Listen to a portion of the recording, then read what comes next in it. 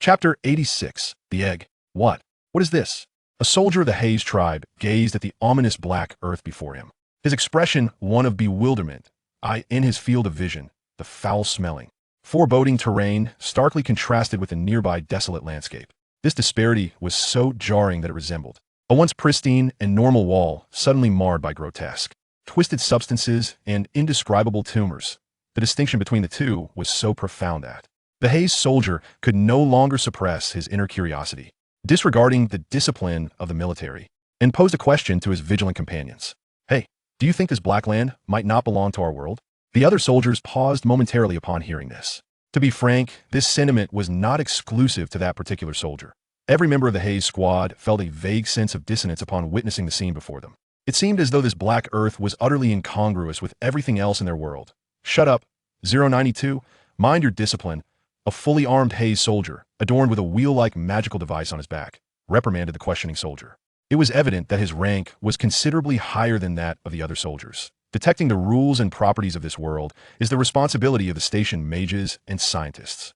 His half-lidded blue-violet eyes conveyed his dissatisfaction. Our duty is to explore the terrain and environment of this realm and report back to command. Upon hearing this, the other soldiers sighed in resignation. Here we go again, the captain's incessant lecturing. Each time someone contravened the squad's regulations, the captain would seize the opportunity to deliver a thorough admonition. As expected, the captain embarked on a classic tirade. For the survival of the Haze tribe, for the impending doom of our world, we must forsake our emotions and dedicate ourselves. Faced with the nearly murderous glares from his comrades, the soldier who had raised the question waved his hands in defeat. Okay, it's my fault. I assure you, I will not make the same mistake again. Besides, I'll take the lead during the reconnaissance. Ultimately, the squad resumed their journey. However, this time, they truly set foot upon the black earth. Minutes later, point 092, report your findings. In a corner of the black earth, the captain, wielding an alchemical device, inquired of the soldier designated as 092. At that moment, the squad had fanned out into a spearhead formation, with each member spaced approximately a kilometer apart. While this may appear foolish, it was in fact the most effective exploration formation devised by the Haze tribe over millennia of warfare. This arrangement not only ensured the squad's survival against potential annihilation, but also provided the crucial advantage that, barring the arrival of legendary creatures from an invading world, any Haze reconnaissance soldier could easily escape a distance of at least a kilometer using their weaponry. Point 092 reporting, I have detected traces of extraterrestrial life forms here. Currently, 092 was concealed behind a large rock, utilizing his observational alchemical device to stealthily document the alien creatures before him. What manner of extraterrestrial life forms? What is their biological state? The captain inquired. If I'm not mistaken, these extraterrestrial beings are currently in the form of eggs, or rather, cocoons. There are an astonishing number of them, and the shells are adorned with black and red patterns, writhing at a rapid pace. 092 gazed at the demon cocoons in the distance, patiently relaying his findings. However, unlike ordinary creatures, these eggs and cocoons, as embryonic forms, are astonishingly devoid of any adult life forms to protect them. Moreover, I have not encountered a single adult creature in this area, only these eggs. I intend to venture closer to observe and ascertain the developmental state of these organisms. Upon hearing 092's report, the captain hesitated for a moment before finally responding. Proceed with caution. We are unaware of the life forms in this realm. There may very well be parasitic entities within those eggs. He then continued, issuing orders. The rest of the squad, converge at my location and prepare to support 092. Understood. Yes. Received. The remaining squad members, upon receiving the captain's command, promptly assembled at the designated location.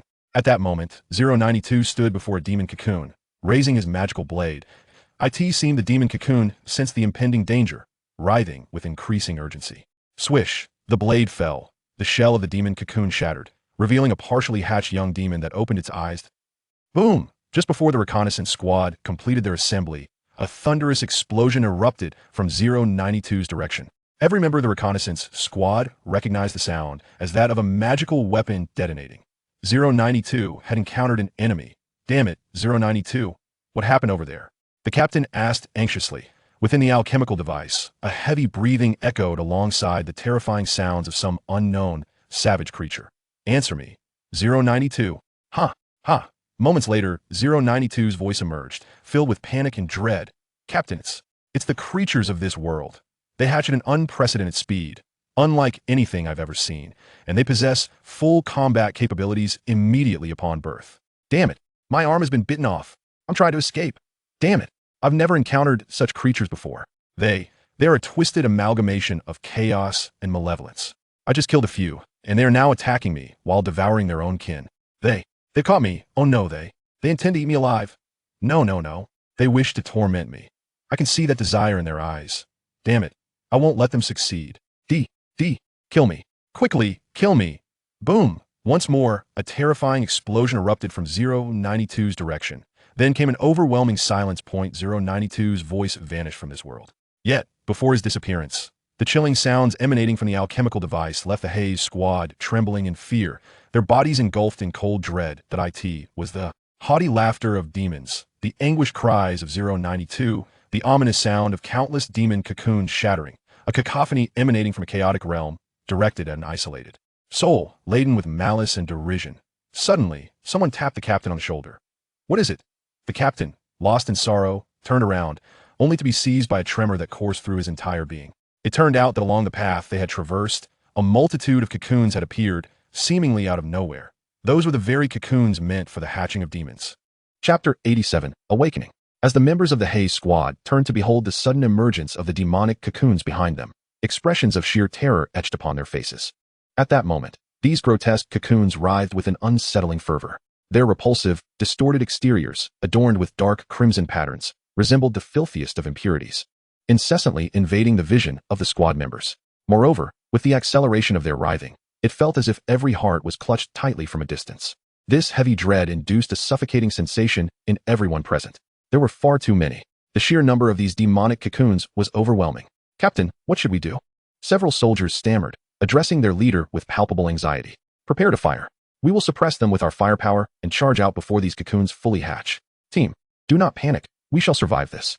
The captain's words instilled a flicker of hope among the reconnaissance squad. Yet, this so-called hope was but a deceptive illusion.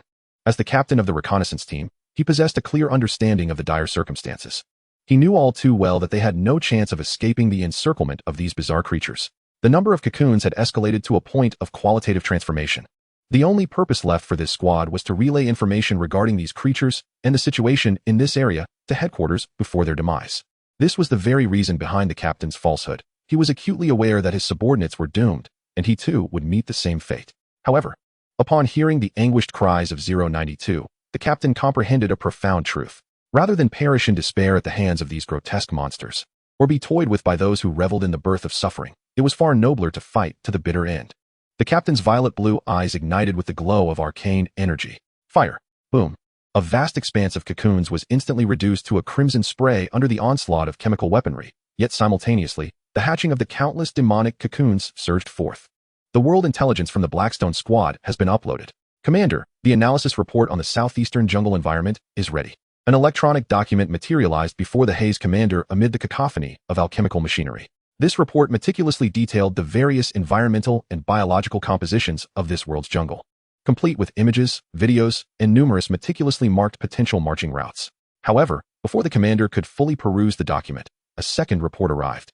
Commander, the world intelligence from the Broken Blade squad has been uploaded from the southwest. Please review. Then came the third and fourth reports. The commander sat there, sifting through the tidal wave of world data, flooding his vision. As the intelligence regarding this world accumulated, a series of war maps gradually materialized in his mind. Although this information appeared seemingly inconsequential, in reality, it was pivotal for the Haze advance.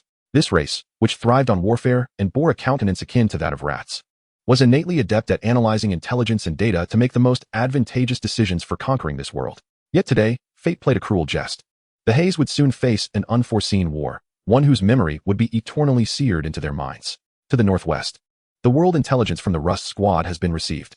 A Haze soldier, operating the alchemical device designated for receiving data from various reconnaissance squads, suddenly froze upon seeing a line of crimson text. Such blood-red letters typically signified one meaning: total annihilation of the squad. Moreover, it indicated that the squad's alchemical equipment had been deliberately sabotaged. However, this also implied another layer of meaning, that this fallen reconnaissance squad had likely encountered the resistance forces within this world. Consequently, he promptly presented this information with utmost urgency to the Haze commander. Commander, a reconnaissance squad has been attacked and is now entirely eradicated. Understood. The commander nodded impassively, his expression devoid of emotion as he opened the transmitted information. War has always demanded sacrifice. If one cannot even accept the slightest loss, then he would never be fit to occupy his position. Yet, to everyone's astonishment, when the commander laid eyes upon the report dispatched by the Rust squad, his countenance shifted dramatically. Tat tat tat. "Ah, it's devouring me. Tat tat tat. Save me, Captain. Boom.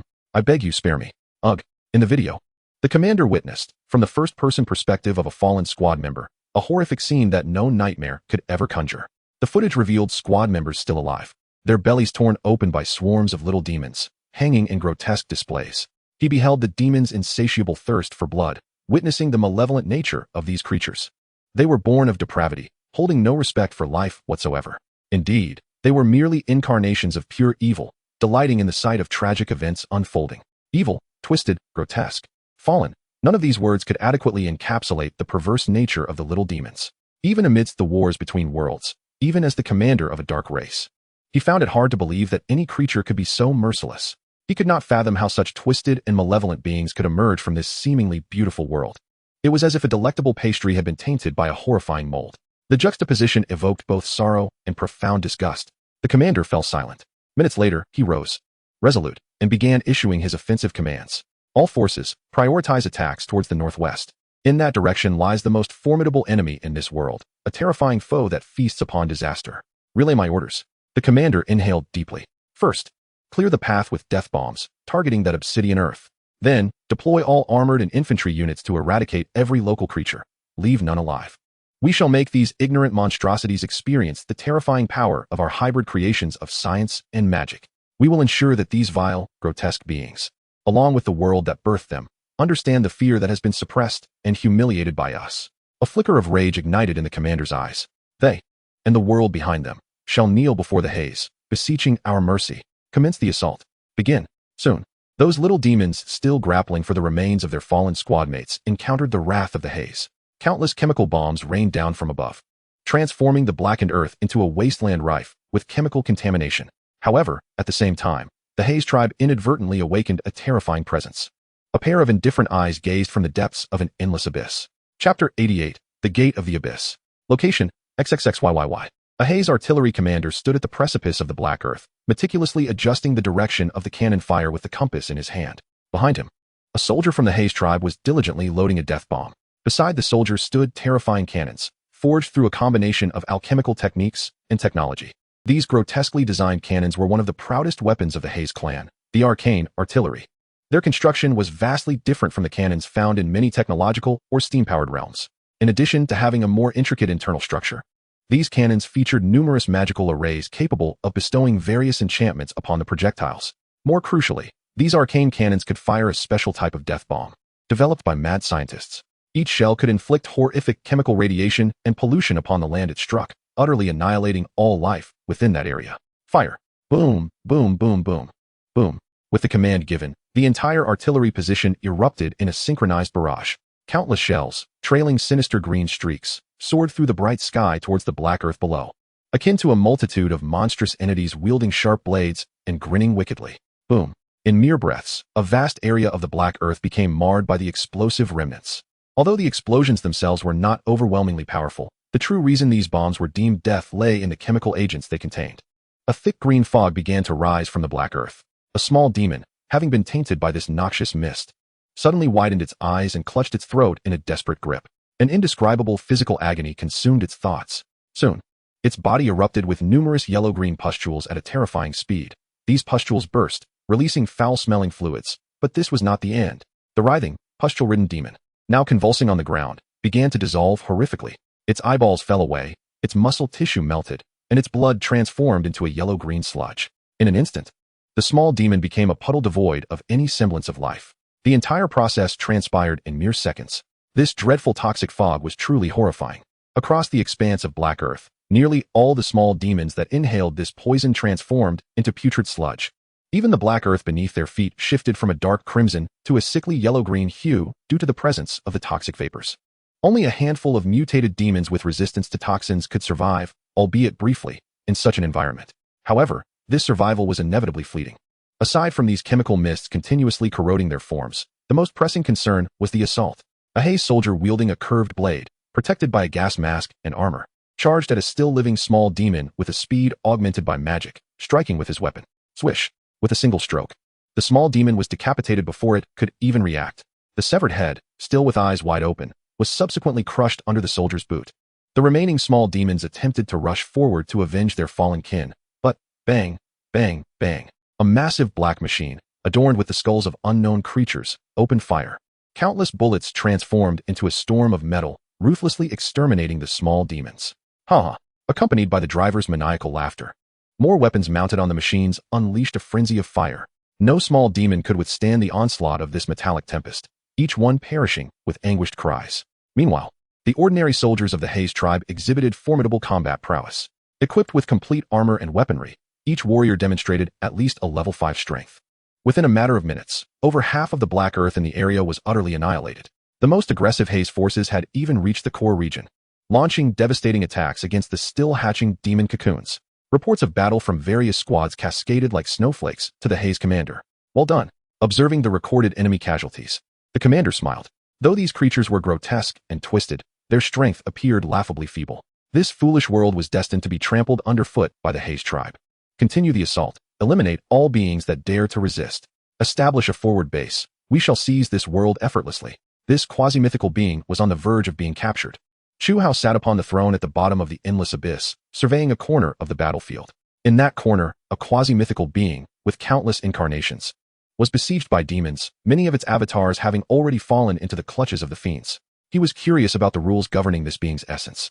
If its characteristics were introduced into the endless abyss, what kind of creature would arise? Suddenly, Chu Hao sensed that a portion of the small demons hatched from the endless abyss had just suffered a cataclysmic strike. The black earth at the edge of this desolate expanse had inexplicably vanished, more than half its surface gone. Furthermore, more abyssal land was under assault. What was happening? Chu Hao swept his indifferent gaze across the battlefield and immediately beheld a perplexing scene. A group of beings, seemingly out of place among the native creatures of this world, were annihilating small demons with absolute dominance. They often fired projectiles that appeared somewhat amusing to Chu Hao, followed by heavy machinery and infantry sweeping the area, exterminating all enemies. Where did these foes come from? Is this the second form of intelligent life in this world? How intriguing. However, Chu Hao instinctively considered these beings to be the second form of sentient life birthed within this realm. Yet, as a deity, he was far from ordinary. In that fleeting moment of observation, he detected an anomaly. Behind these beings trailed a gray thread, laced with a curse's essence. The existence of these threads could only signify one thing. These were beings from another world. Moreover, they were backed by divine endorsement. Just as the vanguard of the Haze tribe advanced to the edge of the Black Earth, soldiers suddenly discovered that a series of gates, fashioned from bones, flesh, and fallen entities, had materialized at the boundary of the Black Earth. Amidst these ominous gates, a dreadful sound emanated forth, a voice from the abyss. Chapter 89, No One Survives. What is this? A door. Several Haze soldiers, who had previously reveled in the slaughter of the minor demons, suddenly found their path obstructed by towering gates. In truth, these freshly spawned minor demons were utterly powerless against the fully armed Haze army, equipped with an array of alchemical gear and arcane technology. Moreover, as the Haze forces advanced, they routinely employed death bombs to clear the field, rendering the minor demons' once prized numerical advantage utterly meaningless.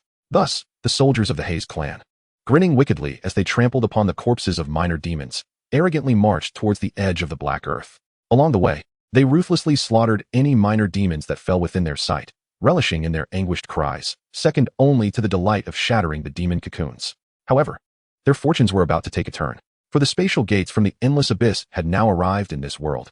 The true demonic forces had gathered in the depths of the abyss, standing on the other side of the spatial gate, fantasizing about savoring the delectable souls from another realm. Hiss! Is this grotesque structure the creation of those little abominations? A Haze soldier pointed at the spatial gate, addressing his comrades. Uncertain, another soldier furrowed his brow upon discerning the gate's form. It resembles, indeed, look at its twisted shape. It is most likely crafted by those little monstrosities. The exterior of the spatial gate was replete with decayed flesh, rotting corpses, and an assortment of bones and fallen creations, resembling a haphazard construction by the minor demons. Atop the gate, blood was chaotically inscribed with symbols akin to numbers. Another soldier, more irritable, drew his arcane grenade launcher, aiming at the spatial gate. What does it matter? Let's shatter it to pieces. Such a grotesque and twisted thing should not exist in this world. To be frank, since stepping onto the Black Earth, many, including this Haze soldier, sensed their emotions fluctuating. Such disturbances seemed unusual, considering the Haze clan underwent weekly medicinal treatments to mitigate emotional side effects. Yet, most dismissed it, attributing the emotional upheaval to the chaotic battle environment. After all, The black earth beneath their feet was inherently discomforting. Prolonged combat on such land naturally led to extreme or despondent emotions. Boom. A grenade successfully struck the spatial gate, but as the smoke cleared, the remaining soldiers could not help but widen their eyes in disbelief. The arcane grenade, capable of effortlessly slaying 8th-tier beings, had failed to inflict any damage on this grotesque edifice? What is happening? The soldier who fired looked to his comrades, all sharing expressions of confusion. What a joke. These spatial gates from the depths of the endless abyss are truly constructs of rules. Not to mention an arcane grenade. Even mythical beings would find themselves powerless against these gates without the ability to disrupt spatial laws. Only a deity at the level of Chu Hao, or even stronger, could hope to interfere with such gates. Fire again. I sense something amiss. Some astute soldiers of the Haze clan, or perhaps those with a strong sixth sense, began firing once more, for they had begun to feel, vaguely, that deep and nauseating sounds were emerging from behind the spatial gates. Moreover, this unsettling sound was increasingly perceived by more Haze soldiers, growing ever louder.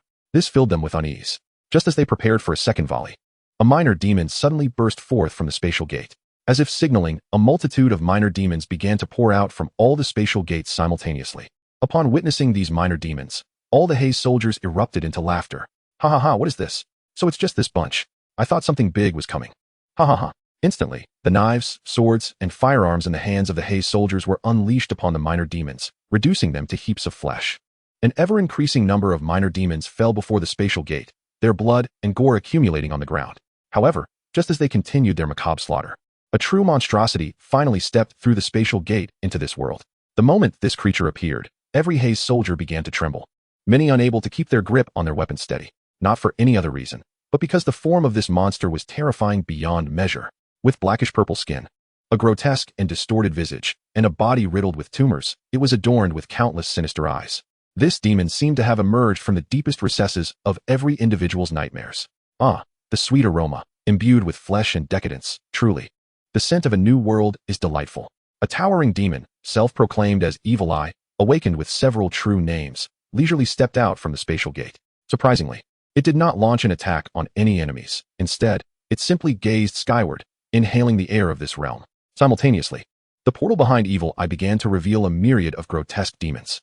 With each demon that emerged, the soldiers' trembling intensified. They had never conceived that life could manifest in such a twisted form. Corruption and malevolence were their names, chaos and brutality coursed through their veins, and death and fear were their eternal pursuits. Some of the Haze soldiers began to react. My god, this is legendary peak. No, it transcends legendary peak. Bordering on demigod-level beings. Open fire. Stop them. A commander, having first assessed the life force of the demon Evil Eye, screamed. Request death bombs. Target location. 500 meters in front of our position. Hurry. Before these formidable demons could fully emerge from their respective portals, a barrage of death bombs, laden with toxic smoke, erupted before them. In an instant, a yellow-green miasma engulfed the battlefield, saturating the air with its deadly presence. Had they perished? The officer trembled as he gazed into the distance. Yet, in the next moment, despair struck him hardest. A tongue, infested with maggots, suddenly swept through the haze, brushing against his mask, and the viscous saliva nearly elicited a scream from him. However, the very next second, hundreds of eyes, each reflecting a spectrum of emotions, simultaneously locked onto the terrified Haze officer. You're here, looking for me, darling? The demon, with its massive hands, seized the officer's shoulders, inhaling deeply the noxious fumes that permeated the air, then swaying its head in ecstasy as it spoke. I absolutely adore the gifts you've brought me. They remind me of my homeland, a swamp eternally shrouded in toxic fog. Now, it's my turn to reciprocate. With that, it opened its mouth wide. At the edges of the blackened earth, several legions of the Haze tribe were utterly annihilated within mere minutes, leaving no survivors. To be precise, not a single soul managed to escape the clutches of the demons. This grim report was conveyed with brutal honesty to the commander of the Haze tribe. Chapter 90, Mobilization and Doubt. The sands of this desolate expanse had been coerced into a multitude of hues. Initially, they bore the dark red color from the corruption of the abyss, which later transformed into a yellow-green due to the arrival of the death bombs, and now, they were tainted a blue-purple from the blood of thousands of Haze warriors. This wasteland had morphed into a canvas, a board sculpted from earth, with blood and bones serving as its pigments. Above the desert, a legion of demons, albeit belatedly, effortlessly tore apart any Haze forces and their proud heavy weaponry that dared to obstruct their path. Here, the term torn apart was not merely figurative, it represented a visceral, physical dismemberment. At this moment, the demons stood upon the vividly colored ground, clutching a barely alive Haze soldier, laughing heartily. This soldier epitomized true bravery. After the demon, in an invincible stance, had shredded dozens of comrades, he courageously thrust a blade into one of the demon's eyes, only to meet his end shortly thereafter. His current state, akin to a tattered rag, spoke volumes. "Oh, you made me lose an eye," the demon exclaimed, pointing to the bleeding hole in its shoulder, a ghastly grin spreading across its face. "Kill me." The haze soldier's helmet had fallen away, revealing a visage reminiscent of a rodent, his blue-purple eyes brimming with fear and despair. "I can't understand what you're saying," the demon laughed. It could have been a plea for mercy or an apology. "But fear not, darling, for I am not angry at all, because with a gaping maw directed at the soldier, you will soon restore my previous loss." Moments later, a blue-purple eye re-emerged upon the demon's arm. This eye darted about, its emotions a tumultuous blend of confusion, terror, and ultimately, utter disbelief, which culminated in a profound despair. Any life that falls into the hands of a demon finds its soul facing a fate that defies description. The tortures of a living hell, the despair that sinks to unfathomable depths, shall be eternal. Within the forward base of the Haze tribe, a report reached the commander.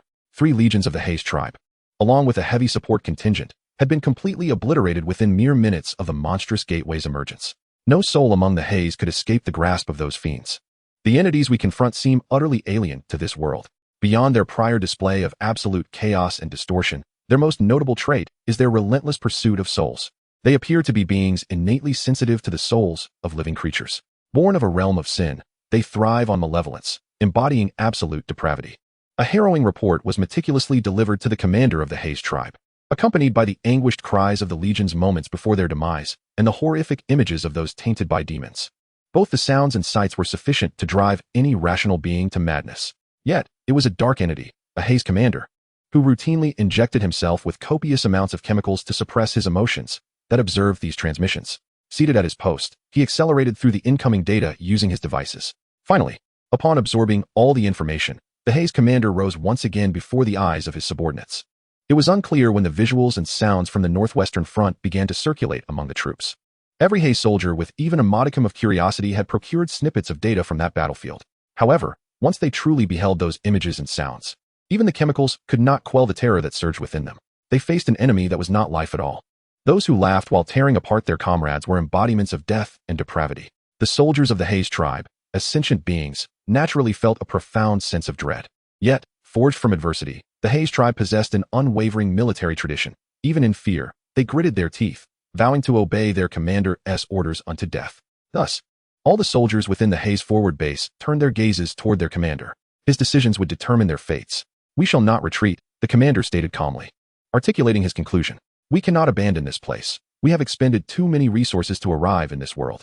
Our original realm was already resource depleted, with much of what remained rendered unusable.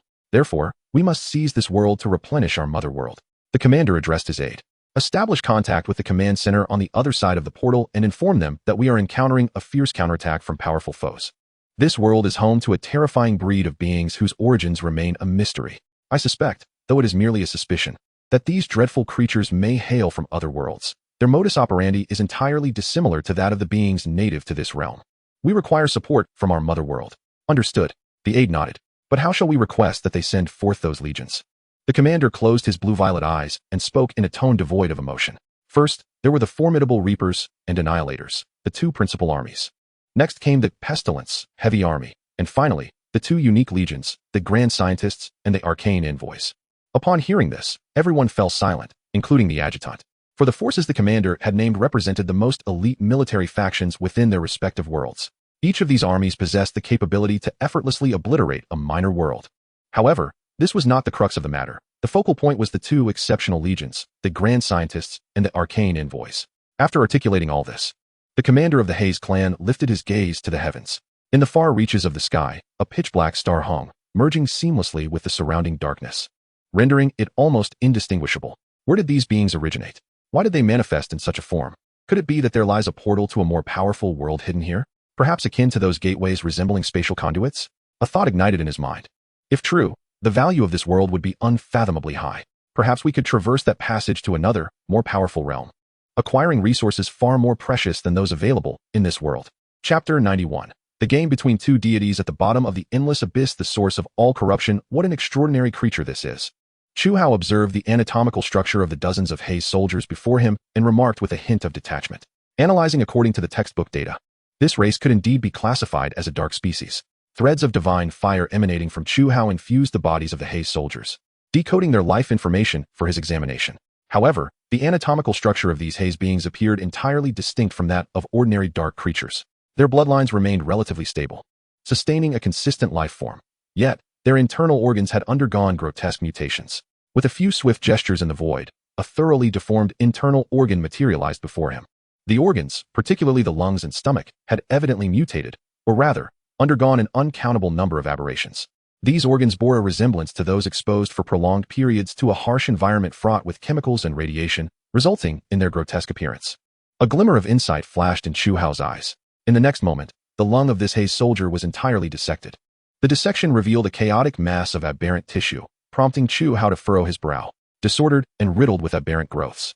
This organ was his immediate impression of the deformed structure, though it visually resembled a lung. It had transformed into an unknown organ filled with a plethora of useless tissues and tumors. This was Chu Hao's inaugural encounter with a lung of a typical organism so grotesquely altered. Logically, such a lung should have long since lost its functionality, or at the very least, its capacity would have plummeted to a terrifying degree. Even the demons, whose chaotic nature defies conventional explanation, prioritize functional integrity in their internal organs rather than complete disarray. Yet, judging by their previous appearance, it seemed these organs did not adversely affect their capabilities. Reflecting on the combat prowess displayed by the Haze clan, while their individuals appeared somewhat frail, they seemingly did not suffer from respiratory deficiencies.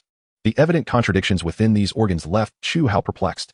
Next, he turned his attention to the Haze clan's brain and eyes. He extended his hand, revealing the information regarding their brain and ocular structures.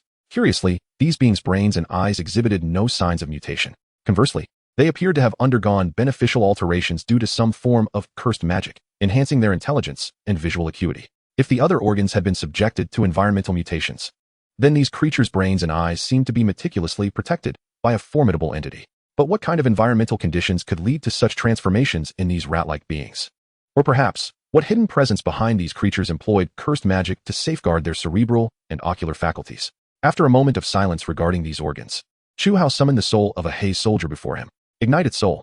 With the issuance of his command, a strand of divine fire began to incinerate the Haze soldier's soul, cleansing it entirely. Upon the purification of the soul, a single gray thread appeared before Chu Hao.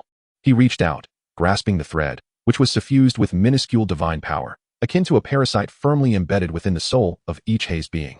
To Chu Hao, this entity resembled not merely a seed of faith, but rather a trademark, left by some deity within the soul of its creation. A unique mark inscribed by an unknown divine presence within the souls of its creations.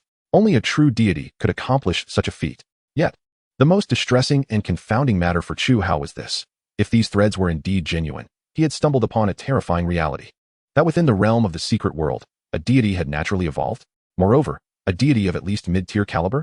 How could this be possible? Do not retreat. We must hold our ground until the last man falls. We must provide cover until the Brain Eater squad successfully retreats to the forward base. Open fire. A Haze officer, gripping a massive arcane grenade launcher, bellowed to approximately a regiment of Haze soldiers beside him. With that, he immediately aimed toward the distant stronghold of the formidable demons, unleashing the arcane grenades from his grasp. Upon their release, these arcane grenades detonated across the battlefield of Black Earth with unimaginable ferocity.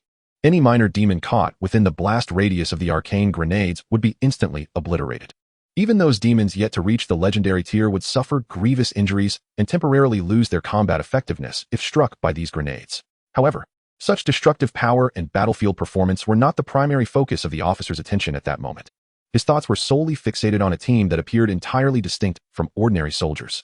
The members of this team bore an appearance and armor that set them apart entirely from regular soldiers. They resembled not mere warriors, but rather a unique amalgamation of scientists, sorcerers, alchemists, and clerics. At this moment, they were loading a howling four-armed legendary demon, ensnared within a magical array, onto a colossal military vehicle. Their destination was the forward base, situated several hundred kilometers away. Notably, such a scene was unfolding across various strongholds of the Haze clan. Countless vehicles, laden with demons, abyssal creatures, abyssal flora, and samples of the Black Earth, were racing toward the forward base.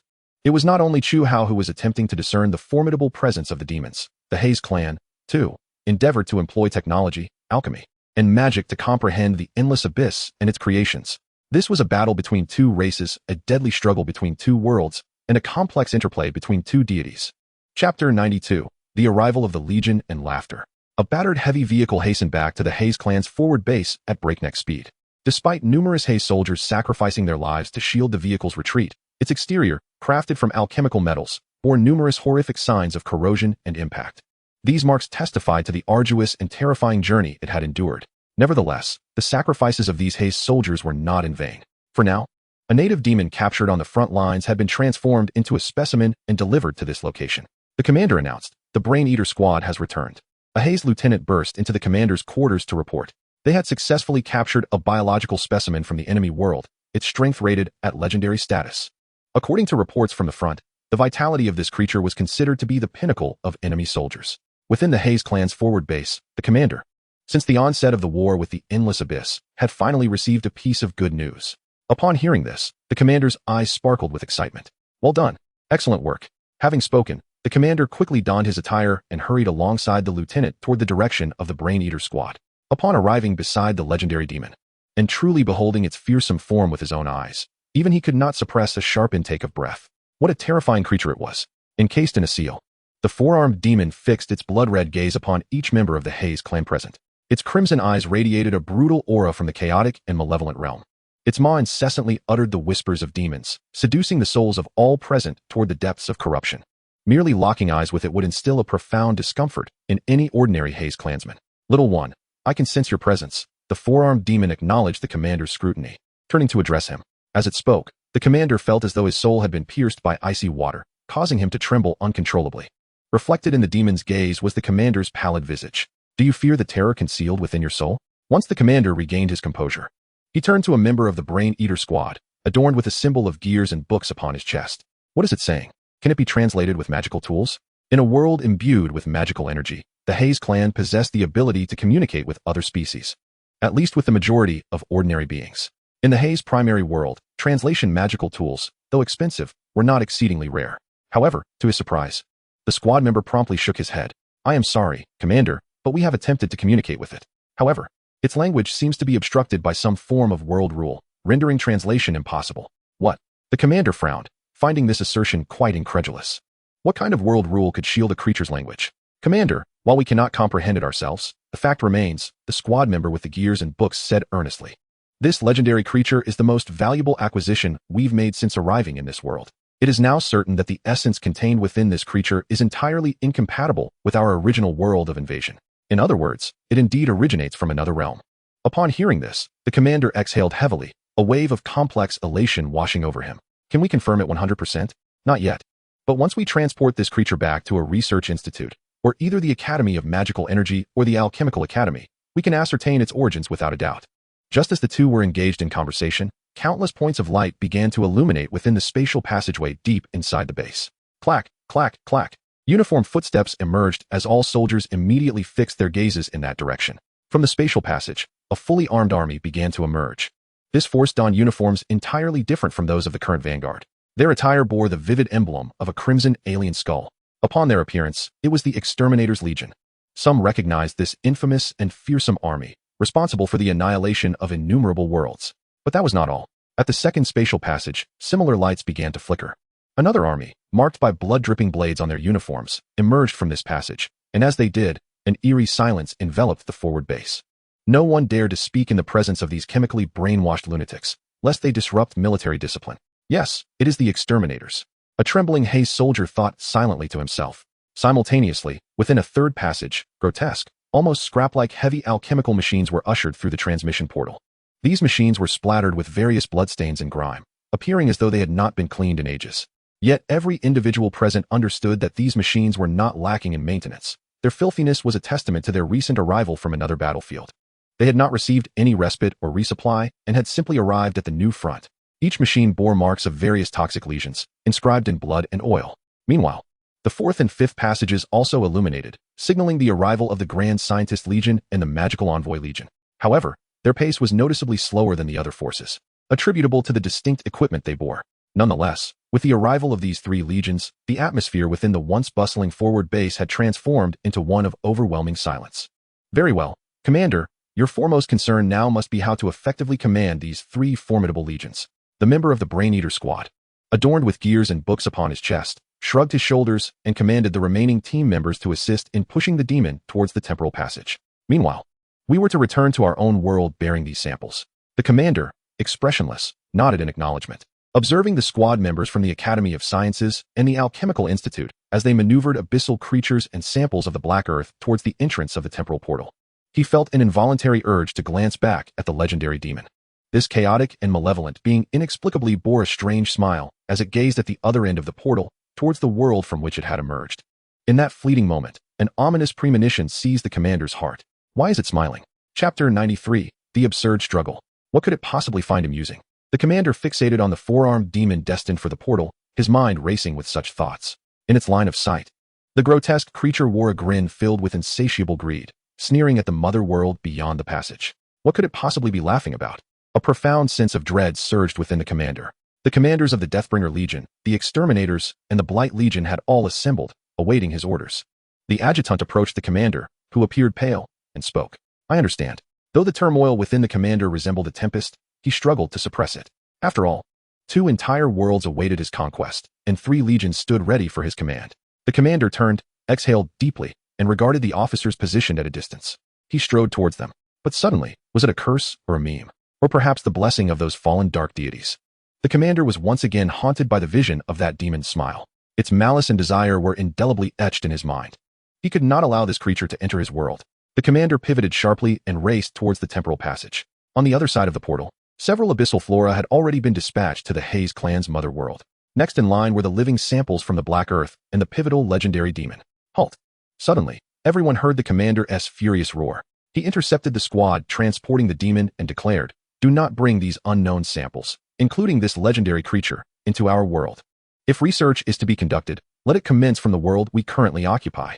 Upon hearing this, the Brain-Eater squad member, with gears and books emblazoned on his chest, scratched his head and replied, but sir, this world is unsafe, and we lack the necessary equipment, which is scarce. This is an order, soldier. This is my command as the supreme commander of the forward army. As the chief commander of the Elder Council, I possess such authority. The commander's violet blue eyes blazed with a fearsome light, akin to a ravenous beast selecting its prey. I have the authority to mobilize equipment and instruments. As for safety concerns, inform those decrepit beings that the Deathbringer and Exterminator legions are stationed here. They shall not perish. Everyone held their breath, gazing at the commander, now in a state of frenzy, rendered speechless. Though the demands were unconventional, his authority enabled such actions. At your command, the somewhat frightened Brain-Eater squad member hastily saluted and, along with his comrades, abandoned the transport of samples, returning to their mother world to report. The commander stood alone before the demon.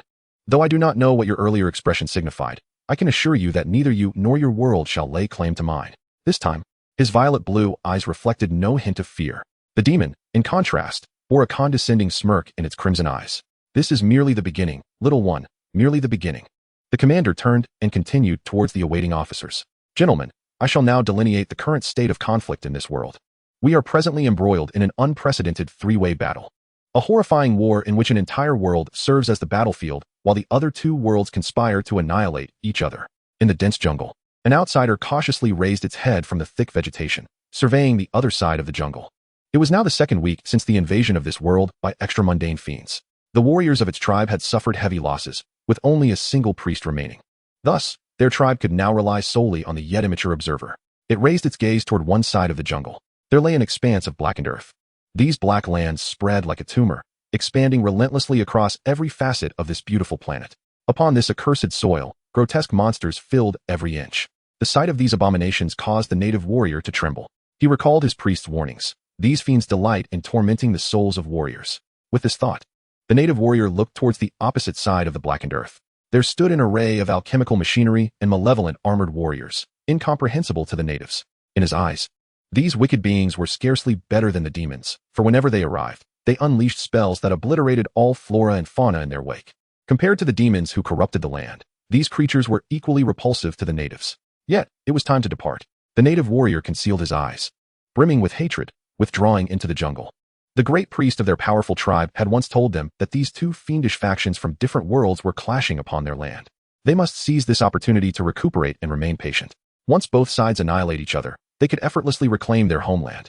With this thought, a swell of battle fervor ignited within the native warrior. Upon returning to his tribe and informing them of the current situation at the jungle's perimeter, The only priest remaining offered a response that none could accept. We must abandon our homeland and seek refuge in the territory protected by a larger tribe. What? Abandon our home? No. If we leave, we shall have nothing. Upon hearing the priest's response, all the surviving members of the tribe were left in utter disbelief. The high priest silently relayed the message bestowed upon him by the deity he served. This is a task we must undertake. It is the divine command. We shall venture forth to the great tribes, offering our blood and bones for the birth of the supreme deity. The priest, as if aged a few years in an instant, lowered his head and spoke. The gods have decreed it. In the shadowy recesses where two dark entities vied for dominance, discontented souls perpetually struggled to make a final stand for this world. Such struggles, in the eyes of certain beings, appeared utterly laughable. Chapter 94, The True War. Allow me to elucidate the focal points of this impending battle. Commander Hayes presented a magical map before the assembly. Flanked by the supreme commanders of the three grand armies, the harbingers of death, the pestilence, and the annihilators. Behind him, in the fourth and fifth spatial corridors, the Grand Scientist Legion and the Legion of Arcane Forces were assembling. Countless terrifying, untested mechanical and arcane devices were being transported from their mother realms to this location. Our immediate objective is to push back the precarious and retracting front lines. Which front? Inquired the commander of the Harbingers of Death, furrowing his brow as he observed the magical map showing the entire Hayes clan's lines in retreat. It is not a singular front, it is all fronts. The commander massaged his temples, addressing the markers on the magical map. I recognize that a dispersed assault will lead to significant losses, but we have no alternative. Look here. The adjutant produced a report regarding the contamination caused by the demons post-mortem, distributing it to those present. The soldiers from the hostile realm are unlike any adversaries we have encountered before. Upon their corporeal demise, they dissolve into the very ground, transforming into a black substance that corrupts the land, water, and air. This black material possesses a potent contaminative quality. Any land tainted by it ultimately becomes a breeding ground for these terrifying foes. A myriad of minor adversaries will incessantly hatch from such tainted territories, though diminutive. Their numbers pose a significant dilemma. Thus, we cannot afford to take risks. We must withstand the enemy's assaults on all fronts and advance towards their accursed lands. Naturally, our ultimate aim looms above this blackened earth. The image unveiled by the commander depicted the spatial gates of the abyss. We must seize these gateways that connect to the hostile realms using our lethal might. Once we capture these gates, we will acquire the coordinates of the enemy world, thereby enabling our colonial invasion. While the Hayes clan prepared for war, Chu Hao was engaged in a similar endeavor. However, unlike his adversaries, Chu Hao's preparations were somewhat more straightforward. He first ventured into the abyssal hatchery, infusing this unique realm with a fragment of new blood, a strand from a horrific realm suffused with toxic gases. Upon receiving Chu Hao's bloodline gift, the entire abyssal hatchery promptly altered its production protocols. The once blackish-red demonic cocoons shattered, replaced by ones inscribed with green and blue. Shortly thereafter, a multitude of small demons, endowed with strong toxic resistance, would be dispatched to the front lines to engage in battle against the Hayes clan. Though these diminutive demons would serve as mere cannon fodder in this dreadful war, their significance was akin to that of the noodles in instant ramen. One can do with less. But without them, one cannot proceed at all. The subsequent preparations became even simpler. Chu Hao returned to the depths of the endless abyss. Seating himself upon the throne of bones, he summoned forth countless black mists, merging himself within their depths. Moments later, a series of black tendrils swiftly emerged from the terrifying black-red vortex of the endless abyss, extending towards the world before him. The most formidable weapon of the endless abyss, its very essence, was descending upon this world with utmost haste. In the sky above, a black star was gradually materializing, while Chu Hao, enveloped in the endless black mist, gazed upon this realm. The slumbering mythic beings within the endless abyss sensed Chu Hao's will and began to rouse from their long slumber. On the designated frontline marked as number 3 by the Hayes clan, on a vast plain, the monsters, the soul-manipulating fiends, were approaching. A soldier of the Hayes clan, fortunate enough to escape the clutches of a demon, finally succumbed to madness upon witnessing the fiends once more. He could never erase from his mind the desperate cries of his comrades as demons clamped their jaws upon them. Nor could he forget the fiendish laughter that accompanied the tearing apart of his fellows. He discarded his weapon and shrieked, attempting to flee towards the rear of the battlefield. Though the demonic horde was still several kilometers away, he ran frantically, unwilling to linger for even a second. Yet, just as he breached the edge of the formation, a powerful fist collided with his face, shattering his nose and sending blood gushing forth. "Get back, soldier." Upon lifting his head, he was met with the disdainful gaze of a high-ranking officer from the Pestilence-Heavy Corps, adorned with a specially crafted mask. "Pick up your weapon and return to your post." The commander's eyes, visible through the mask, brimmed with contempt as he looked towards the oncoming demonic horde. Just a bunch of mindless brutes. With a resounding boom, dozens of grotesquely designed super-heavy machines, resembling clumps of scrap metal, locked into position under the operator's commands. Their bloodstained and grimy multi-barreled cannons slowly elevated, aiming at the distance. Behind them, ammunition stamped with the pestilence insignia was rapidly loaded into the chambers. Merely ugly creatures devoid of sufficient intelligence. Fire. With the firing of these super-heavy machines, shells accurately struck the planes where the demons charged forth. In an instant, the very ground heaved. All that was struck by the bombs, be it rock, soil, or the bodies of demons, was reduced to mere dust in that fleeting moment. The demons, in the midst of their charge, could not possibly survive such an onslaught. Yet, this was not the end. As the fragments of shells dispersed, a wave of potent radiation capable of instantly obliterating beings of the 10th stage began to blanket the battlefield, transforming the area into a veritable no-man's land. A festering wound upon this planet. The designation of the heavy core as pestilence was a true reflection of their method of combat. How much longer do you intend to lie there? The commander kicked the soldier, who lay stunned on the ground, and, amidst the laughter of countless pestilent soldiers, seized the collar of his uniform. Pick up your weapons and return to your posts, soldier. With those words, he released his grip on the other's collar. Casting his gaze toward the plains that had transformed into a forbidden zone, a cold smirk gracing his lips. The true war has only just begun. Chapter 95, The Plague of the Mind. As the formidable legions of the Haze clan surged onto the battlefield, the dynamics across the planet underwent a swift and dramatic reversal. At least on the surface, these warriors, equipped with superior armaments and an unwavering combat spirit, effortlessly pushed back the lines established by the demons across various fronts. Each battlefield, where the two sides clashed, was reduced to a desolate wasteland under the relentless barrage of gunfire. Neither the heavy firepower of the Haze clan nor the abyssal sorcery of the demons could be sustained in this natural realm. The abyssal magic unleashed by the demons instinctively sought to dismantle the rules and environment of this world. Furthermore, even the pollution emanating from their fallen bodies could irrevocably taint the earth and rivers, plunging them into a state of abyssal corruption. As for the devastation wrought by the Haze clan upon this world, it scarcely bears repeating. Their heavy weaponry and arcane technology each possess the capacity to obliterate the very essence of this realm. Notably, the sheer volume of their munitions may even surpass that of the demons. On the battlefield, numerous demons met their end without ever laying eyes on their adversaries. Obliterated into ashes by a deluge of heavy artillery, under the relentless onslaught of such overwhelming firepower, the Haze clan was attaining an unprecedented advantage on all fronts. Commander, the situation on Battlefield 3 has been updated. The Plague Legion has successfully repelled the enemy's assault and commenced a counterattack. Commander, Battlefield 16 reports that the Annihilator Corps has advanced 30 kilometers, nearing the edge of the Blacklands. Commander, on Battlefield 7, the Harbingers of Death have engaged the enemy, resulting in the demise of over 30 formidable foes of legendary caliber. Commander, the Grand Scientist Corps has assembled and is en route to Battlefield 9. Countless reports poured in like snowflakes, cascading before the commander. Upon reviewing these updates, the commander's demeanor visibly softened. He turned his gaze toward the magical map beside him. On this map, the black representing the demons had diminished significantly, while the purple denoting the Haze clan had advanced considerably.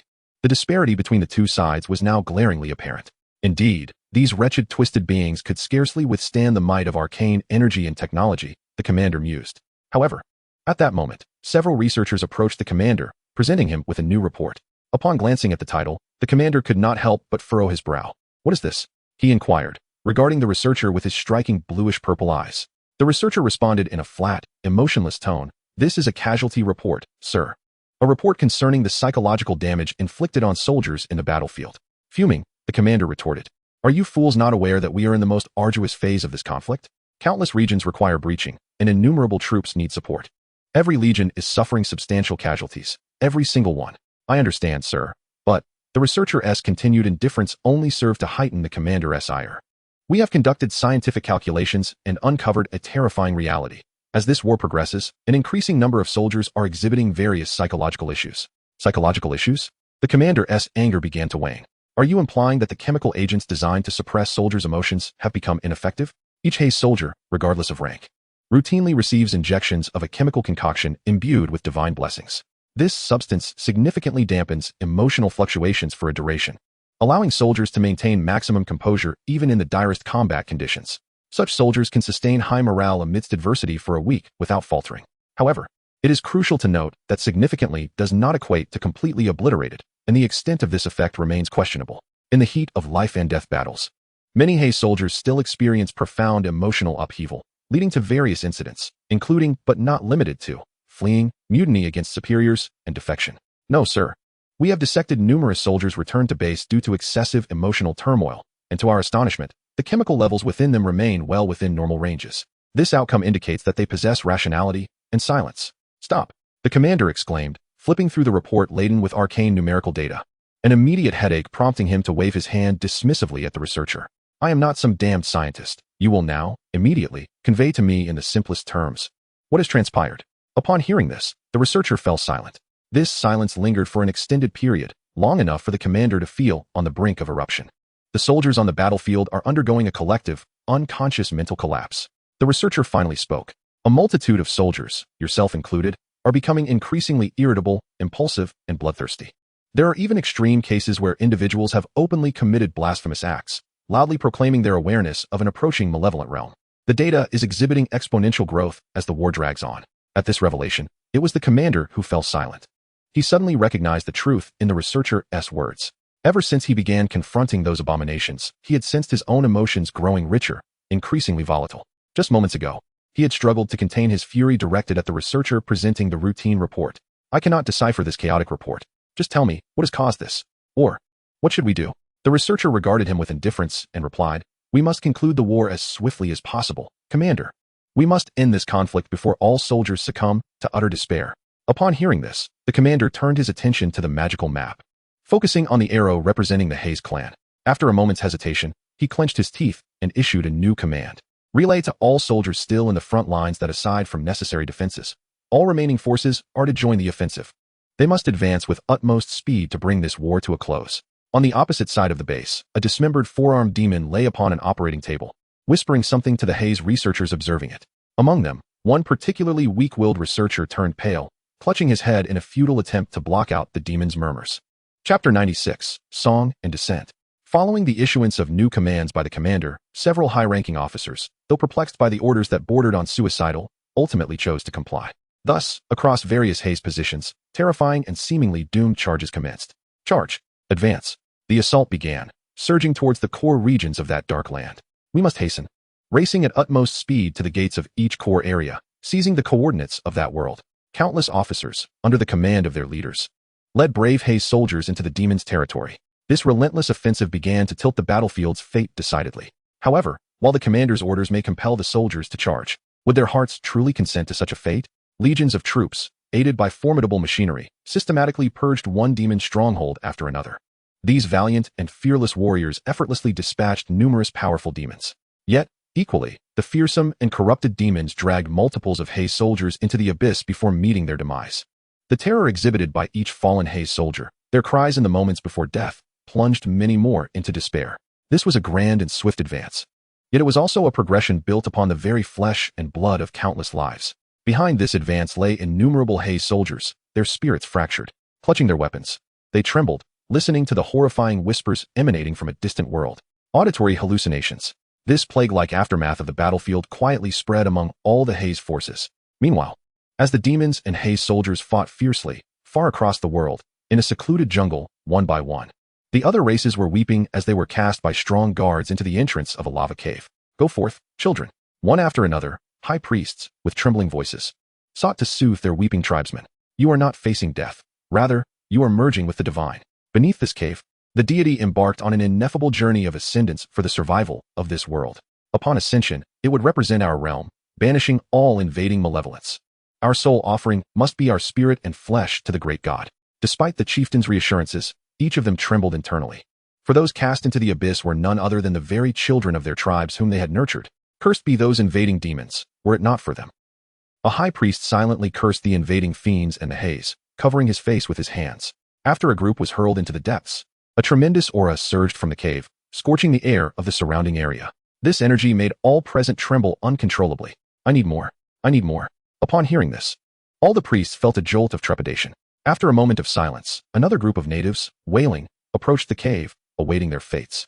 Yet, throughout, no one noticed that the deity below was growing increasingly murky, while the land under its dominion began to be tainted by a deadly blackness, reminiscent of the nesting grounds of demons. Perhaps, the deity's ascension was not as they had envisioned. Report. An aide rushed to the commander's side. Commander, the troops at Battlefield 13 have reached the core area where the gates are located. Additionally, a cadre of magical scholars has followed closely, arriving at that region. They are currently deciphering the world coordinates embedded within the gates. Upon hearing this, the commander's eyes gleamed with hope. What? Are you certain? The aide remained silent, merely producing a battlefield photograph. After receiving the photo, the commander was filled with elation. In the image, a soldier clad in a mage's robe was seen near the gates, setting up a reverse tracking magical formation. Good news.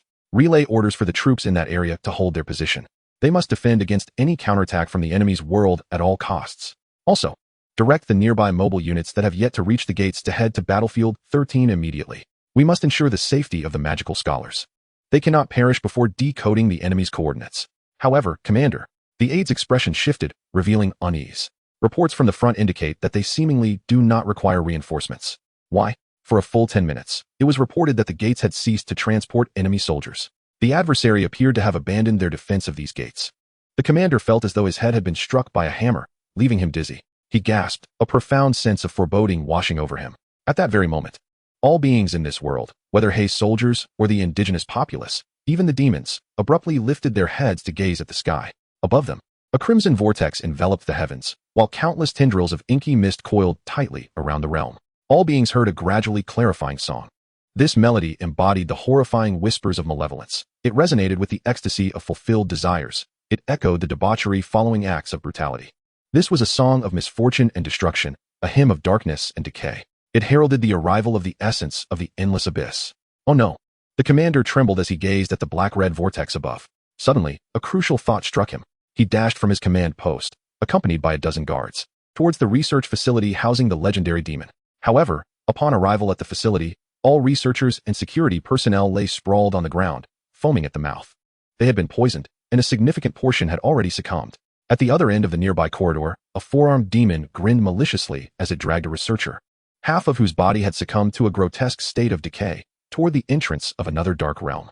After unlocking the gate with the opponent's password, the demon gazed upon the desolate new world, rife with an aura of darkness and pollution, and revealed a sinister smile.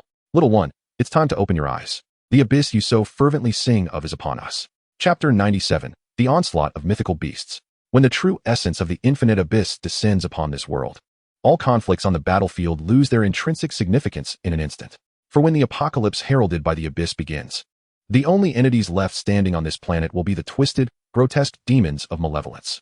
What is this? In the jungle, a high priest trembled as he gazed skyward at the ominous black-red vortex that enveloped their entire planet. This terrifying black-red vortex resembles a voracious beast, opening its tooth-filled maw toward the world before it. This is the apocalypse. This is the revelation. Oh God, save us. Another priest knelt upon the ground, beseeching the ascended deity. Yet he remained oblivious to the fact that beneath that hallowed ground, a bizarre elemental spirit, sensing the arrival of the infinite abyss, hastened its demands from the faithful. Meanwhile, countless soldiers of the Hayes tribe, celebrating their victory at the spatial gate, stood utterly stupefied. Firstly, the grand spatial gates were withering and decaying before their very eyes. Oh no! A soldier attempting to decipher the spatial gate gazed in despair at the shattered portal. He could scarcely imagine that after witnessing the demise of countless comrades upon this twisted black earth, their only reward would also vanish.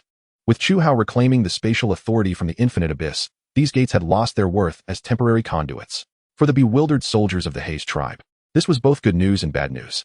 The good news was that they would no longer expend vast resources to study the coordinates of the infinite abyss. The bad news was that the essence of the abyss had already arrived on this planet, whether they liked it or not. They were destined for an irreversible journey into the depths of the abyss. In an instant, numerous black portals emanating from the infinite abyss connected to this world with the ease of an octopus extending its tentacles. At this moment, Chu Hao had thoroughly deciphered the spatial rules of this planet. The true portals capable of bypassing the planar crystal walls to transport formidable beings swung wide open toward the infinite abyss. Suddenly, a tremendous tremor shook the entire planet. Then, a colossal, grotesque beast resembling a distorted wild boar emerged from the depths of the world. With a mere exhalation, it conjured a terrifying whirlwind that sent soldiers tumbling in disarray. Atop its head, several curved antennae, signifying the authority granted by the abyss, coalesced. Any high deity witnessing this creature would be astonished to discover that it was a mythical beast possessing multiple levels of authority. Yet, this was not the end. Ha ha ha, Gick. It seems you frightened these little things. A dreadful storm, reeking of decay, began to coalesce in the sky. As this tempest reached its zenith, a black dragon, laughing maniacally, materialized above. Osiris, a massive black dragon with rotting wings, countless black tentacles sprouting from its back, and thousands of eyes manifesting upon its head. As it soared, countless mountains were obliterated by the winds it stirred, jungles were annihilated by hurricanes, and even the earth itself dried up under its breath. Osiris, witnessing the millions of soldiers before it, exclaimed with glee, "Who would have thought that after such a long slumber, I would awaken to a grand feast? Thank you, omnipotent ruler of the abyss." With that, it dove abruptly into the ranks of the Haze army, shattering the land beneath their feet. Ha ha ha, fresh and delectable flesh. The fearsome Osiris seized the nearby Haze soldiers as if they were mere candy. However, with a sudden retch, Osiris expelled them. The anticipated savory flavor never materialized. Instead, a putrid stench of decay and pollution filled the air. This foul odor emanated from the very souls of these Haze soldiers. If the flesh of ordinary beings carried a bloody sweetness, then the essence within these soldiers was a noxious chemical stench. How could this be so unpalatable? "You are dark beings." Osiris lowered its head, its multitude of eyes fixating on the Haze soldiers, revealing a complex array of emotions. "No, even dark beings should not taste this repugnant. You are, in fact, the spawn of fallen deities." These unfortunate Haze soldiers found themselves not only under the terrifying gaze of Osiris, but their very flesh was reviled as well. More critically, these soldiers could not comprehend Osiris's utterances. Though the languages of the abyss and demons differ greatly, the one similarity remained. The tongues birthed from the infinite abyss sounded to ordinary beings like a bizarre cacophony of whispers. "Open fire. Attack this monster." A soldier of the Haze tribe, the first to regain his courage, fired his weapon at the enormous, grotesque dragon looming before him. "Oh ho ho," Osiris chuckled, feeling a tickle from the bullets. "You remind me of the dwarves and gnomes from my previous world. How charming." While Osiris continued its idle chatter, Gik interjected, "Silence, Osiris. Quickly eliminate the resistance of this world. Have you forgotten?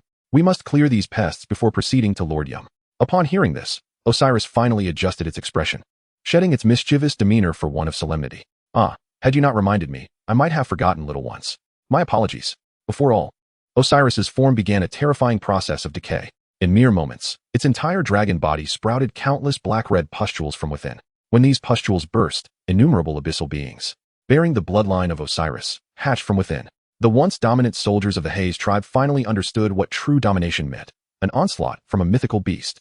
Chapter 98, Delectable Delicacy. What is happening? In the distance, at the forward base of the Haze tribe, the commander had yet to recover from the shock of escaping a legendary demon at the research facility when he was met with a horrifying melody emanating from the heavens above. Almost immediately, a scene that shattered his sanity unfolded before him. In the sky, a realm of darkness, colossal beyond comprehension, was rapidly descending upon their world. The shattered crystalline barriers that once defined the perimeter of their existence were now visible to the naked eye, no longer requiring magical instruments to observe. Countless fissures, akin to the cracks of broken glass, marred the sky, growing in number with each passing moment. These fractures were irrefutable evidence of the arrival of the endless abyss. What manner of world is this? Even with the commander's current grasp on sanity, the descent of this divine realm pushed him to the brink of collapse. Having witnessed the fall of several worlds, he trembled at the sight of the endless abyss in its true form. It was overwhelmingly insignificant. The existence of both himself and his home world felt utterly minuscule. This singular thought consumed the commander's mind. In that moment, he finally comprehended the folly of all his previous strategies. They were all misguided. It was not they who would conquer the endless abyss. Rather, it was the audacity of their aspirations that would lead to their subjugation. From the very beginning, such a world was never meant to be conquered by them. My greed has wrought needless sacrifice. The commander trembled as he rose, his mind partially restored, and made the most composed decision. Adjutants, issue the combat orders. Inform the warriors ahead that our reinforcements are en route. Tell them that our home world has dispatched a significant force. His voice, though small, resonated throughout the heart of the base. However, the subsequent words left all in astonishment. To all guards, my command is this. Take all scientists, alchemists, and mages, and evacuate this plane. Then, seal the passage to this world from the other side. No ordinary soldiers are permitted to escape this world, save for you and the researchers. Upon hearing this, many soldiers, engrossed in their tasks, cast incredulous glances at the solitary figure of the commander standing in the center of the base. As if questioning his sanity, they could not fathom why their typically composed commander would issue such contradictory and deceitful orders. Yet, it was at this moment that the divide between the guards and the ordinary soldiers became evident. The thoroughly indoctrinated warriors promptly restrained one researcher after another, disregarding their screams and struggles, dragging them toward the spatial passage. Meanwhile, the communication officers hesitated, contemplating whether to relay the commander's commands more ruthless than an extermination order.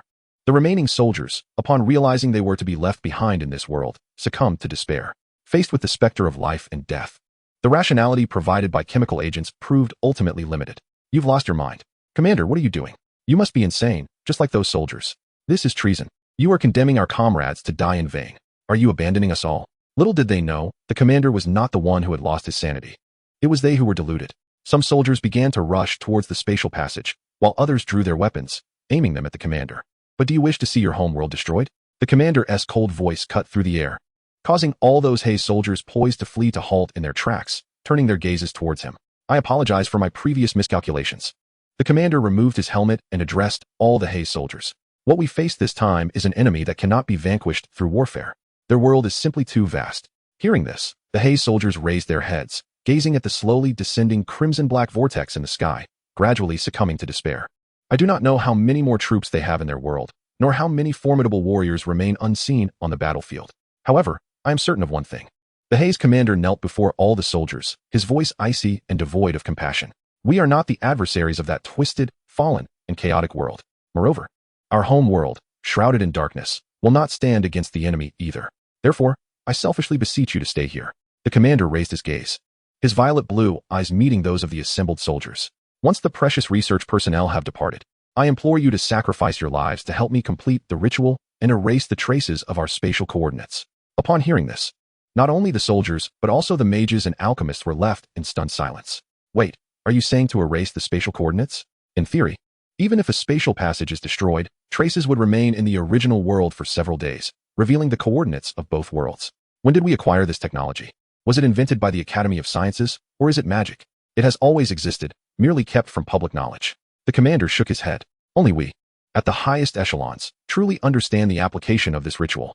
Unlike what is presented in textbooks, we have not been without our defeats while invading other worlds. Whenever we face an enemy beyond our capability, the commander of the advancing legion would issue such orders. If our world's coordinates fall into the hands of a powerful enemy, all our efforts will be in vain. Therefore, for the sake of our ugly yet nurturing home world, I implore you, please die here. Upon hearing this, one Haze soldier stepped forward and struck the commander across the face with a fierce punch. Bah! He spat upon the commander, his voice dripping with disdain. I will stay, but not for you. It is for the sake of the children of my home world. Another Haze soldier stepped forward, striking the commander as well, cursing vehemently. I have never eaten soft food, drunk clean water, or breathed pure air, but after those worlds were conquered, my parents enjoyed delicacies they had never tasted and drank clean water. For them, I am willing to stay. More soldiers joined in. And after the commander fell to the ground, many merely spat and cursed, ceasing their attacks. They needed to conserve some strength for the initiation of the ritual. Minutes turned into hours as the commander and the last few thousand soldiers stood amidst the debris, silently watching the encroaching black mist in the distance.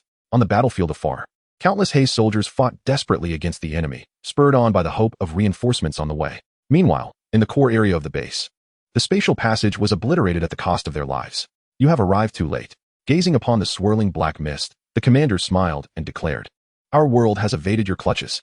Though we may have lost this battle, we have not forfeited the entire war.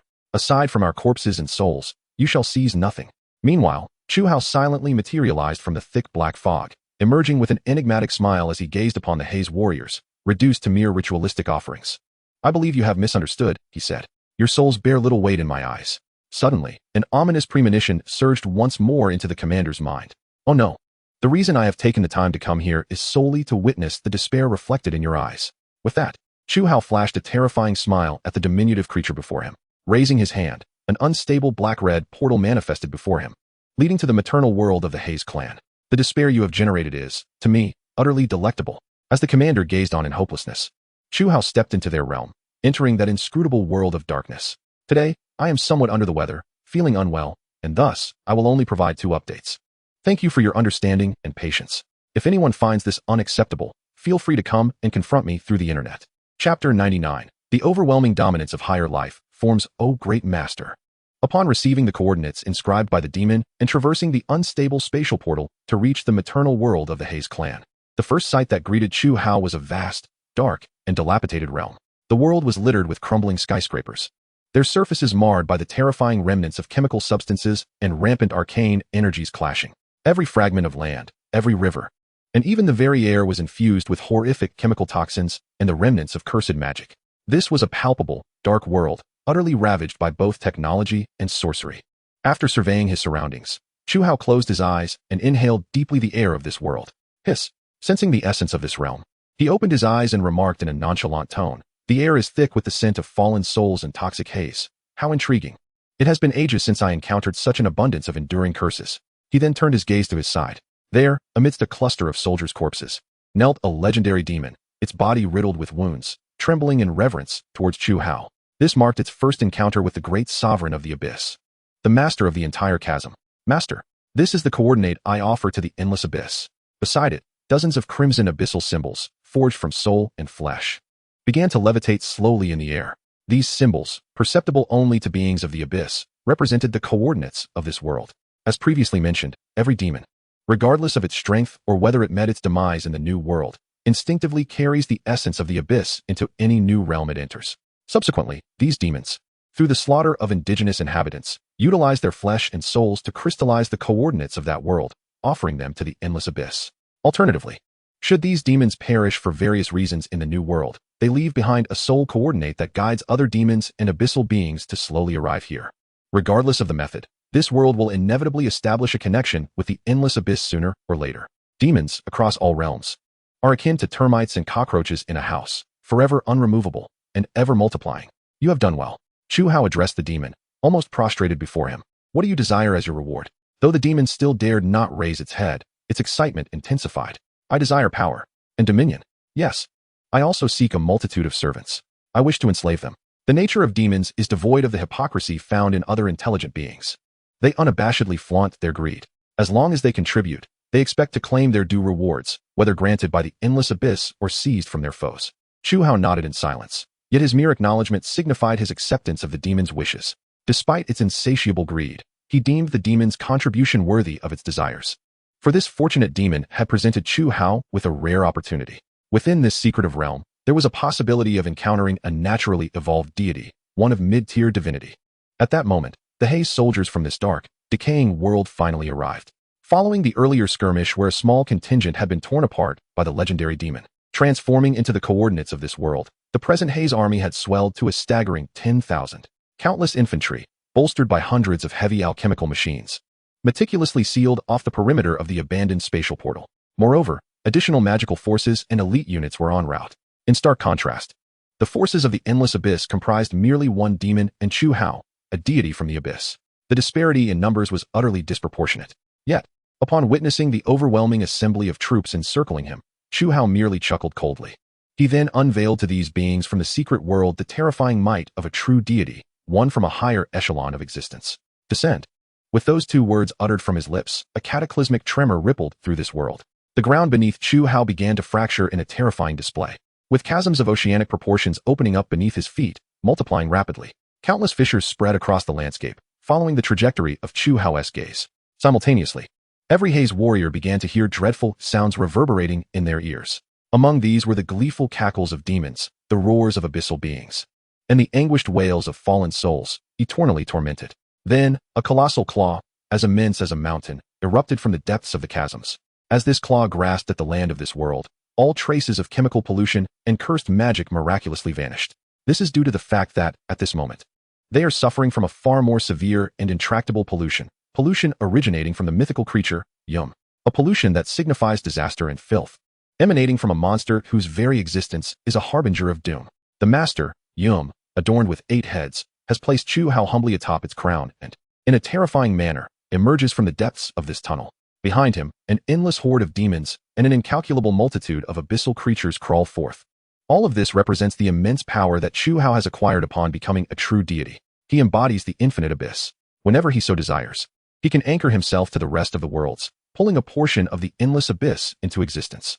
Chu Hao lowers his gaze, observing the myriad beings in this dark world, and gazes upon a palace at the edge of the world, emanating a dreadful aura.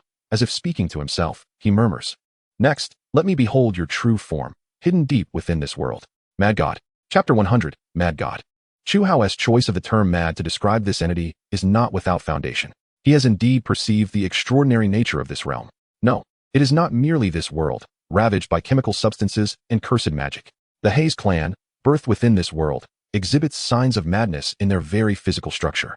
Whether it is their distorted, grotesquely malformed organs, or their brains and eyes shielded by cursed magic, even a strand of gray within their souls, all these manifestations, in Chu Hao's eyes, bear semblances of insanity. It is as if a thoroughly deranged lunatic, at least of mid-tier divine strength, is inflicting torment upon his own creations in the most unconventional manner. Chu Hao harbors an insatiable curiosity regarding the motivations behind such actions. Beyond this, what he yearns to comprehend most is how this mid-tier deity, who governs the dark world, came into being. What form does a wild deity birthed in a secret realm take? His curiosity and thirst for knowledge must be satiated. With these thoughts, Chu Hao raises his head, casting a glance toward the world's end, where the palace lies, shrouded in a myriad of terrifying auras deep within the earth. He can sense that the master of this world is concealed there, lurking in the depths of this planet. Are you not going to show yourself? How terribly rude of you. At this very moment, countless primordial demons have descended into this realm, having followed Chu Hao as he pulled a fragment of the endless abyss into this world. These creatures, accustomed to extreme adversity, exhibit no signs of discomfort upon arriving in this world, cloaked in chemical substances and cursed magic. On the contrary, many of these demons find themselves more adaptable to this realm than the indigenous species, the Haze clan. The air, tinged with a rusty odor, poses no difference to them compared to untainted air, and the toxic waters that distort life seem altogether drinkable. Furthermore, the sustenance provided by the Haze kin is far more palatable than that of ordinary beings from the abyss. Even the various collapsed structures, remnants of unknown wars, are perceived by the demons as rare nests. This world, forcibly connected to a portion of the endless abyss due to Chu Hao, is destined to succumb rapidly to the ravages of the demons. Unlike the previous conflict within the natural world, where both sides dispatched troops to engage in battle, here, the situation differs greatly. In that battlefield, both sides possessed limited forces and were not on their home turf. Thus, the Haze clan had managed to gain a significant advantage through superior weaponry. However, the circumstances have now changed. A fragment of the endless abyss has been drawn into this world by Chu Hao, embedded within it. Though merely a portion, it suffices to grant the demons a home field advantage. All the rules originating from the abyss rapidly invade this realm, enveloping it within their grasp, corrupting everything it possesses. Oh no, monsters, monsters. As Yum advances, vast expanses of this world have been irrevocably transformed into polluted swamps. Chu Hao, standing atop Yum's head, gazes impassively at the Haze denizens fleeing from the pollution it has wrought. Numerous members of the Haze clan are desperately striving to rescue their kin from the taint. Yet, alas, this pollution stems from the very authority of Yum itself. Ordinary gas masks and sealed suits cannot withstand such horrific pollution. Their fates are already sealed. In Chu Hao's eyes, although the life force of the Haze clan pales in comparison to the demons birthed from chaotic rules, they are nonetheless significantly stronger than the ordinary creatures designed by graduates of the Celestial Academy. Their potential is sufficient to develop alchemical sciences, technologies of an industrial revolution caliber, and low magic peak levels of magical power. Yet, this very race is whimsically toyed with by the deity that governs this world, having their life characteristics altered capriciously, even employing cursed abilities for this purpose. Chu Hao does not feel pity or lamentation. Rather, he is consumed solely by an insatiable curiosity about the truths underlying all of this. Yum, we have arrived. With its colossal form rivaling the size of a dimension, Yum swiftly brings Chu Hao to the deepest recesses of this planet, at the edge of a dark tunnel filled with toxic refuse. At the very depths of this tunnel lies the palace, exuding an unknown aura of divinity. Chu Hao departs from Yum's head and soars toward the depths of the tunnel. Master, Yum exhibits a worried expression. Allow me to clear the path for you. In truth, a direct meeting between two deities is a perilous endeavor. Although Chu Hao has refrained from direct involvement in the wars thus far, this does not imply a lack of strength. On the contrary, his power is exceedingly formidable. Similarly, any deity, even a lesser one, possesses strength that should not be underestimated. Let alone this entity before him, which may very well possess mid-tier divine power based on its aura. Heh, Chu Hao chuckles coldly. No need, Yum. At this moment, he has landed before the grand entrance of the palace. Observing the surroundings, he cannot help but frown. Various chaotic refuse and incomprehensible artifacts are haphazardly piled around the palace, resembling offerings. Surrounding these offerings lay the lifeless bodies of Haze soldiers, long deceased, each meeting a gruesome end. They have all fallen victim to the curses that overflowed from within this palace. Meanwhile, Chu Hao conjures a multitude of black mist around him. Then, it pushed open the grand doors of the palace and stepped inside. Let me see what manner of being you truly are. Within the palace, a dreadful and agonizing roar echoed forth as the doors were thrust open. An entity, bound by countless black and gray threads upon the throne, directed its pleas for mercy towards Chu Hao. Is this creature the mad god? That deranged deity? Chapter 101, The Absurd Fusion. A monster. A grotesque, twisted being. Ensnared by black and gray filaments, or rather, imprisoned upon the throne. A creature that would drive any ordinary being to the brink of insanity upon witnessing it. Even a low-tier deity would sense the profound agony and the infinite collapse of reason emanating from this abomination. This creature, akin to a puddle of molten sludge, slumped upon the throne of the palace. Upon its body, resembling that of sludge, were ominously distinct eyeballs belonging to various races, hoisted aloft by several contorted limbs. These eyes all gazed at Chu Hao from a distance, beseeching for liberation. However, unexpectedly, this monster's mouth was stitched shut by black and gray threads. Yet, within its mouth, no teeth had formed, only a tangle of tongues intertwined. Assisted by an unknown organ, these tongues, alongside its lips, uttered cries of supplication and yearning. Ha ha! Chu Hao, who had previously merged with the dark mist, emerged from the shadows, laughing maniacally. Ha ha ha! Truly, it has been ages since I have laughed so heartily. My tears have flowed from the sheer joy of it. Indeed, I cannot discern if you are mad or if it is I who am deranged. In the face of the abyss, how did you come to embody this form? No, my wording is amiss. It is not you, rather. Chu Hao revealed a smile as cold as ice, and from behind him, countless sharp tendrils composed of black mist surged forth, violently plunging into the creature's body. You? Chu Hao's gaze sharpened, and innumerable sharp tendrils penetrated the being's form, conducting a horrific operation that transcended the imagination of ordinary minds, aided by Chu Hao's divine fire. Accompanied by terrifying screams that nearly shook the entire palace and the surrounding tunnels, this sludge-like monster began to undergo a transformation. One after another, hideously distorted heads, unmistakably belonging to different species, emerged upon the surface of this conglomerate creature. This monster was a fusion of several powerful beings, amalgamated into a singular entity resembling a fusion monster. The peculiar aura that Chu Hao had sensed earlier was emanating from this fused abomination. Everything about them, from their flesh to their souls, and even their vast seas of consciousness, had inexplicably merged, resulting in the creation of such a creature. Their thoughts, bodies, souls, and seas of consciousness entwined, battling for control over this shared flesh, ultimately culminating in their current form. Yet, it must be noted that this fusion monster, in Chu Hao's perception, exuded a formidable aura comparable to that of a mid-tier deity. Furthermore, it bore the essence of divinity. However, that was where it ended.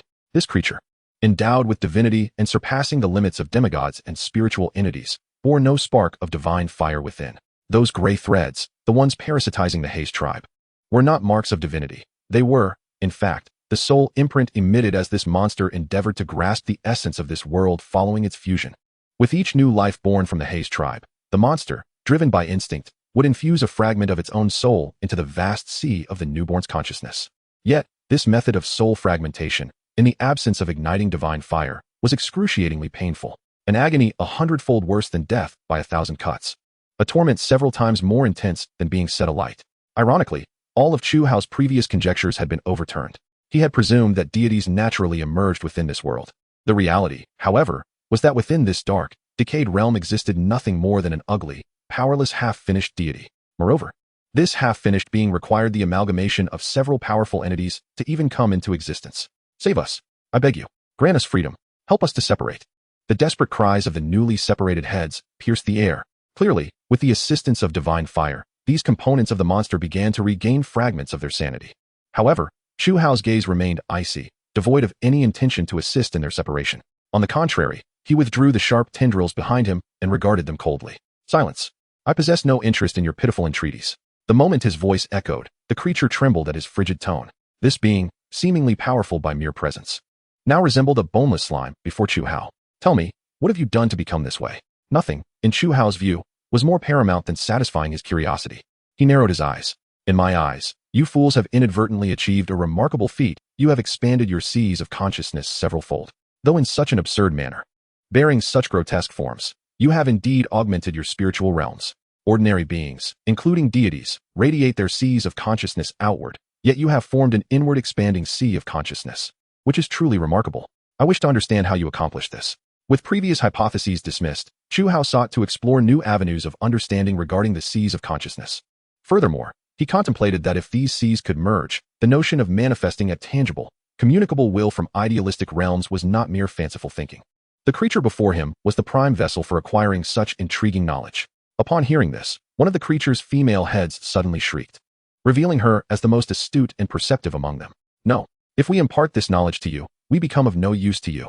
Indeed, you must vow that if we reveal this, you will aid us.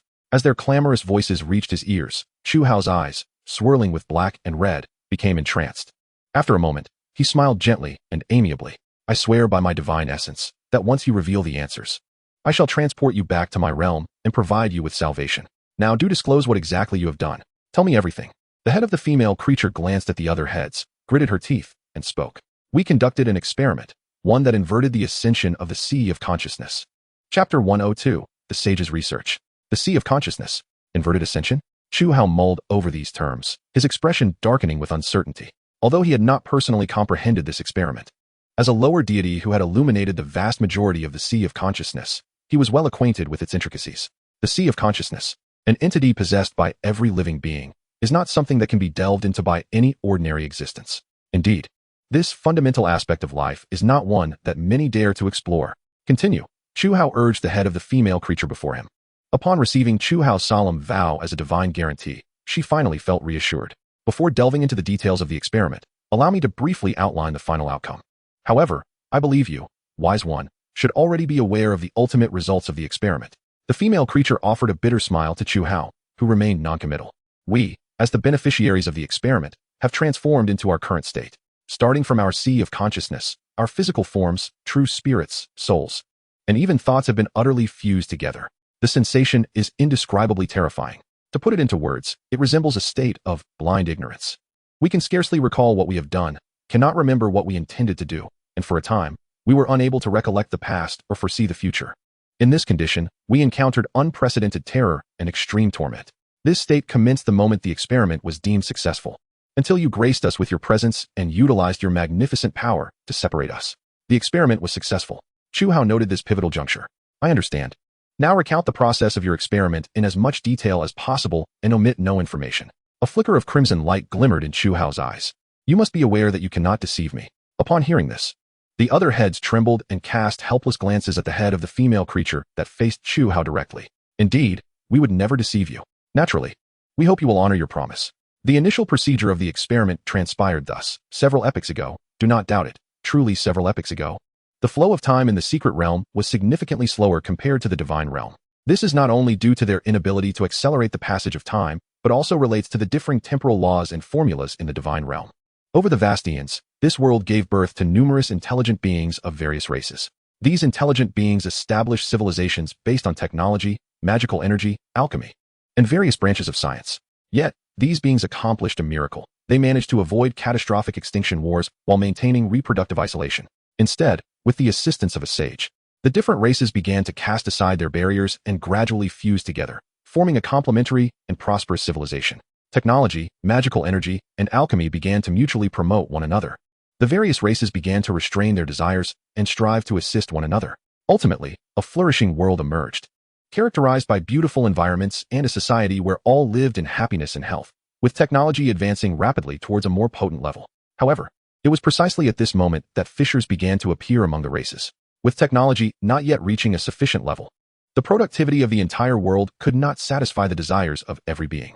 Some individuals had to be sacrificed for the needs of others, for the advancement of the entire world. Yet, would those cast aside willingly accept their fate? Certainly not. Blood and fire, the threats of war and destruction, began to flicker across the corners of the world. Such occurrences became more frequent and more pronounced. This world was gradually slipping into the trap of desire, teetering on the brink of war. The opposition among different races, the conflict between the strong and the weak. Every individual was filled with resentment towards the status quo, each yearning to plunder more resources belonging to others, even if they themselves had no need for them. Yet, at this crucial juncture, a new discovery emerged, timely halting the development of this phenomenon. A triad sage, proficient in technology, magical energy, and alchemy, ascended before the world's elite, presenting a scientific revelation that captivated them. Through various means and countless experiments, I have uncovered certain characteristics of the Sea of Consciousness. For instance, the desires buried deep within every individual cannot be eradicated, no matter how deeply they are concealed, regardless of how saintly or hypocritical that being may appear.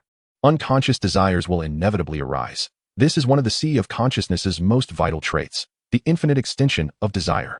Thus, the desires of living beings will never be satisfied. Regardless of how advanced technology becomes, desires will always surpass the existing levels. Therefore, I proclaim that the conflicts arising from resources and desires will never cease. The sage initially presented a despairing declaration. However, then, before the pale-faced elite, he offered a glimmer of hope. Do not despair yet, gentlemen. Although desires cannot be eradicated, consider this alternative perspective. What if the desires within every individual in this world could be satisfied through themselves? Wouldn't that prevent all this? I understand that this concept may seem utterly implausible to you, but I know we have indeed discovered the key to realizing this idea. Upon finishing, the sage unveiled his true form, exposing it to the terrified elite. Utilizing the research outcomes of the Sea of Consciousness, I fused myself with several partners, creating a collective of wisdom from dozens. Naturally, this form appeared grotesque in the eyes of the elite. Each of our desires found immense satisfaction during the course of this research. Whatever we wished to eat, drink, or do could be fulfilled through our shared body. By expending only slightly more resources than an ordinary individual, we could satiate the desires of these dozens, and none of us bore grievances. For we had become one entity. There was no distinction between you and I. Upon hearing this, Chu Hao turned his gaze towards the other. So, you have become this way? Have you heeded the counsel of others and pursued subsequent experimentation? No, quite the contrary. The female creature shook her head. We clandestinely executed that contemptible individual and deemed his research forbidden, entombing it. In fact, we confined it, more precisely, the essence of it, within a magical array until it was utterly obliterated. Chapter 103, The Sounds I Heard. You killed him? The revelations recounted by these beings left Chu Hao somewhat taken aback. He had not anticipated that this group had directly terminated a scientist who had developed technologies far beyond the era and whose intellect was unfathomably ahead of its time. Indeed, for his research was deemed excessively terrifying by the higher-ups at the time. They perceived his aspirations as an endeavor to completely extinguish humanity, erasing individual cognitive independence and forging a collective consciousness. Although such an ambition bore certain merits, it was, at the time, utterly unacceptable. The prevailing technological and ethical standards were far too primitive to gauge the repercussions of such research. Consequently, the authorities had no recourse but to handle the matter in this manner. Upon hearing this, Chu Hao, as a deity, remained silent. Indeed, mortals, bound by the limits of their lifespan, must exercise vigilance in the face of unpredictable future technologies and ideologies. Only thus could they hope to endure the recurrent dark ages of civilization. Then why, after the assassination of that scientist and the subsequent sealing of his research, have you become what you are now? Because, the female creature's gaze darkened, war has arrived. Behind the facade of a flourishing society, darkness inevitably breeds and flourishes in the shadows where light cannot penetrate.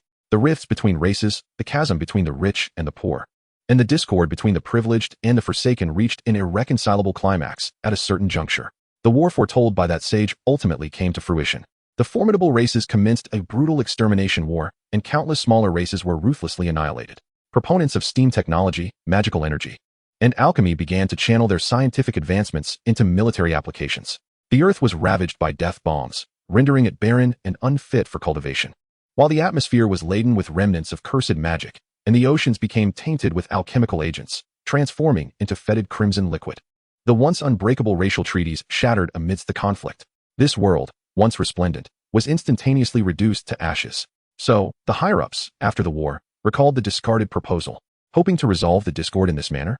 Chu Hao inquired with curiosity. Yet, the response was a firm negation. No, there was still nothing. The demise of a thriving world cannot be measured in mere centuries. A single war cannot obliterate an entire world. At that time, we believed we could continue fighting. For time was still plentiful, was it not? What truly rekindled our attention to that experiment was the emergence of a certain side effect following its revival. What side effect? During the merging process within the Sea of Consciousness, as individuals coalesced into a collective, aside from significantly enhancing collective intelligence and diminishing desires, the resultant existence would experience a profound augmentation in both life essence and the tiers of the Sea of Consciousness. If we consider the essence of ordinary life to be 1, while the essence of divine life is speculated to be 100,000, our subsequent research revealed that an existence birthed from the amalgamation of dozens of souls would elevate its life essence directly to 20. With this value continuing to rise indefinitely as the number of fused souls increased, such a being, even with a portion of its will erased, could possess immense wisdom that far surpasses that of mortals. Not even the most powerful magical computational device could rival such an existence. In other words, while we may not comprehend how to elevate the individual sea of consciousness outwardly, we can employ fusion to amalgamate innumerable individual seas of consciousness, creating an unprecedentedly vast sea. Moreover, this vast sea requires no so-called elevation. It merely necessitates a reverse elevation, delving into the depths of the sea of consciousness, thus enabling the emergence of a formidable being. A being that, in theory, could attain the title of true God provided there are sufficient fusions, an entity of boundless wisdom, infinite capabilities, ageless and immortal, eternally existing as a true God. At that point, we, endowed with supreme wisdom, shall achieve immortality. Our civilization, illuminated by this wisdom, will flourish like never before. In that future, all shall be part of this deity, flourishing together in unity, basking in endless life and wealth. This world shall know no more suffering, strife, plunder, or slaughter. Every individual ought to be part of this. At this juncture, not only the female creature's head, but the others as well exhibited expressions of hope. Clearly, this vision was the future they fervently longed for. Yet upon hearing this, Chu Hao himself sighed in disappointment. I see, he murmured, lowering his head, casting a cold, indifferent gaze upon the monstrous figure before him. However, in my view, you are far from being as grand as you believe. Upon his pronouncement, several heads fell into an eerie silence. The palace resonated with an absence of sound. Moments later, he continued. Although the experiment you speak of may herald the advent of a god for your civilization, a critical issue remains unresolved. Who shall wield control over the actions and thoughts of this god you create? Is it you, the powerful elite, or those? Chu Hao's lips curled into a cold smirk, his frigid gaze seemingly piercing through all. The downtrodden populace, ensnared, subjected to torment and torture, ultimately coerced into becoming mere instruments of your experiments? How do you know this? One head quivered, astonished. It was unaware of how Chu Hao had discerned the nature of their fusion process. That was an era marked by the most profound obliteration of humanity and darkness. Quite simply, for I have heard the echoes from the reverse elevation you spoke of. The voices emanating from the very depths of the sea of consciousness. What voices? Without uttering a word, Chu Hao plunged his divine flame deep into the abyss of this creature's sea of consciousness, piercing a gaping hole into that most profound darkness. Instantly, the palace, the entire world reverberated with the most horrifying sounds that living beings could emit. Screams, wails, groans, contortions, and anguish, curses, invocations, pleas, and howls, all resonating with the most extreme emotions. Reverberating throughout the world, countless soldiers of the Haze clan, upon hearing these voices, nearly lost all semblance of sanity, trembling as they knelt upon the ground. Their corporeal forms and souls were rapidly disintegrating, transforming into indescribable entities. Meanwhile, the demons from the abyss closed their eyes, relishing the melodious music. Deep within the ocean of their minds, they cursed and condemned you, the avaricious elites. No, they had long been consumed by extreme agony, envious and cursing all living beings. Such were the voices I heard. Chapter 104. The abomination detested by the divine. Terrifying sounds continued to erupt in a frenzied crescendo, growing ever louder. With the propagation of these sounds born of screams, wails, and despair, the entire world began to collapse and disintegrate with alarming swiftness. Furthermore, as the divine fire infused deeper into the ocean of each other's minds, the very essence of this monster began to undergo further transformation.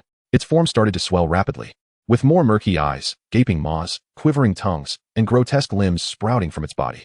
Unquestionably, these newly formed appendages and organs were all twisted and deformed. Merely observing with the naked eye, one could perceive the horrific torment these souls endured deep within the ocean of their minds after being fused. Moreover, amidst this sequence of transformations, Chu Hao was pleasantly surprised to discover that the sounds emanating from them were gradually evolving into a curse. These dreadful noises, which initially could only annihilate the physical body, were slowly developing the capacity to corrupt the soul. Chu Hao even observed that the surface of some beings' minds was gradually being overtaken by these sounds. He chuckled softly, a smile gracing his lips as he snapped his fingers. Instantly, the divine fires he unleashed rebounded, partially sealing the gaping maw that had appeared. Consequently, the whispers produced by this monster diminished significantly. Is this the promising future you elites had promised them? A future devoid of conflict, hunger, and suffering? The heads of the former elite fell silent, save for that of the female creature, which continued to struggle in its defense. You do not comprehend that such a vast collective consciousness must possess a singular guiding awareness. Without it, the entire collective would descend into a state of pure unconsciousness, ultimately rendering it incapable of action. Chu Hao replied with a slight smile. Yet, from my observation, your current state seems little different from that of pure unconsciousness. The overwhelming malice and suffering have tainted the entirety of your collective minds, a pollution that has even seeped into your very thoughts. Moreover, it appears to me that those collective consciousnesses you suppressed have already developed their own desires, namely, vengeance and sadism, seeking retribution against all beings still capable of noble emotions and sound minds. Even in the absence of divine fire and godhood, your strength seems sufficient to achieve this. However, Chu Hao refrained from elaborating further and shifted the topic. Well, I have gathered enough information regarding your experiments, but I have two remaining inquiries. First, where have you stored the formula used for the fusion experiments?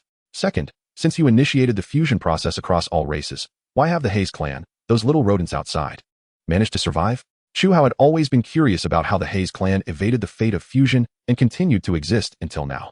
Their incursions into other worlds, supplying scarce resources to these monsters, and the tributes they left outside the palace clearly indicated that the Haze clan retained a significant degree of loyalty to this mad god. The formula and experimental data from that time are stored within the ocean of our minds. As long as you agree to assist us as per our agreement, these materials will subsequently be handed over to you. As former elites, these self-important beings still retained the most basic semblance of intelligence. They would not relinquish what he desired most until they received the promised aid from Chu Hao. Regarding the Haze clan, the female had expressed a peculiar disdain and hatred at the mention of their name. It is these mindless fools who have ruined everything. Oh, another unexpected response piqued Chu Hao's interest immediately. The Haze clan actually existed long before the rest of our races began their fusion. However, at that time, they were regarded by the other races as the most useless and expendable of species. They were utterly disregarded by all other races. Physically frail, intellectually deficient, driven by insatiable desires, and lacking unique culture or technology, they merely proliferated at the bottom rungs of society, exploiting the world's resources through sheer numbers. Thus, during our fusion process, we completely abandoned them. Such a race was merely a hindrance in our endeavor. Yet, it was precisely due to this that we, the elites already undergoing fusion, began to perceive a glimmer of residual value within them. We chose to educate them, bestowing a portion of technology and knowledge upon them in the early stages of the fusion. What we had initially intended as a means to mold them into laborers instead yielded a vast number of followers. In an age teetering on the brink of apocalypse, these ignorant, flat-nosed beasts astonishingly revered us as true deities. Although this was never our original plan, the outcome proved to be much the same. Before we succumbed to madness from excessive fusion, with our intellect guiding them, these rat men developed rapidly. They assisted us in hunting down other races, helped us reshape the world, and truly behaved like devoted kin, ever attentive to our commands. They swiftly contorted and adapted to the increasingly decayed environment of the world, and we even employed a measure of magical ability to transform some of them, rendering them even more loyal. Their power grew stronger, and their allegiance to us deepened. However, due to the frenzied pace of the later stages of fusion, our sanity began to fray. The suppressed base consciousnesses began to contend for control of this body. And in that tumultuous process, these insignificant rat men, misled by the erroneous doctrines instilled by those wretched lower-tier intelligences, commenced their invasions into other worlds. Forcing the beings of those realms into our bodies for fusion, chaos erupted in its entirety. Our reason was irrevocably tainted and driven to madness by the ever-increasing numbers of fusions. Initially, we could have gradually eliminated such madness by halting the fusion. However, those wretched flat-nosed beasts, mistaking our descent into madness as a provocation, began to hurl ever more chaotic beings into our bodies, compelling further fusion. We attempted to warn them multiple times, but having lost control, each attempt ended in failure. Those beings that merged with us without prior selection possess a sea of souls brimming with resentment and fury, savagery and bloodlust. Such emotions effortlessly taint this vast ocean of consciousness. Ultimately, we descended into madness. These wretched, grotesque abominations are responsible for it all. We harbor profound loathing for them. Chapter 105, Damon. Ha ha ha. Chu Hao could not contain his laughter. It turns out that there truly exists a deity driven to madness by its followers. It is rather amusing, yet tragically dull, to witness how the Haze clan has gradually driven you to the brink of insanity. I assenti it. After his laughter subsided, Chu Hao remarked with a sardonic smile. He had anticipated encountering a wild god, yet was met instead with a failed experiment, a negative byproduct, and the foolish fate of the Haze clan. All of this left him utterly uninterested. However, having gleaned insights from it all, Chu Hao devised a new plan. He suddenly conceived a significant hypothesis regarding the experiment of reversing the ascension of the Sea of Consciousness. He intended to observe what form this mad god sea of souls would take under the manifestation capabilities of lower dimensions, and what abilities it might possess. Before embarking on this endeavor, however, he needed to prepare. He required the necessary specimens for the experiment. Thus, he smiled at the mad god before him and said, very well, very well. Now that I comprehend the entirety of this situation, I shall fulfill my promise and commence your salvation. The heads, drawn forth by divine flames, exhibited unprecedented excitement and fervor as they gazed into Chu Hao's eyes, swirling with dark crimson whirlpools. Clearly, they had long since yearned for liberation. They could not endure another moment of such harrowing torment and irrational suffering. The arrival of Chu Hao, this true deity, offered them a glimmer of hope for survival. As long as you are willing to aid us, to help us escape our current state, we shall follow your footsteps for eternity. Whether it be our kin, our world, or the worlds enslaved by our kin, they all belong to you. Upon hearing this, Chu Hao smiled inscrutably. Oh, should I express my gratitude for your generosity? No need. No need. Just as the foolish heads attempted to curry favor with Chu Hao, the female head suddenly screamed, wait, O supreme deity. Can I dare to inquire how you intend to save us? Will it be, as before, utilizing your so-called divine flames to separate us one by one from this body? Oh, Chu Hao turned his head. Certainly not.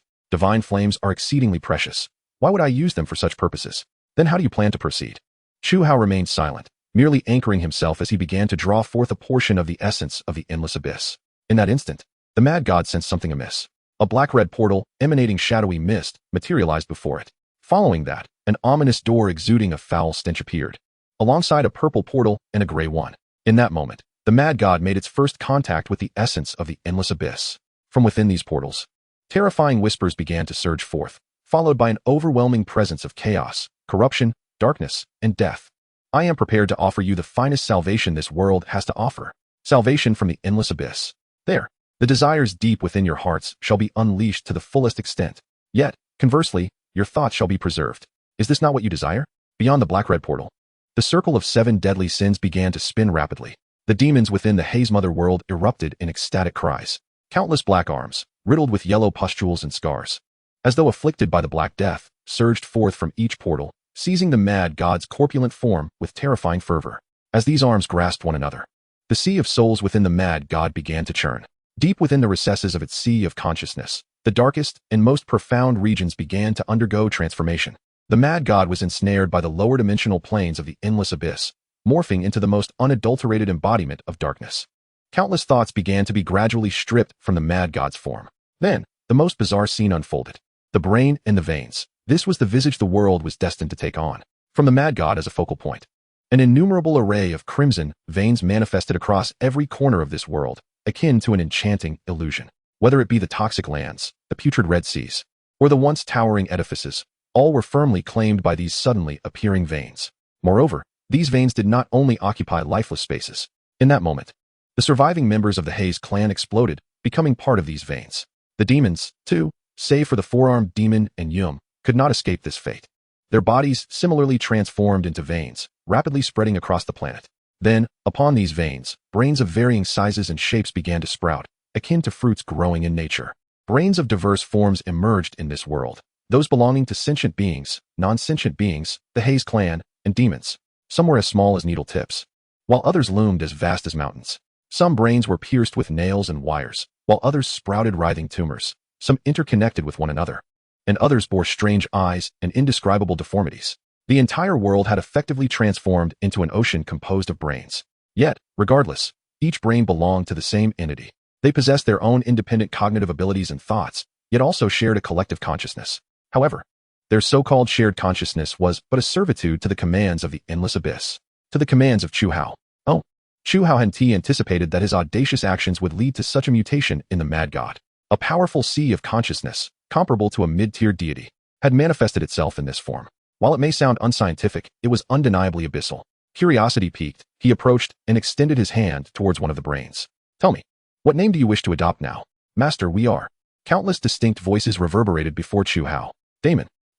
In that fleeting moment of contact, Chu Hao became acutely aware of the formidable prowess possessed by the entity before him. Chapter 106, Thought Control and Computational Power. Damon currently exhibits 2 primary abilities. The first is thought control. The manifestation of Damon's mind resembles an infinite brain interconnected by veins, a physical embodiment unique to beings that share a collective ocean of consciousness. This shared form grants them the capacity for thought control. It is noteworthy, however, that thought control differs significantly from mind control. The latter is akin to a magical ability, primarily functioning by severing an adversary's dominion over their own corporeal form, culminating in the subjugation of their physical actions.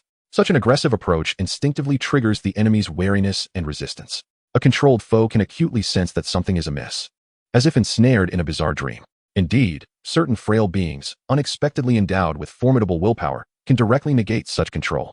In stark contrast, thought control is an entirely different phenomenon.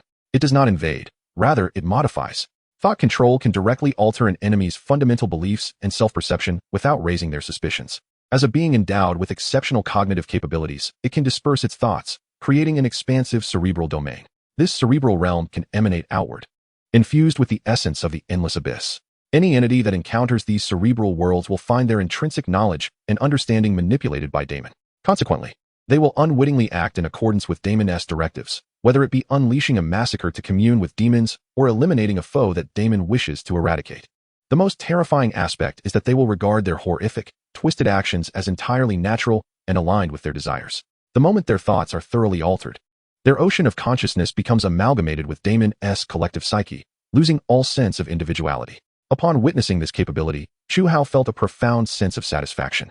With Damon at his side, the incursions of the endless abyss in the future would be expedited significantly.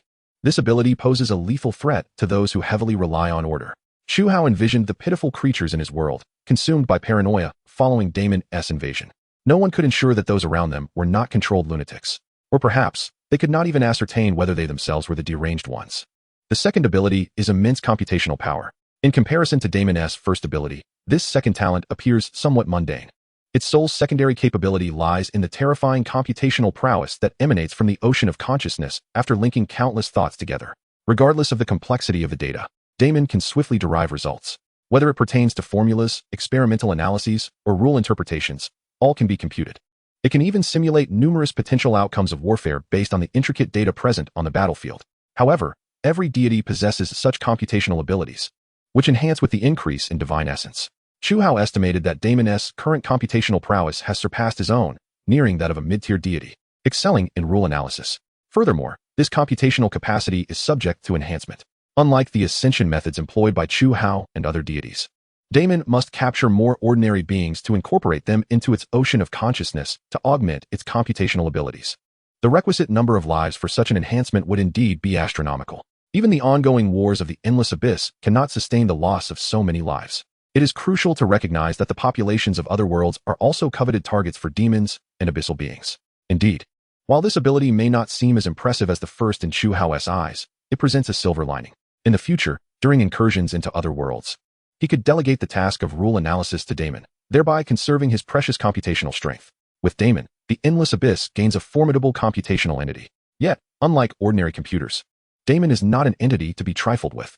Recklessly severing the connection would result in becoming a part of it. You deceived us. Just as Chu Hao was about to depart, a faint voice transmitted from a nearby brain.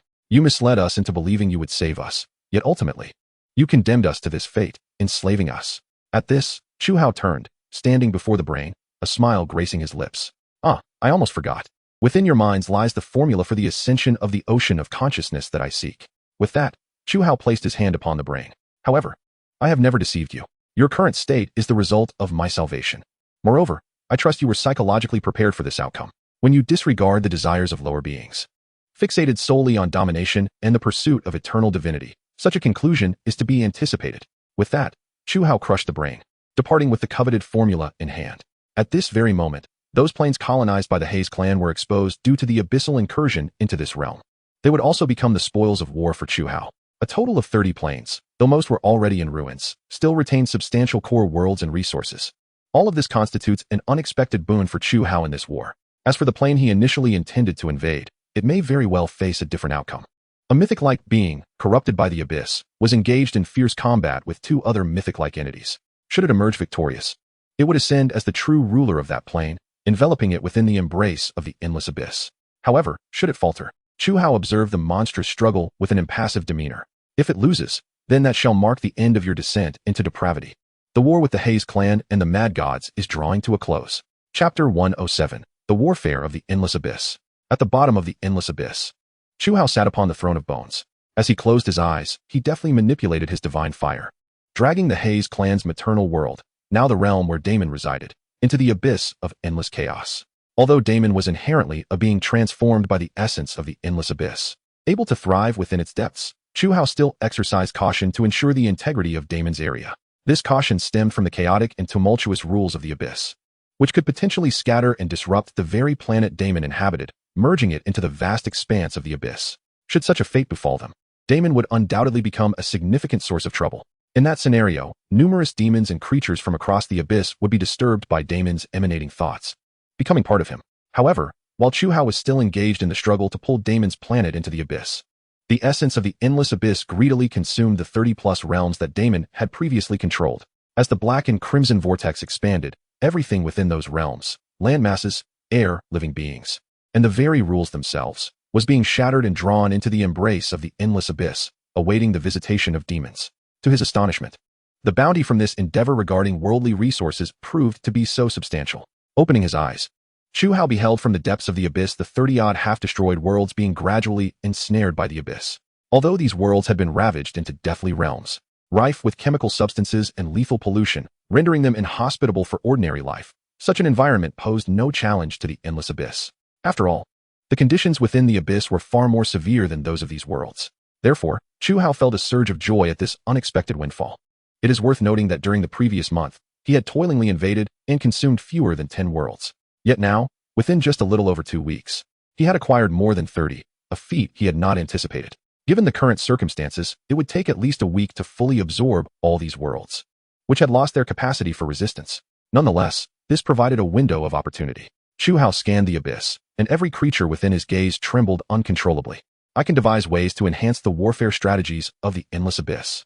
In the recently concluded conflict, Chu Hao had made a pivotal discovery. The warfare tactics of the endless abyss were exceedingly antiquated. Let there be no misunderstanding. The warfare capabilities of the endless abyss and its military strength are two entirely distinct matters.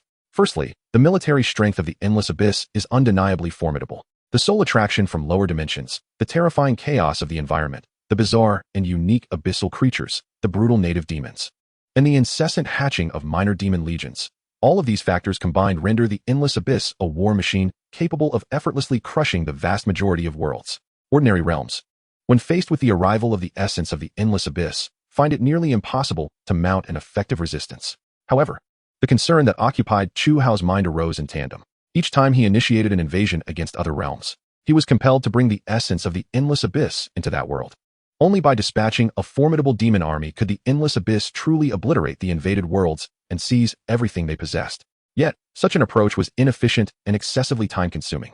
This was precisely the issue Chu Hao sought to resolve. How can we more efficiently annihilate and invade the remaining worlds? Or, to phrase it differently, is it possible for the essence of the endless abyss to remain stationary, allowing the demons to invade those worlds and subsequently incorporate them into its own essence? Although this notion may seem audacious, Chu Hao believed it to be feasible. Seated upon the throne of bones, Chu Hao pondered in silence. In my recollection, the endless abyss seems capable of achieving this. In the past, many worlds that merely came into contact with the demons of the endless abyss fell into its depths due to their wars against them. Chu Hao recalled the war in the assessment world from long ago. In that battle, every planet invaded by demons was invariably tainted by the essence of the endless abyss, transforming into foul and corrupt black spheres. Moreover, during the climactic battle, as these planets were dragged towards lower dimensions, they had no means of resisting. This outcome left Chu Hao feeling satisfied. However, a problem soon emerged. The 13 planets from that time all belonged to the same realm. Had they not been protected by a unified dimensional crystal barrier, merely consuming those 13 worlds would have taken Chu Hao several days. Each world possessed its own unique crystal barrier rules. Even the smallest and weakest of pitiful secret realms had its own set of rules. This was a vexing issue. Although ordinary demons could taint hostile worlds and expose their coordinates to the endless abyss, this remained a passive tactic, merely awaiting the arrival of the abyss. Furthermore, such demons were limited in scale, engaging in infiltration tactics that could not completely occupy the opposing realms. Is there a way for the demons to directly invade their respective worlds, each carrying a fragment of the endless abyss? Chu Hao stroked his chin, contemplating how to address this dilemma. Enhancing the individual strength of the demons? Unfeasible. A solitary demon could easily be vanquished, and without a continual influx of new demons, even the mightiest would eventually perish. Granting demons access to a portion of the abyss, enabling them to manipulate some of its territories? Impossible. Demons lack the ability to ignite divine fire, and their status remains that of mere servants to the endless abyss. Even if I were to grant them the capability to utilize my mobile anchor points, they would be unable to bear such a burden without divine fire, as the abyss and I are fundamentally one and the same. In this moment, Chu Hao found himself devoid of a clear strategy. However, this did not pose an issue, for there remained ample time before the endless abyss fully consumed those worlds. During this extended period, he had no need to worry about anything else. He could simply focus on contemplation. Yet, several days later, while savoring a delectable roasted abyss rabbit, a seemingly trivial occurrence sparked a new idea within Chu Hao, one capable of transforming the warfare paradigm of the endless abyss. This minor event was the imminent reward awaiting the four-armed legendary demon that had independently invaded the Haze world. Little did it know the nature of the reward it was about to receive. Chapter 108, The Greed of Faputi. The 45th layer of the endless abyss in a large demon city located within the wretched basin, the legendary demon Faputi entered a tavern named the Broken Horn. Upon his arrival, all the demons within turned to him with smiles. Do you hear, Faptis, that you are once again to be summoned by the Abyssal Sovereign? Faptis remained silent, merely addressing the writhing mass of tentacles at the bar.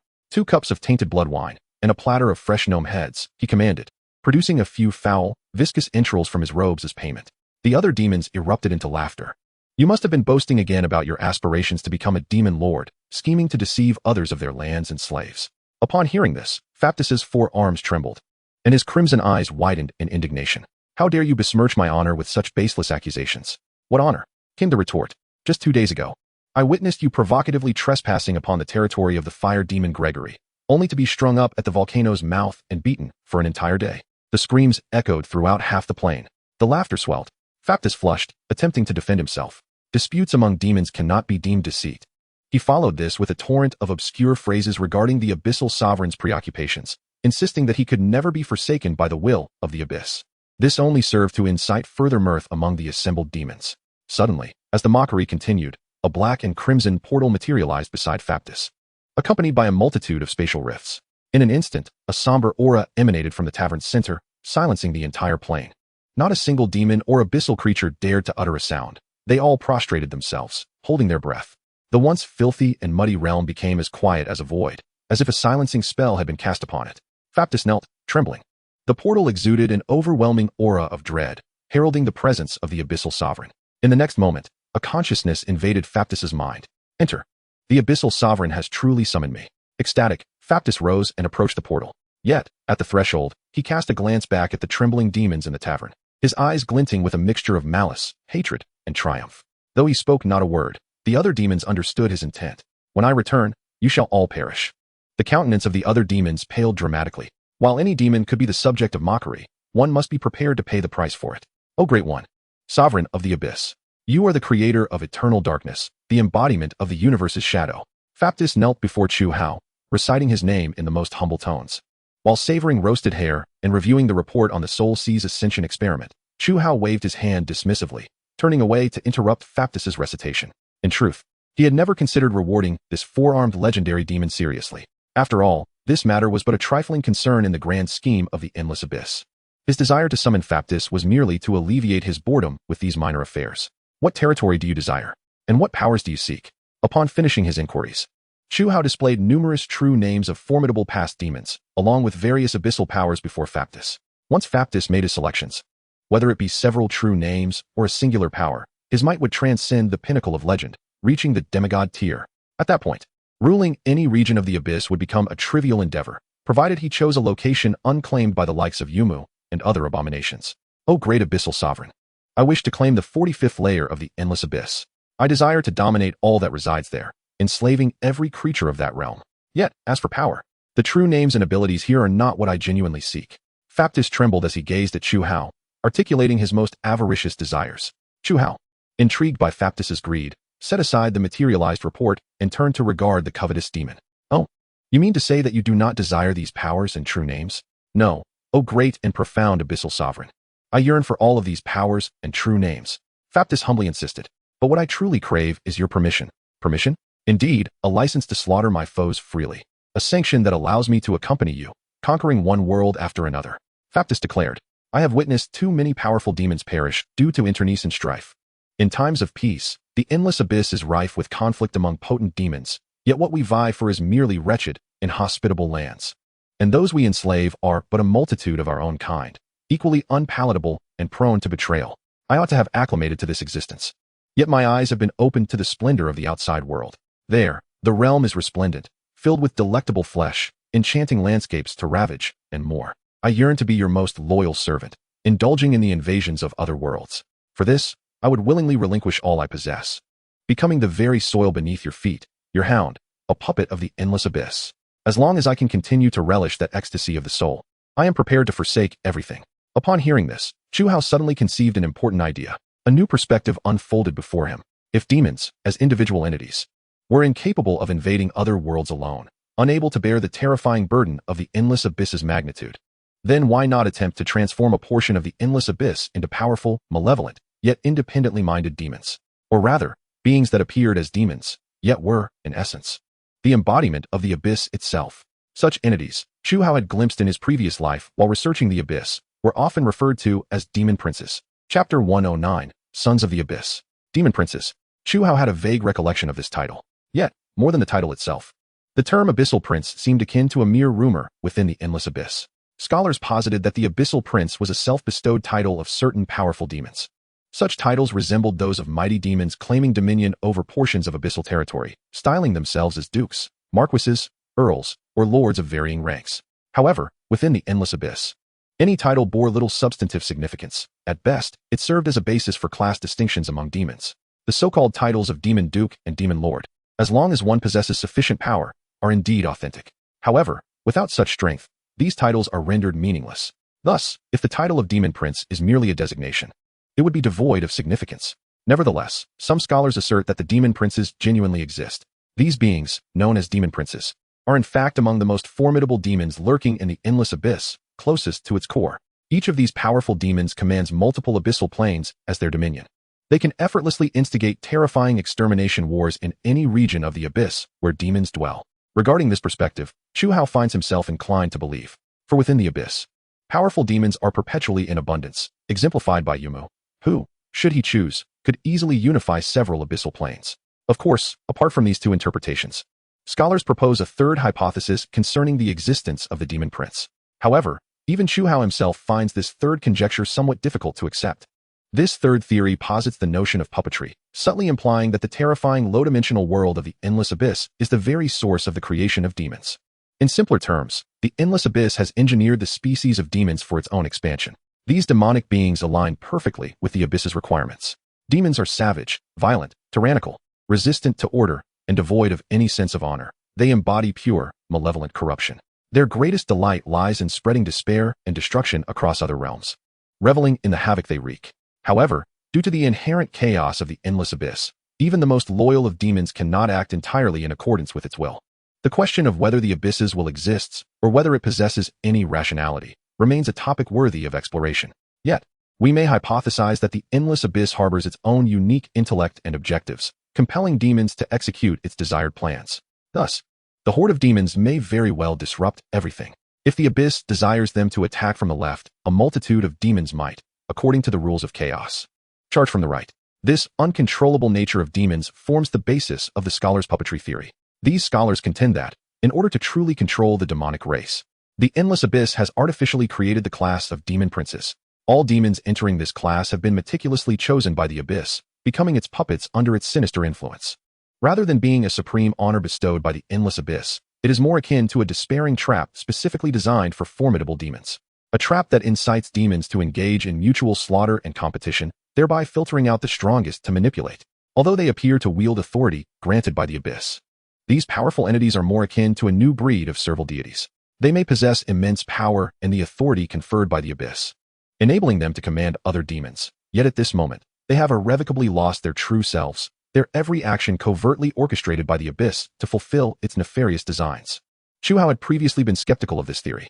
However, now, after establishing his own endless abyss, he finds himself beginning to embrace this conjecture. You say you are willing to relinquish everything, to become the soil beneath my feet, to be my hound, to serve as a puppet of the endless abyss? Chu Hao stood before the demon Fapti, a benevolent smile gracing his features. At this moment, Fapti suddenly felt a twinge of regret, inwardly reflecting. I was merely boasting. Yet uttering the words of regret was out of the question, for the one before him is the sovereign of the entire endless abyss. Thus, gritting his teeth, he resolutely declared, Great Master, sovereign of the abyss, that is my utmost desire. Good, Chu Hao replied coldly, rising to his feet. He had conceived a new idea. The only thing lacking was a subject for experimentation, and Fapti was an apt, loyal candidate. In an instant, countless tendrils of dark mist appeared from all directions, converging upon Chu Hao's location. Within a breath, his figure melded into the infinite darkness. While I may not know how this forthcoming operation will transform you, I can assure you, Fapti, that this will be the greatest opportunity of your life. Perhaps, from this moment forth, all your wishes will come to fruition. With that, the black mist enveloped the legendary demon Fapti, lifting him into the air. Master, what is this? Fapti exclaimed, clearly alarmed. A mere momentary discomfort from the transformation, he must endure. The next instant, Fapti let out a pained howl. The entire plane resonated with the anguished cries of this legendary demon. Countless tendrils of black mist systematically disassembled his body. Every fragment of his flesh and soul was dissolved within the dark fog, his entire being akin to a rapidly melting candle. As his body and essence vanished, they were swiftly reconstituted by the black mist, forming innumerable tiny flesh buds that reshaped his corporeal form. Countless deep, dark mists reformed his soul, imprinting upon it the abyss's essence. This new body was unlike any other demon. Every muscle, every drop of blood within this form was infused with the blessings of the endless abyss, embodying a fragment of its authority. A true entity transcending all demons, yet wholly belonging to the abyss, was on the verge of being born. the Prince of Demons, and simultaneously, a true child of the Abyss. Chapter 110, Blessing and Promise. As the deep, dark mist dissipated, the demon Prince Fapti was reborn. However, he now appeared entirely different from before. His once four arms had been streamlined to two. His grotesque lower limbs were now adorned with black-red scales, becoming more robust. The demon horns upon his head, previously unremarkable, had elongated and twisted, resembling the base of a crown atop his head. This, Fapti marveled, feeling the formidable muscles within his body, trembling with excitement. At this moment, he could distinctly sense an endless power surging within him. A sensation so powerful it bordered on madness coursed through every nerve, striking at his soul, driving him further into a frenzy. However, behind this frenzied consciousness, a sensation akin to destiny lingered in its heart. It waved its hands, attempting to grasp the magnitude of its newfound power. In an instant, the 45th layer of the endless abyss, the domain promised to it by Chu Hao, was engulfed by a tempest that seemed to arise from nowhere. All abyssal creatures, including demons, instinctively recoiled from this storm, regardless of their strength. This was because they could sense that within this gale lay a trace of the abyss's primal essence. Ha ha ha, what a spectacle! In the crimson eyes of the demon Prince Fapti, a blend of madness and savagery sparkled. Such formidable power. I can feel my desires expanding in tandem with the surge of strength. Meanwhile, as the black mist dissipated, Chu Hao re-emerged. Fapti immediately knelt before him, awaiting his command. Yet, Chu Hao did not hasten to issue any directives to this newly minted demon prince. He merely stood there, observing the creature before him. This silence endured for nearly several hours, with Chu Hao's black-red vortexed eyes fixed intently on Fapti, scrutinizing every detail until he comprehended the entirety of the being before him. He mused inwardly, somewhat unexpectedly. The demon forged directly from the essence of the endless abyss, though indeed possessing a fragment of authentic abyssal authority, somehow felt rather feeble. In Chu Hao's perception, there was no such thing as a demon Prince Fapti. To his eyes, which could see through the entirety of the endless abyss, the figure before him was merely a living shard of the abyss. The demon's corporeal form was but a facade to outsiders. At its core, the demon Prince Fapti was merely a puppet wielding a fraction of the abyss's authority. Moreover, its combat prowess, from Chu Hao's perspective, was exceedingly lacking. If quantified, Fapti's strength would likely hover around 5,000, while those peak demons who had awakened several true names boasted strengths typically between 2,000 and 3,000. As for the mythic creatures within the endless abyss, such as Yum, their strengths generally surpassed 10,000. Such a disparity left Chu Hao perplexed. Was it due to the absence of any singular authority? Yet, in terms of status, Fapti was indeed considerably higher than beings like Yum. Was it the very nature of this status that played a role? Or perhaps the endless abyss, during its creation, instinctively curtailed its potential? But why? The powers accessible to Demon Prince Fapti numbered around a dozen, though the term used here implies mere utilization rather than true possession. Conversely, mythic beings like Yum wield genuine powers, which serve as both their source of strength and an intrinsic part of their existence. Apart from Chu Hao himself, who could strip them of such powers? Most methods could not constrain their might. Chu Hao pondered silently, while Demon Prince Fapti remained humbly kneeling before him, not daring to lift his head. It was only upon becoming a demon prince that Fapti could truly grasp the terrifying nature of the abyssal sovereign before him. Much like the ignorant who fearlessly traverse other realms, only when a being ascends to a certain echelon can they genuinely comprehend the horror of divine beings. It is a despair, an insurmountable chasm, an entity so formidable that merely contemplating its form could be deemed an act of sacrilege. The mere sound of Chu Hao's breath, the weight of his gaze, threatened to shatter Fapti's mental and spiritual realms. This overwhelming pressure nearly rendered him breathless. However, at that moment, a delightful proclamation reached him. You may depart. Chu Hao's indifferent voice resonated in Fapti's ears. You may return to the 45th layer of the endless abyss, to your territory. Fapti's voice trembled slightly. Master. Yet, Chu Hao interjected, you must prepare diligently for the next war during this time. Before Fapti could fully relish his liberation, Chu Hao doused him with cold water. I trust you can instinctively perceive that you possess a fragment of abyssal authority, but such authority is not merely a blessing, it serves as a compulsion. A compulsion to offer more land and souls to the endless abyss, just as you promised to obtain this blessing. Chu Hao's voice echoed like the coldest ice in the depths of the abyss. After a while, I will initiate a new invasion. You and the demons of your territory will be the main force for this incursion. Chu Hao made his decision. He sought to witness whether a being like a demon prince could indeed manifest the formidable abilities he recalled, rather than indulge in endless speculation. It was better to demonstrate through action. Upon hearing this, Demon Prince Fapti proclaimed, Master, I shall offer all I possess, bestowing greater land and souls to you. I swear, all shall return to the abyss. With that declaration, a portal materialized beside him. Fapti humbly traversed the portal, returning to the fractured tavern of the 45th layer of the endless abyss. In the ensuing days, Chu Hao awaited the absorption of over 30 worlds from the Haze maternal realm by the Endless Abyss. Subsequently, after surpassing 100 layers, he commenced his second phase of endeavors, creating new demon princes. With the prior experience of Factit, this time, Chu Hao encountered far fewer complications in the process of crafting demon princes from the essence of the Endless Abyss. He discovered that regardless of a demon's strength, as long as their individual power reached the legendary stage, they qualified to become a demon prince and a puppet of the Endless Abyss. Moreover, Chu Hao uncovered a second characteristic possessed by these demon princes, irrespective of the disparities in strength among the selected demons. Their power became remarkably uniform once they ascended to the rank of demon prince. Although each demon bore a distinct appearance and temperament, in Chu Hao's eyes, their strengths were nearly identical. This peculiar phenomenon struck Chu Hao as exceedingly strange. Yet, upon recalling that these demons were forged by the Abyss itself, he found little cause for confusion. He even formulated a hypothesis. As the Endless Abyss expanded and grew stronger, so too would the powers of these demon princes. However, this particular conjecture still requires time and practice for validation. After accomplishing all of this, Chu Hao extricated his consciousness from the divine realm of the Endless Abyss, returning to the previously shrouded secret region of the Misty Domain. Taking a deep breath, Chu Hao began to assess his gains. Although this journey spanned merely a few brief days, the extent of his personal acquisition reached an unimaginable magnitude. He had traversed over 30 diverse divine realms, as well as the natural world that Haze had intended to invade. The sheer number of these worlds bestowed upon him an abundance of wealth. Beyond the high-value regulations governing the secret realms, Chu Hao had successfully expanded the territory of the Endless Abyss by nearly half. While this expansion significantly augmented the power of the Endless Abyss, it also necessitated a period of time to replenish the biota inhabiting those lands, restoring the number of demons within the Abyss. In essence, the present state of the Endless Abyss rendered it even less suitable for invading other realms than before. Consequently, Chu Hao devised a plan to seize this rare moment of respite to visit the trading zone.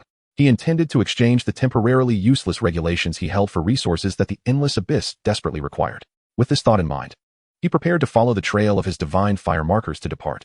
However, upon turning around, he was immediately taken aback. Why were there so many fewer divine fire markers? Much like the last time, over half of the markers he had left behind had vanished.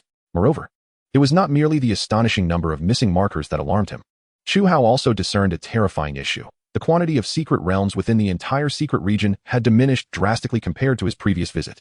This situation mirrored his last entry into the Misty Domain, as if a gluttonous beast had been ferociously hunting everything within the secret, even daring to devour the markers left by the deities. This entire scenario unsettled Chu Hao, yet he could not ascertain the cause of this anomaly.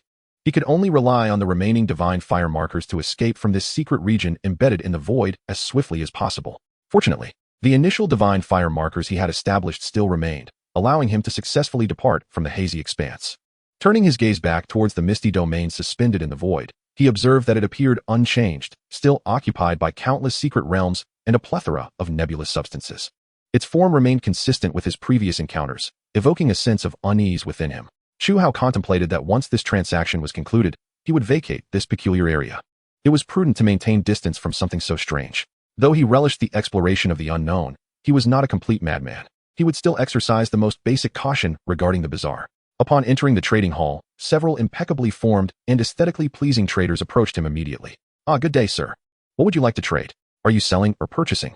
Unlike his previous visit, Chu Hao, now well versed in the trading procedures, refrained from lengthy discourse. Calmly, he manifested dozens of world regulations and placed them into the hands of the traders. "Please appraise these and facilitate their sale." After stating this, he took the transaction manual offered to him, observing the astonished expressions of the traders. At that moment, one of the traders quickly regained her composure. She cast several glances at Chu Hao and ultimately recognized him as the lower deity who had previously made a significant impact by offering dozens of regulations in one go. Although his cloak and attire appeared more tattered than before, there was no mistaking that the lavish lower deity from before was indeed Chu Hao. "I wish to purchase 50 resource continents," Chu Hao stated nonchalantly. "If possible, please expedite their delivery." What he did not articulate was that the abyssal hatchery would be well fed this time. However, as he continued to peruse the transaction manual, a piece of information suddenly caught his eye. It was a trading notice for the coordinates of a secret realm, prominently displayed in the latest edition of the manual. Such coordinate transactions were not uncommon in various trading halls. After all, many valuable secret realm locations were often quite obscure, and their high levels made it exceedingly difficult for ordinary deities to discover them through sheer luck. Even if they did manage to find these realms, their strength typically fell short of breaching these secret worlds and plundering their contents. This situation led some individuals to specifically investigate various secret realms, and upon uncovering their inherent value, sell their coordinates as commodities. The trading notice read, "For sale, coordinates of a rare secret realm. World description, upon investigation.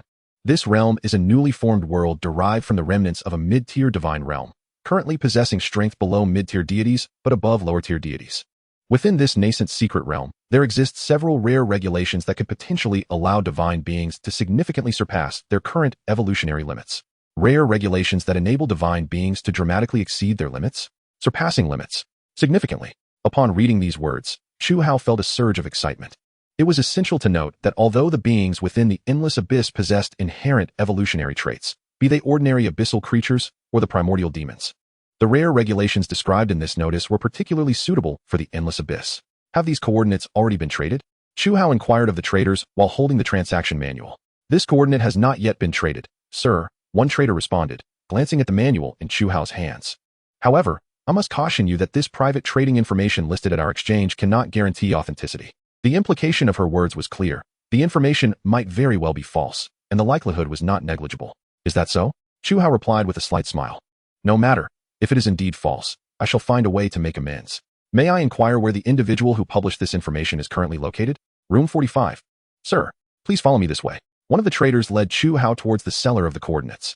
Upon entering the grandiose and extravagantly luxurious room 45, Chu Hao's brow furrowed at the sight before him. The hall was filled with individuals lounging and reclining, surrounded by a domed ceiling adorned with opulent materials and exquisite furnishings crafted from the most precious materials. They sip on the most exquisite beverages from various divine realms, and savor the finest delicacies that these realms have to offer. Surrounding them are the most enchanting and alluring beings, meticulously chosen from the myriad worlds of divinity. These beings either dance and sing before the gods or flaunt their figures beside them, vying for attention. Meanwhile, some of the more debauched deities indulge in this scene, which resembles a most decadent dream. It is worth noting that, due to the peculiar nature of this otherworldly realm, such seemingly extravagant expenditures are not as burdensome as one might imagine. With a mere offering of divine fire, one can manifest the beings and objects from their realm. For instance, the spectacle before Chu Hao cost approximately a mere 1,000 units of divine currency. Except for the newly graduated impoverished gods, most deities can easily sustain such a lavish lifestyle. Indeed, this is the life that the majority of deities lead, as supreme beings ruling over the entirety of the divine realms are entitled to such indulgences. However, Chu Hao furrowed his brow, for he sensed a profound resentment among the divine beings who were toyed with until death, living their lives in servitude. This resentment, akin to the terrifying malevolence of abyssal creatures, concealed itself among these divine beings. Turning his head, Chu Hao beheld a veiled creature with a striking physique and beastly features, curled up in the arms of a deity. Despite being ruthlessly ravaged by the god, she maintained a smile, feigning enjoyment as she served him. At that moment, she abruptly raised her head, a sudden chill, as sharp as an icicle, enveloping her heart. Upon lifting her gaze, she encountered a pair of indifferent eyes, marked with swirling black and crimson patterns. The owner of those eyes effortlessly sensed her darkest and most profound secret, her hidden desire to eradicate these tyrannical deities. Did he discover it? As a manifestation summoned through expenditure, she could not exhibit any signs of dissatisfaction. Such was the requisite decorum for serving the gods. Even if some deities employed crude methods, toying with them until death, the gods would merely need to expend a bit of divine fire for compensation, without incurring any additional costs. This was the true status of countless divine beings in this otherworldly realm. Just as the beastly spirit trembled, fearing the highest deity would impose a cruel punishment, Chu Hao unexpectedly flashed a peculiar smile. He placed his index finger upon his lips, signaling for silence, before following the trader away from the scene. "What's the matter?" The deity, interrupted in the midst of his indulgence, murmured in dissatisfaction. The beastly spirit, smiling and shaking her head, indicated that nothing had transpired. Yet, the indifferent gaze, steeped in malice and disaster, lingered in her heart. The trader led Chu Hao to a seat, opposite which sat a rotund figure buried in a plethora of delicacies. Upon noticing Chu Hao's arrival, the figure quickly wiped his face and beamed at him. "You wish to purchase coordinates from me. Which coordinates are you interested in?" The rotund figure nodded enthusiastically. "Indeed, I possess coordinates to dozens of unique secret realms.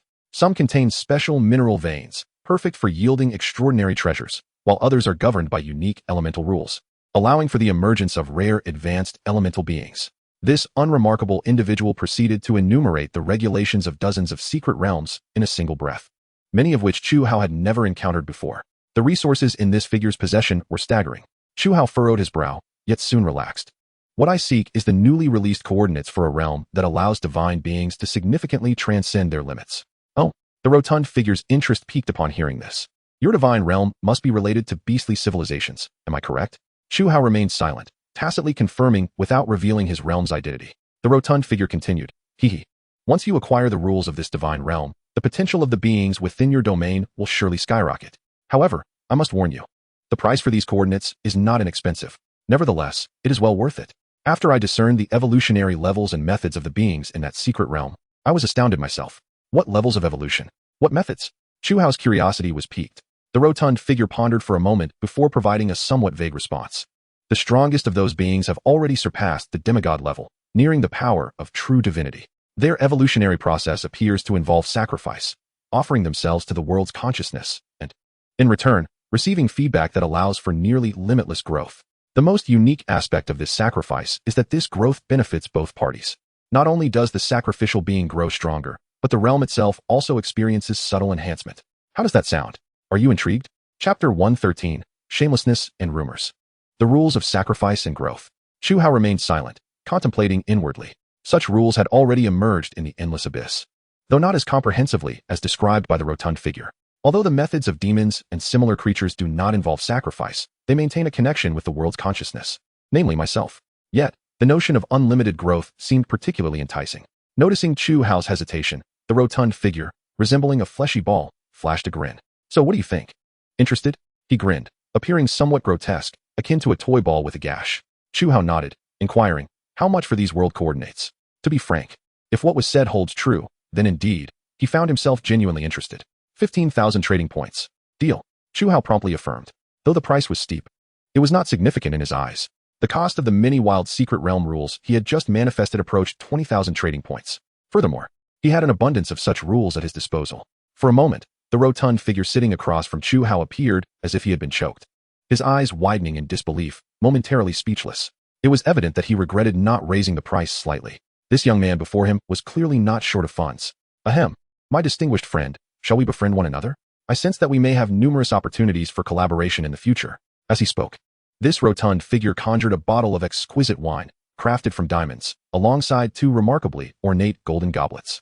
He then poured the sumptuous beverage into the cups, offering one to Chu Hao. This wine was derived from ice peaches that grew upon the snowy mountains, and its creation required the involvement of enchanting fairies. As he extolled the virtues of the wine before them, he introduced himself and his primary business to Chu Hao, attempting to extract a modicum of profit from him. I am Pang Zhe, a connoisseur among the deities, who delights in collecting various delicacies and rare treasures. My secondary enterprise involves providing esteemed clients with the finest sources of information, from rare world coordinates to elusive planar beings, and even the blood of mythical creatures. I gather intelligence from various auction houses. Furthermore, I possess channels for information concerning the vibrant realms and prominent families scattered throughout this world. Chu Hao took a sip. Grimacing slightly, the taste was not particularly delightful. In his discerning palate, this wine paled in comparison to the rich flavors of the blood wines crafted by demons. Oh, I see. You are an information broker, he remarked. Indeed. I am an information broker, but I am no ordinary one. Pang Zhe exclaimed. What I seek now is merely the coordinates of that world. As for future transactions upon hearing this, Chu Hao casually manifested dozens of rules pertaining to the realms of secrets, placing them into the hands of the smiling trader. Transform these into trade points for me. Pang Zhe watched, his throat dry with anticipation. In his eyes, a halo began to illuminate Chu Hao, representing a potential for unimaginable wealth. We can negotiate further after this transaction. Upon hearing this, Pang Zhe nodded vigorously, akin to a chicken pecking at grain, and promptly conjured a coordinate before Chu Hao. Yet at that moment, Chu Hao shook his head and addressed Pang Zhe. Do not rush into the transaction. I have another condition regarding the trade of these world coordinates. What condition? With a smile, Chu Hao manifested a tiny black-red vortex. You must place this within your world. I need to ensure that if the coordinates you provide are false, I will have a means to locate you. With this item, Chu Hao could easily track him down. Simultaneously, it would serve as an anchor point for the descent of the endless abyss. Pang Zhe furrowed his brow. Clearly, this item was a mark of divine fire from the other party, while it would not damage his divine realm. Removing it would require either his own intervention or time for it to dissipate on its own. Even if he attempted to erase this divine mark with his own divine fire, the other party would feel its absence acutely. The moment he erased it, it would signify that he had something to hide. Such a demand was clearly a manifestation of distrust towards him. I cannot accept such a request. I, Pang Yi, have been an information broker for millennia. How could I jeopardize my divine realm for a mere pittance? Is that so? Chu Hao observed Pang Zhe's firm demeanor and retracted his divine mark. Very well, then. With that, he prepared to depart. Although the rules of the world held value in his eyes, he could not place his trust in the offerings of this stranger.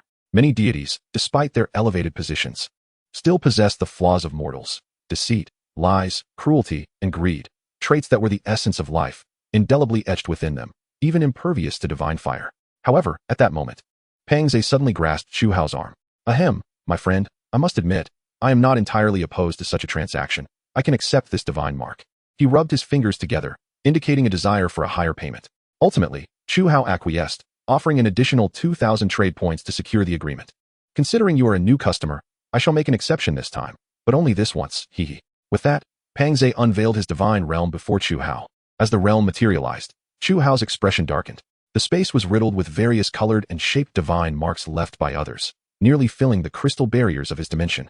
It was evident that he was not the only one with such thoughts, and this shameless individual had likely deceived many for trade points. I am not one to act shamelessly, but a transaction is a transaction. You must not renege, Pang Zhe said with a smile. Of course, I shall not take your money without offering something in return. I can provide you with a free piece of information, a rumor from the Mist Realm. Pang Zhe's round face, transformed by excitement from profit, turned serious. There are whispers that the Mist Realm is undergoing some form of anomaly, becoming increasingly perilous. Chapter 114, Historical Suspicion. The Mist Realm is becoming more dangerous? Chu Hao furrowed his brow. He was aware of the so-called anomalies within the Mist Realm. Given the mysterious disappearance of divine marks on 2 occasions, any rational mind would deduce that something was amiss there. I am aware of this matter, he stated. Pang Zhe smiled subtly. If I were an ordinary information broker, that would be where my words ended. But I, Pang Yi, am no ordinary broker.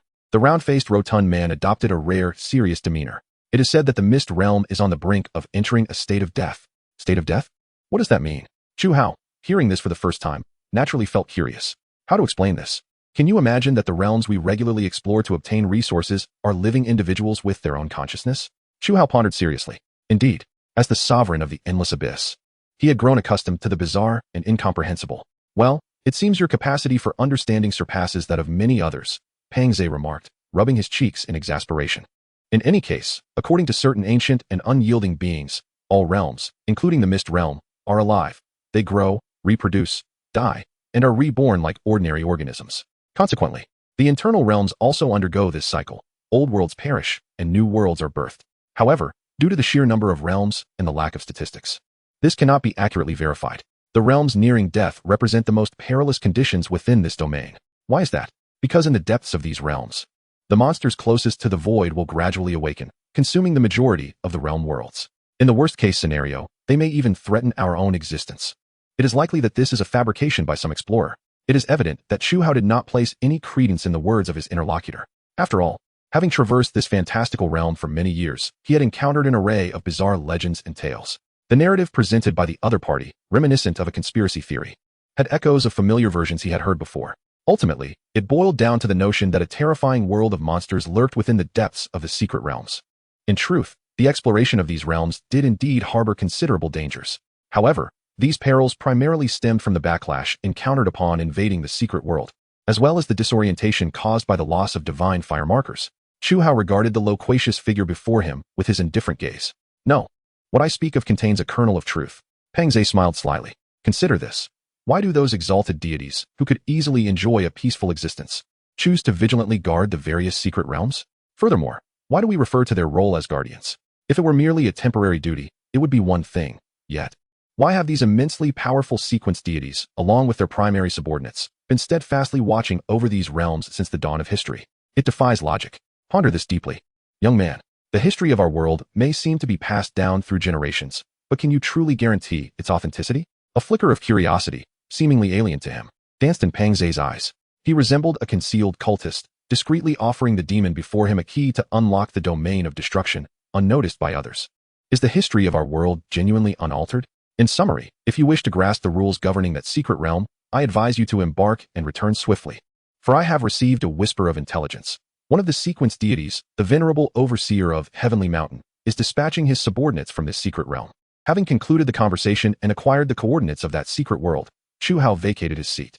At this moment, he no longer scoffed at Pang Zhe's words. On the contrary, they seemed to awaken a realization within him, a doubt regarding the history of this world, or rather, the very nature of the realm in which he currently resided. With high-ranking deities in existence, should the systems and forms of this world truly manifest in such a manner? Before departing, Chu Hao cast a glance at the beast's spirit entity, now exposed in its grotesque form amidst the derisive laughter of several deities. In the air, two pairs of eyes, each with disparate statuses, mindsets, and desires, met. The corners of the adorable beast spirit's eyes seemed to glisten with tears, and deep within its gaze, Chu Hao discerned the suppressed darkness and resentment it harbored. Humph. A faint smile graced the corners of Chu Hao's lips as he pushed open the door to the resting area and stepped outside, under the scrutiny of the creature. What does it matter? All I seek is boundless knowledge and the supreme throne. Everything else is of no concern to me. Within the confines of the trading post, Chu Hao completed all his transactions, 50 resource continents, along with a number of secret realm creatures that he deemed of particular value, were all cast into the endless abyss in one fell swoop. These 50 resource continents, forged from formless elemental materials, were hurled into the abyssal incubation pool.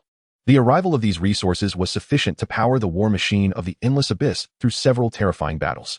As for the secret realm creatures, their worth in Chu Hao's eyes stemmed from their life forms, which could significantly enrich the genetic diversity within the endless abyss.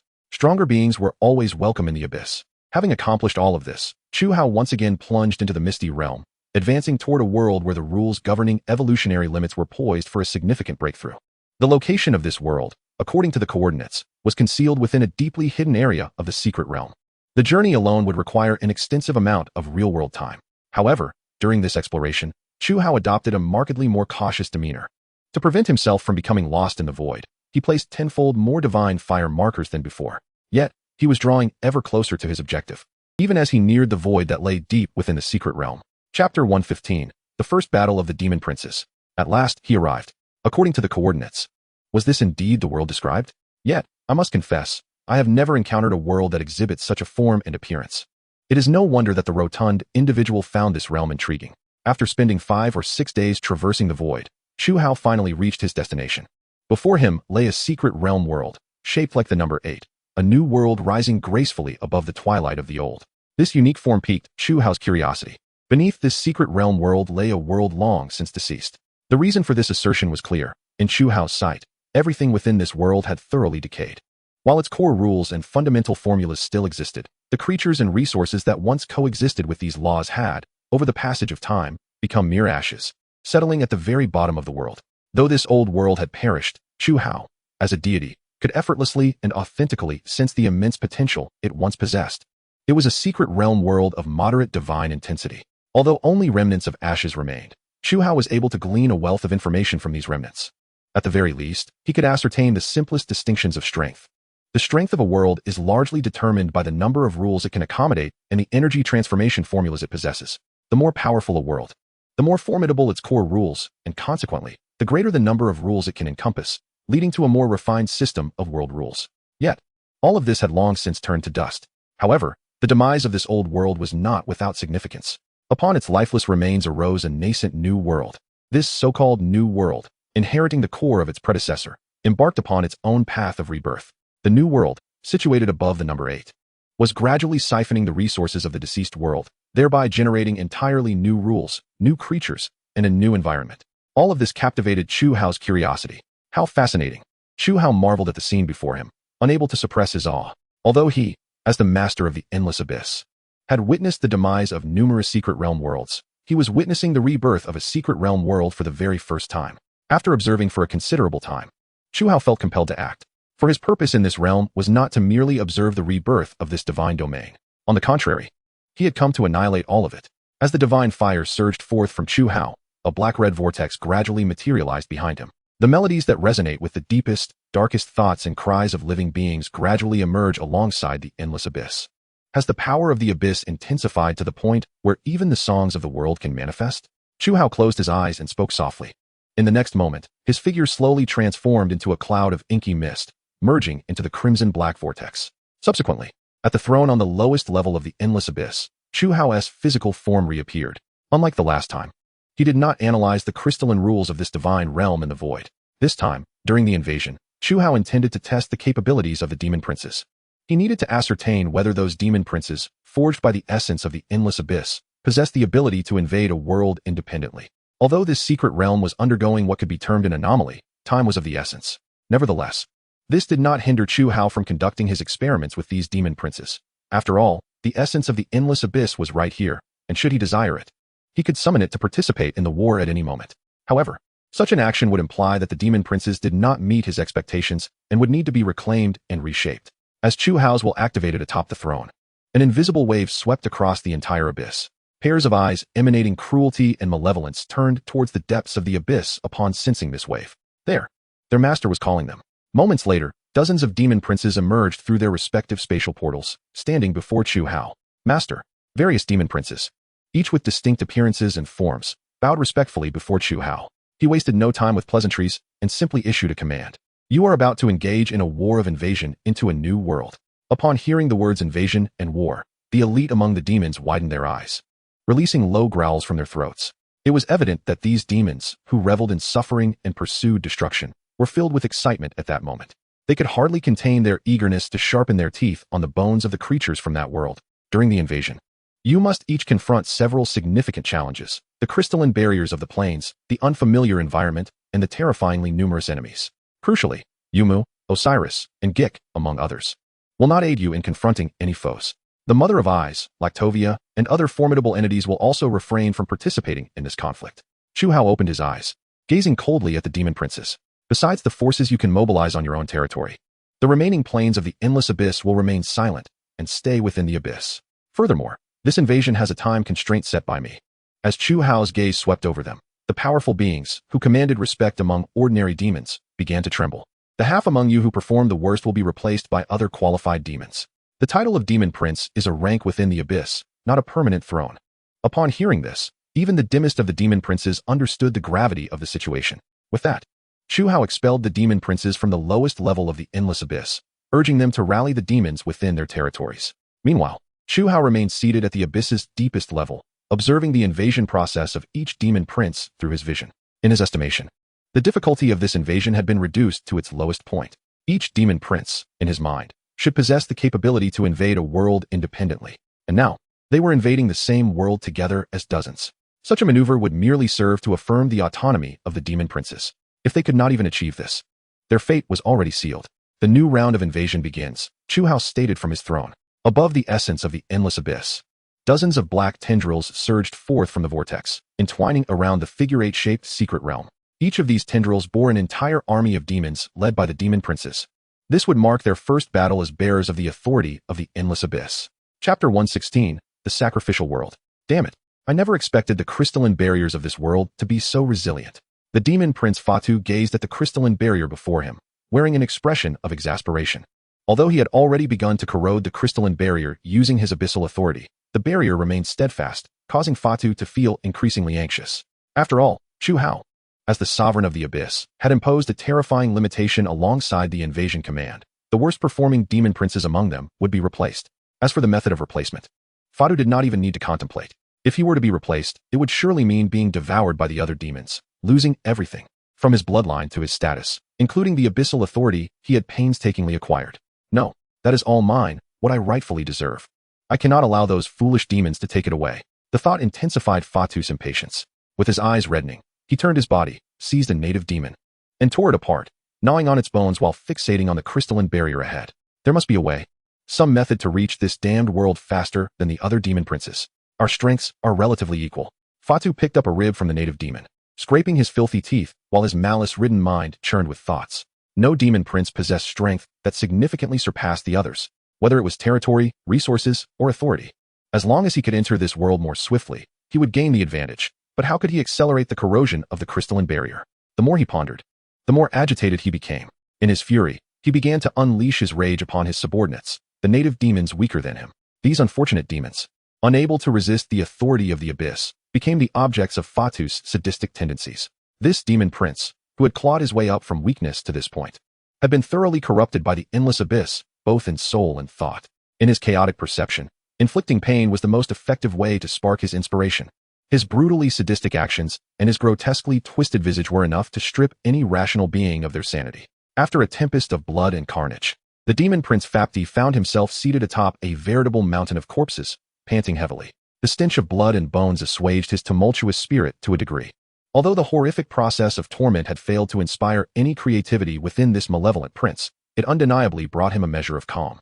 A fleeting glimmer of illumination piercing through the chaotic darkness of his corrupted thoughts. Suddenly, Fapti redirected his attention to the other demon princes, who were engaged in eroding the planar crystal wall, fixating intently upon them. He was acutely aware that his kin were undoubtedly observing his progress in secret. Among demons, an absolute competitive dynamic prevailed. While they lacked the cooperative instincts typical of ordinary creatures, this did not preclude a fundamental awareness of one another's endeavors. These fiends likely shared a common goal with him, each intent on breaching the planar crystal wall before them, employing the corrosive essence of the endless abyss to carve a passageway sufficient for their legions to traverse. It is essential to recognize that even in inaction, the unique domain of the endless abyss inherently possesses corrosive and corruptive attributes.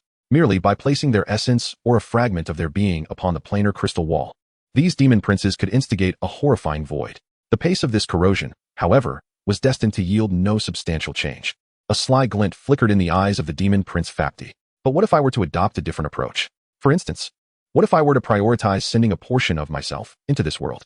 Perhaps, akin to the prior pollution of that Hazian researcher, I could covertly corrupt some of this world's creatures, hastening their preparation for my grand arrival.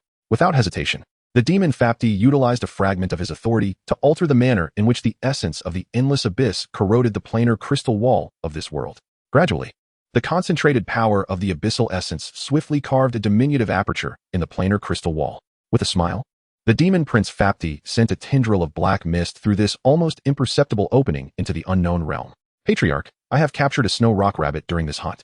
In a secluded corner of this enigmatic world, within a village nestled deep in the mountains, a ragged and frail youth of a foreign race struggled to carry a rabbit-like creature nearly the size of his leg, approaching the patriarch's dwelling.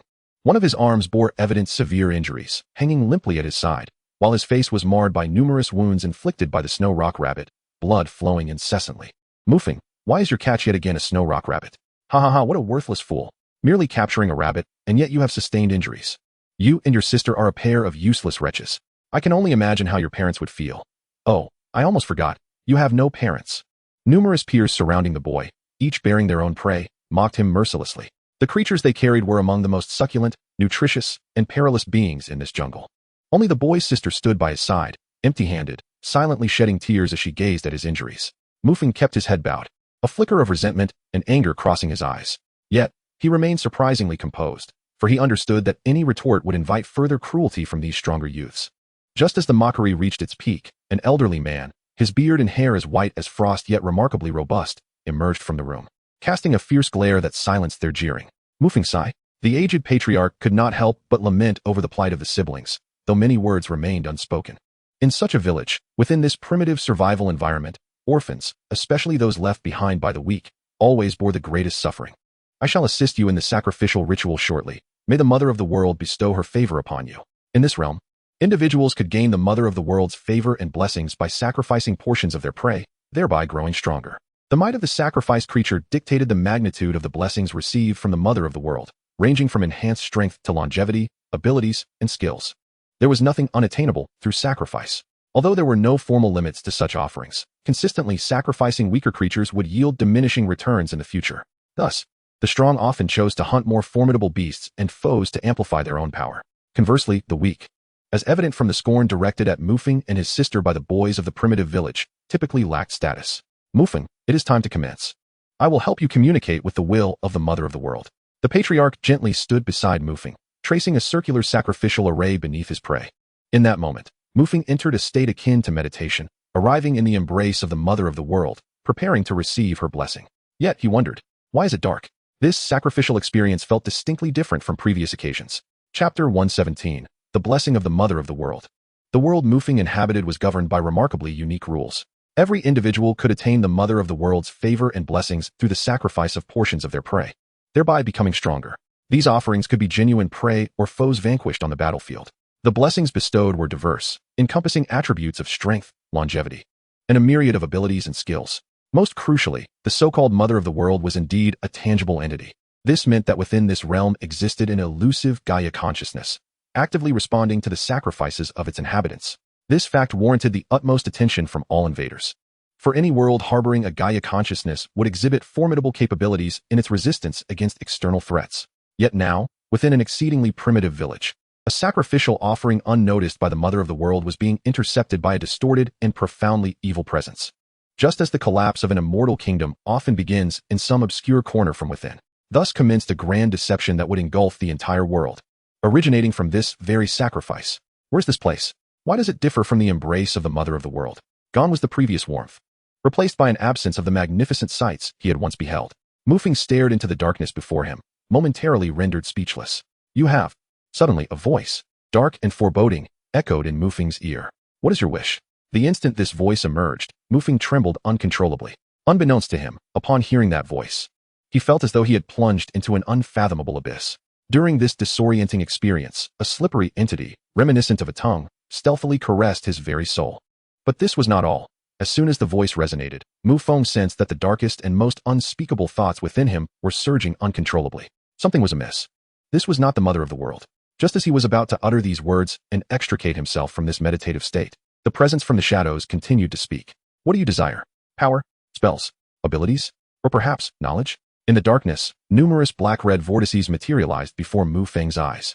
The emergence of these vortices disrupted his intent to escape the meditation, for he suddenly perceived that the very things he had long yearned for were manifesting before him. Normally, the rewards he received from sacrificing the snow rock rabbits were nothing but utterly worthless blessings, and due to their nature as gifts, he had no autonomy in choosing them. However, this time was entirely different. He could choose. A black-red vortex, symbolizing strength, slowly floated into his view. He could easily envision that if he were to gently grasp this vortex, his frail body could undergo a tremendous transformation. Mufeng felt a pang of breathlessness. He wavered momentarily. What troubles you, child? Are you unable to make a choice? The voice emerged once more from the darkness, this time softened, indistinguishable from that of the mother of the world. Or perhaps you are dissatisfied with these rewards? In the next instant, the darkness surrounding Mufeng was illuminated. Countless black-red vortices circled around him, their myriad hues casting shadows upon his youthful, innocent face. No, are you truly the mother of the world? Why do you appear in this dark form? Mufeng fixated on one particular black-red vortex and spoke nonchalantly. Child, does that truly matter? From the shadows behind Mufeng, the figure of the demon prince, Fapti, emerged, greedily intoxicated by the unique essence and scent of the world emanating from Mufeng. I am the mother of the world, yet not in the manner you are familiar with, but that is inconsequential. What truly matters is, do you not desire these rewards? I do, Mufeng declared, his gaze unwavering. Only those who truly comprehend their own weakness can grasp the true significance of power and pursue it with unrelenting fervor. And Mufeng was precisely such a weakling.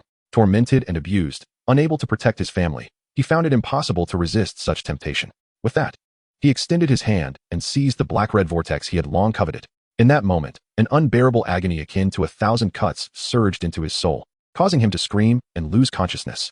Just before slipping into oblivion, Mufeng heard the voice of the mother of the world. Continue your sacrifices to me, and I shall make you stronger. However, the manner of your previous sacrifices requires a minor adjustment. A fragment of his soul was torn away, yet in its place, a power from a certain dark, fallen world filled the void in his soul. This mere fragment was sufficient to alter his destiny.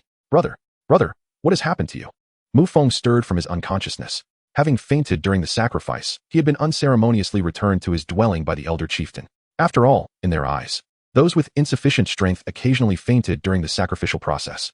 It was common for individuals to faint from headaches when receiving the mother of the world's blessing of knowledge. However, the sheer horror of Mufeng's screams today was unprecedented. Though it was their first encounter with such a sight, the onlookers paid little mind, accustomed as they were to Mufeng's frailty. As soon as he regained consciousness and beheld his sister's countenance, a sharp pain shot through his mind. And an entirely different sacrificial ritual, one that diverged greatly from the one described by the chieftain, etched itself into his memory. Yet, as the mother of the world had stated, these details were unimportant. What truly mattered was his sister. I met the mother of the world during my sacrifice. The kind and benevolent one bestowed her blessings upon me, granting me strength akin to the mightiest warriors of the tribe. Strength? Tears welled in his sister's eyes, but not from excitement, rather from fear. She suspected that her sole protector, her brother, had lost his mind. In countless previous sacrifices, Mufeng had never received a favorable blessing, let alone encountered the mother of the world. The magnificent and vast mother of the world would never deign to appear before those she deemed weak and devoid of potential, nor would she personally bestow her blessings. Yet, with a smile, Mufeng rose from his bed and strode toward the heavy grain vat. Then, before his sister's astonished gaze, the once frail Mufeng effortlessly lifted it with ease. Thud! The grain vat crashed to the ground, shattering into fragments. Embracing his sister, Mufeng exclaimed, "Our good days are about to commence. Starting tomorrow, I promise you shall feast on meat every day, and not just any meat, but the rich, fatty kind. Furthermore, I will exchange my hunts for some snacks for you." And, His sister gazed into Mu Feng's eyes, where a glimmer of crimson began to emerge, stirring an inexplicable sense of worry within her. Nevertheless, upon hearing his promises, she could not help but beam with joy. After all, her brother had obtained the formidable power granted by the Mother of the World. Surely, this was a cause for great celebration, was it not? The demon prince Fapti licked the soul fragments in his hand, his narrow eyes gradually narrowing into slits. Indeed, it is truly a matter for celebration, is it not? Chapter 118, Enemy's Nightfall. Over the fire, a creature resembling a wild boar roasted, its thick layers of fat releasing the distinctive aroma of animal grease as it sizzled. Mu Feng's sister, inhaling the delectable scent, could not resist swallowing hard. This was the fragrance of rich meat and fat, the very essence of her deepest desires. In the past, due to Mu Feng's insufficient prowess, he had been relegated to hunting only small prey like snow rock rabbits. Even then, such hunts were not guaranteed. Moreover, he often returned with injuries of varying severity from each expedition. But now, everything had changed. Ever since Mu Feng received the Mother of the World's blessing, he seemed to have transformed into an entirely different person. In just a single day, he had hunted this once unimaginable prey, all by himself. Here, eat. With a smile, Mu Feng tore off a roasted wild boar leg and handed it to his ravenous sister beside him. His sister eagerly accepted the boar leg, revealing her tusks as she devoured the succulent meat. However, once she finished the leg, an important question crossed her mind. Brother, such a precious catch, do you not need to offer a sacrifice? Wouldn't consuming it all be somewhat wasteful? In this world, it is of utmost significance to offer a sacrifice to the Mother of the World after acquiring a hunt. Not only does this enhance one's strength, but gaining the favor of the Mother of the World is equally vital.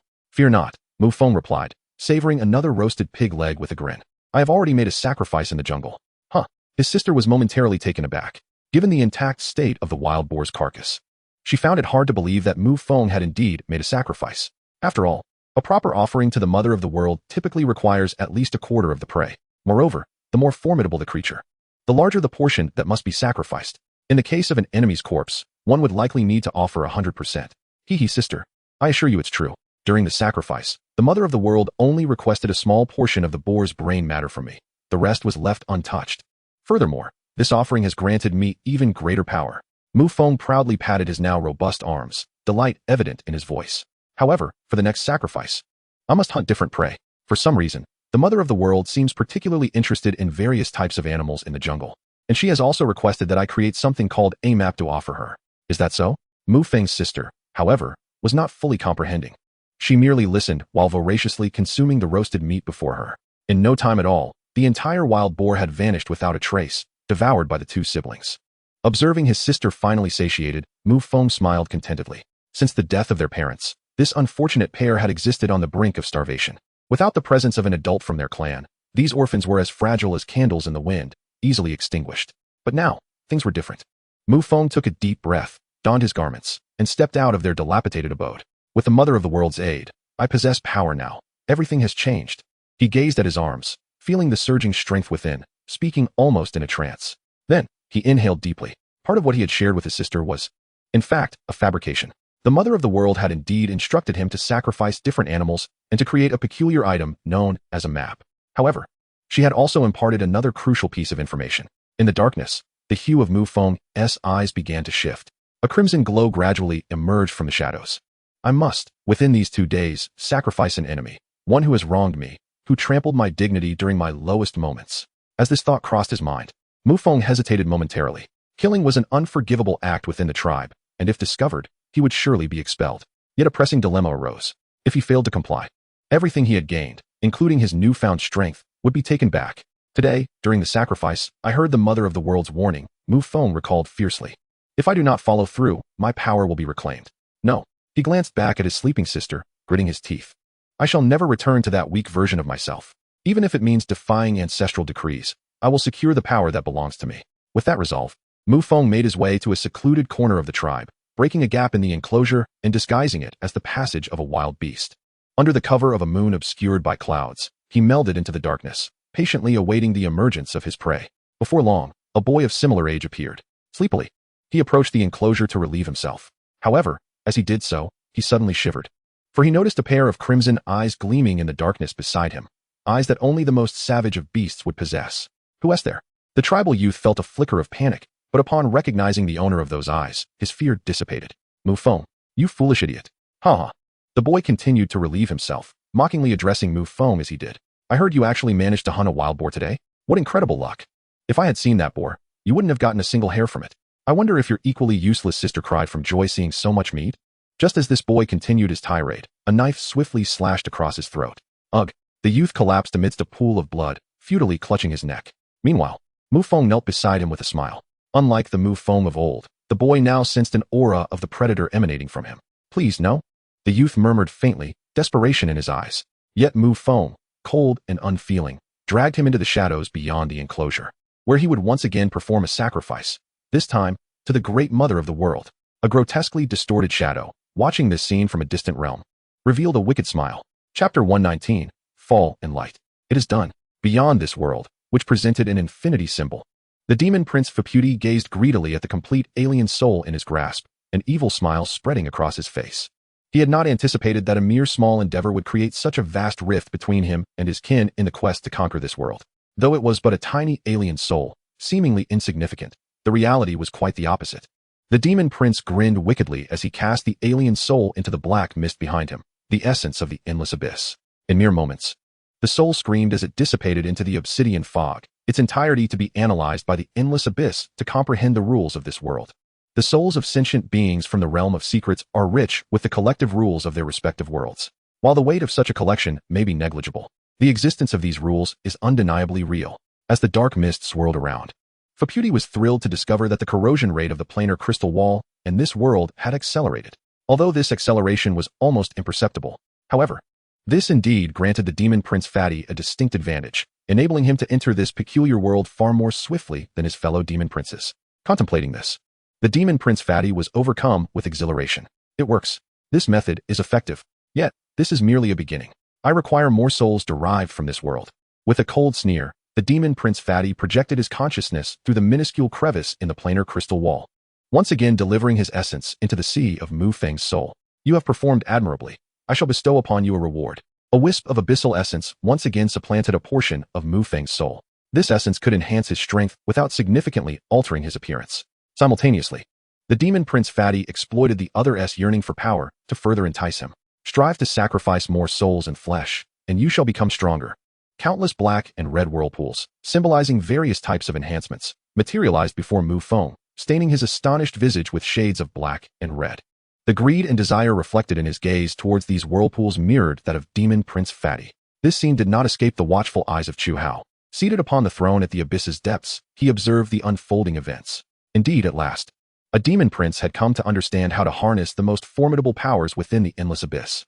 To outsiders, the endless abyss appeared merely as a realm ensnared in lower dimensions, descending into chaos and darkness. Yet, in truth, the endless abyss is indeed such. However, this characterization is far from complete.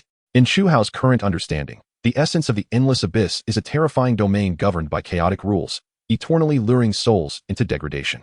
Ordinary individuals, when faced with the endless abyss, are often captivated by the destruction wrought by its horrific entities, fearful of their distorted forms and repulsed by their brutal deeds. Yet, in reality, these beings are merely superficial manifestations of the endless abyss.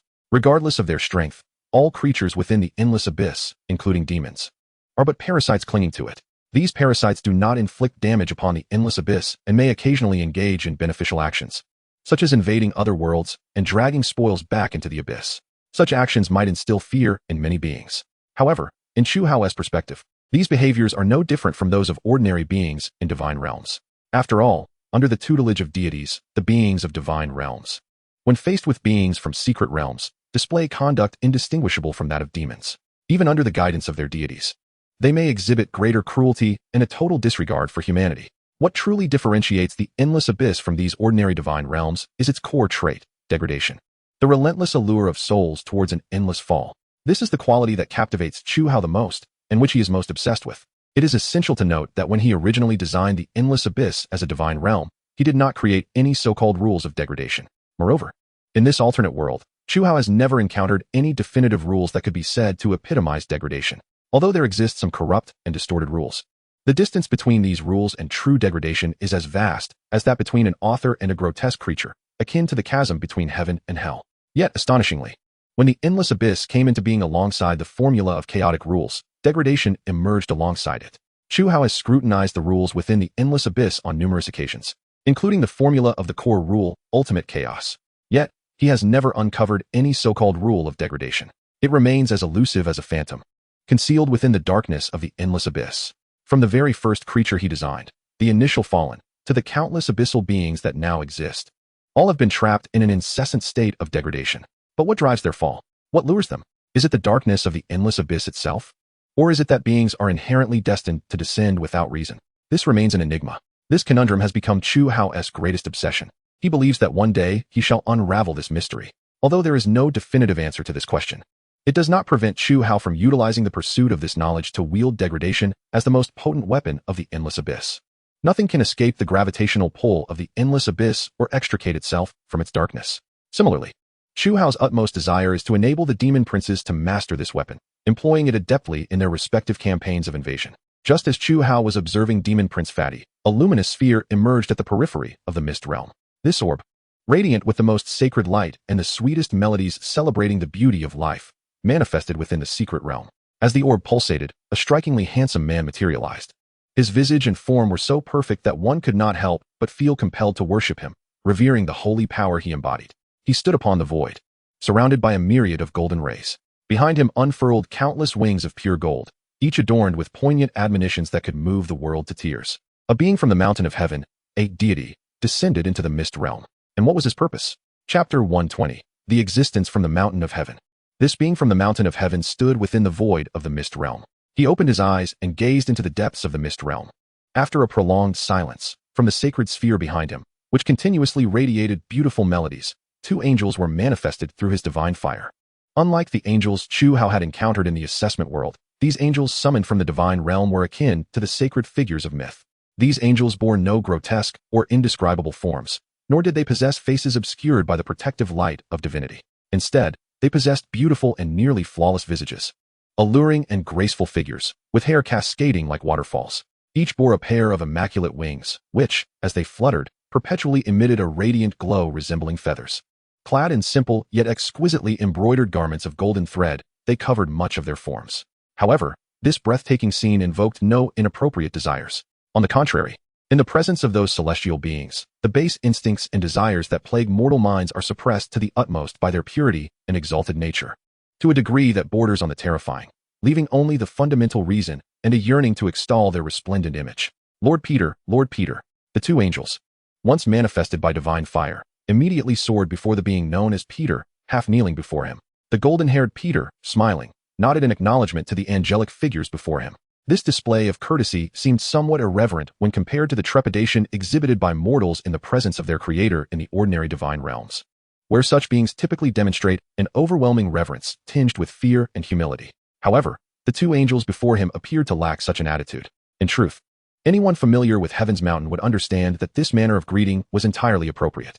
For although Peter was a being of this alternate world, his initial standing was notably superior to that of the denizens of the divine realms. Yet, within Heaven's Mountain, due to the presence and decree of a certain esteemed figure, Peter's status aligned him with the angels, rendering him nominally their superior. Consequently, he was unable to reprimand or command them as he would ordinary beings of the divine realms. Heaven's Mountain is a remarkably unique and powerful divine realm. Firstly, when compared to previous divine realms, the most striking characteristic of Heaven's Mountain is its vastness, an expanse so immense it is rivaled only by the super realms of the myriad worlds and star clusters. A catastrophic war once erupted between the forces of the myriad worlds and Heaven's Mountain, during which both sides obliterated hundreds of celestial bodies in mere exchanges of fire. However, to both Heaven's Mountain and the myriad worlds, such devastating losses were but trivial collateral damage. What sets Heaven's Mountain apart is that it is not a singular divine realm, but a collective formed by multiple divine realms, each possessing distinct attributes, civilizations, races, and strengths, yet ultimately harmonizing under a shared rule that fosters mutual transformation and tolerance, creating a remarkable symbiotic entity.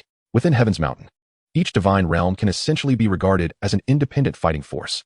These separated entities possess considerable strength, as they can summon the collective forces of Heaven's army into their domains, employing them as their soldiers. Similarly, when in a collective state, they can amalgamate their own soldiers and strengths, augmenting the might of Heaven's Mountain to a nearly terrifying degree. Peter, as a subordinate deity, while temporarily detached from the headquarters of Heaven's Mountain to undertake a task assigned by a revered figure, possesses an individual strength sufficient to rival the majority of the subordinates of the higher-tier deities. For within the luminous sphere behind him resides billions of the heaven's army and countless formidable angels of various types and functionalities. Thus, despite bearing the title of subordinate deity and lacking any divine essence, his current strength far exceeds that of most subservient deities endowed with divine status. Even disregarding some of the waning higher-tier deities. Dear sisters, Peter addressed with a smile, I implore you to seek out the profound depths of this secret realm for the Supreme Lord and uncover the awakening of our archenemy. You are surely aware of the characteristics of this archenemy. Peter's mission was straightforward, to leverage the unique abilities of these two angels to delve into the depths of the secret realm and locate the archenemy previously mentioned by the esteemed figure. Upon hearing this, the angels' expressions turned serious. They nodded in understanding before vanishing from sight. In the next moment, two strands of pure white light appeared in the void, slicing through the darkness and racing toward the innermost depths of the secret realm. The velocity at which the angels traversed the void was unmatched by most deities. Some speculate this is a trait inherent to their true angelic nature. However, such conjectures remain unverified, as they are among the many secrets exclusive to Heaven's Mountain. As Peter observed the departing angels, he exhaled a sigh of relief. Truthfully, he detested employing such a tone when addressing these damned angels. However, the current circumstances left him little choice, for the commands of the esteemed figure were not to be defied by a subordinate deity. Contemplating this, he gazed into the distant void, a flicker of concern in his eyes. Was the archenemy, the insatiable beast born from the void of the secret realm, truly on the verge of awakening? The creature that awakens once every epoch to consume everything. The insectoid? Chapter 121, New Demands. I sincerely hope the intelligence regarding the awakening of the insectoid is false, Peter mused silently. Yet, as he surveyed the increasingly scarce secret worlds within the realm, a palpable worry marred his features. Peter's apprehension was not unfounded. For several months, the higher-tier deity safeguarding the vicinity of the misty realm, the very master of Heaven's Mountain, had sensed something amiss. It was precisely due to the command issued by this revered figure that Peter, as a subordinate deity, found himself arriving at the misty realm today. In addition to extricating a portion of Heaven's army from his divine realm, Peter had also brought along billions of troops and countless angels endowed with diverse abilities. Such a formidable military force, so vast it was almost terrifying, would require a significant amount of time for even the higher-tier deities to eliminate Peter should they choose to confront him directly. Hence, in terms of strength, his mission to eradicate the insectoids in the misty realm appeared almost assured. Yet, Peter's heart remained restless, a sentiment that seemed inconsistent with the power he wielded. Damn it! Why must it be me? Peter's frustration grew, his exquisitely perfect visage contorted with the turmoil of his emotions. Alas! The longer I live and the closer I draw to the pinnacle of this world, the more I find myself engulfed in panic. Peter reflected inwardly. In fact, Peter's standing in this alternate world, where Chu Hao resided, was decidedly elevated. To draw a comparison, Bai Chun, the president of Tianding University, as the first alternate for the higher-tier deity star god, held a position not dissimilar to Peter's. Moreover, due to the peculiarities of Heaven's Mountain, in the absence of a primary deity's alternate, Peter's actual standing surpassed that of Bai Chun slightly. Due to the calculations based on the supplementary rules possessed by the supreme deities in the external world, Peter, who bears the name of the Avenging Angel, can indeed be regarded as the third substitute of the Heavenly Mountain. However, given that the venerables of the Heavenly Mountain possess strength surpassing that of the star gods, Peter's status has consequently risen in stature. Yet, if one were to assess purely by strength, Bai Chun's absolute power would utterly crush Peter, devoid of any support from the Heavenly Mountain, and in a most humiliating manner, no less. In summary, Peter, occupying a high position, is undeniably a prominent figure within the world of Chu Hao. Much like the elite of any realm, Peter has come to comprehend numerous secrets of this world, secrets that cannot be freely divulged. The insect race, birthed from the void of the secret realm that he is about to confront, constitutes an indispensable element of these secrets. With the conclusion and commencement of each epoch, these secret realms inevitably unleash a plethora of calamities. Whether it be the insect race within this secret realm or the remnants of a bygone era hidden deep within another, all represent the genuine threats we deities must face. Peter gazed into the void far beyond the secret realm. Those feeble deities remain oblivious to the fact that our survival, our ability to endure such hedonistic days, is solely due to the efforts of those venerables. These venerables have forsaken their desires, unfurling their divine domains to sweep away, or rather, suppress the threats birthed from the void. Were it not for the sacrifices of these strongest beings, our world would have long been devoured by the monsters emerging from these secret realms. Of course, in addition to the contributions of those venerables, our group of benevolent deities is also an indispensable backbone of strength. Despite Peter's profound disdain for his current role and his aversion to this command, one must concede that he takes considerable pride in his acts of salvation. This is a common trait among all angels. After having been stripped of a portion of their emotions by the venerables, the depths of their souls have undergone subtle transformations. Without our sacrifices, this world would have long ceased to exist. Peter turned his gaze towards the periphery of the secret realm. There lay the tangible world. Observing the bustling masses within that world, Peter's eyes reflected a demeanor that was not arrogance, yet bore a resemblance to it, an expression of superiority, as if he longed to trample upon the heads of all the unconverted. In his perception, those weak deities bore no distinction from the throngs within his divine domain. On the side of the endless abyss, the demon prince Faputi gleefully extracted dozens of complete souls from the crystalline crevices of this eight-shaped world. Upon witnessing the demon prince's cruel and twisted visage, these alien souls were immediately engulfed by despair. However, the true source of their despair lay ahead. The demon prince Faputi merely licked their souls with his forked tongue, coldly savoring the essence of their hopelessness before casting them into the black mist behind him. Subsequently, amidst the screams and wails of these souls, the demon prince Faputi distinctly sensed the acceleration of the abyssal energy he commanded, hastening its pace towards this world once more. Ha ha ha! This fellow named Mufing has provided me with countless surprises. The gaze of the demon prince Faputi traversed through a minute aperture, fixating upon Mufing within this world. In this realm, Mufing had already led his sister out of the primitive tribe he once relied upon. However, to say it was merely that may be somewhat inaccurate. More precisely, having gained the favor of the World Mother, he had become several times stronger than the tribe's elders and had since outgrown this trivial tribe. He sought to venture into a far more expansive world. The beings he aimed to hunt were those of greater strength. He believed that if he continued along this path, through incessant sacrifices, he would ultimately ascend to the pinnacle of this world. Moreover, this was not a mere delusion, but rather a promise bestowed upon him by the World Mother, who dwelled in the darkness. Contemplating this, an indescribable yearning flickered in the crimson depths of Mufing's eyes as he gazed upon the vast world before him. Yet, just as he was lost in his reverie, the call of the World Mother once again drew him back into the darkness. This time, the Dark Mother bestowed upon him a new task: to establish an organization that would operate within the shadows, to augment and refine its followers and rituals. My fragmented consciousness shall subsequently descend upon them. Chapter 122, The Secret Offering. Time flowed swiftly within the secret realm. World Mother, this is the altar you requested. In a concealed area on the outskirts of a certain city, Mufeng, as the leader, stood upon a grand altar inscribed with demonic runes. He conducted the ritual to commune with the World Mother with an almost fervent demeanor before the assembled crowd. The sacrificial offerings utilized by the priests on stage consisted of hundreds of bound alien beings.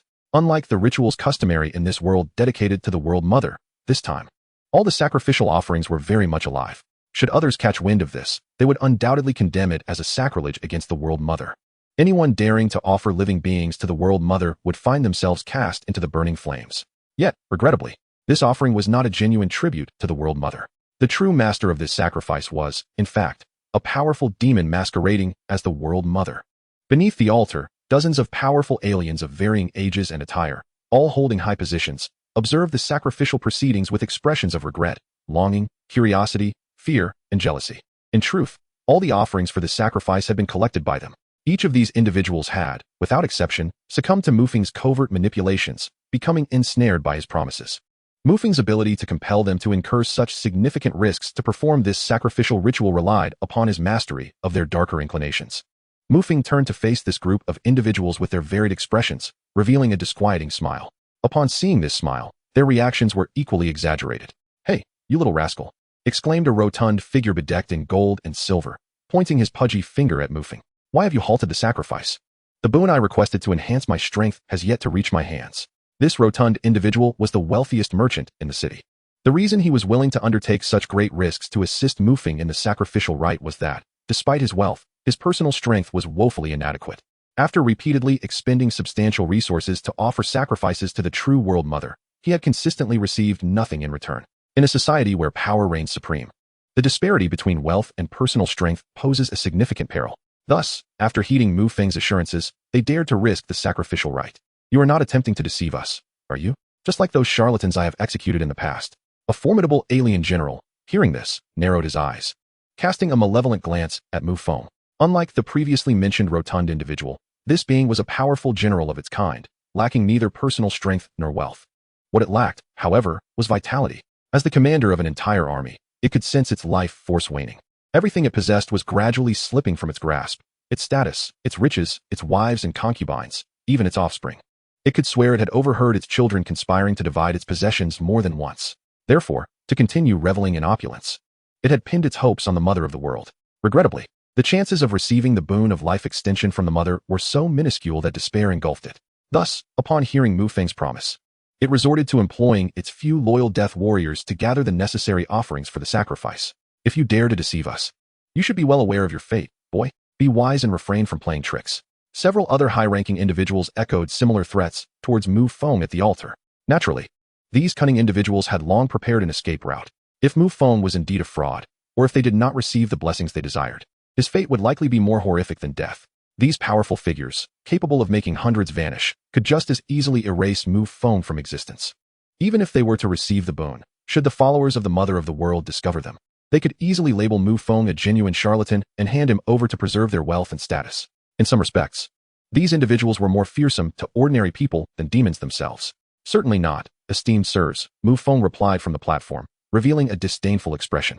The sacrifice has been completed.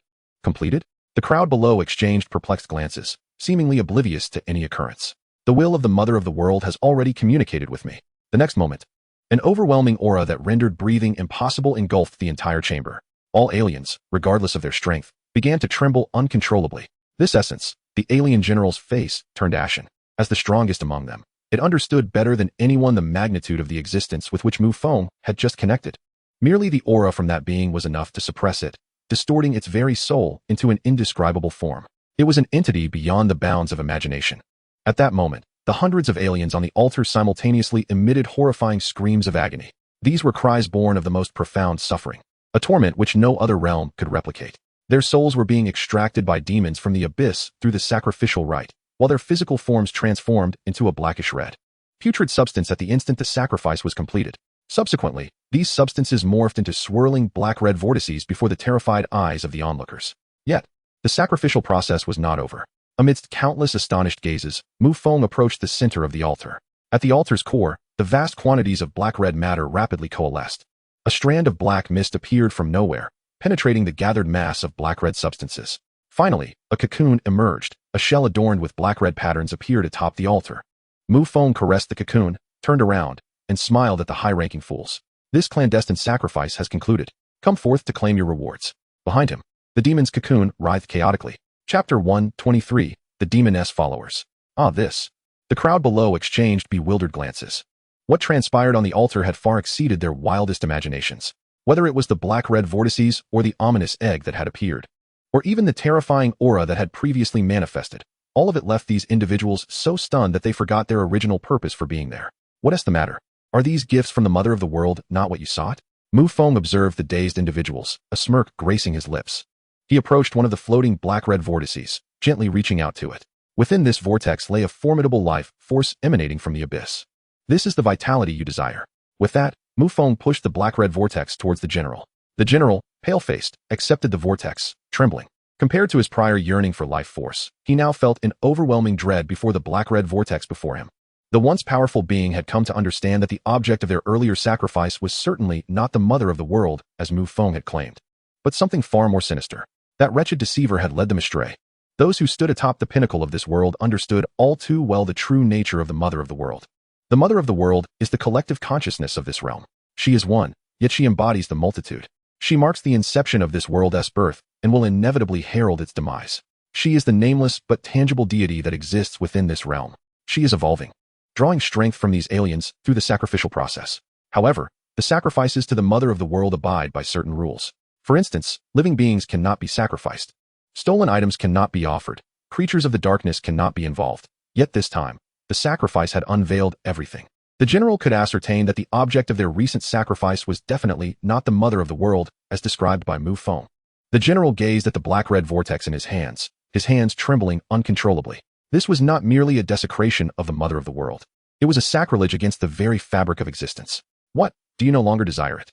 Mu Feng stood atop the platform, his face obscured by shadows cast by countless oil lamps, rendering his expression inscrutable. The general could only discern the thick darkness enveloping his visage. Just as the general hesitated, a figure clad in the garb of a priest devoted to the Mother of the World beside him abruptly crushed the black-red vortex in his grip.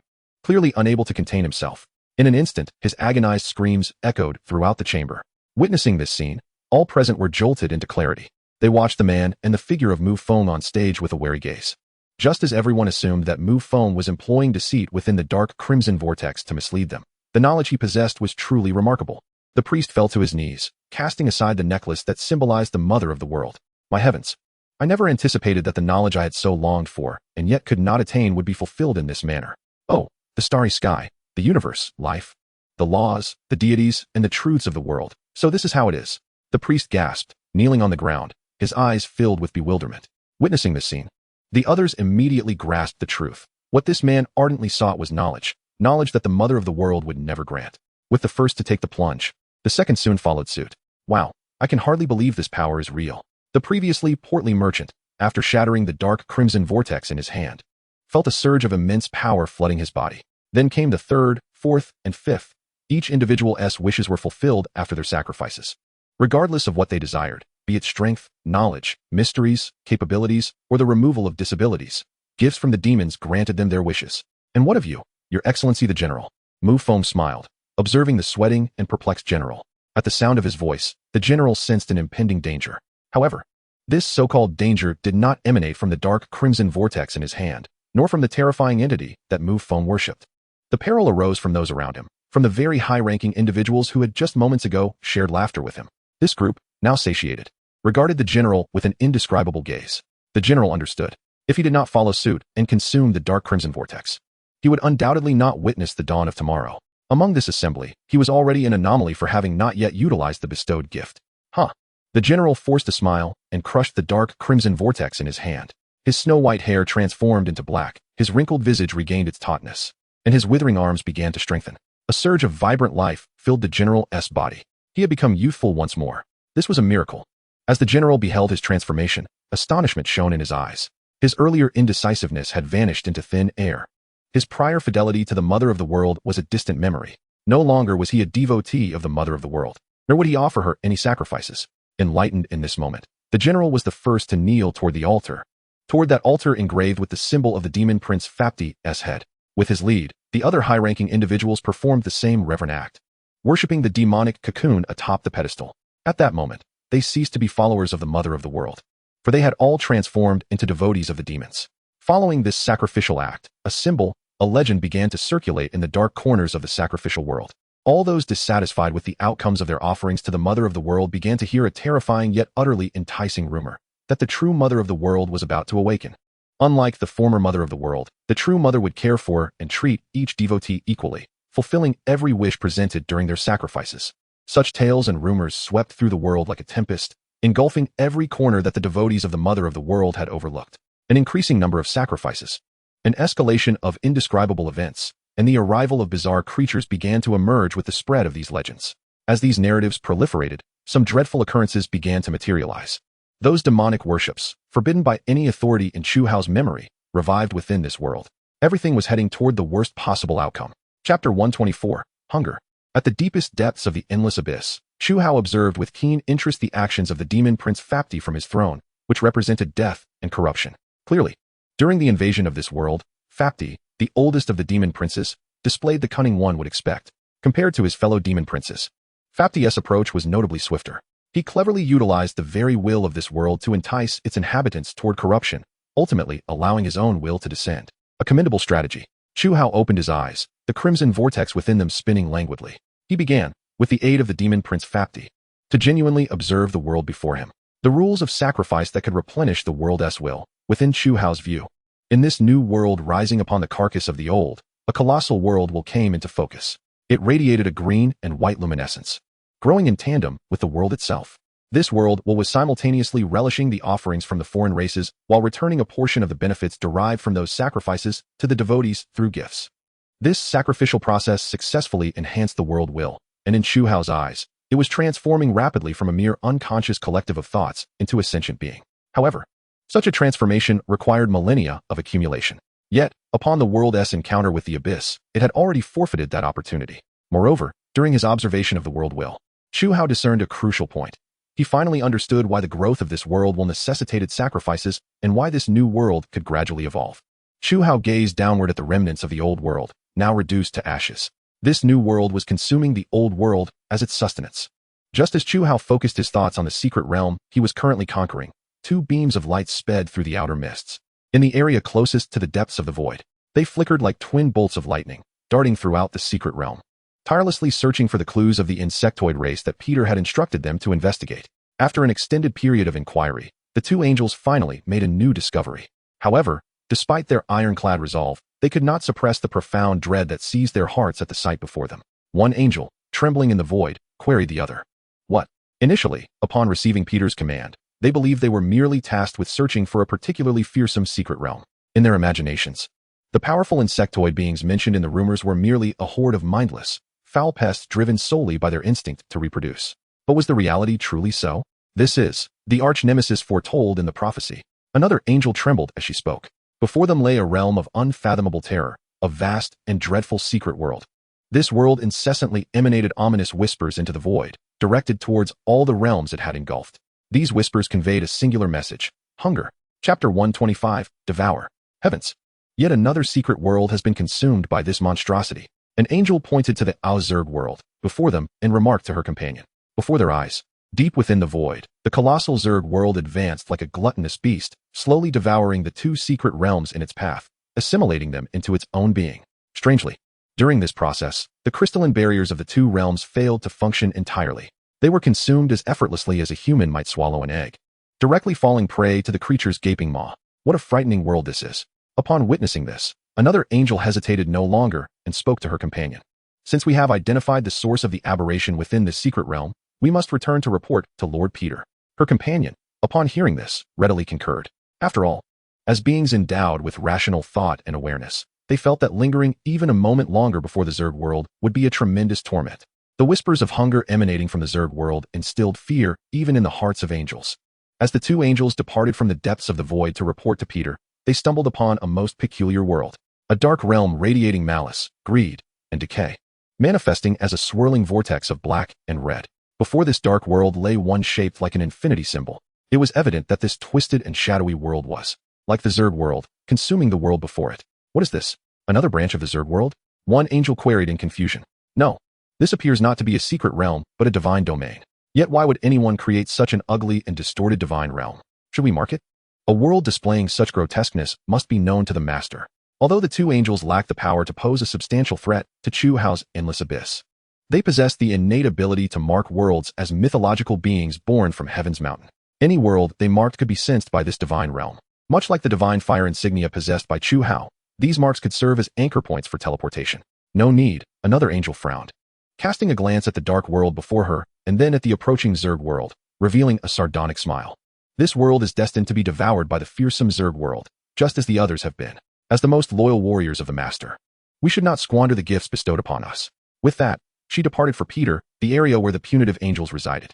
The other angel disdainfully glanced at the endless abyss before following suit. Behind them, the Zerg world hurriedly advanced toward the endless abyss and the depths of other secret realms. Two worlds, equally famished and greedy, drew closer to one another like two black holes, irresistibly attracted to each other. At the very bottom of the endless abyss, Chu Hao sat upon his throne, observing the actions of the demon prince, Faputi. This fellow is quite impressive. I must commend him. The demon prince has successfully dispatched a portion of demons into the world of Mufeng. These demons, having been sent, are being clandestinely worshipped as messengers of the Mother of Worlds by Mufeng's followers. The power and might exhibited by these demons have deeply astonished those still entrenched in archaic thinking. Moreover, as the number of demons grew, so too did the benefits derived from the sacrifices.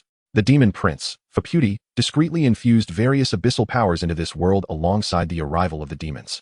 Those who had made sacrifices were elated to discover that their long-held wishes were being fulfilled with astonishing ease. Whatever they yearned for, be it power, knowledge, or abilities, the endless abyss could satisfy their desires to the fullest. The only prices they needed to pay were a few offerings and fragments of souls. The former required some brutal methods, while the latter demanded only minor sacrifices. Of course, these seduced individuals harbored doubts regarding the legitimacy of the demons. Some even bluntly declared that these demons were not, in fact, messengers of the Mother of Worlds. However, anyone who dared voice such suspicions was offered as a sacrifice to the demons by those who worshipped them. In this seemingly tranquil world, all the dark corners began to undergo terrifying transformations. All who dwelled in the shadows awaited the day when the true deity of the Mother of Worlds would descend upon the earth. Yet just as Chu Hao continued to observe the movements of the demon prince, he suddenly felt a deep-seated sense of foreboding. A terrifying sensation that defied description surged within him. Even as the powerful master of the endless abyss, He could not shake this feeling. What has transpired? Chu Hao lifted his gaze in astonishment towards the outside. What is this? A monstrous, insatiable world was rapidly approaching the endless abyss.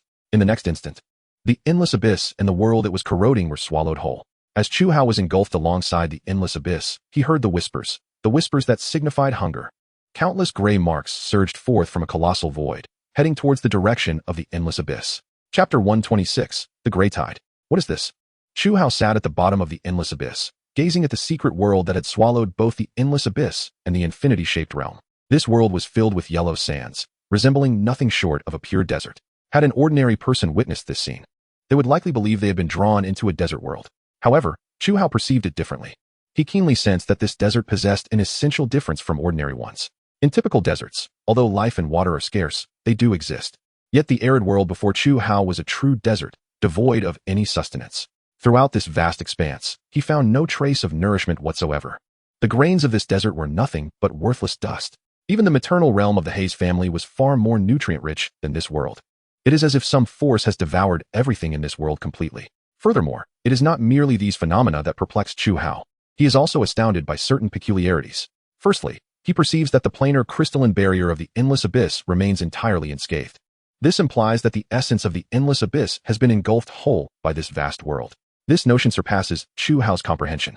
In his recollection, no realm nor any form of existence has ever achieved such a feat. After all, the planar crystalline barrier is not a trivial matter. It is the paramount symbol marking the separation of a world from others once it has reached a state of completeness. Simultaneously, the rules governing the planar crystalline barrier are among the most vital and intricate to decipher. Yet now, astonishingly, the planar crystalline barrier of the endless abyss has utterly lost its efficacy. Secondly, upon raising his gaze, Chu Hao discovers that it is not only the endless abyss that has encountered this calamity. Within this immense world, myriad realms of varying sizes abound. Among them, Chu Hao identifies several divine realms. This indicates that deities akin to himself have also been drawn into this world. Moreover, the number of worlds being ensnared into this desolate realm is rapidly increasing. In other words, this world is expanding at a terrifying pace from the deepest recesses of the secret realms. What has transpired? Chu Hao materializes his form from the endless abyss and ascends to this arid world. Simultaneously, the masters of those divine realms, the deities, also sense the anomaly and manifest themselves. Hey, do you know what has happened? One deity addresses Chu Hao, despite the considerable distance separating them. However, distance is insignificant to deities. As long as there is ample divine fire, communication flows unimpeded. I do not know. Chu Hao instinctively adopts a posture of caution, for he remains uncertain whether these entities are the orchestrators behind this chaos. Although the likelihood is minimal, it does not imply its absence. Another deity, exhibiting confidence in its own power, speaks to the others. Hey, little ones. I was delving into a rare secret realm at the depths of the abyss when I was suddenly transported here. Are you experiencing the same situation? This deity, an established figure of moderate divine strength, is unperturbed by the presence of lesser deities. The only source of fear for him is the unknown. Upon hearing this, Chu Hao suddenly realizes something. Prior to entering the depths of the secret realm, the words of Pang Zhe reverberated in his mind. The cycle of monsters poised to awaken in the depths of the secret realm. Chu Hao grasps a semblance of understanding. Yet the current clues remain insufficient for him to unravel the entirety of this enigma. He observes the proliferating secret realms around him, suddenly gripped by an ominous premonition. In truth, he is not the sole one harboring such sentiments. All deities, no, with the exception of Chu Hao and a select few, along with all the secret realms, including the one being invaded by the endless abyss, feel it too. Within this world, comparable in size to a multiverse, countless whispers symbolizing insatiable hunger resonate throughout every expanse. Then, the tide emerges. A gray tide. From the depths of this world, innumerable gray waves surge towards Chu Hao and the others. Within these gray waves, Chu Hao discerns dark, star-like entities. What in the world are those? A deity exclaims upon witnessing the gray tide. Chu Hao himself manages to maintain a modicum of composure, for he has encountered similar phenomena before. However, the last time he witnessed something akin to these waves was during an assessment at Tianjin University. These gray tides share the same essence as the luminous pillars emanating from the formidable examination world, intended to link with the endless abyss. Yet, the scale of both is utterly incomparable. One is a slender beam, while the other is a tide akin to the ocean. In an instant, these gray waves, under Chu Hao's astonished gaze, make contact with the first secret realm. Crack, crack.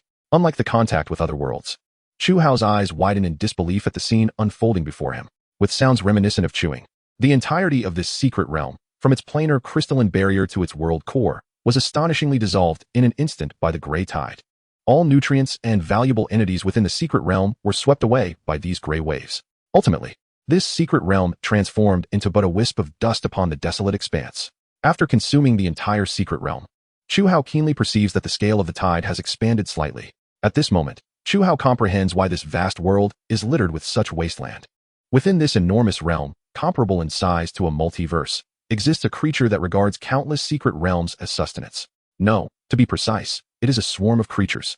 Through his divine perception, Chu Hao discerns the essence of those waves. The entire tide is composed of a grotesque breed of insect. Their numbers are boundless. Moreover, Chu Hao is astonished to discover that these myriad insects possess but a singular consciousness. And this consciousness conveys only one message, an insatiable hunger. The gray tide continues its relentless advance toward the endless abyss. Within the endless abyss, all abyssal beings are in a state of unrest. Streams of black mist emanate from the depths of the endless abyss. Chapter 127. The encounter begins. Insects. Insect race.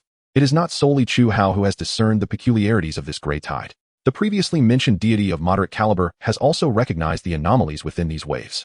Yet, like Chu Hao, he remains exceedingly vigilant. Naturally, in the face of such an uncanny situation, all deities cannot afford to be anything but cautious. Why are there insects proliferating throughout this world? Both Chu Hao and the mid-level deity ponder this question simultaneously. In truth, the insect race is not considered a rarity in the alternate world Chu Hao currently inhabits. In fact, he has encountered such beings numerous times throughout his studies and courses at Tianding University. The insect race belongs to a significant biological branch within the divine realms. If one were to delve deeper into the subject, the insect race could be classified as a particularly unique form of exotic life. This assertion arises from the fact that the concept of the insect race is exceedingly broad, especially in relation to the presence or absence of a centralized consciousness. The insectoid species can be broadly categorized into three distinct races. The first type comprises those with a central hive or a dominant consciousness. Individuals of this category tend to be somewhat weaker in stature, yet their sheer numbers surpass those of the other two types. The second type consists of individualistic insects, characterized by their limited quantity. However, each surviving individual possesses strength that far exceeds that of ordinary aberrations. The final type resembles a tribal organization, with individual numbers and strengths that lie between the aforementioned categories. If one were to further dissect the classifications, the diversity within insectoid races actually surpasses the amalgamation of all known world types. Each year, universities across the globe produce astronomical figures of research studies and publications on insectoid topics. Yet, the number of deities who truly revere these creatures as their divine kin is exceedingly rare. Even the strongest deity among them, who may consider the insectoids his followers, merely holds the position of an insectoid leader, barely touching the threshold of a primary deity, let alone ascending to the rank of a principal god. The predominant reason for the disparity between the abundance of research and the scarcity of practitioners lies in the preferences of the deities. The majority of deities harbor disdain for these filthy, intellectually inferior creatures. Even those few deities willing to lower themselves to act as the central consciousness for these insects soon find themselves driven to madness. Managing the operational data of an entire insectoid swarm demands immense computational power, and the risk of one's mind fracturing is no mere jest. In summary, every deity present has encountered the insectoid race to some extent. They are not strangers to them. However, a new question arises. Are these truly insectoids? A lesser deity trembled as he spoke to his companions, for just moments ago. Those gray waves had once again engulfed a vast secret realm, a realm that would require the combined might of several mid-tier deities to conquer. Astonishingly, it had been reduced to dust in an instant. Its nutrients, its rules, its world core, everything had turned to nothingness. Even though the secret realm operated on its own temporal flow, the speed at which it was devoured exceeded all the deities' imaginations. Moreover, it was evident that these gray waves showed no signs of satiation. They continued to surge toward each deity present, toward every secret realm. Flee. A lesser deity quickly resolved to act. He expanded his divine domain and summoned divine flames to propel himself into the distance. Yet, to his dismay, he realized, wait, there are no coordinates here? Before he could expend his divine flames, merely by forming the intention to escape, he was astonished to discover that in this desolate world, he could not find any void coordinates. It was not that there were no coordinates. Chu Hao furrowed his brow. It was that this place had yet to give birth to such things. His soft voice struck every deity's heart like thunder. What? What do you mean? Several deities, equally eager to flee, failed to comprehend Chu Hao's meaning. Truly a bunch of fools. Chu Hao glared at them but proceeded to elucidate. Have you not realized? The area we occupy is a nascent multiverse. Within this embryonic multiverse, we cannot escape. Or rather, we cannot depart using the methods of our original worlds. As beings from another multiverse, we cannot utilize previous coordinates to directly leave this newly born multiverse. Chu Hao's voice, akin to a meme, left every deity in disbelief. To put it plainly, we are trapped here. The embryonic multiverse. The mid-tier deity, who clearly understood more, pondered thoughtfully. Meanwhile, a glint of greed flickered in his gaze as he looked at the gray waves. This fellow comprehended the significance of the nascent multiverse before him. It was something that could not be purchased for any sum of money. The core of a multiverse is an invaluable treasure. But is there truly no way to escape? Another lesser deity, equally ensnared, was unconcerned with Chu Hao's discourse. He merely wished to know how to extricate himself from this predicament. That is not the case. Chu Hao replied with a smile. If you possessed a higher divine office, you could utilize previous anchor points to escape. For instance, the servants of primary deities could flee from here. Alternatively, if you were the founder of certain new divine systems, you would also possess anchor point abilities. Upon hearing this, the expressions of the other deities paled. Clearly, they did not meet those criteria. Are there any other methods? Certainly, but they are somewhat more troublesome. What are they? Chu Hao smiled slightly, then his form vanished, merging into the endless abyss. We must annihilate this swarm of insects and seize the essence of this multiverse. Endless black mist surged forth from the depths of the abyss, colliding with the gray waves. What Chu Hao had previously withheld was that he himself was the founder of a new divine system, thus possessing the ability to utilize anchor points, allowing him to escape at a cost whenever he wished. However, he was not in a hurry to leave this multiverse, nor did he care for those deities trapped alongside him. His true interest lay in the insectoids before him. He yearned to witness the strength of a swarm that has monopolized an entire newly formed multiverse. Observing Chu Hao's actions, the other deities gritted their teeth and began summoning their own kin, preparing for the impending war against the insectoids. Meanwhile, in the outer reaches of this multiverse, deep within the void, Peter furrowed his brow, surveying the ever-expanding new multiverse with a complex mix of emotions. The arch-nemesis of the Master. He hesitated repeatedly before stepping into this world. He hoped that this time he could resolve the matter with ease. Otherwise, the Master himself might have to intervene. Chapter 128. Insectoids and Extremes. Unburdened by concerns, Chu Hao faced the gray insects without reservation. Compared to those deities and the secret realms ensnared here, his interest in the insectoids was decidedly greater. Even the initial wave of assault unleashed a terrifying number of demons from the endless abyss. Of course, in comparison to the seemingly infinite insects, the number of demons remained a minority.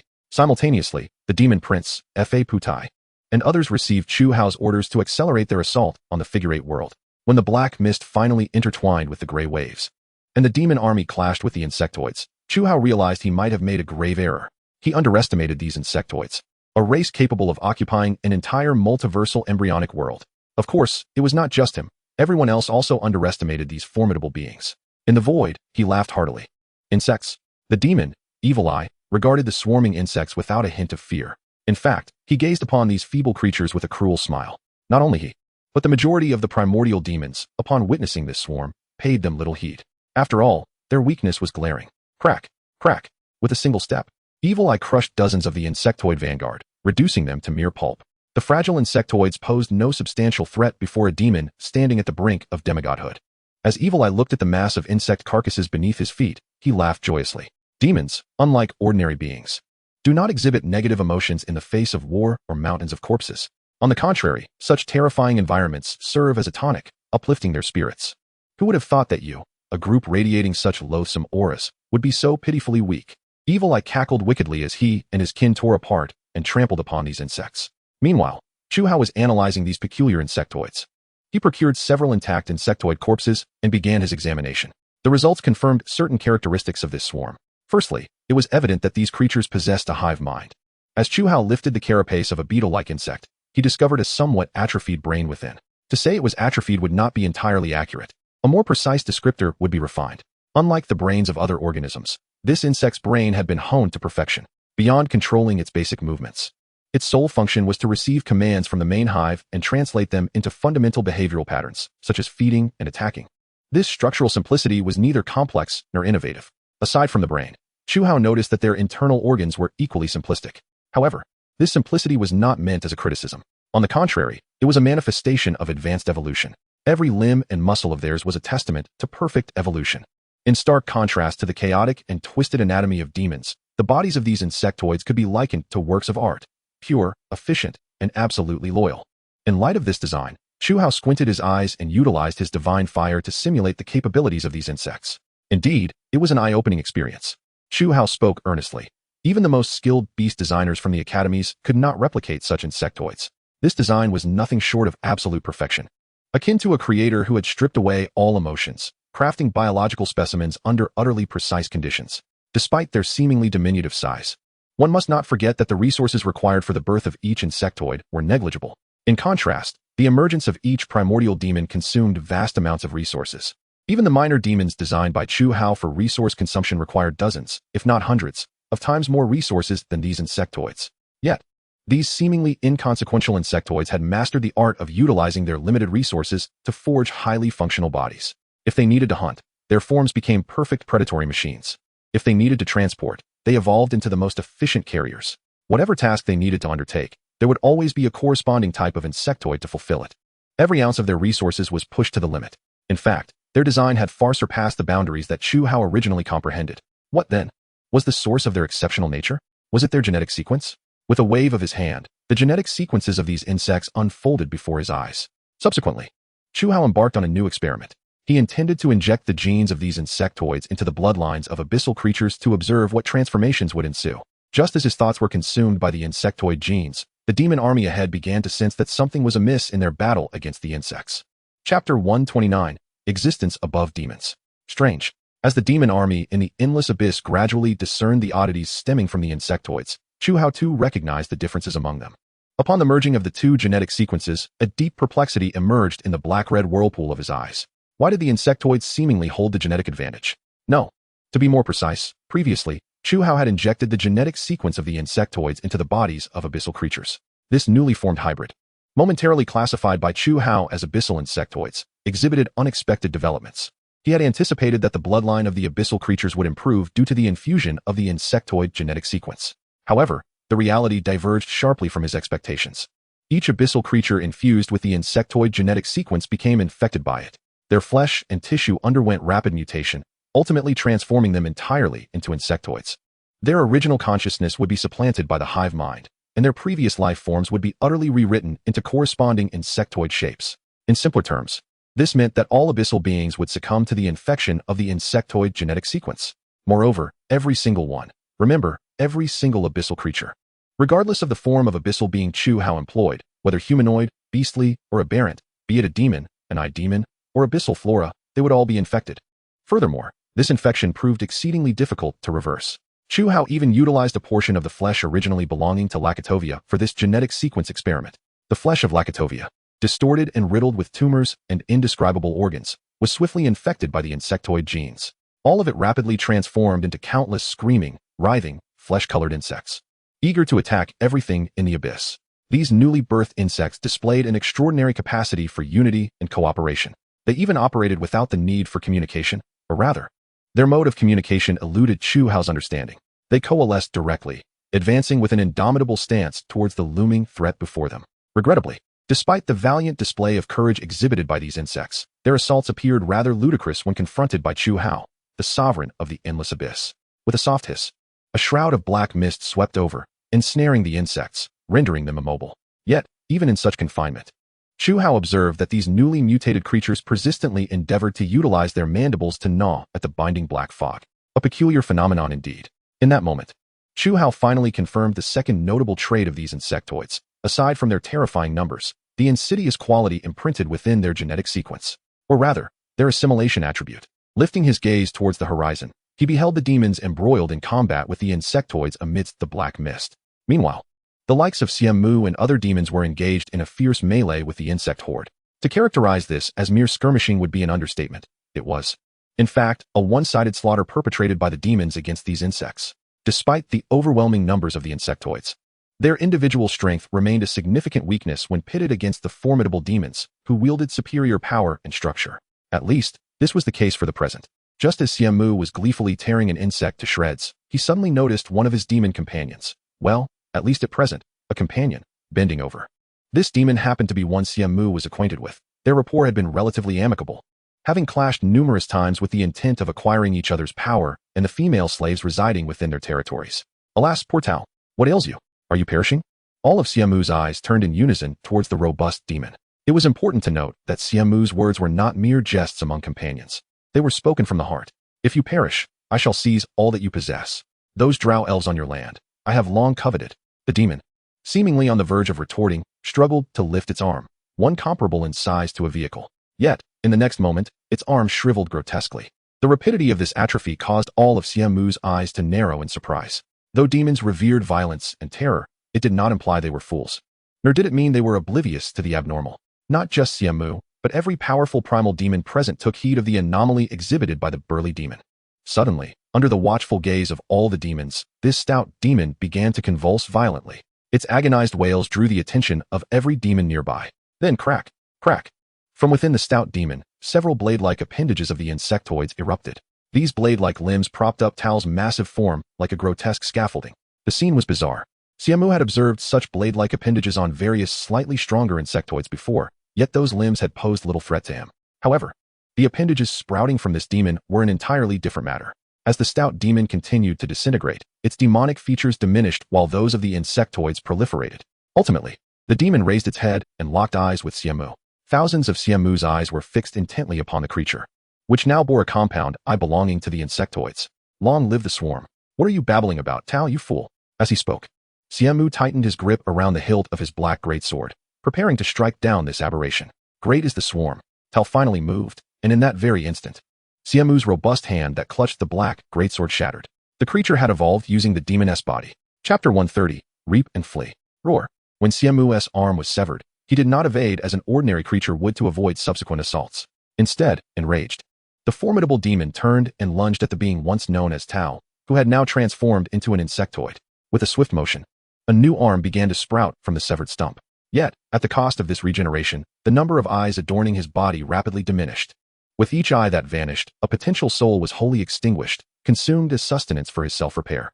Though such losses could be replenished in time, the magnitude of this depletion stung Siamu deeply. You wretched fool, Tao. As he crushed a puny insect underfoot, Siamu retrieved his great sword from the ground and charged towards Tao, now entirely transformed, who was slaughtering the remaining demons.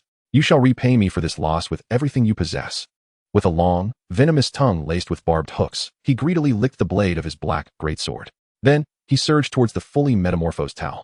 To Siamu's astonishment, Tao, who had once been only slightly weaker than him, effortlessly blocked his full-force strike using the blade-like limbs sprouting from his abdomen. And this was not the end. Siamu could hardly believe his eyes. Tao's form had drifted further away from that of a demon. Instead, a colossal insect with countless blade-like appendages was emerging from Tao's body. Everything that had once been Tao was now nourishment for this newly birthed insectoid. The vast resources consumed for its growth had all become the wellspring for the evolution of the insectoids. The sheer strength of an insectoid birth from a high-ranking demon was enough to render Siamu nearly defenseless. Such scenes were not isolated. Countless demons had unwittingly become hosts for the insectoids through some insidious means. Though Chu Hao had yet to fully comprehend this parasitic system, given the circumstances, he likely would not have the luxury of time to do so. Scanning the battlefield with a swift and precise sweep of his divine flames, he assessed every valuable primal demon and arrived at the most prudent decision, to reap and flee. Cough. Indeed, while it might seem somewhat disgraceful to admit, Chu Hao, a man engrossed in science and knowledge, was remarkably decisive in his assessment of the situation. He had calculated the odds. In the current circumstances, he is utterly incapable of vanquishing the entire horde by his own strength. In the distance, the realms of those lesser deities have been ravaged, nearly obliterated by the incursion of the insect race. Even through the fragmented planar crystalline barriers, Chu Hao can perceive this devastation through the divine fire. The laws and structures within their divine realms are on the brink of shattering. There is even one unfortunate lesser deity whose world core, the pivotal node of its divine domain, is being gnawed upon by the insect swarm. Furthermore, Chu Hao has discerned that these insects are rapidly evolving. After engaging in combat with these deities, many of the insectoids have developed the capacity to consume divine fire. Although each insect transforms into a crystalline form after devouring even a modicum of divine fire, the conspicuous reduction in the quantity of divine fire surrounding the deities is undeniable.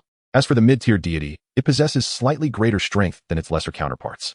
It has summoned numerous legions around its divine realm to thwart the insects from devouring its world.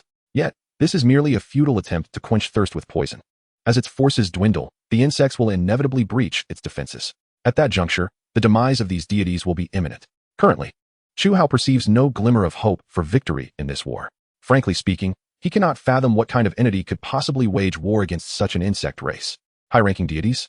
Unlikely.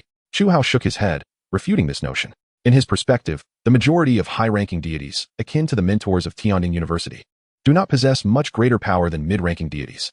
Their formidable nature stems merely from the accumulation of divine fire over time, perhaps those above the high-ranking deities. The sequence of primary deities and their subordinates might quell the gray tides spawned by this insect race. Beyond that, even Chu Hao himself cannot confront these insects directly. Thus, he believes the most prudent course of action is to make a profitable escape. However, prior to that, he must await the demon prince Fapti and others to completely seize the eight-shaped world before he can extricate himself from this place. After all, the value of that sacrificial world is paramount to the endless abyss. As for the so-called prophet, it pertains to the will node of the insect race. To facilitate a more precise study of the insect structure in the future, Chu Hao intends to enlist the demon's assistance in capturing an insect will node. The rationale for not directly seizing the main nest will is straightforward. He lacks the capability to do so.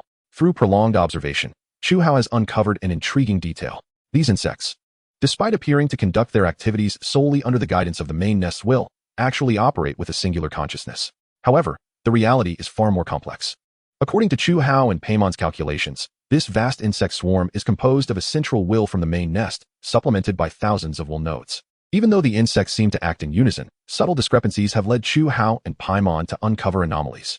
Some insects exhibit slightly more brutish combat styles than others, while certain insects display marginally lower attrition rates compared to their kin. All of this indicates one thing. Although the insects operate under a singular dominant will, the uniqueness of the will nodes results in minute variations in behavior. It is an unavoidable circumstance, Chu Hao remarked with a smile. After all, no matter how precise a living organism may be, it cannot rival the mechanical beings. As long as life exists, errors, or rather, bugs, are bound to arise. This is an undeniable truth from textbooks. Chu Hao closed his eyes, surveying the battlefield. Ultimately, amidst the gray tide, a beacon of light materialized in his vision. Found you. Chu Hao, standing amidst the black mist like a king commanding an army, extended his hand. A tendril of black mist, accompanied by countless demons, surged toward the direction of the insect nest's will node. There, a peculiar insect gazed back, its eyes reflecting a hint of curiosity and intelligence. Chapter 131, The Brain Insect. Unlike ordinary insectoid creatures, this peculiar insect, or perhaps this insect will node resembling a brain insect, possesses a modicum of self-awareness. Though its self-awareness pales in comparison to the will of the insect swarm's main brain, the disparity is as stark as that between an iceberg and a snowflake. Yet, this feeble self-awareness remains undeniably real. The reason this entity possesses self-awareness is straightforward. It is designed to more effectively relay the will from the main nest and to transmit the complexities of the battlefield back to the insect race's mother entity after rational filtering of extraneous information. However, it is precisely this faint self-awareness that has betrayed its coordinates in the midst of battle. Despite being exceedingly subtle, Chu Hao is capable of perceiving it. Whenever the core of life is at stake, he possesses the ability to detect it. Utilizing divine fire as a tool, Chu Hao successfully pinpointed the coordinates of this insect and issued a command for the demons to capture it at all costs. In truth, contrary to the conventional perceptions of brain insects, this so-called brain insect outwardly resembles any other member of the swarm. In the vast ocean of insects, it is indistinguishable from its brethren. In fact, this is precisely how brain insects, as pivotal nodes of the nest's will, ought to appear. This design is quintessential for the insect race, a veritable combat machine. After all, in the harsh realities of war, the uniqueness of one's appearance significantly influences survival probabilities. Imagine, if you were the enemy commander, amidst a chaotic battle against countless insects, suddenly spotting one that starkly deviates from the others, plump and unmistakably resembling a commander. What would you do? You would undoubtedly prioritize attacking it, perhaps launching a barrage of concentrated strikes to eliminate this entity first. Thus, unlike in games or movies, in reality, the insect race does not hatch crucial will nodes into distinctly unique forms. Instead, the cunning insects ensure these will nodes, or brain insects, blend seamlessly with ordinary members of their kind. This is a lesson born of the brutal realities of war. The insect race is not devoid of intelligence. On the contrary, as a collective of sentient beings, their intellect is terrifyingly beyond belief. Capture it, Chu Hao commanded. With the issuance of his order, a surge of black mist erupted violently from the crimson vortex. It surged forth like a sharp arrow, piercing through the gray tide. Amidst the swirling black mist lay the most formidable creations of abyssal creatures, meticulously selected by Chu Hao. For instance, Yum, Roar. Upon receiving Chu Hao's command, Yum advanced with purpose, leading the demonic legion as the vanguard, charging headlong into the oncoming swarm of insects. Unlike the other demons, Yum, a mythical being endowed with 8 powers, possessed an inherent ability to inflict terrifying damage upon these wretched insects merely by its existence. Pollution. With its emergence, a number of the insects on the opposing wave were tainted by the filth from the abyss. As the corruption manifested, it swiftly infiltrated the vulnerable flesh of these insects. Squeak, squeak. Amidst anguished cries, these unfortunate creatures burst apart from within. What spilled forth was not blood or bodily fluids, but pure filth. This detritus constituted the most horrific pollutants in the universe, capable of effortlessly corrupting the remaining insect hordes, perpetuating the cycle of contamination. However, these insects were not mere victims that would cower in the face of an attack. They adapted, evolved, and retaliated. Soon, Chu Hao observed that many of the insects had developed resistance to the pollution. Moreover, as their numbers dwindled, their resistance only grew stronger. Yet, their infectious ability to taint powerful demons proved ineffective against Yum. After all, Yum was a being from another realm, wielding true powers and authority. As long as the abyss remained unvanquished, it could never truly perish. Furthermore, this formidable entity was bolstered by Chu Hao's divine fire from behind the scenes, rendering the insect's infection powerless against it. Yet, the situation for the other demons in this legion was far more dire. Lacking the enhancement of divine fire, they frequently succumbed to the infection during their offensive. Ultimately, these demons would undergo a transformation, becoming insects themselves, wielding their blades against their fellow demons, or being slain by their own comrades. Nevertheless, with the indomitable Yum leading the charge, the demonic army dispatched by Chu Hao pressed closer to the region inhabited by the brain insect. Attempting to flee, suddenly, Chu Hao noticed that amidst the throng of insects, the brain insect he had been tracking was attempting to escape the battlefield. How naive! With a swift gesture, Chu Hao summoned an anchor point. In an instant, the very ground of the abyss was drawn forth around the insect. The entire battlefield resonated with the chilling essence of the endless abyss, emanating a terrifying aura characteristic of a world steeped in utter darkness. The distance was now sufficient for Chu Hao to unleash his power. Countless tendrils of black mist surged toward the brain insect. Once this creature was ensnared by the black fog, there would be no escape. Even deities would find it arduous to evade the grasp of the abyss, and Chu Hao was confident that he could strip away its essence. What? In an unforeseen turn of events, the surrounding insects suddenly sprang into action. Contrary to expectations of surrounding the brain insect, this group had the intent to slay it. The will of the hive had decreed the fate of this brain insect. It was to perish here. Obediently, the brain insect lay prostrate, awaiting its dismemberment by the surrounding soldiers. At that moment, on the periphery of this embryonic multiverse, a fissure appeared, radiating light. Chapter 132, What is Life? Just as the brain insect was on the verge of being torn apart, Chu Hao finally made his move. My prize. The black-red vortex within his eyes spun violently, akin to two black holes, dark and pure. You dare to covet it? The one thing Chu Hao detested most was losing control over a situation. After expending vast resources to locate the brain insect, its imminent demise represented a situation spiraling out of control. With the fire of his wrath, the abyssal territories that had been summoned began to dissipate. Like the collapse of matter from the abyssal lands, all nearby insects began to crumble. Their corporeal forms, their very essence, all turned to ash. The rate of this spread was approaching its limits. Yet, even at such speed, it was still insufficient to save the brain insect destined for extinction, his coveted trophy. The battlefield was simply too vast. The area of this newly established battleground alone spanned several planetary surfaces. Even entities moving at multiple times the speed of sound could not traverse this distance swiftly enough to annihilate the insects surrounding the brain insect. But you, wretched insect, would so willingly heed the will of the hive mind. Very well. In Chu Hao's view was the brain insect, lying motionless, awaiting disassembly. Its blind loyalty incited a profound disgust and fury within him. I shall compel your loyalty to rebel. As long as your internal organs remain intact, I can analyze the model of the hive's will and the means of communication with it. Remember, what I grant you is both a blessing and a curse. Taking a deep breath, as Chu Hao's words and thoughts resonated, the 7 deadly sins halo deep within the endless abyss began to spin rapidly. A beam of light, intangible yet fundamentally dark, surged forth alongside Chu Hao's divine fire, sweeping through the ruins of the abyss and striking the brain insect. At that very moment of impact, the brain insect's compound eyes suddenly flickered with the spark of emotion. It had awakened. For the first time, its self-awareness, long suppressed under the dominion of the hive mind, broke free from its commands, becoming the master of its own shell. An entity, birthed from the hive's will, had now liberated itself from its grasp and come to life. Though it remained bewildered, struggling to comprehend the sudden shift, the imminent threat posed by the surrounding insects, intent on dismembering it, instilled a true sense of peril within it. The concept of death surfaced for the first time in its consciousness. Instinctively, this newly awakened brain insect resisted the encroaching darkness of demise. Though it remained oblivious to the reason for its existence, this did not deter it from resisting the eternal silence and darkness of death. A profound terror gripped it at the thought of the unknown arrival of death. Thus, driven by the primal instincts of its kind, it commenced its rebellion. With a swift motion, it thrust forth the limbs that had been curled tightly against its abdomen, viciously stabbing at the comrade of its species that was dismembering its exoskeleton. With a sharp thrust, a blade-like appendage pierced through, creating a gaping hole in the compound eye of its foe, the most vulnerable yet fatal point on their form. The act of dismemberment came to an abrupt halt. Additional limbs slashed at the remaining kin that were gnawing at it, driving them away from its vicinity. Despite the incessant voice of the hive mind urging it to cease its disruptive actions against the hive's stability and attempting to ensnare it within the grasp of its fellow creatures, an inexplicable singular thought surged forth within its mind, the desire to survive, even without comprehending the essence of life, or perhaps recognizing that existence itself bore no inherent meaning, merely a futile struggle against the entropy of the cosmos. It clung to the instinctual urge to live at all costs. Seeds of what was termed desire began to take shape within its mechanical, uncomprehending heart. A dispassionate voice, seemingly emerging from nowhere, gradually consumed its entire consciousness.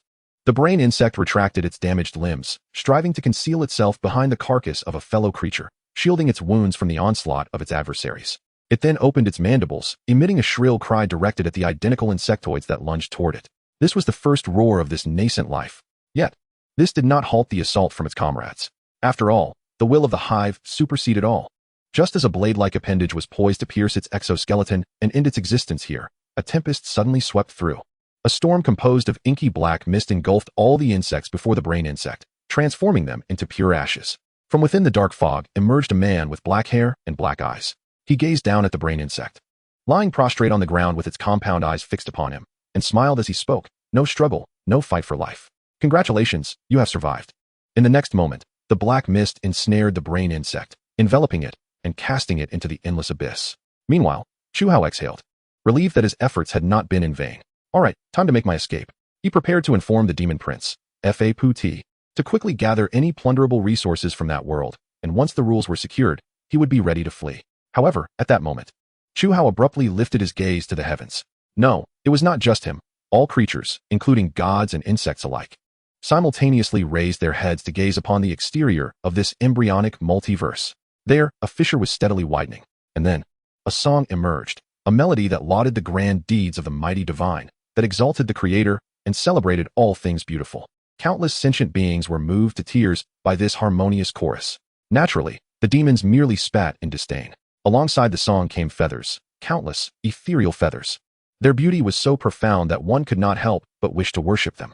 On each feather, the admonitions were so sincere that one would willingly forsake everything to eternally follow in the footsteps of the angels. The seraph of punishment, the guardian of heaven's gates. The third heir of Heaven Mountain, the exalted deity Peter, had arrived here. Chapter 133, The Horn of Heaven. Damn it, those from Heaven Mountain. Although Chu Hao had never laid eyes on the legendary divine realm of Heaven Mountain, his years of existence in this world allowed him to discern the general identity of those beings from the songs and radiance.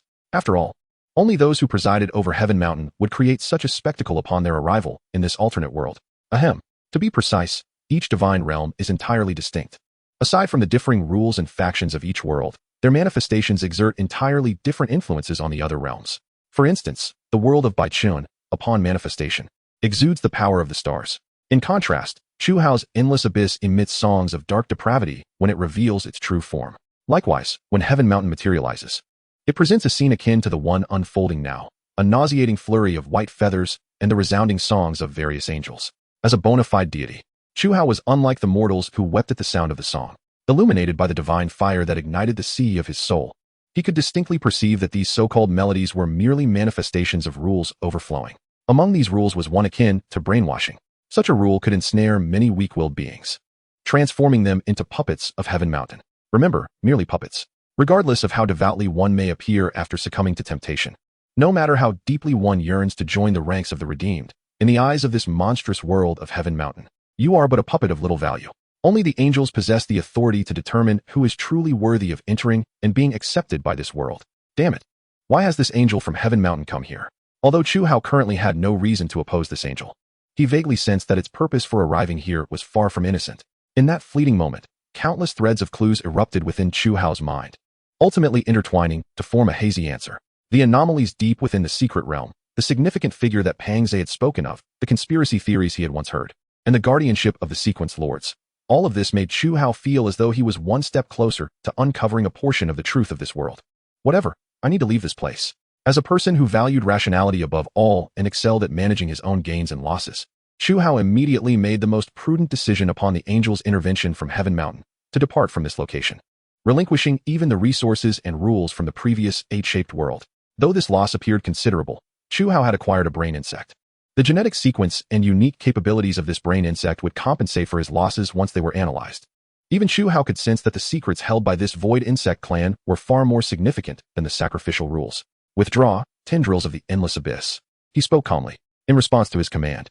The black mist that had previously extended from the endless abyss to engage in combat with the gray tide, representing the void insect clan, swiftly retracted back into the abyss. However, before the last remnants of this black mist could fully return to the dark crimson vortex of the endless abyss, Chu Hao's eyes widened in astonishment. He had discovered something truly incredible. The anchor point teleportation method he intended to employ was obstructed by a newly established crystalline wall rule. Slowly, Chu Hao's gaze shifted to the space behind the descending angel. Within the rift behind him, countless golden swords of light coalesced to form a vast crystalline barrier. This barrier not only served to impede the spread of the void insect clan's embryonic multiverse, but also had another critical function. It blocked all information from this world, including divine fire, from disseminating outward. Likewise, external information was unable to penetrate into this realm.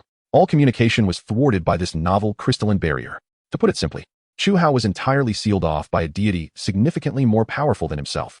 Regardless of the methods he employed, escape from this place was impossible, including the previously used anchor point teleportation, unless the opposing deity permitted his departure. And that more formidable deity was none other than the just-arrived angel of retribution, Peter. Realizing this, Chu Hao lifted his head, directing his gaze toward the distance, where the angel of retribution Peter resided. His eyes burned with fury and malice. Heavens, what a grotesque creature this is. Upon descending, the angel of retribution Peter directed his attention toward the distant gray tides.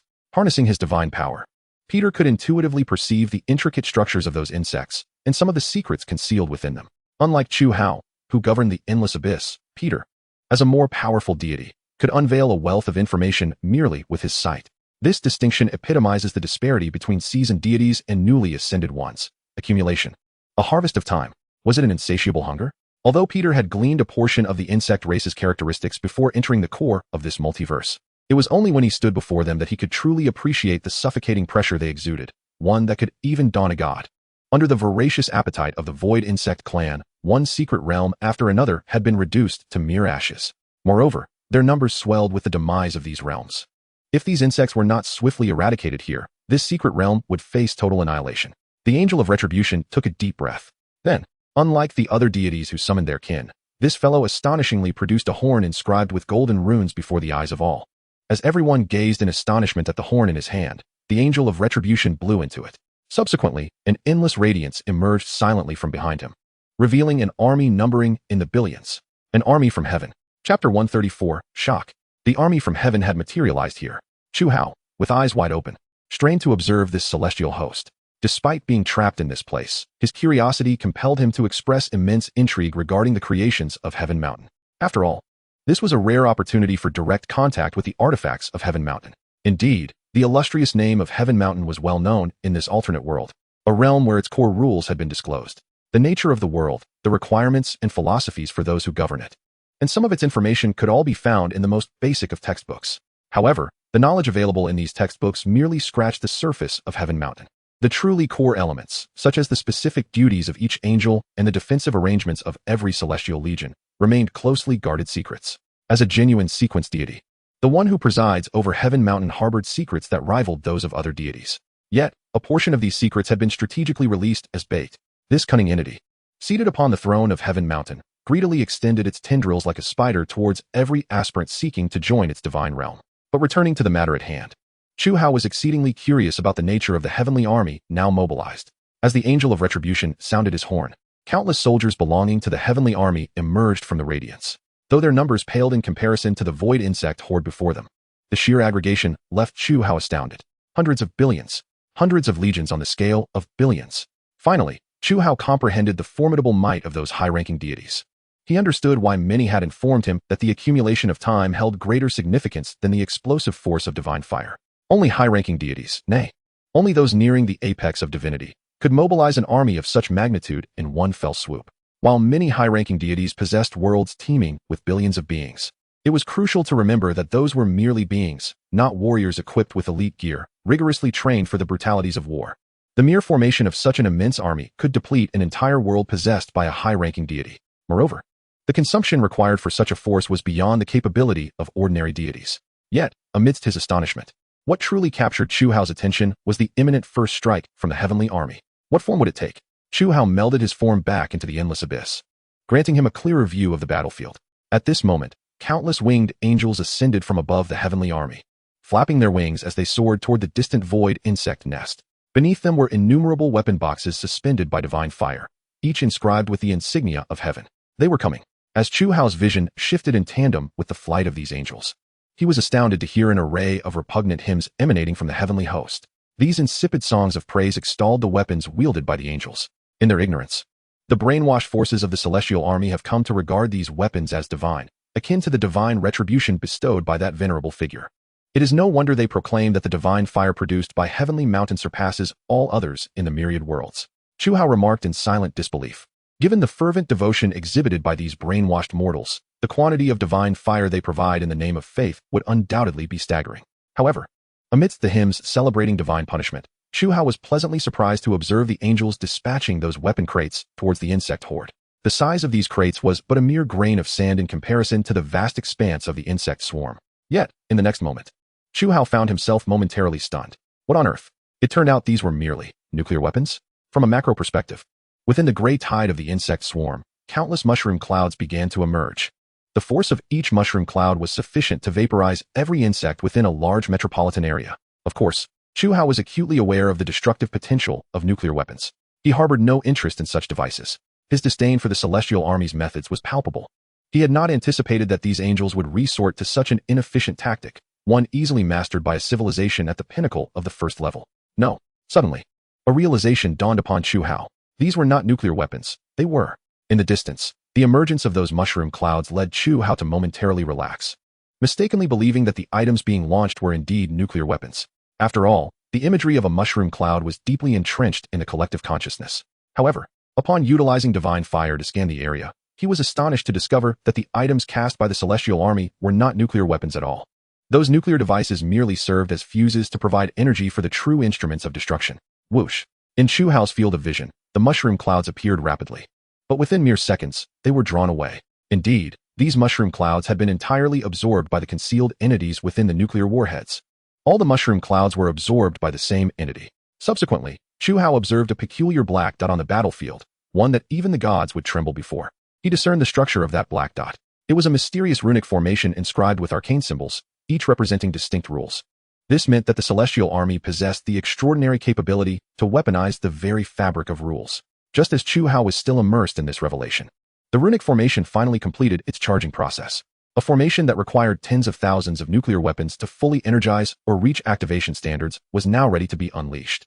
Then, without the need for any ornate embellishments, a genuine black hole emerged at the center of the battlefield with the disintegration of the runic formation. Although it could collapse at any moment, when it materialized, it instinctively began to engulf everything around it. Starting with the nearby insect swarm, it consumed sound, light, and the very essence of rules, as though it heralded the end of the universe. Unbeknownst to anyone, the celestial army had secretly surpassed the technological limits of all civilizations in this alternate world. Chapter 135, A Glimpse of Intrigue. With the emergence of the black hole on the battlefield, the gazes of many present were irresistibly drawn to it. It was nearly impossible not to be captivated. For the very nature of a black hole is to attract everything in its vicinity, even light and the rules of existence. However, upon enhancing his vision with divine fire, Chu Hao discerned that this black hole was alarmingly unstable. Around it, temporal and spatial rifts began to subtly manifest, and as these rifts widened, the stability of the black hole deteriorated further. Ultimately, after barely 2 minutes, the entire black hole vanished. Along with it, nearly a quarter of the insect swarm disappeared. A full quarter of the gray tide had been obliterated. These countless insect soldiers, sufficient to populate hundreds of secret realms, were extinguished silently and without a trace.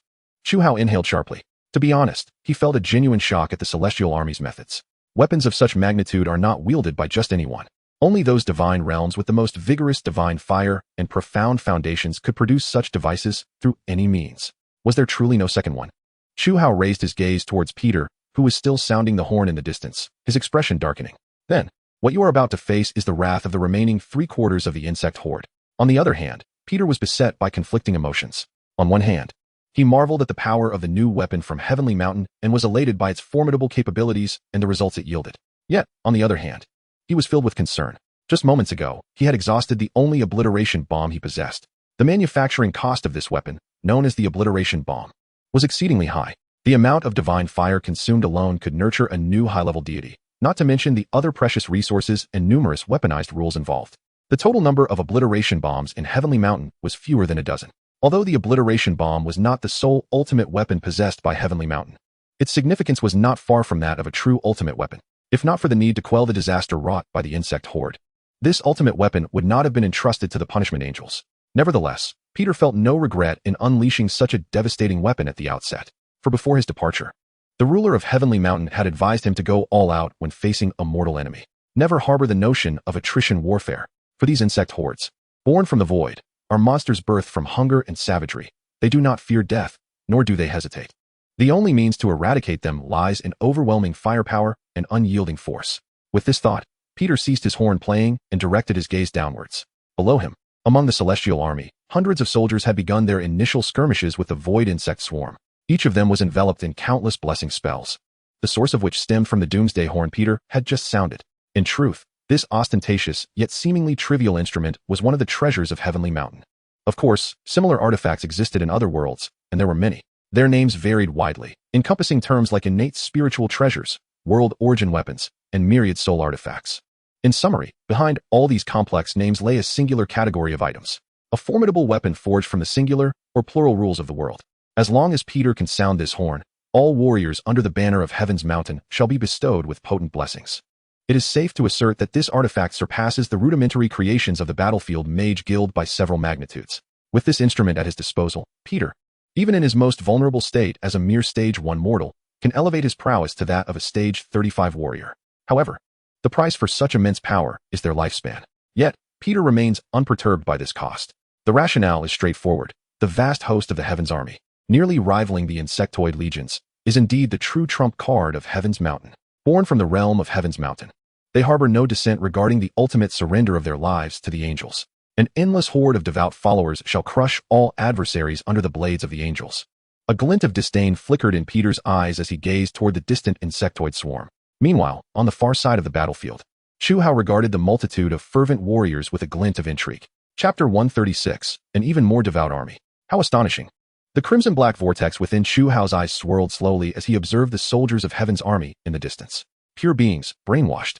Creatures who have wholly integrated their faith into the depths of their souls. Chu Hao murmured to himself, reminiscing about the encounter with that individual during the third test in the Endless Abyss. A legendary pinnacle warrior, Magnus, who would rather ignite his soul and flesh to obliterate his existence than succumb to the depths of the abyss.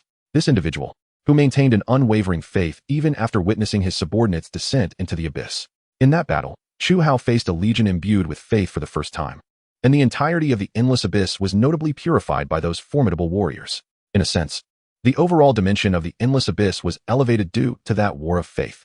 Although the toll and elevation accounted for merely a fraction of the Endless Abyss, that conflict undeniably inflicted harm upon it.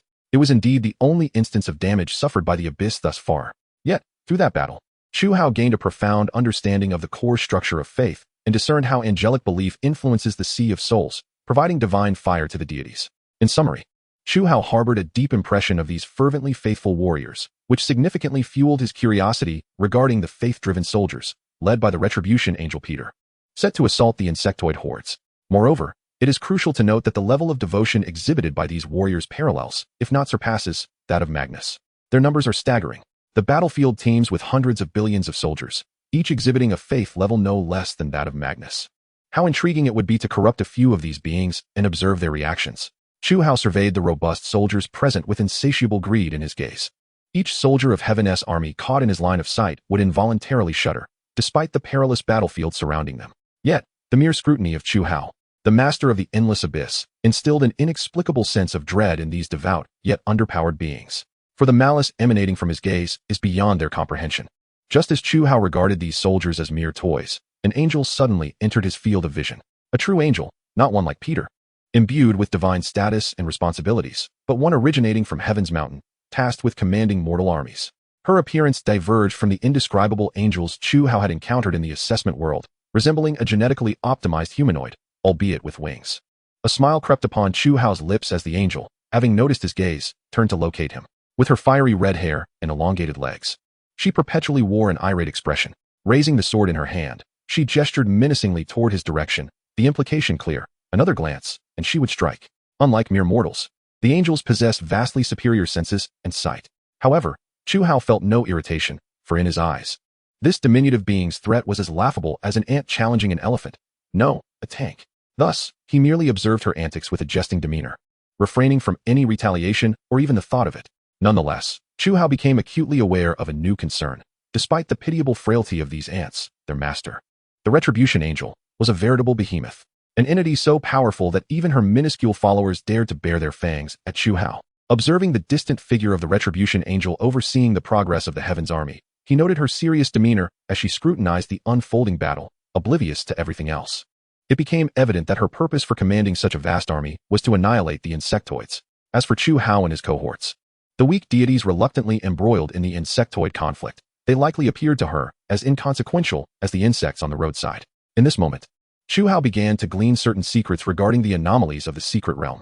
However, compared to those anomalies, he was far more concerned about Peter's decision to seal the entrance to the embryonic multiverse, leaving him and his fellow weak deities stranded. In truth, the answer to this question was already clear to Chu Hao. Yet, until he secured definitive validation, he deemed it unwise to confront this formidable deity. After all, the Heaven's army, numbering in the hundreds of billions, had only just begun to be depleted by the insectoids. Neither the insectoids nor the Heaven's army were adversaries Chu Hao could contend with in his current isolated state. With this thought, Chu Hao steadied himself, clearing his mind of distractions, and resumed his observation of the Heaven's army soldiers. This time, however, his focus was on their combat techniques and physical constructs. Unlike warriors from ordinary realms, these soldiers of Heaven's army were, without exception, technologically augmented. Each had undergone multiple bodily enhancements, fortified by various chemical agents, and some even bore exoskeletons implanted beneath their skin to bolster their defensive and supportive capabilities.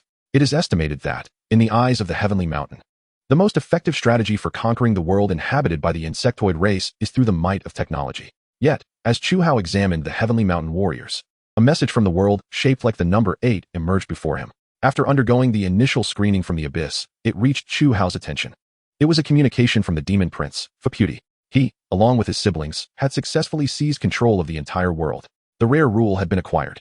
Chapter 137, The Reward of Faputi. Well done, Faputi. Contrary to Chu Hao's expectations, this time, the demon prince Faputi exhibited an overwhelmingly formidable and indisputable dominion. Moreover, some of his ingenious ideas propelled him far ahead of his siblings. Faputi was not merely the first being to exert influence over this world.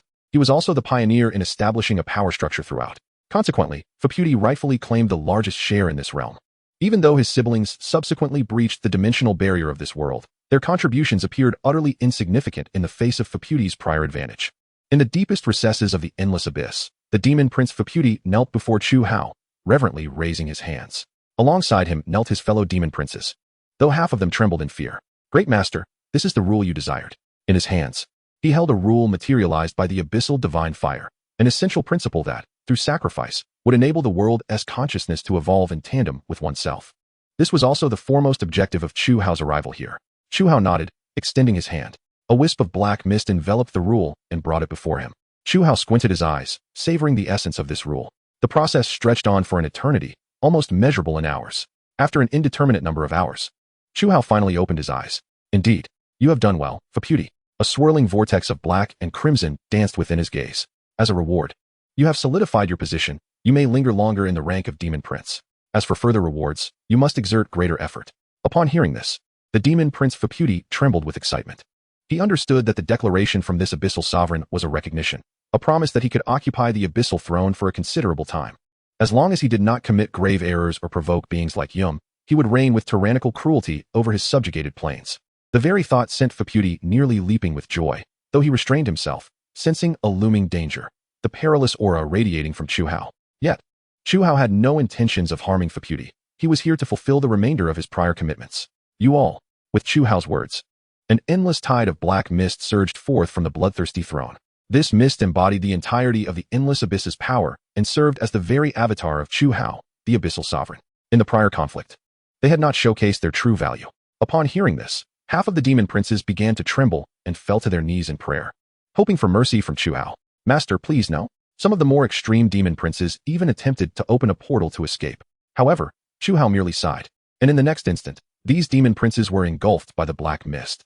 You share the same bloodline and wield the same authority, yet your performance. Chu Hao's indifferent voice echoed in the ears of the demon princes.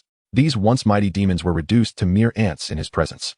Though they were notorious for their brutality towards ordinary beings, capable of conducting large-scale massacres, before Chu Hao, they remained insignificant. This was a crushing dominance of life levels. An imbalance that no amount of power could rectify. I find you quite disappointing. Now, return your authority to me. With that, countless streams of black liquid began to flow from the demon princes, their bodies melting away like wax. Screams, wails, and moans reverberated through the depths of the endless abyss. Faputi and the other surviving demon princes watched with exhilaration, showing no sympathy for their weaker companions. In fact, they reveled in the cacophony of cries and laments from their peers. Ah, how delightful! Regardless of how many times I hear it. The sound of authority being exchanged brings me immeasurable joy, especially when accompanied by cries and wails. Faputi squinted, observing as Chu Hao crushed all the unworthy demon princes, reclaiming their authority. In truth, Faputi yearned to expand his own power, yet he dared not voice such desires. Little did he anticipate that, after Chu Hao dissolved them, he would say, "This is what you deserve," with a gentle flick of his wrist. Chu Hao distributed the remaining abyssal powers among the surviving demon princes who had passed the assessment. Each demon prince received a different measure, determined by their merit in the war. Faputi garnered the most, nearly half the total abyssal authority, surpassing the combined shares of the other demon princes. Above the abyss, Faputi gazed at his own body with excitement, trembling with anticipation. His crimson eyes fixated on the depths within him. Inside, new muscles burgeoned wildly, enhancing his strength. On a spiritual level, his soul's affinity with the abyss reached its pinnacle. He could sense vast knowledge of the abyss flooding his mind, knowledge previously unknown to him. All of this was a consequence of the increase in his share of abyssal authority. The more he possessed, the greater his power and wisdom became. He even faintly sensed a transformation deep within his sea of consciousness. Though he could not ignite the divine fire, this change filled him with joy, for he instinctively recognized it as evidence of his imminent ascension to a new echelon of life.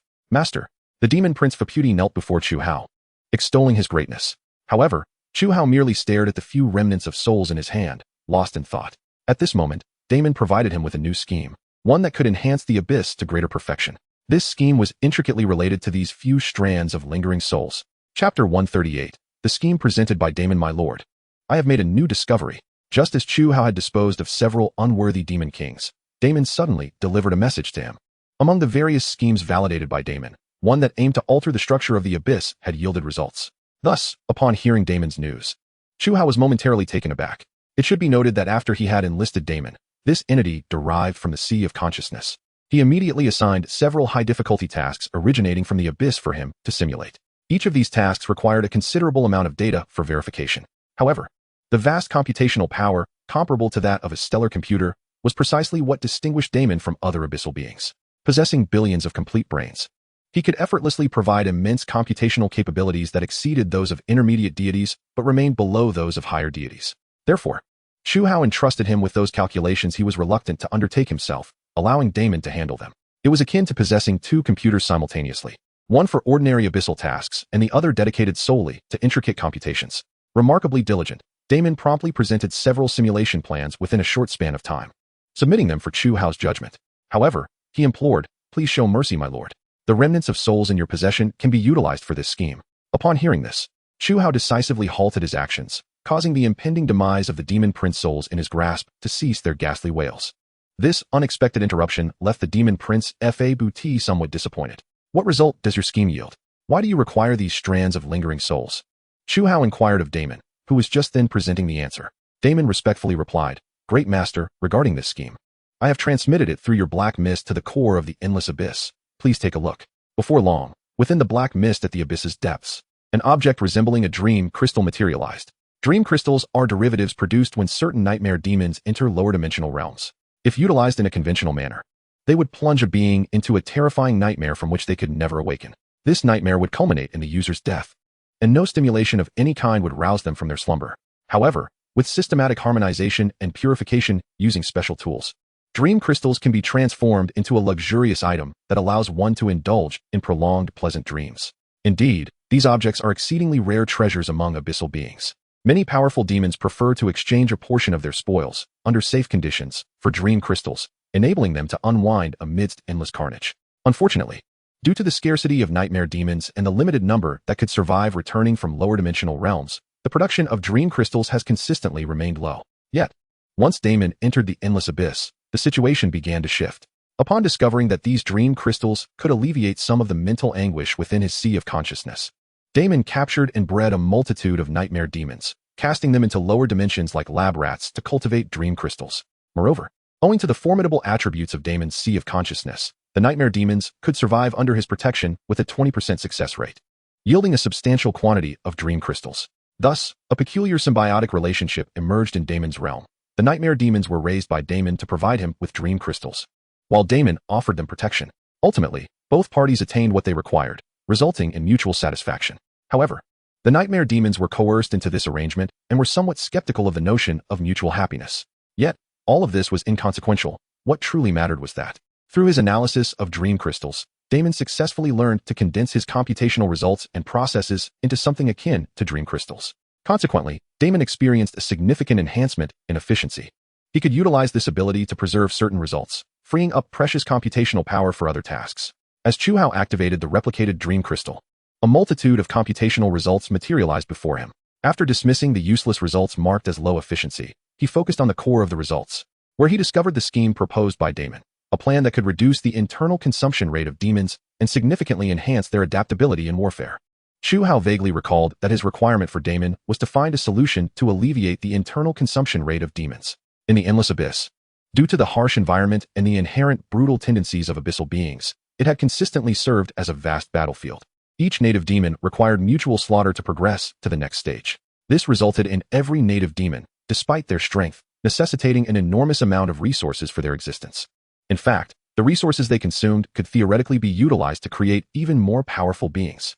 Although Chu Hao could still acquire more resources to facilitate the reckless growth of demons, he understood that resources would inevitably dwindle, leading to a day of scarcity. This realization compelled him to seek ways to alter the current situation, thus accepting this challenge. However, he had not anticipated that Damon would not only address this issue, but also enhance the scheme with an additional provision. Upon opening this scheme, an ocean of data surged into Chu Hao's mind. He closed his eyes, validating the information. Minutes later, he opened his eyes, seemingly incredulous. He did not pose many questions to Damon, only two that piqued his curiosity the most. How did you conceive this scheme? And how do you possess such advanced biological design capabilities? It turned out that the scheme proposed by Damon entailed establishing a colossal special plane on the periphery of the endless abyss. Within this vast plane, Chu Hao would cultivate a batch of loathsome demons, as well as terrifying creatures that the demons themselves would abhor. This new breed of beings would engage in an unending bloodbath with the demons. Chapter 139. Damon and the Brainworms. How did you conceive this scheme? And how do you possess such advanced biological design capabilities? Chu Hao was particularly astonished by two aspects of the scheme presented by Damon. The first was the scheme itself, of which Chu Hao was remarkably familiar. The reason lies in the fact that during his previous life, he had overheard the demons discussing a terrifying existence, one that evoked profound disdain among them, yet simultaneously instilled an involuntary dread. These beings, known as devils. These creatures known as devils are the nemesis of demons, yet they are also constrained by a certain type of demon. These beings engage in an unending bloodbath with demons at the depths of the infinite abyss, at the juncture between the infernal realms and the boundless void. This relentless bloodshed not only enhances the demon's strength and adaptability to various forms of warfare, but also transforms numerous demons into true demon lords during this eternal struggle. One could assert that the emergence of devils and the bloodshed significantly accelerated the evolutionary pace of demons. However, this perspective belongs solely to the demon faction. In truth, it is not only the demons who are evolving. The cunning and cruel devils are also undergoing continuous transformation amidst this ceaseless conflict. Indeed, their rate of evolution is, on the whole, slightly superior to that of the demons. It is precisely because both sides are engaged in a mutual evolutionary struggle that the blood war between demons and devils is destined to persist for countless millennia. On the other hand, devils embody a stark contrast to the chaotic and destructive nature of demons, being creatures of order and intellect. They possess not only a remarkable degree of rationality and organization, but also terrifying power, a dark disposition, and extraordinary efficiency. This extreme rationality is even more paramount than their pure, dark souls. Every devil is destined to embrace death. However, as long as a devil has not met a complete demise, they remain a formidable, calculating embodiment of malevolence. In the eyes of devils, no matter how poignant a matter may be, it holds no value. They perceive only power and strength as worthy. This extraordinary calmness and ruthlessness are the devil's most distinctive talents. They revere authority and uphold order. Yet, simultaneously, they are profoundly wicked. Much like demons, they revel in witnessing the world crumble, taking pleasure in the lamentations of ordinary souls before them. However, unlike demons, devils prefer to achieve their desired outcomes through schemes and deceit rather than sheer violence. If one were to encapsulate the nature of devils in a single term, the first word that would come to Chu Hao's mind is hypocrisy. A nauseating yet impeccably executed hypocrisy. They resemble the Judas merchants of reality, presenting themselves as wise figures who comprehend the innermost desires you harbor and offer solutions. Of course, if you possess a profound understanding of your true self, you may potentially evade the devil's allure. Yet, if your self-awareness is insufficient, the situation could quickly deteriorate. For shortly thereafter, they will present you with a contract that you cannot possibly refuse, adhering strictly to the spirit of the agreement to fulfill its terms. On the surface, everything within this contract appears to be what you desire, undoubtedly advantageous to you. However, in reality, they labor tirelessly, employing various unimaginable methods to ensnare you in a trap that leads to your damnation within the contract signed with the devil. One of the most infamous traps involves disguising the inequitable terms of the contract as decorative patterns. At times, they may even manipulate the contract's wording to transform it from a left-to-right reading format to a front-to-back one, and on the contract's white reverse side. They may have secretly inscribed the inequitable terms using invisible magical potions. Once an unfortunate soul unwittingly signs their name on a contract with the devil, their best outcome is merely death. For in the unique world of the infernal abyss, a realm established by devils, death is merely a beginning of eternal suffering. Speaking of the infernal abyss, this peculiar world encompasses myriad facets worthy of discussion. From its structural composition to its unique environmental conditions, everything could easily fill a substantial tome. However, that will be a topic for another time. Upon encountering this subject, the first race type that sprang to Chu Hao's mind was the devil race. Long ago, he had contemplated creating a powerful infernal abyss to mitigate the mutual consumption among demons in the depths. However, this endeavor had been indefinitely shelved at its inception. The reason being, at the time of his conception of this project, the infinite abyss was undergoing rapid expansion. During that phase, Chu Hao lacked the necessary resources to establish this world. Additionally, he had not yet finalized the design for the devil race. Crafting a race with evolutionary potential rivaling that of demons is an exceedingly challenging feat. Even a being of divine caliber would find it immensely difficult to accomplish. Even if it were feasible, it would require countless unimaginably complex experiments to yield the current data. Indeed, these intricate experiments themselves would yield data far more extensive than the current proposal. Like demons, devils are also unique entities. Yet this time, that fellow daemon unexpectedly presented Chu Hao with the design blueprint for devils. This was the second aspect that left Chu Hao astonished by Daemon's proposal. Daemon, possessing such formidable biological design abilities? Glancing at the blueprint in hand, Chu Hao inquired of Daemon, who resided in another dimensional plane. Are these biological design plans your own creation? Chu Hao found it hard to believe that Daemon, a being of mere intellect, would have conceived such designs. Daemon promptly provided a negative response. Master, these biological design plans were not conceived by me, but were instead proposed by the brainworm of the void insect race. Brainworm? Chu Hao expressed his confusion. You can communicate with it? Master, I can forcibly engage in communication with any sentient being through the surging ocean of my mind. However, before elucidating the outcomes of our exchange, I must caution you about something. What is it? The brainworm wishes to meet you. It desires to pose several important questions.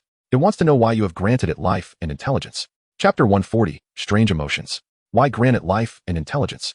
Chu Hao did not anticipate the brainworm would pose such a question. In truth, he had never given much thought to the existence of the brainworm. Initially, he had captured this creature because he believed it might yield a wealth of knowledge regarding the collective consciousness of the swarm. At the very least, Chu Hao could discern certain characteristics of the swarm's consciousness. Thus, he had sought to capture the brainworm. As for why he had chosen to grant it life and intelligence at that time, Master, will you respond to it? I sincerely apologize for encroaching upon your invaluable time. Yet the brainworm is indeed a fascinating entity. Daemon inquired of Chu Hao, as at that moment, the brainworm was undergoing analysis on Daemon's end. It is evident that the brainworm possesses no capacity for resistance. The reason Daemon is inclined to assist it in conveying its message to the great abyssal sovereign stems from his own insatiable curiosity and a certain indescribable sentiment that mingles compassion with affection. As a being entirely distinct from ordinary life forms, Daemon is a failed product of the Mind-Sea Ascension experiment. He harbors a certain fondness, or perhaps sympathy and compassion, for this atypical creature within the swarm. After all, the brainworm is unlike any previous insectoid entity.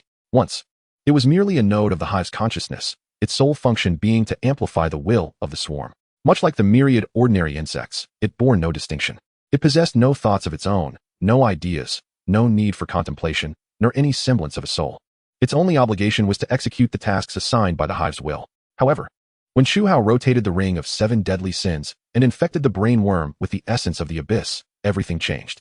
It gained will, thought, and its own feelings. It even comprehended that it must resist the remaining swarm's attempts to cleanse it for the sake of its own survival, despite that order being issued by its progenitor, the great hive mind. Yet, all this brought it not joy or delight, but rather a profound sense of emptiness and confusion, which Damon's vast mind perceptively sensed. Faced with this, the curious Damon found himself unable to interpret it. He could only relay all the information gathered from his interaction with the brainworm to Chu Hao for his judgment. Mentioning such a matter to you is indeed a reflection of my own self-interest, yet the brainworm's consciousness does harbor a wealth of knowledge we might currently exploit. It is precisely this knowledge that has compensated for the deficiencies in the original plan. Its sole request for voluntarily offering this information is for you to answer one question. I implore you, do not overlook the opportunity to allow the endless abyss to continue evolving due to my subordinate's impetuosity. Chu Hao could sense Damon's emotions.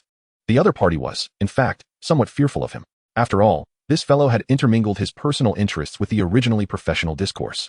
Though it was merely a trivial remark, it was something many high-ranking individuals would find intolerable. Numerous powerful figures harbor a deep disdain for their subordinates deviating from their thoughts to engage in additional endeavors. However, as the sovereign of the endless abyss, Chu Hao could surmise why Damon was willing to assist the brainworm. Importantly, in Chu Hao's eyes, such behavior was not particularly significant. A faint smile graced Chu Hao's lips. Very well, I shall respond to it. Suddenly, a hint of joy surfaced in Damon's previously vacant tone. Thank you, Great One. Thank you, Great Abyssal Sovereign. I will convey your forthcoming reply to it. It appears that during this brief period of interaction with the brainworm, Damon had forged a peculiar yet profound friendship with it.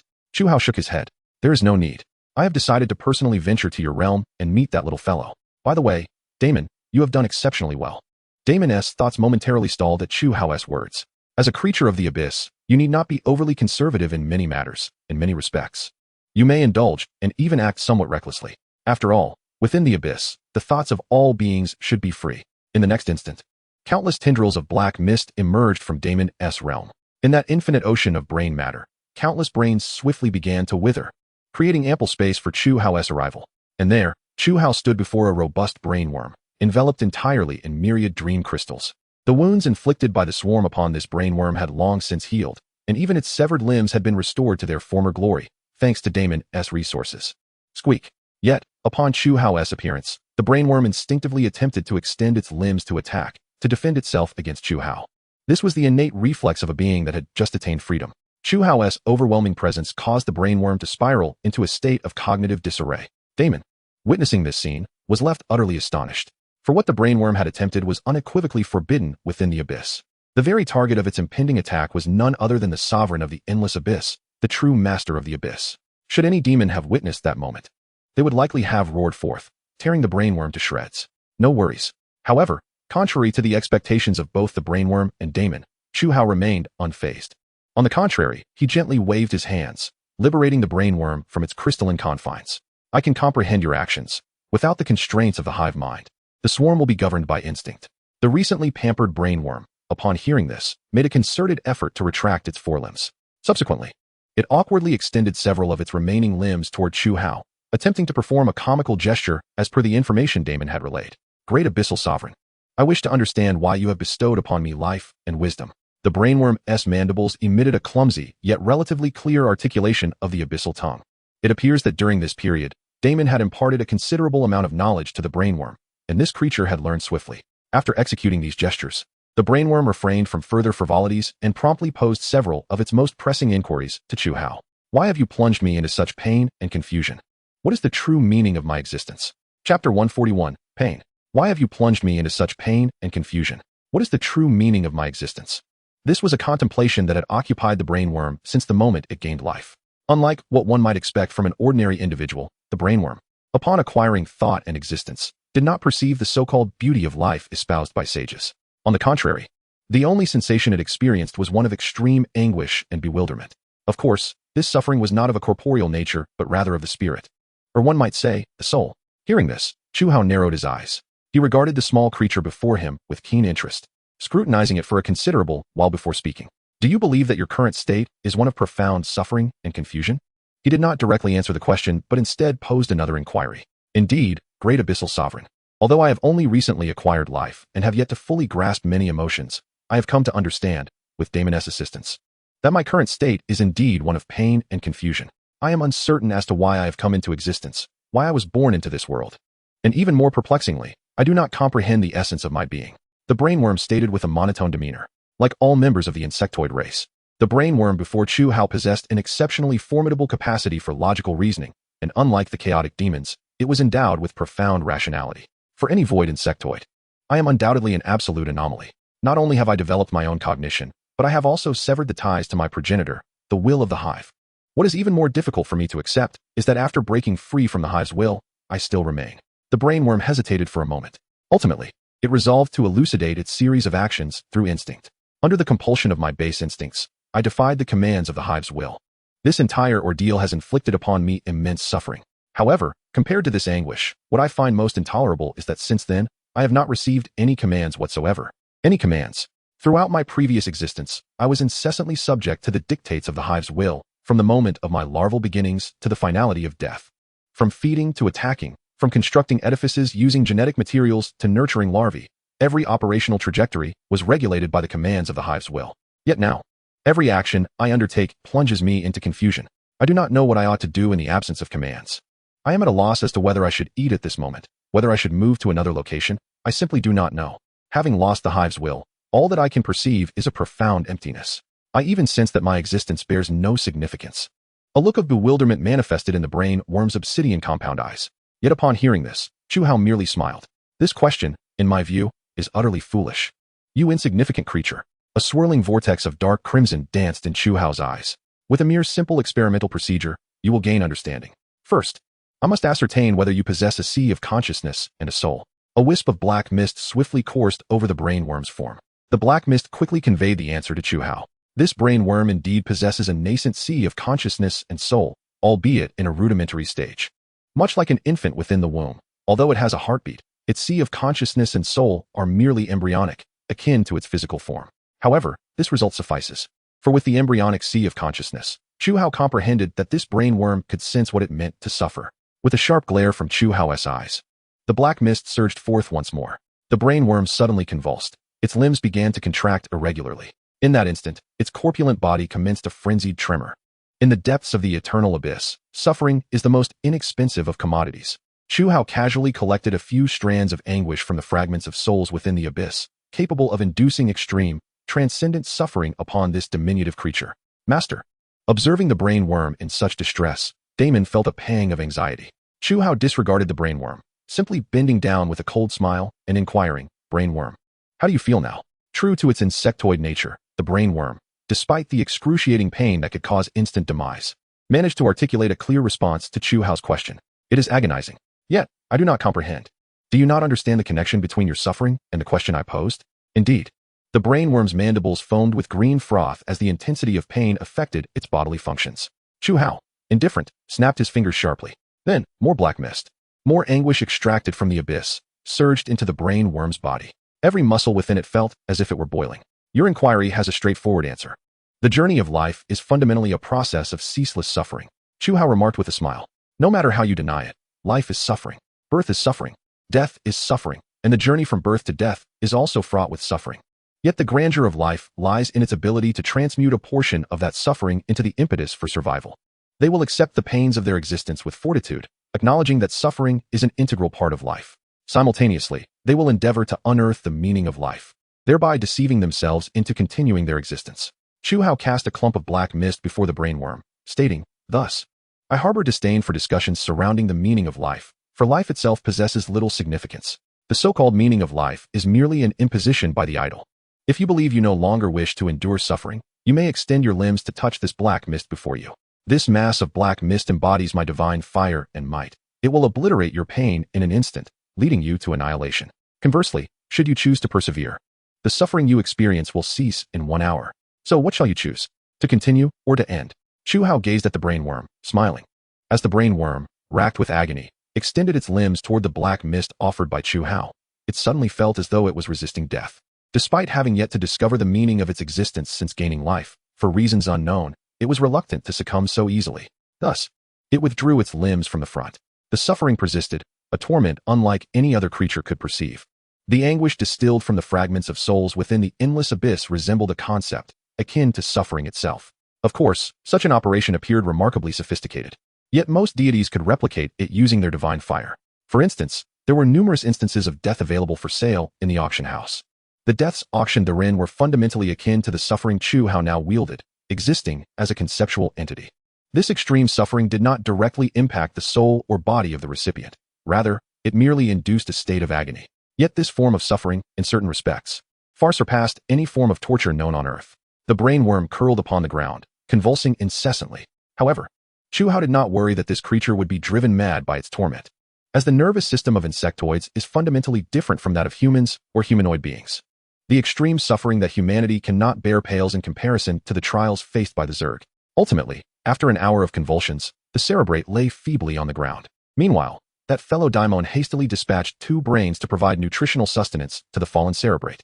After consuming several brains in succession, the cerebrate finally regained some strength and tremulously rose to its feet.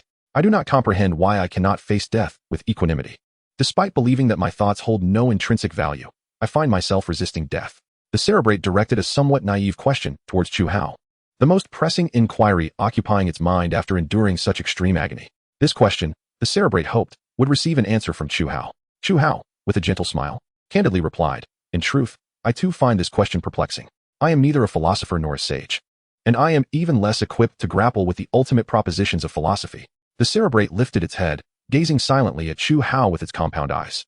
"But do you not think that, since you possess thought, you should be able to unravel this question for yourself?" Chu Hao's words floated lightly into the cerebrate's ears.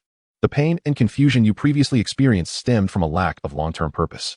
Now that you have a goal, do you still feel pain and confusion?" The cerebrate paused, momentarily at a loss for how to respond to Chu Hao's inquiry.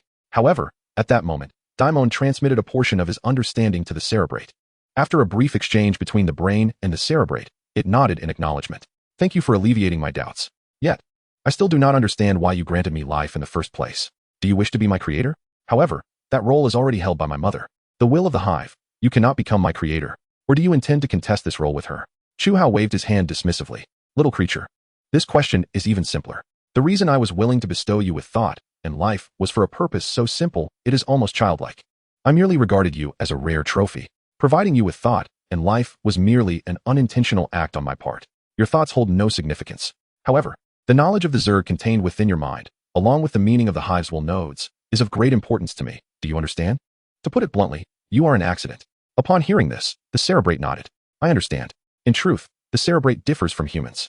It harbors no dissatisfaction with Chu Hao's response, nor does it feel any joy or self-pity. Its thoughts are not overly complex. In the evolutionary history of the Zerg, overly intricate emotions were the first to be eradicated. Many biological emotions are, in fact, entirely unsuitable for the emotionally simplistic Zerg. Master, the cerebrate is a valuable entity in the face of the endless abyss. Its worth extends beyond mere dissection." Just as Daimon assumed Chu Hao was poised to take the next step, he promptly interjected, reminding him of the cerebrate's value. After all, in his eyes, Chu Hao could at any moment dismantle the cerebrate into fragments and crudely analyze all its worth. "I have already analyzed its bodily structure, as you previously surmised. Apart from its brain, its anatomy does not greatly differ from that of ordinary Zerg. The true reason it has become a cerebrate is simply due to an additional structure within its brain related to Zerg signals. Additionally, its genetic sample shows no distinction from the other Zerg. Any Zerg that appears particularly peculiar is merely the result of individual genetic mutations during the hatching process." Upon hearing this, Chu Hao blinked. He comprehended Daimon's implication. In other words, all Zerg are essentially the same wretched insect. The combat units and the cleanup units are, in fact, identical twins. The cerebrate humanely shook its head. "Great Abyssal Sovereign, your understanding is somewhat flawed. Essentially, under the leadership of the hive's will, or the will of the hive, there is no distinction among the Zerg. The concept of twins from other biological systems does not apply to the Zerg. You may understand it this way. Including the hive's will, all combat units, all larvae, and all cleanup Zerg are, in actuality, the same single insect. Each of us is a part of the mother hive." Upon hearing this, Chu Hao suddenly felt a chill run through him. An ominous premonition surged in his heart. He hastily inquired of the cerebrate. "So, can I understand it this way? In your swarm, there is no such thing as a master brain. As long as there is one insect remaining, you will not face extinction." Chapter 143, The Price of Heaven's Mountain. As long as there is one insect remaining, you will not face extinction. Once Chu Hao posed this question, the cerebrate nodded without hesitation. "Indeed, great Abyssal Sovereign, you are correct. as long as any single insect. Oh no, the manifestation of the hives will survive, and provided there are sufficient resources, the hives shall be reactivated. More precisely, as long as our Zerg genes can endure, the powerful will of the mother hive shall resurrect. Upon hearing this, Chu Hao's countenance instantly darkened. He felt once more that death might not be far from him. The reason for his reaction was that the Cerebrate's statement had finally made him recognize a terrifying fact, a very frightening truth. The Void Zerg this time is unlike any other. Unlike the Zerg designed by the deities in the past, those Zerg crafted by the gods could at most be regarded as poorly made toys.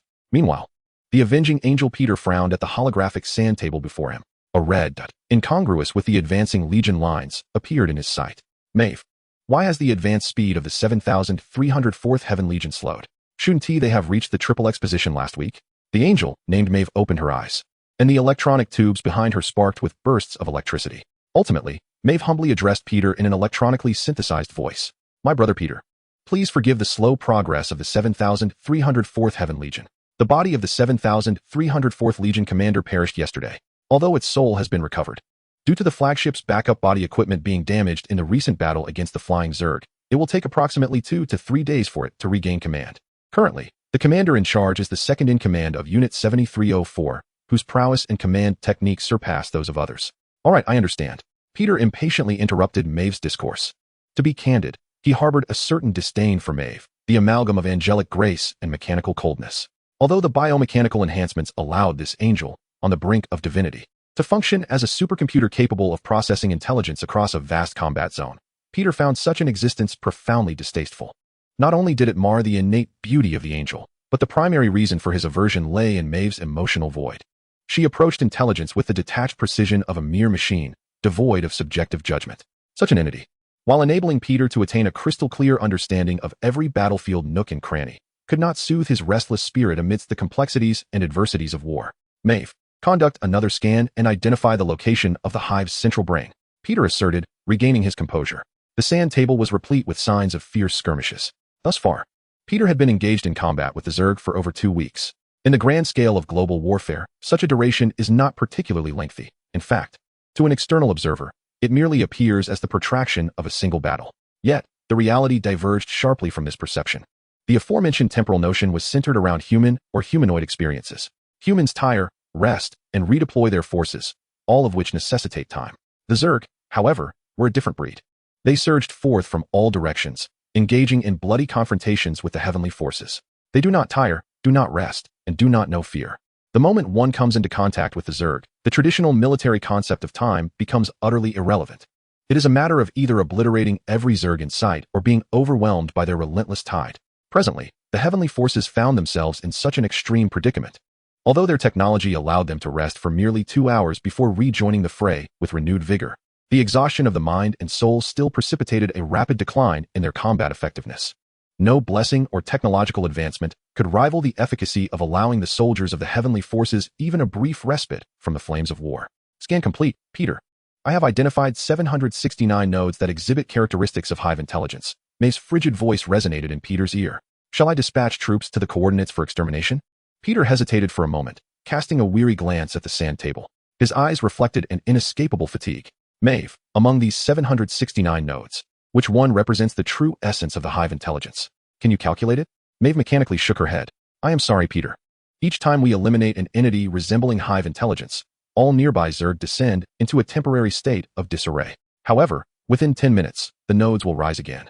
The system data presents 3 possibilities. First, we may have only severed the tendrils of the hive intelligence, not the core itself, while the connection is disrupted. The tendrils can regenerate swiftly. Second, the core may indeed have been destroyed, yet it can resurrect among the remaining swarm.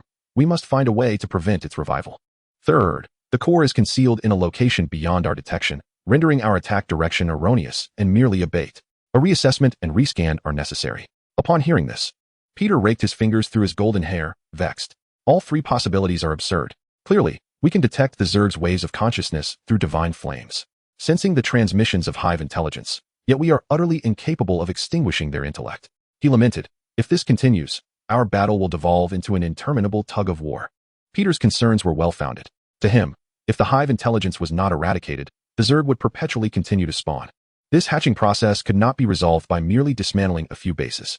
Peter had witnessed firsthand how a single surviving Zerg could, in mere minutes, utilize abundant nutrients to forge an immense breeding ground capable of nurturing millions of Zerg. Despite Peter and his comrades in the heavenly forces having exterminated over 70% of the Zerg, the remaining 30% remained elusive to complete annihilation. Contemplating this, Peter gazed at the surging gray tide in the distance, a flicker of ire crossing his features. Curse that arrogant fool. If only he permitted the various legions to possess their own research teams, I would have uncovered the Zerg's secrets by now. Damn it. If I could retain even a fraction of my former cognition, everything would be different. The formidable combat strength of the heavenly forces was a result of the sacrifices made by their former masters, such as the punishing angels, before their integration into Heaven's Peak. Among those sacrifices was the inability to learn. The mental seas of Peter and his kin had long since shattered. Chapter 144, Distinct Modes of Learning. Damn that fool. Peter ground his teeth, seething at the grotesque visage of the esteemed figure atop Heaven's Peak. Simultaneously, he recalled the nuances surrounding learning and the mental seas within Heaven's Peak. The beings of Heaven's Peak, including the deities, harbored certain undisclosed flaws within their mental seas, a fact known to many in the divine realm. However, apart from the esteemed figure presiding over the core of Heaven's Peak, no one possessed an accurate understanding of the true deficiencies within the mental seas of these beings.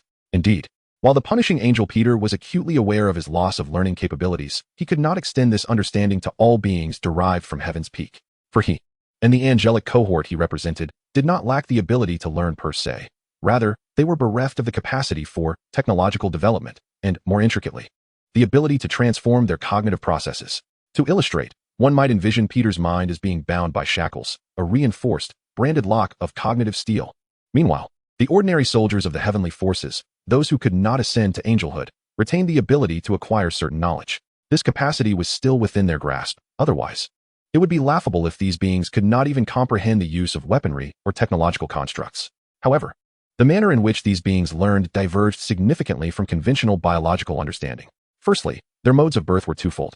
The first category consisted of humanoid warriors birthed from ordinary households. From the moment of their emergence, these warriors were destined to inhabit the ranks of soldiers. However, although they are nominally referred to as warriors, in reality, they resemble a vast assembly of officer corps. Their responsibilities within the Celestial Army primarily involve serving as officers across various battalions and ranks, tasked with relaying an array of combat orders. As officers, this cohort must undergo an extremely rigorous education from the moment of their birth. This harsh training, apart from instilling the virtues of Celestial Mountain, primarily imparts fundamental knowledge and military instruction.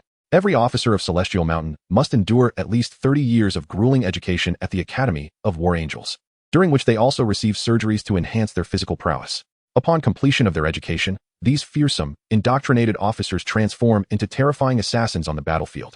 Proficient in countless tactical maneuvers, adept at strategizing battlefield intelligence, and capable of making rapid, context-appropriate judgments based on their extensive knowledge. In many respects, they embody a terror surpassing that of demons and a cold-bloodedness exceeding that of devils. For the sake of orders, they can ruthlessly eliminate innocent infants. For the sake of victory, they can exterminate millions of enemies. In their eyes, ordinary life holds no value. Indeed, even their own existence is deemed worthless. Their purpose is solely to assist Celestial Mountain in its external expansion, disseminating its gospel to every corner of the world. In stark contrast, there exists another group markedly different from them, the bioweapon soldiers of the Celestial Army, comprising the billions of warriors. Their mode of creation diverges significantly from the previous cohort. They are artificially engineered through cloning and biotechnological methods. From their birth to maturity, they require merely about a month. During this brief period, their still developing brains are inundated with all necessary knowledge via colossal machines.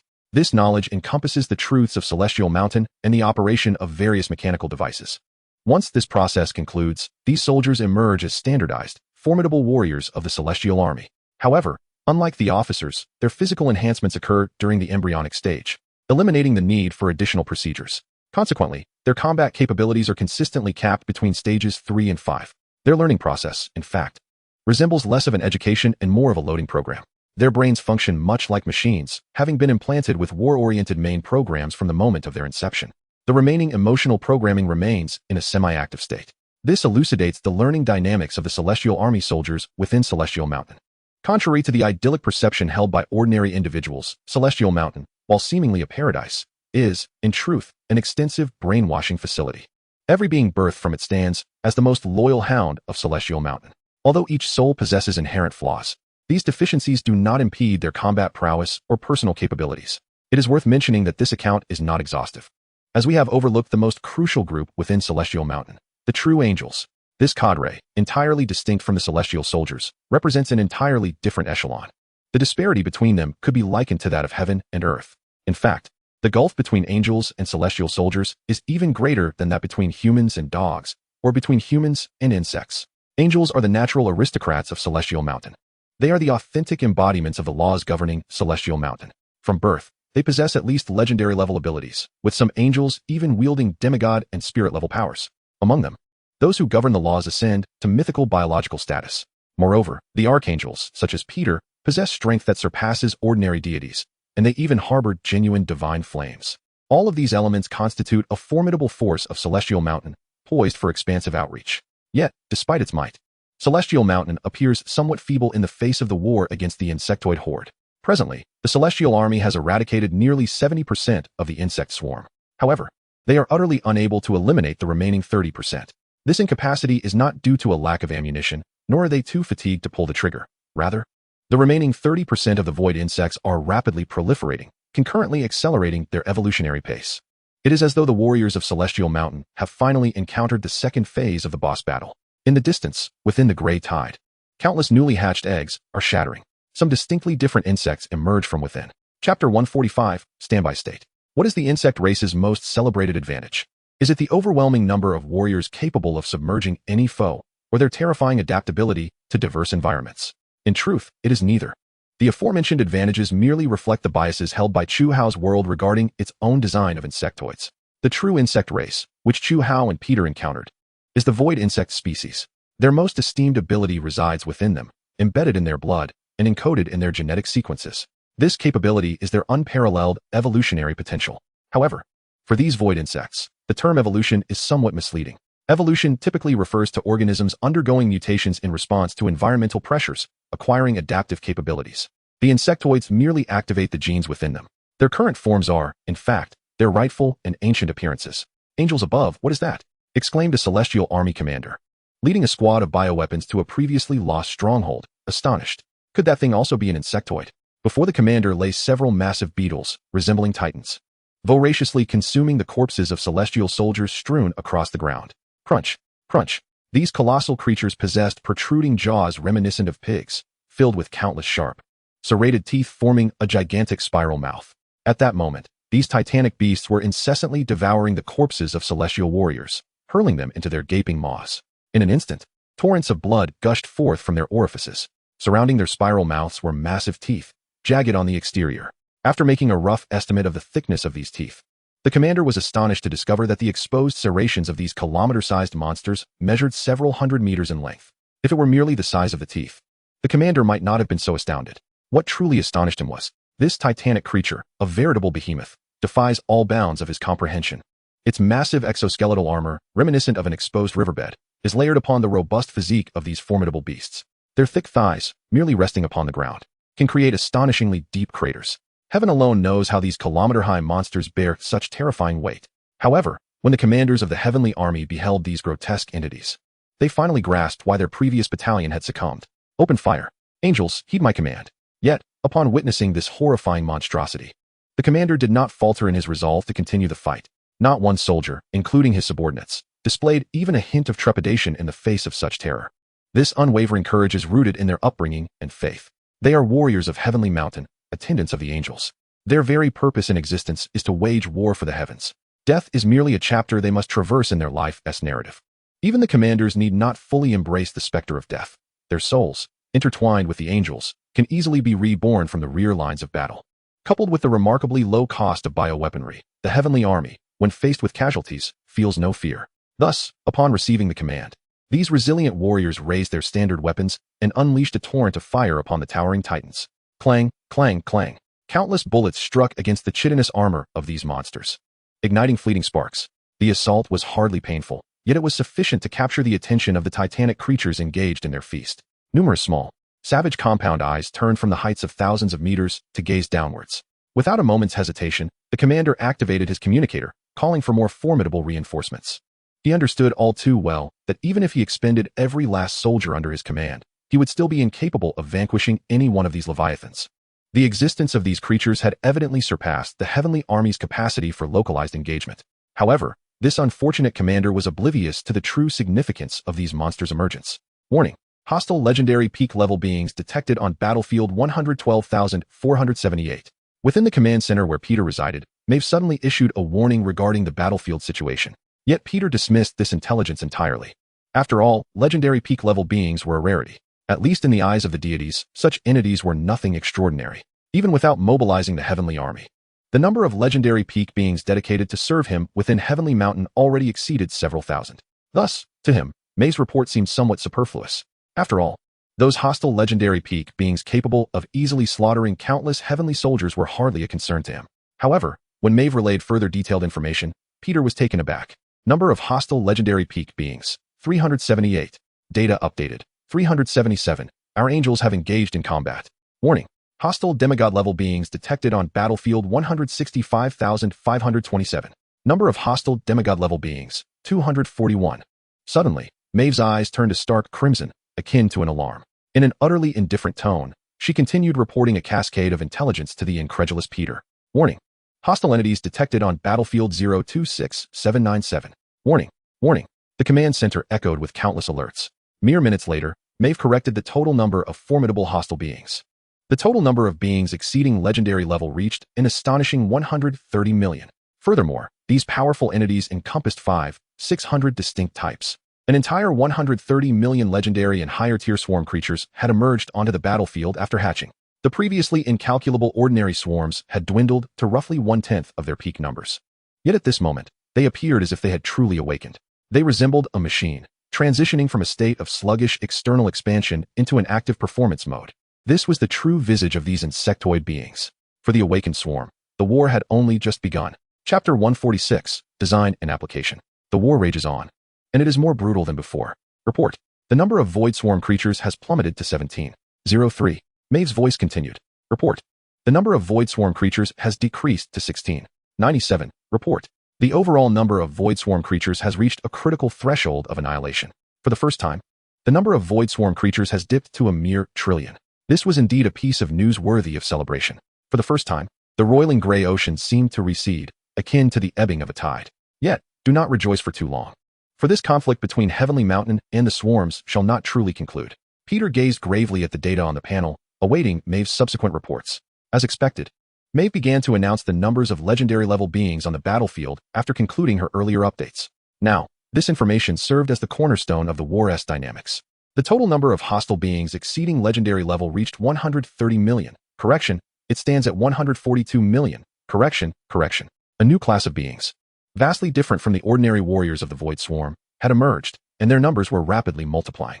These fearsome creatures, newly hatched from the swarm, exhibited a stark contrast to the previous feeble forms. Not only were they significantly stronger in individual prowess, but each one possessed power surpassing legendary levels, and their combat style was entirely distinct from their insectoid counterparts.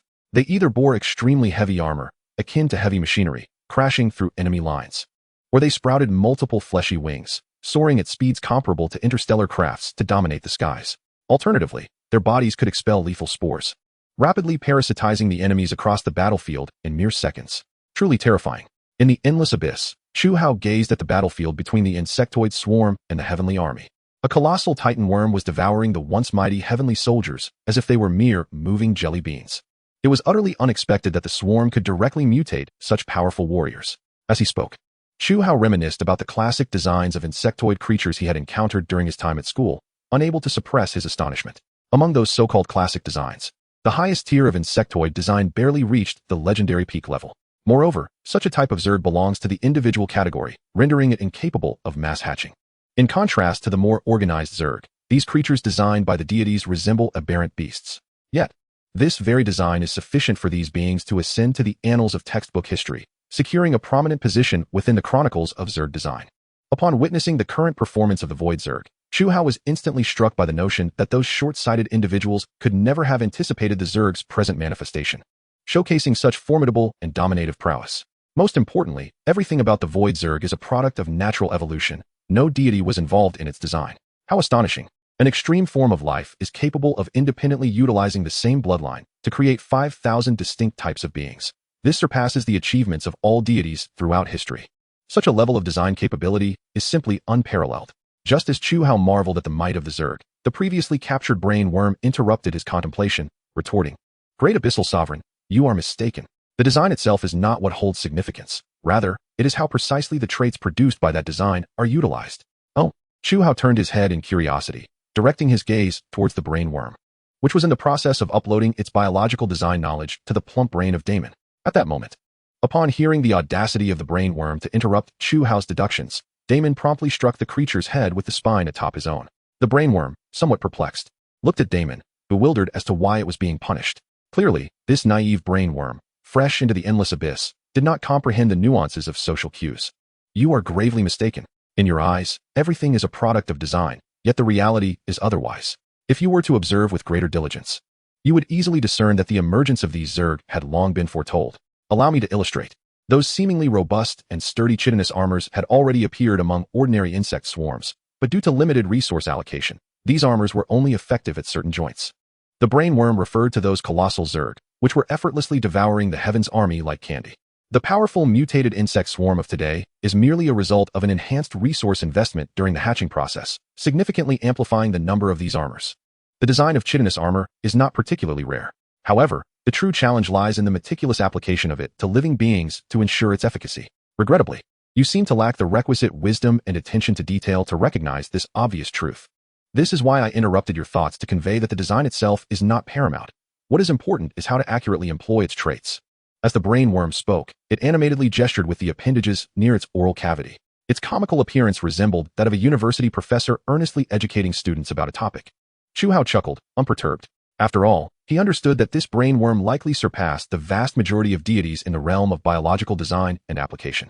At the very least, the brain worm was undoubtedly more proficient in biological design than he was, since the brain worm had made such a statement. There must be merit to it. I see now. It is the application of traits, not the design itself, is it not? In other words, these mutated swarms that have transcended into the legendary stage are merely ordinary insects that have increased resource investment, correct? The brain worm nodded in agreement, responding, "That is one way to interpret it. You finally comprehend." After nodding in acknowledgement, Chu Hao proceeded to inquire about a more pressing matter he had long wished to address. "However, speaking of this, brain worm, I have a question for you. How can I achieve a flawless fusion of the genetic sequences of demons and those of the insect swarm? In previous experiments, the genetic sequences of the Zerg had overwhelmingly dominated those of the demons. Now, Chu Hao sought to reverse this outcome, yearning for the demons to possess capabilities akin to those of the Zerg. Chapter 147, Survivors. Previously, upon witnessing the Zerg's exceptional life structure, Chu Hao conceived the idea of infusing the Zerg's genetic sequence into that of the demons. After all, if the powerful and infinitely evolving demons could harness the Zerg's perfectly constructed physical capabilities, they would become utterly unstoppable, surpassing all other species in this world. Of course, at that time, his envisioned infusion of Zerg genes was merely a notion. He had discovered that the Zerg's genetic sequences were far more formidable than those of the demons. Regardless of how powerful the abyssal beings, including demons, might be, once infused with Zerg genes, they would descend into an irreversible process of mutation. In fact, in the most extreme experiment, Chu Hao implanted a strand of somewhat incomplete Zerg genes into a demon's cell. Within a mere day, that demon was infected and transformed into a mindless Zerg entity. These experiments easily demonstrated one crucial point. The genetic sequences of the Zerg far surpassed those of the demons. Their genes represent the pinnacle among all living beings. Their hereditary material is ruthless and domineering, akin to a wolf concealed within a flock of sheep. Almost no creature can evade their genetic onslaught. Consequently, after a series of experiments, Chu Hao abandoned the perilous notion of merging Zerg genes. He did not wish for his endless abyss to inadvertently become a breeding ground for the Zerg, should the Zerg's genes run rampant in any dimension of the endless abyss. The only option left for Chu Hao would be to obliterate that dimension entirely. However, now that Chu Hao had captured this brainworm, he found himself revisiting this idea.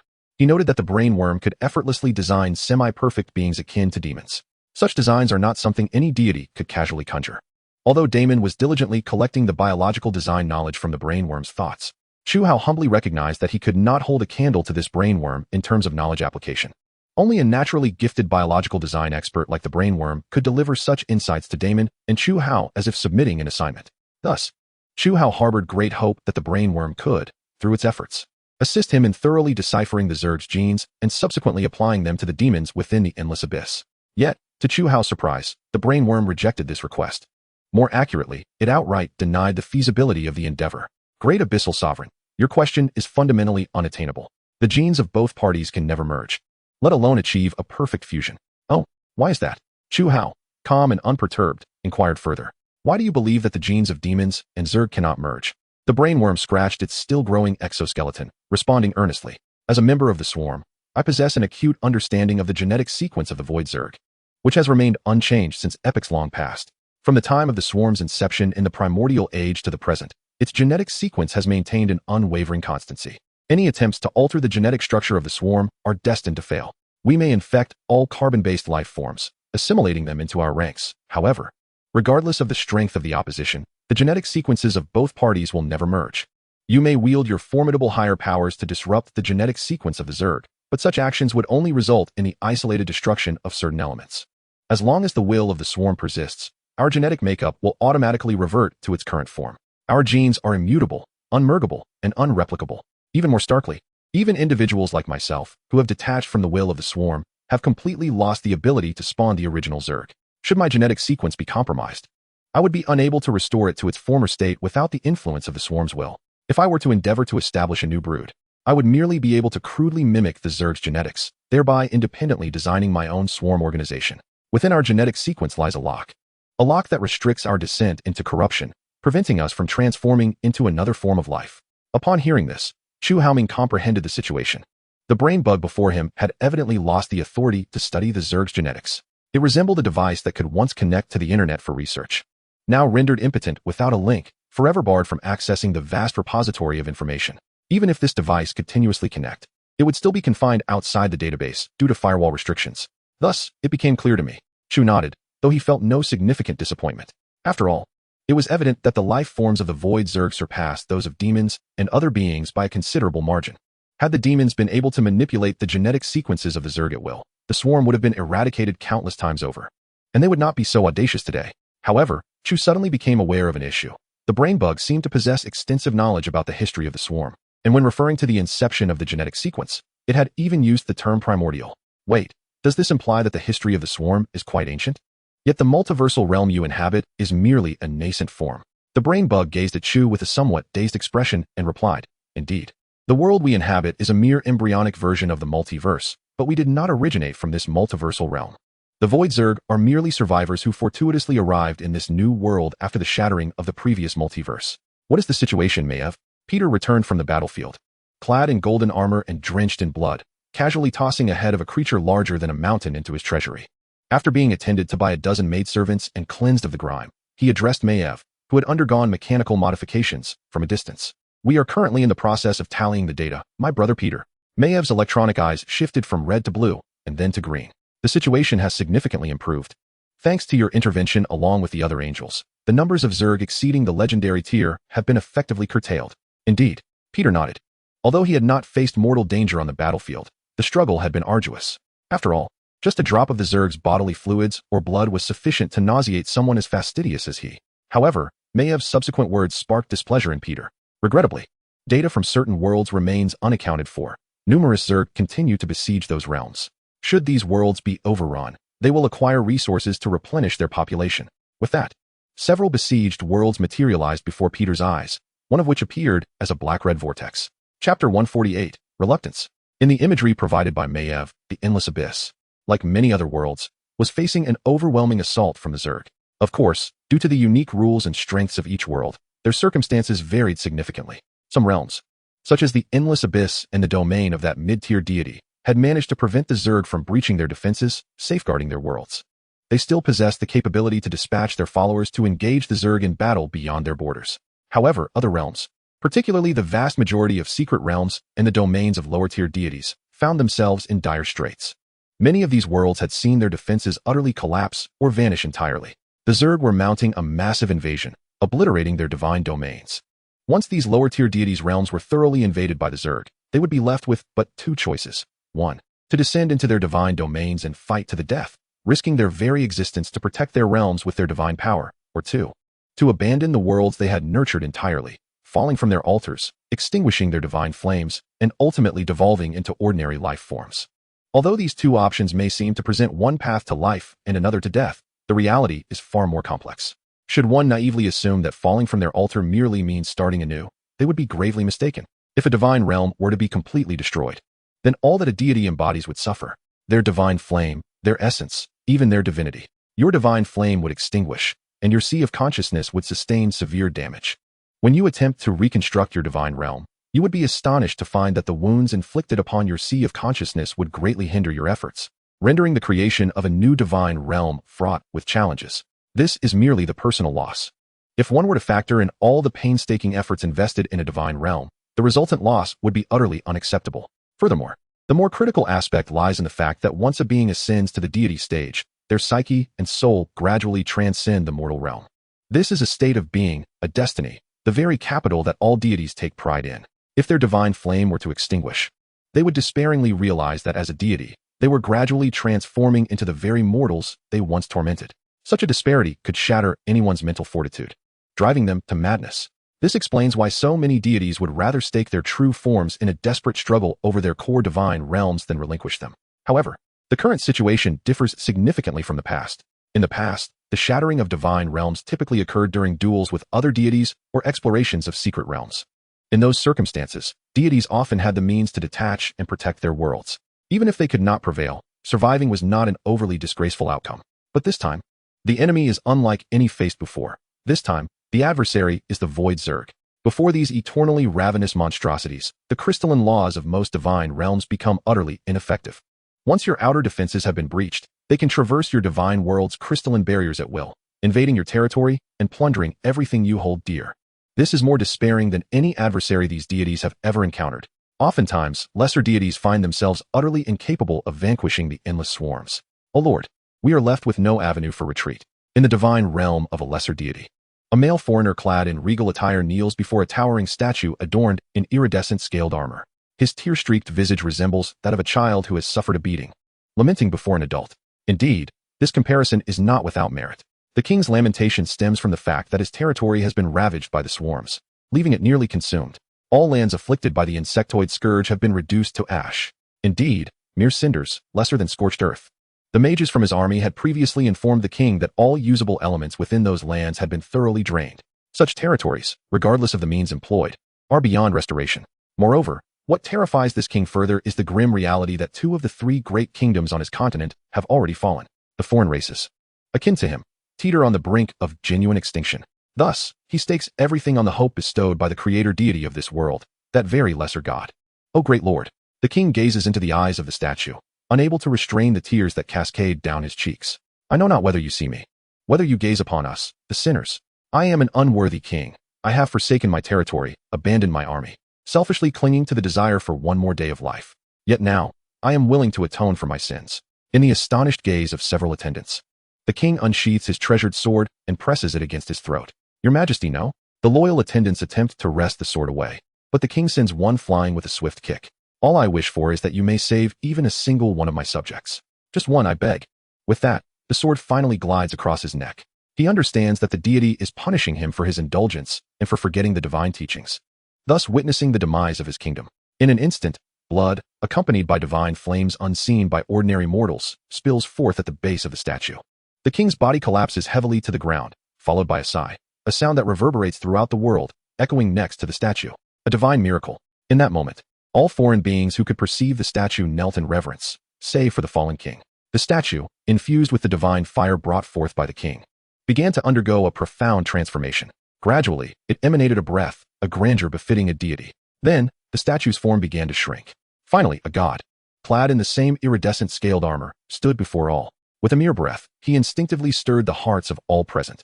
None dared to raise their gaze, fearing that their eyes might desecrate the divine. Yet, upon his arrival, the deity surveyed the crumbling world with a gaze tinged with sorrow. Then, as if issuing a final command, he calmly addressed all who knelt before him. Prepare for retaliation, my beloved subjects. Chapter 149, each harboring their own schemes. Prepare for retaliation. My subjects. The moment this lesser deity uttered those words, his fate was sealed. In a world nearly devoured by the swarms, even the descent of a true god could scarcely alter the outcome. Had the ordinary insectoids from before been the adversaries, perhaps there would have been a glimmer of hope for this true deity. But now, with the emergence of formidable, legendary tier insectoids, even a lesser god would find it impossible to impede them. The disparity in strength had reached insurmountable levels. Yet, even so, as the custodian of this world, this deity must still issue one last roar on behalf of the realm. With a resounding roar, he led the final band of warriors into the fray against the swarms. After some time, every existence within the nascent multiverse perceived a flicker of light. A light, although faint, undeniably existed above a dying world. Meanwhile, Peter observed this flicker of light in silence for a moment. His demeanor suggested a sentiment akin to that of a fox mourning the death of a hare upon witnessing the fall of a lesser deity. However, before Maeve could utter a word, Peter had already steeled his emotions. After all, his mission transcended all else.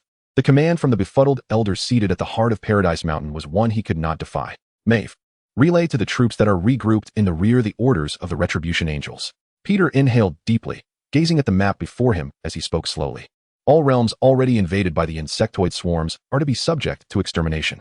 Inform the commanders that those weapons designated for the annihilation of the continent, including the continent tremblers and elemental annihilation devices, may be mobilized from the storerooms without my directive, up to, Peter paused. Let us say 50%.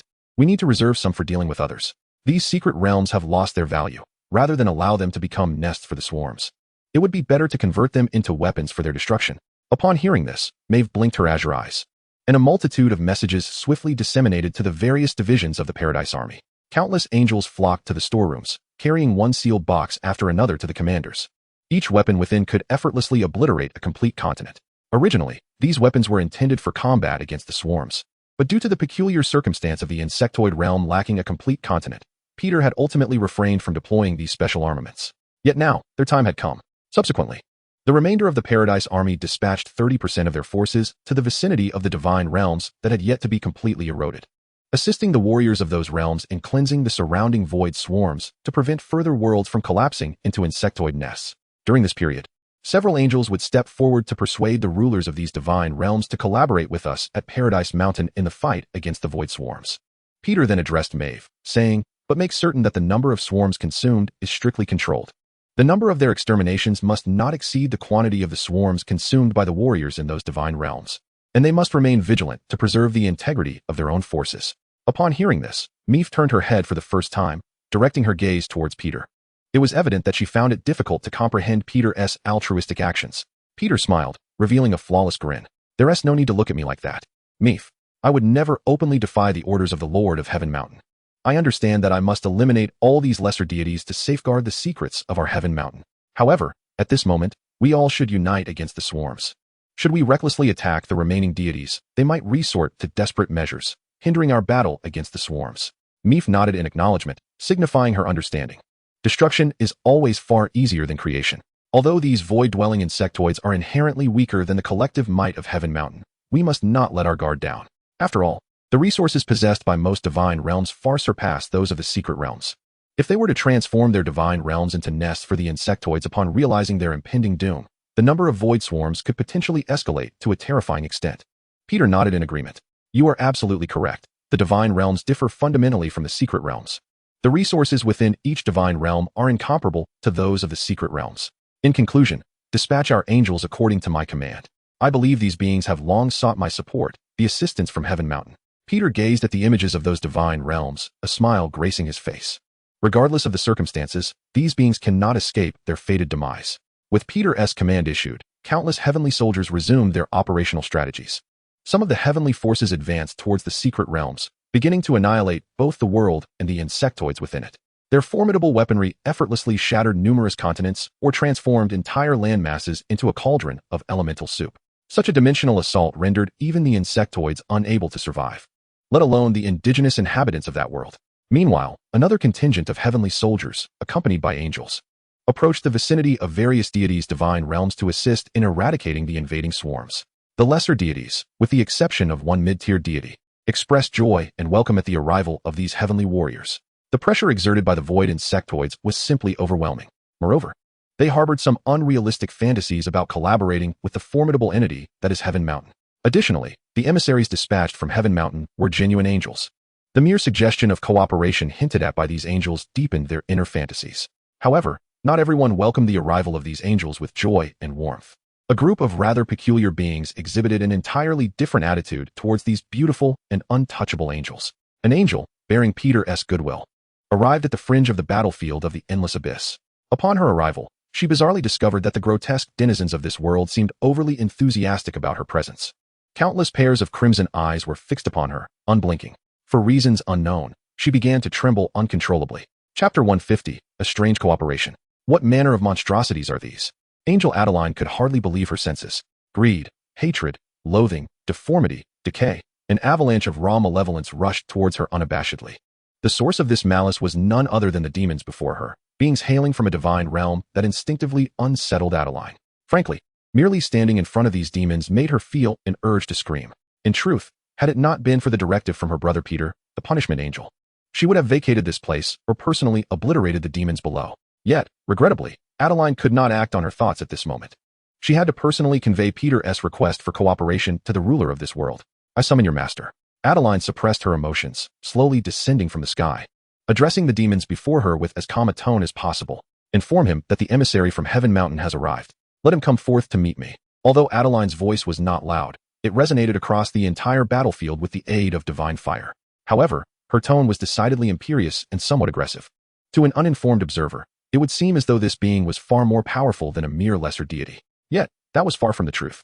Angel Adeline, a genuine angel born of Heaven Mountain, held a status in this world that was indeed significantly higher than that of an ordinary lesser deity.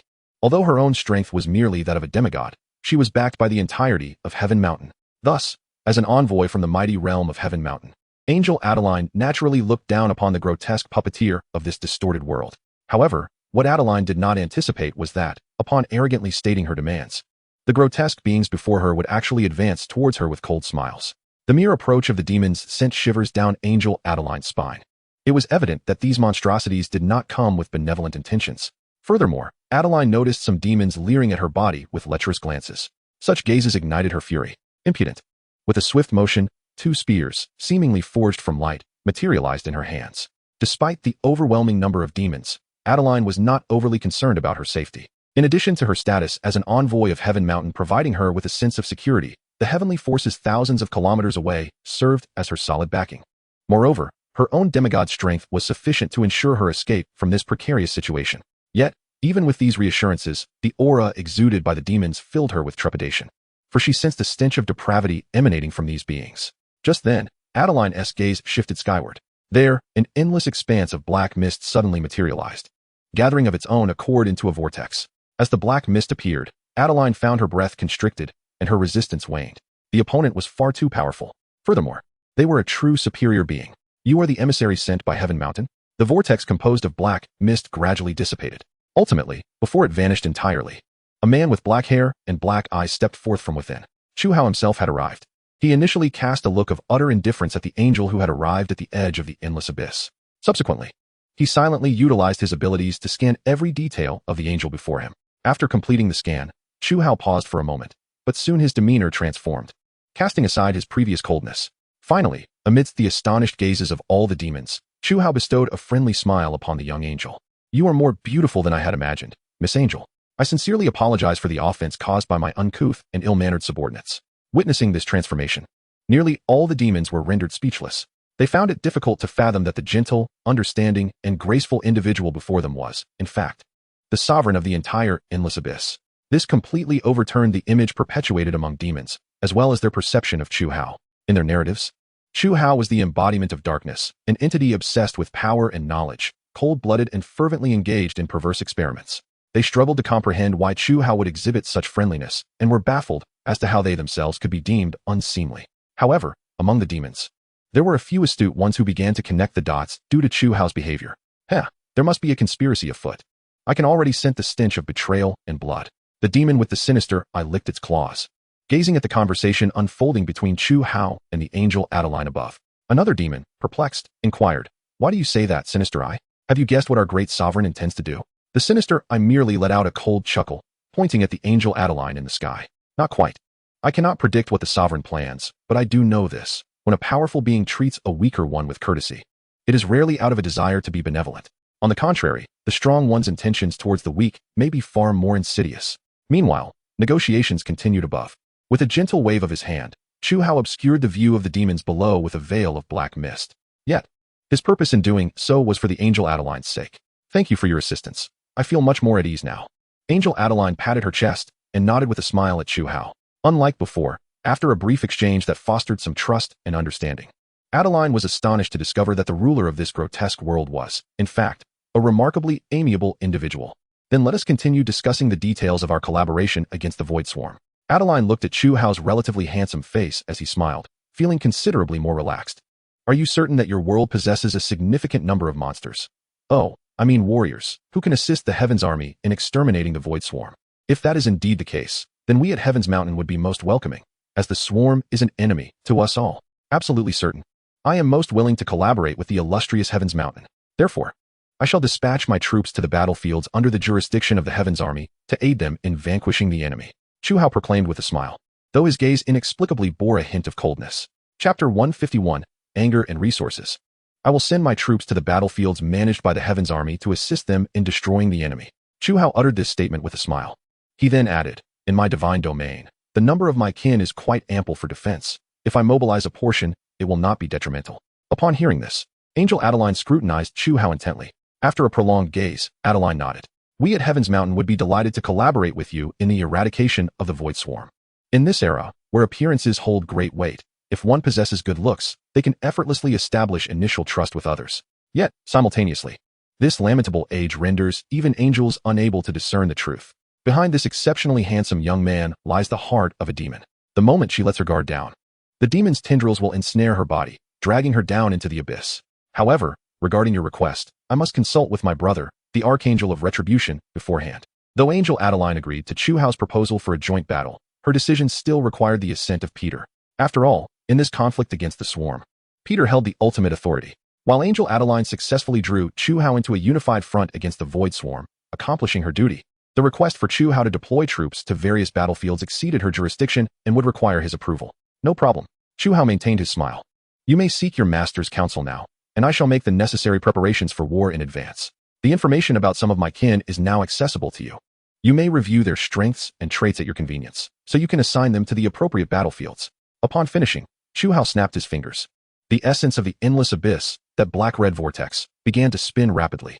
This was the sign of its full activation of the war engine. As it spun, all the dormant creatures within the endless abyss, including the former demon lords, would be swiftly awakened and thrust into the chaos of war.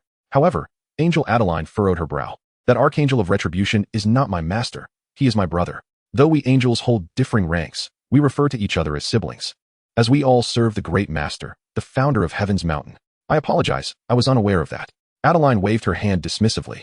No worries, such misunderstandings are common. As many who are unfamiliar with our internal relationships often err. In any case, you shall receive a response to your request in due time, and I will come to inform you. With that, Angel Adeline nodded at Chu Hao, indicating that it was time for her to return to oversee the Heaven's Army. Just as she was about to depart, the black-red vortex in Chu Hao's eyes suddenly began to whirl rapidly. He swiftly stepped forward, grasping the Angel Adeline's pristine hand, halting her departure. Such a rude and sacrilegious act ignited Adeline's fury in an instant. It is worth noting that Angel Adeline was born of Heaven's Mountain, an object of worship for millions, a being invoked in countless prayers, and now, she found herself seized by a male entity. This was utterly intolerable. Not even if he were a deity would it be acceptable. The essence of Heaven's Mountain far surpasses that of a mere lower deity. Just as Angel Adeline was on the verge of unleashing her wrath, Chu Hao, with a look of shock, released his grip, expressing that he harbored no ulterior motives. I apologize, I was a bit hasty. I forgot to mention a few things. Adeline's stormy expression softened considerably. What matters?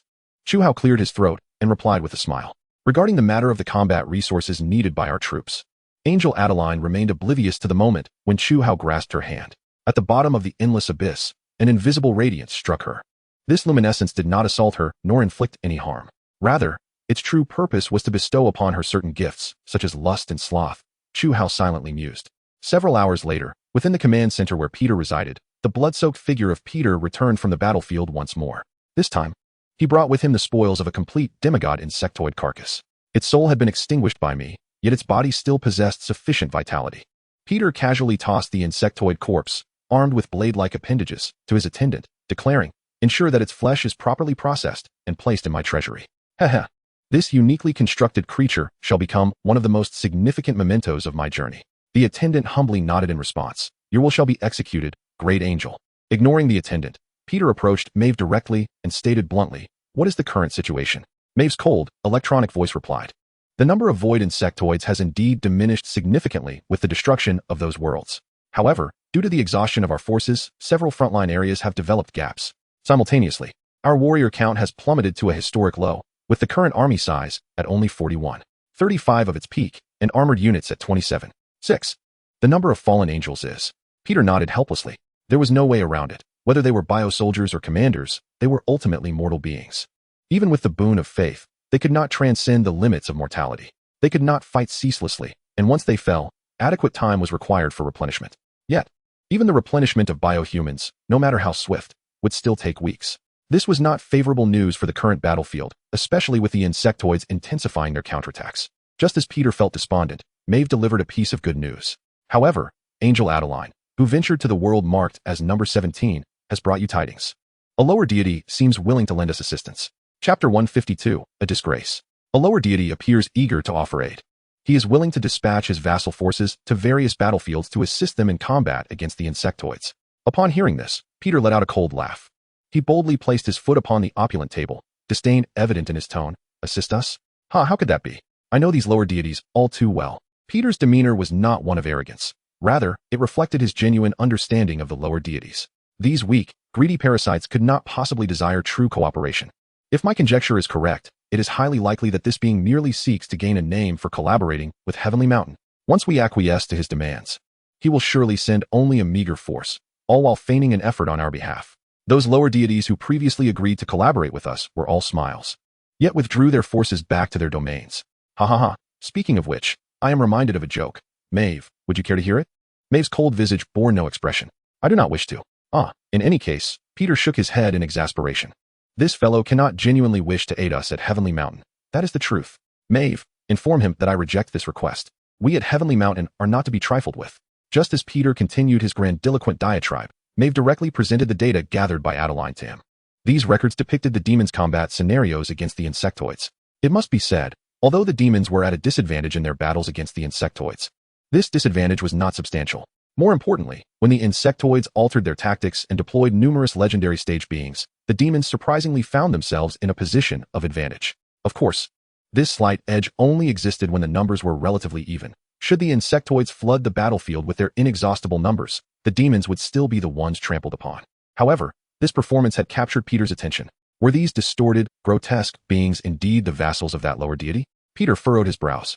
To him, the appearance of these creatures was exceedingly repugnant, with some grotesque and twisted forms resembling demons, which only fueled his aversion. Yet, it must be acknowledged that many demons exhibited remarkable combat prowess, surpassing that of most lower-tier bio-soldiers of Heavenly Mountain. Though lacking any strategy, the frenzied demons could indeed stand their ground against the insectoids in numerous encounters. At least, in Peter's eyes, the demons represented excellent expendables. If he were truly able to secure the demons' assistance, the dynamics of many battlefields would undoubtedly shift. Indeed, those creatures of the deity, aside from the battle footage. We also have a considerable number of biological parameters, Maeve stated calmly, her mechanical enhancements granting her a focus on reason and data. These beings' parameters far exceed those of many warriors. The sincerity of the deity's offer is not mere pretense. We might leverage these creatures to minimize our casualties and expedite the extermination of the insectoids. Upon hearing this, Peter hesitated. Perhaps, but I remain wary of this fellow. He surely has ulterior motives. Every deity possesses their own flaws, yet they share a common trait. They are all incredibly treacherous and cunning. Maeve did not pause but continued. Peter, your assessment is not without merit. For the lower deity has indeed appended a significant condition to our potential collaboration. What kind of condition? Peter inhaled deeply, appearing to regard the matter with greater seriousness. He stated that should he dispatch his forces, he desires resources. His world has recently invaded a secret realm just before being engulfed by the insectoid realm. Thus he currently faces severe resource shortages. How many resources? Maeve provided a figure that nearly caused Peter to leap from his seat. Although Heavenly Mountain had brought an overwhelming supply of resources for troop replenishment, the quantity demanded by Chu Hao left Peter feeling utterly alarmed. So much. He must be mad. It is impossible. However, he stated that all these resources would be utilized to incubate the vassal forces, thereby exterminating the Zerg. Maeve added the final remark. He mentioned that if we harbored any doubts, he could first dispatch troops and await the arrival of our resources before sending out the next contingent. What do you think, Peter? Should we respond to him? Peter stroked his chin, his eyes filled with uncertainty. He had not anticipated that the very thing this individual craved was resources. Yet, this did make sense. It was improbable that anyone would selflessly offer everything to assist us. However, if it merely concerned resources, then I could comply. Ultimately, Peter acquiesced to Chu Hao's proposal to proactively deploy troops in collaboration, albeit with considerable caution, permitting Chu Hao to proceed only to a few designated battlefields. Upon being informed by Adeline, Chu Hao smiled in agreement. For what he truly desired was not the resources themselves. Though significant, they paled in comparison to his ultimate goal. What he genuinely sought was to successfully maneuver his forces to various corners of this cosmic battlefield under the auspices of the formidable Heaven's Army. Once both parties had genuinely established a cooperative intent, the tendrils of the endless abyss, with the assistance of the Heaven's Army, extended into the myriad corners of this embryonic multiverse. Countless demonic legions, grinning maniacally, swiftly reached their respective battlefields, for to them, slaughter required no justification. Killing and death were their very pursuits, they reveled in it. However, this time, the demons were bestowed with a far more significant objective: to corrupt, to taint this nascent multiverse, sowing the seeds of decay and depravity. Simultaneously, they would silently poison the Heaven's Mountain warriors fighting alongside them, casting seeds of disaster and doubt into their fractured souls. Chu Hao stood shoulder to shoulder with the angel Adeline, gazing down at the countless demons departing from the endless abyss. A subtle smile curled upon his lips. If all proceeded smoothly, he would soon witness the grotesque downfall of mortals within the Heaven's Army. More intriguingly, he was eager to observe the angels' reactions to this unfolding spectacle. Chapter 153. The Angel's Delight. Chu Hao's will was swiftly enacted. With the support of the Heaven's Army, innumerable demonic legions arrived at the front lines to engage the Zerg. Naturally, the time frame referenced here spanned at least weeks. After all, the battlefield was simply too vast. This war, fought across the expanse of the embryonic multiverse, was a first for Chu Hao. Thus, given the enormity of the conflict, even a week would seem but a fleeting moment in the grand scheme. The duration of this war was already geared towards years. Those participating had long since prepared themselves mentally. Yet, amidst this protracted timeline, one individual found her perception of time suddenly blurred: the angel Adeline. She could distinctly sense that her current state was decidedly amiss. Great Angel, we are to rendezvous with Demon Legion 42 and proceed to position XR 788. Within the flagship of Angel Adeline, she sat in her seat, a look of bewilderment upon her countenance. Before her, a commander of the Heaven's Army was meticulously detailing the current state of affairs on the battlefield. We have conducted sufficient preliminary reconnaissance of the XR 788 battlefield. Here is what we have detected. Please direct your gaze to the screen. The commander activated the display beside him. On the screen, countless gray-patterned eggs were being produced incessantly from the convulsing abdomens of several matriarchs. Each of these eggs harbored a rapidly developing larva, its growth nearing biological limits. They could complete hatching within mere minutes of being carried off by worker insects, emerging as identical larvae. Subsequently, these newly hatched larvae would be cast into various pre-constructed nutrient pools of varying sizes. Once immersed in these pools, they would instinctively extend their antennae to swiftly absorb all the nutrients within, leaving not a trace behind. It is crucial to note that the term used is absorb, not consume. This distinction arises because, in the design of the Zerg, the speed of nutrient absorption far surpasses that of mere ingestion. Before long, the larvae, having completed their nutrient absorption, would commence the next phase of their hatching process. Those that absorbed lesser nutrients would metamorphose into basic worker or combat insects, while those that absorbed copious nutrients would transform into new matriarchs or brain insects. As for the larvae that absorbed an overwhelming amount of nutrients, their bodies nearing crystallization, they would evolve into super Zerg that transcend legendary and even demigod tiers. Each of these super Zerg could unleash astonishing combat prowess. Once fully hatched, they would lead a legion of ordinary Zerg, obliterating any who dared to obstruct their path. Your Excellency, you can clearly see that behind position XR788, there are numerous mature matriarchs. This is our target. These mature matriarchs are rapidly replenishing the fallen Zerg at an astonishing rate of hundreds per second. If we successfully eliminate this position, the pressure in several surrounding battle zones will significantly diminish. The commander meticulously outlined the subsequent tactical maneuvers, even detailing how to exploit the expendable nature of the demons to minimize casualties among their own forces. Of course, in his eyes, regardless of the individual strength of the demons, they were ultimately destined to meet the fate of cannon fodder. After all, these grotesque, repulsive beings could never be equated with the greatness of the Heaven's Army, led by angels. This was not a matter of strength, but rather one of status. As the demons clashed with the Zerg, the unfortunate commander suddenly realized a pressing issue. The angel seated in the main chair seemed entirely disengaged from his exposition on the battlefield situation. This was not merely his subjective perception. At that moment, Angel Adeline had genuinely closed her eyes, one hand propped under her chin, a slight smile gracing her lips as if she were in slumber. The commander's rank paled in comparison to that of the angel, so he merely buried this somewhat rebellious thought deep within, refraining from voicing it.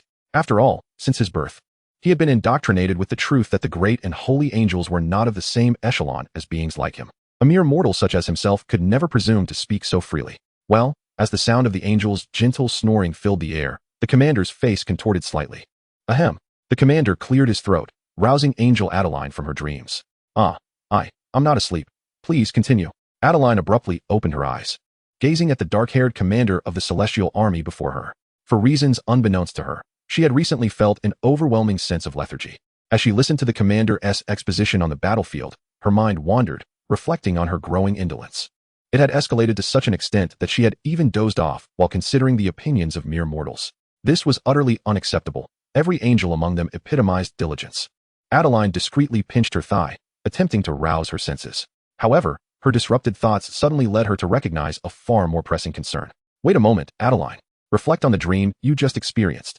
Goodness, what had you been dreaming about? How utterly shameless. For reasons unclear, Adeline felt a surge of panic. She extended her pristine hands towards the mortal commander, gesturing for him to cease his discourse. The battlefield strategy was commendable. Let it proceed as you suggested. You may take your leave. The commander paused for a moment, but ultimately bowed humbly and departed with his subordinates. Once the area was vacated, Angel Adeline finally allowed herself to relax. She inhaled deeply, as if releasing the tension that had gripped her. Angels, much like ordinary beings, adhere to their own cycles of rest, and they too experience dreams during slumber, typically confined to the seas of their minds. Their dreams revolve around the teachings of the celestial Mount's revered ones or scenes of imparting wisdom to mortals.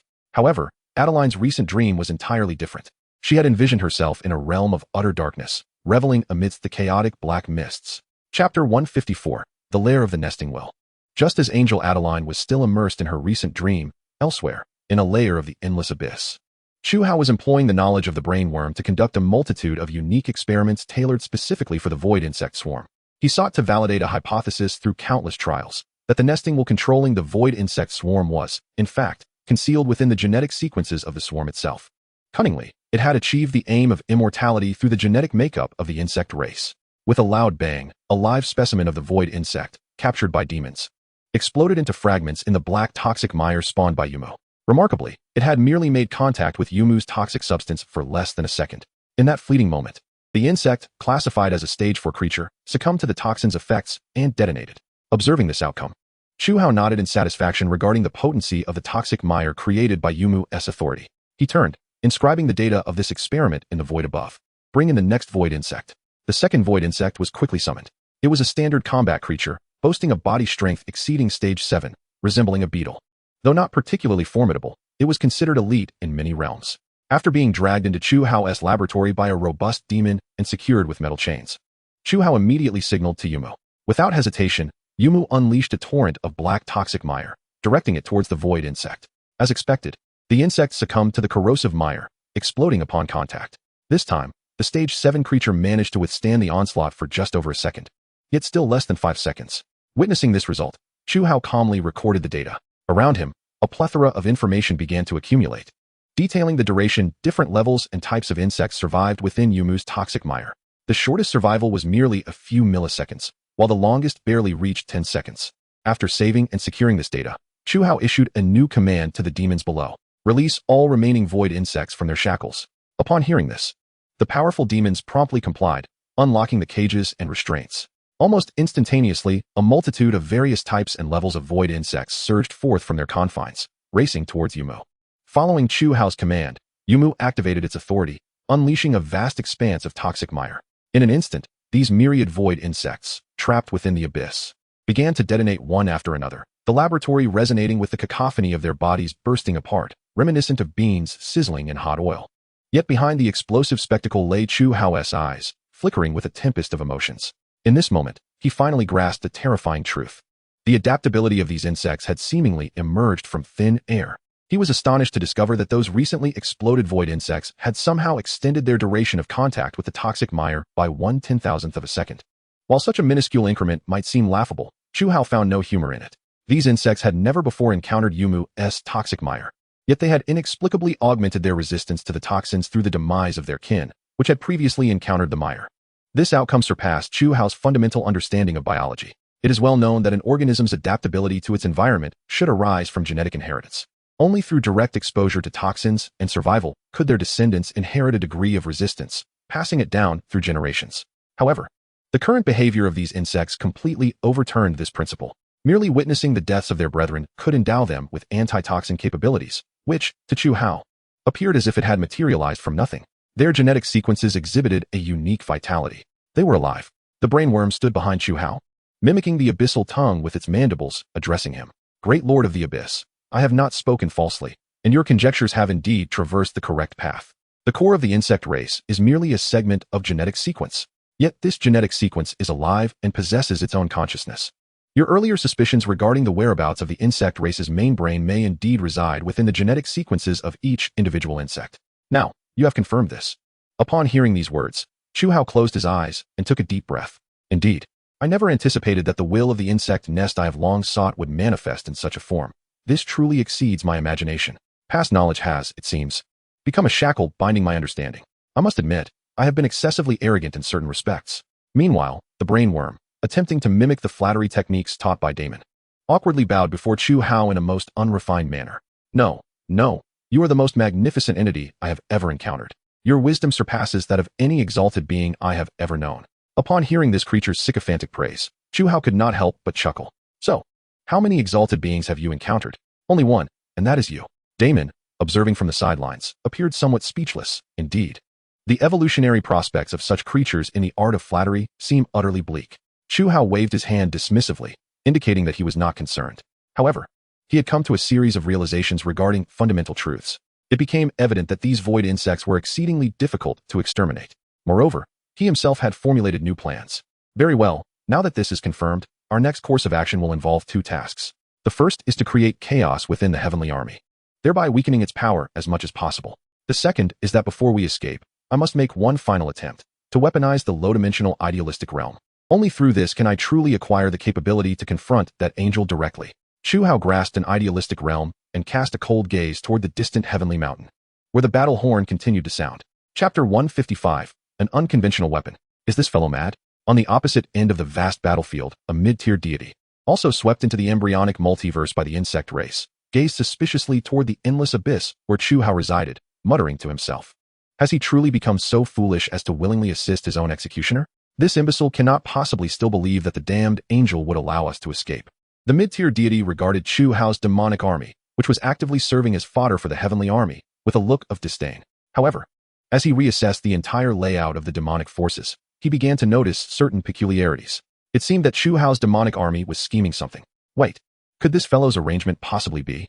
This mid-tier deity was named Tagore. His world was a pure high-level magical realm, possessing considerable strength.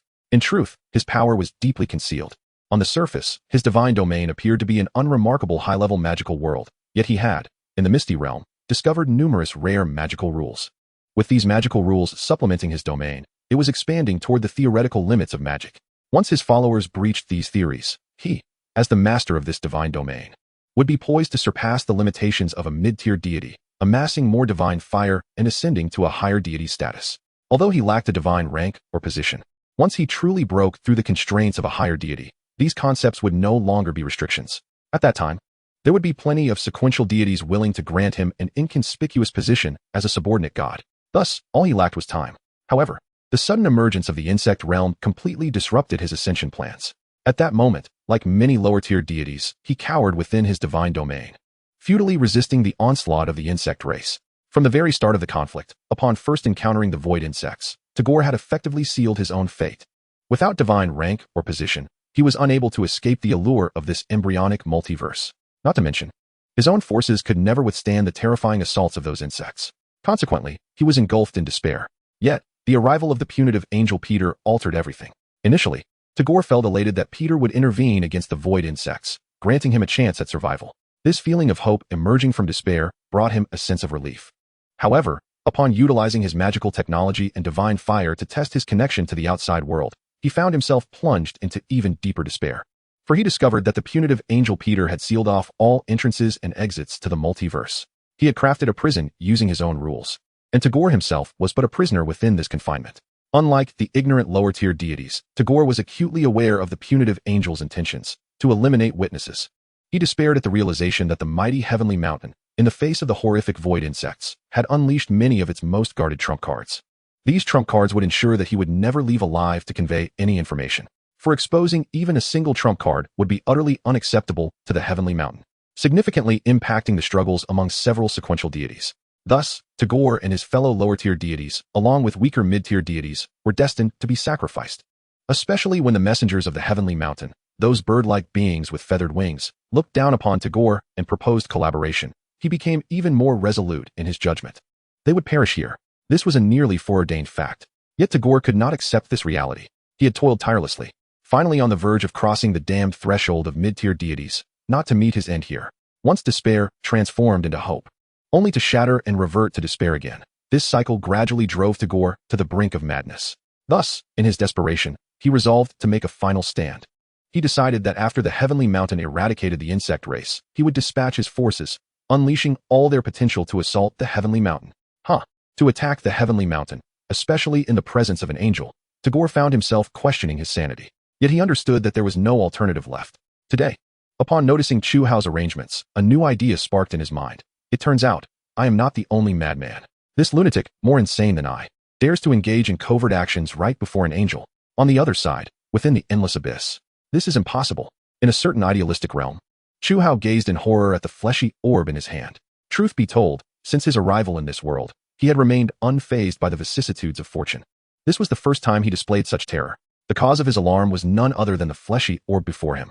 The orb, ensconced within the embrace of his divine fire, writhed incessantly. It was in a constant state of decay and growth. Through the gaps in the divine fire, one could discern the orb's silent, frenzied screams. In truth, had it not been for the divine flames encircling it, this grotesque orb would have already obliterated half of the abyss. Indeed, not merely half of a plane, but half of the abyss itself. Great Lord of the Abyss, I implore you to annihilate this abomination at once. This entity heralds the end of all things. Even the swarm may fall victim to its corruption. The brainworm cowered behind Damon, evidently stricken with utmost terror at the sight of the orb in Chu Hao's grasp. Damon fared little better. Upon sensing the aura emanating from the orb, his cerebral form shrank considerably. My lord, are you certain you can control this thing? Damon inquired for the first time, a note of doubt creeping into his voice as he addressed Chu Hao. This marked the initial instance of him questioning the true essence of Chu Hao. However, upon hearing those words, Chu Hao managed to suppress his expression.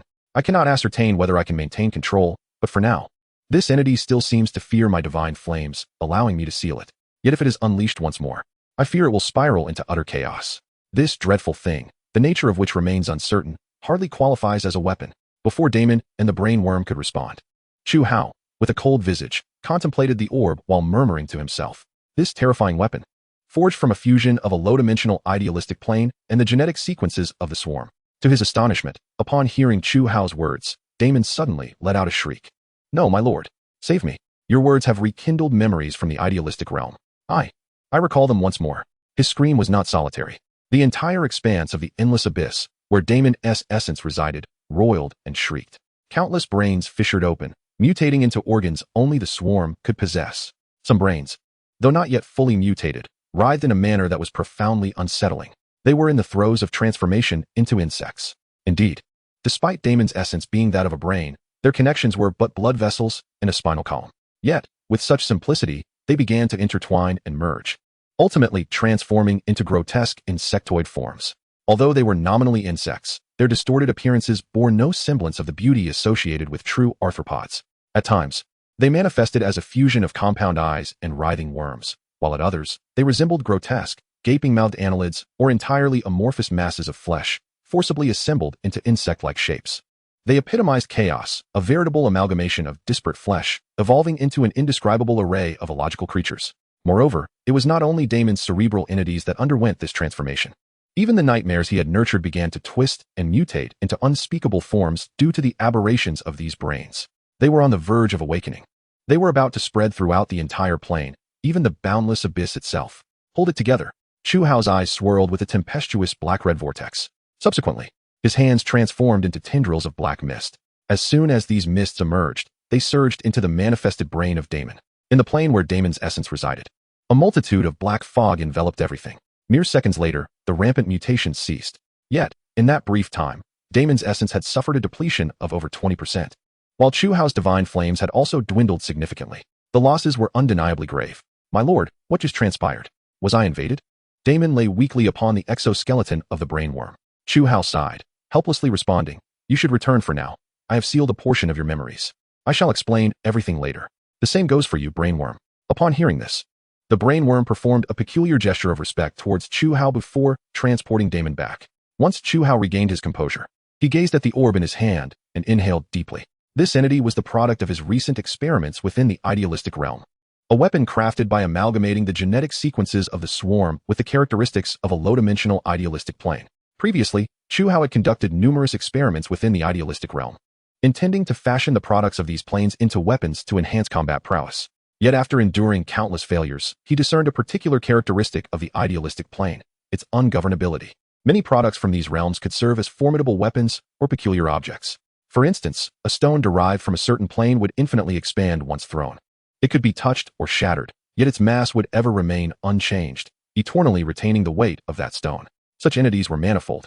Their categories akin to the nightmares of existence, indiscernible, unquantifiable, and beyond rational comprehension. In summary, Chu Hao found himself momentarily unable to effectively utilize the idealistic plane. However, just as he was about to concede defeat, an inexplicable idea struck him. What would transpire if the eternally immutable, yet logically coherent genetic sequence of the swarm were placed within the eternally shifting and illogical confines of the idealistic plane? The outcome of the experiment left Chu Hao, Damon, and the observing brainworm in a state of sheer terror. When a small segment of the divinely imbued genetic sequence of the swarm was introduced into a plane where thoughts could manifest, it began to merge and expand with the core of that plane. Initially, a small orb materialized, which then underwent infinite expansion. It transformed into a virus-like existence. All entities, whether organic or inorganic, abyssal creatures or other captive species, would become tainted by this virus, grotesquely contorting into swarm-like forms. If one assumes that this entity merely possesses viral-like contagiousness and is thus inconsequential, they are gravely mistaken. The contagion exhibited by this entity far surpasses Chu Hao's comprehension of the concept of contagion. Once you physically come into contact with it, you will metamorphose into a member of the swarm. Should you catch a whiff of its scent, you will transform into a creature of the swarm. Even the mere sight of it will catalyze your change. To take it a step further, merely encountering its likeness through images, texts, or any other medium capable of transmitting its essence will still result in your transformation into the swarm. Chu Hao conducted a personal experiment, allowing a captured alien to hide within a safe zone he had established. Merely upon hearing the information regarding the existence of this orb with its ears, within mere seconds, it had transformed from a normal alien into a grotesque, writhing entity, still recognizable as a member of the swarm. Moreover, in subsequent experiments, Chu Hao uncovered a more dire truth. That is, if one possesses memories of this entity, unless one is of divine caliber, it is impossible to evade the peril posed by this grotesque mass. Merely being aware of its existence could lead to one's transformation into an indescribable being. Only divine fire can thwart the corruption emanating from this entity. Any existence devoid of divine fire can only be spared from the threat of mutation once they are endowed with divine fire. However, such an acquisition is fraught with uncertainty. The previous failure of Damon's memory blockade serves as a case in point. Only by completely erasing the memory can one sever the influence of this entity. To terminate the contagion and prevent it from spilling into the boundless abyss, Chu Hao had no choice but to take matters into his own hands. He first eradicated all entities within this idealistic realm and subsequently disinfected the entire dimension with black mist multiple times before successfully reclaiming this grotesque mass. Reflecting on this, Chu Hao could not help but take a deep breath. Placing the grotesque mass before him, he spoke coldly. With this present, given sufficient time to develop, the entire celestial army of billions would be utterly annihilated. But should I truly employ it? This would mark the true onset of calamity, with no one knowing the outcome. Everyone may speculate on the prototype of this entity. Chapter 157, Complete Loss of Control. The reason Chu Hao approached the use of this grotesque mass with such caution is primarily due to its utterly uncontrollable nature. Although half of its composition originates from the endless abyss itself, it remains entirely unmanageable. It resembles a lethal, uncontrollable virus, disseminating the very concept of its existence in forms incomprehensible to ordinary beings. If one were to encapsulate its method of proliferation in a single term, proliferation would be the most fitting. This entity, compressed into a grotesque mass, starkly differs from any life form Chu Hao has previously encountered. Its purpose of existence is not merely to reproduce, but to transmute everything into its current form. In fact, at the depths of the endless abyss, demons have already forsaken their corporeal forms, leaving only their spirits and concepts behind. Yet, even such demons would be mercilessly assimilated before this grotesque mass, transforming into writhing monstrosities. Furthermore, previously, Chu Hao had expended nearly 10,000 points of divine fire in a single effort to suppress this entity's growth within the idealistic realm. Such expenditure was beyond what even Chu Hao could sustain for long. However, It is precisely due to this characteristic that Chu Hao perceives the grotesque mass as possessing potential as a weapon. For in his estimation, once he unleashes this entity within the celestial army's ranks, it would swiftly lead to the obliteration of billions. At that point, even the Archangel Peter would find himself powerless against such a scenario. Perhaps its direct might would not suffice to slay true deities. Yet in the face of its endless progeny, Chu Hao has reason to believe that even the angels of heaven's mount would ultimately capitulate. The sole question remains, is Chu Hao truly willing to release this entity amidst battle? Should it spiral completely out of control, both he and the endless abyss would feel its repercussions. Chu Hao gazed intently at the grotesque mass ensnared by divine fire, posing a question. Does it possess consciousness? Despite the faint hope, Chu Hao resolved to attempt communication. After all, if this entity were aware, perhaps there existed a possibility for dialogue. Unfortunately, the grotesque mass, ensnared within the divine fire, merely writhed and transformed, emitting silent screams. Chu Hao could distinctly sense that this being seemed devoid of any rationality. With that thought, Chu Hao stowed the entity away. Taking a deep breath, he decided to refrain from utilizing it for the time being. However, should my plan to corrupt the celestial soldiers fail, employing this entity would not be too late. No weapon, no matter how formidable, surpasses the importance of personal strength. As he spoke, Chu Hao shifted his gaze towards the endless abyss. There, the demons appeared far more reliable in comparison to the grotesque mass. Yet, unlike the seemingly unchanging dynamics of the outside world, evolution continued unabated within the endless abyss. After Chu Hao modified the sacrificial rules, he had successfully breathed new vitality into the endless abyss. To describe it as vitality may be an exaggeration.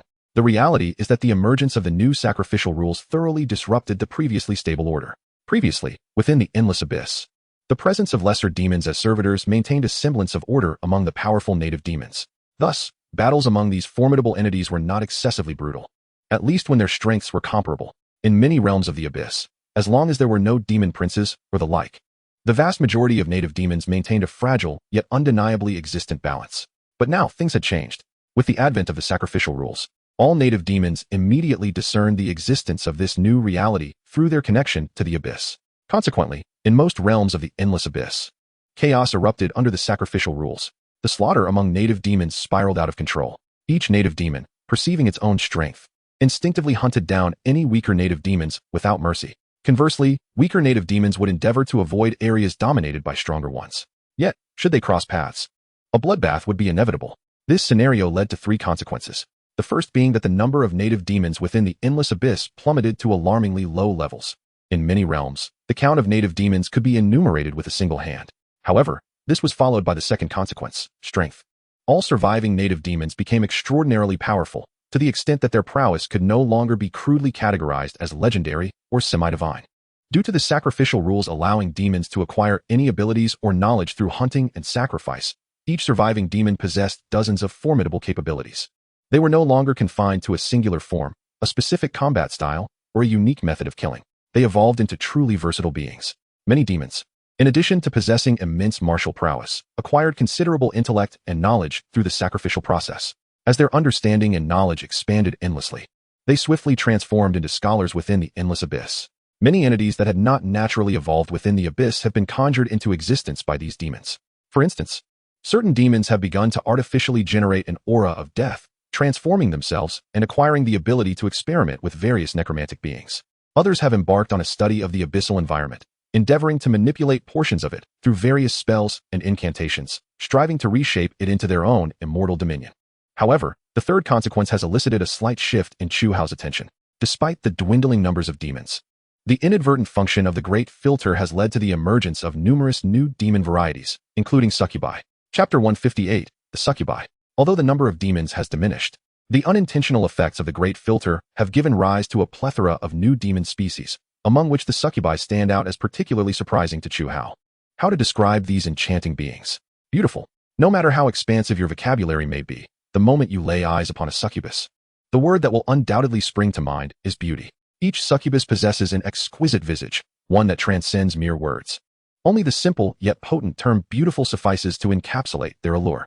Their faces naturally conform to the aesthetic ideals of humanoid creatures, requiring no cosmetics or alterations whatsoever. Merely by choosing to reveal their countenance to the majority of male humanoids, they incite a visceral reaction of excitement within these males. Those of wavering resolve, who rely solely on their baser instincts, will cast aside much of their vigilance upon encountering the countenance of a succubus. Of course, This phenomenon evolves with the enhancement of one's strength. The more powerful the individual, the easier it becomes to disregard the succubus's charm. Chu Hao, after meticulous observation, discerned that their beauty could even sway the aesthetic perceptions of non-humanoid beings, nudging their aesthetic standards toward a humanoid ideal. This capacity to distort aesthetic sensibilities exceeded Chu Hao's expectations. However, the beauty of the succubi is not without its flaws. Their allure, much like their souls, harbors a deeply sinister defect. While their faces may be stunning, at their core, deep within their souls, they belong to a lineage of ugly, brutal, and merciless demons. This inherent nature manifests in their physical form. Above their enchanting features, they sport twisted demonic horns, akin to those of all demons. Furthermore, their bodies possess a strikingly smooth skin that varies in hue with the distinct environments of the abyss, ranging from pristine white to pale yellow, violet, and even light black. Different bloodlines of succubi exhibit varying initial skin tones, which also correlate with their personal preferences. As for their figures, each succubus boasts an undeniably voluptuous physique, a gift bestowed upon them at birth, requiring no exercise. Yet, upon this splendid form rests a pair of fleshy wings that enable flight, alongside hooves that curve like those of cattle or sheep. Such anatomical features readily reveal their affiliation with the fallen dark beings, eliciting instinctive wariness in others. Chu Hao remained perplexed regarding the origins of their peculiar physical structure. Even upon locating the first succubus and tracing her lineage, he could not discern why succubi had evolved into their current form. Although he possessed the ability to intervene and alter their anatomy, he hesitated, pondering that in the chaotic expanse of the abyss, such a body might indeed be better suited for survival. Moreover, he observed that the succubi's physical attributes did not significantly aid their initial seduction of ordinary beings. Their true alluring capabilities stemmed from two sources: their captivating beauty and the seductive spells inherited within their bloodline. These enchantments differ fundamentally from any other charm encountered in the world. They do not emit distinctive scents to draw one into their embrace, nor do they disrupt one's thoughts, inducing hallucinations or interfere with one's senses, fostering delusions. The succubi's seductive spells directly influence the soul. These enchantments plant a seed within the essence of the enchanted, akin to faith. This seed grows with the passage of time spent under their spell, ultimately merging seamlessly with the soul. Initially, one may experience a slight discomfort during the succubus's seduction process. However, as time progresses, this discomfort fades away. Eventually, as one becomes more ensnared, it becomes an instinctive belief that the succubus is one's master, deserving of unwavering obedience. Even if these succubi are feeble enough to be easily dispatched, this mindset persists. In Chu Hao's estimation, this seductive ability resembles a prolonged hypnotic process. Furthermore, after extensive observation of the succubi's enchantments, he made a new discovery. Their seductive prowess is remarkably potent. He articulated this due to a crucial realization: the succubi's choice to abandon crude, overt methods of seduction in favor of their unique charm was driven by their desire for the sustained growth of their enchanted subjects. This distinctive, soul-targeting enchantment remarkably does not hinder the potential of those bewitched, allowing these unfortunate souls to ascend normally, maturing into legends, demigods, or even achieving spiritual status. This is of paramount importance, for in the relentless struggle for survival within the abyss, the physically frail succubi rely on this method to charm promising native demons, ensuring their safety and continued strength. Behind every adult succubus lies one, several, or even hundreds of formidable demons providing support. If one seeks to eliminate a succubus, consider a dungeon scenario. As a boss, a succubus possesses but a single health bar. One could easily dispatch her with a single blow, akin to taking down a mere minion.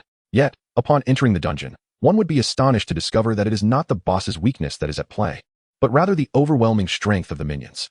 All the usual bosses are relegated to mere minions in the hands of this succubus.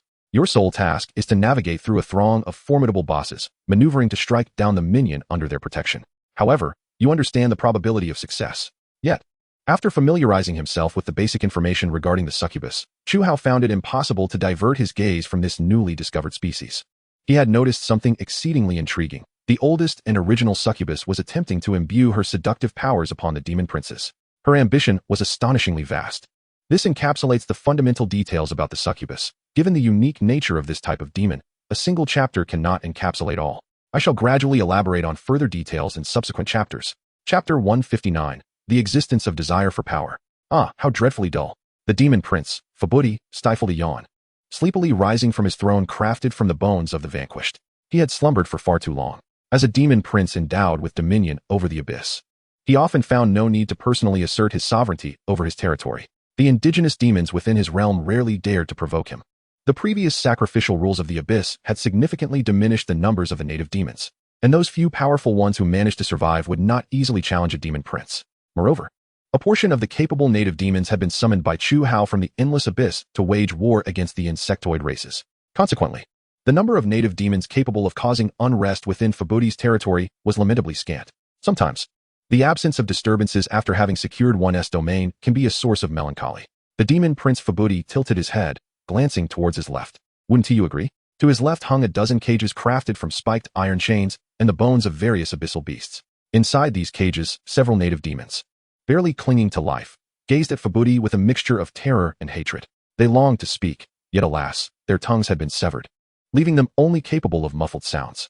Most among them were demons who had previously dared to challenge Fubuti, and upon their defeat, they had been hung here as trophies. Although the flicker of their life force had not yet been extinguished, this was no act of mercy. As punishment for their failed challenge, they were slowly having their souls siphoned away by the magical runes embedded in their cages until their demise. This torment, even demons could not endure. Though demons are ferocious and revel in inflicting harm upon other beings, it does not imply they can withstand similar agony. Among these dozen demons, a few had not previously challenged Fubuti. They had met such a fate merely for mocking him before his rise to power. One particularly decrepit head of a fire demon served as testament to this cruel decree. Indeed, in the endless abyss, vengeance is one of the legitimate means employed by demons. What a pity that you cannot speak. Fubuti smiled. Otherwise, merely listening to your wails and cries would suffice to brighten my day. Yet, despite his words, the demon prince soon lost interest.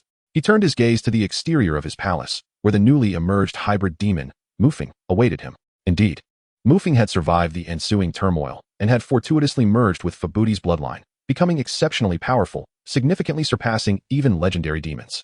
Although his world had been utterly annihilated, he had managed to bring his sister into the endless abyss, unharmed.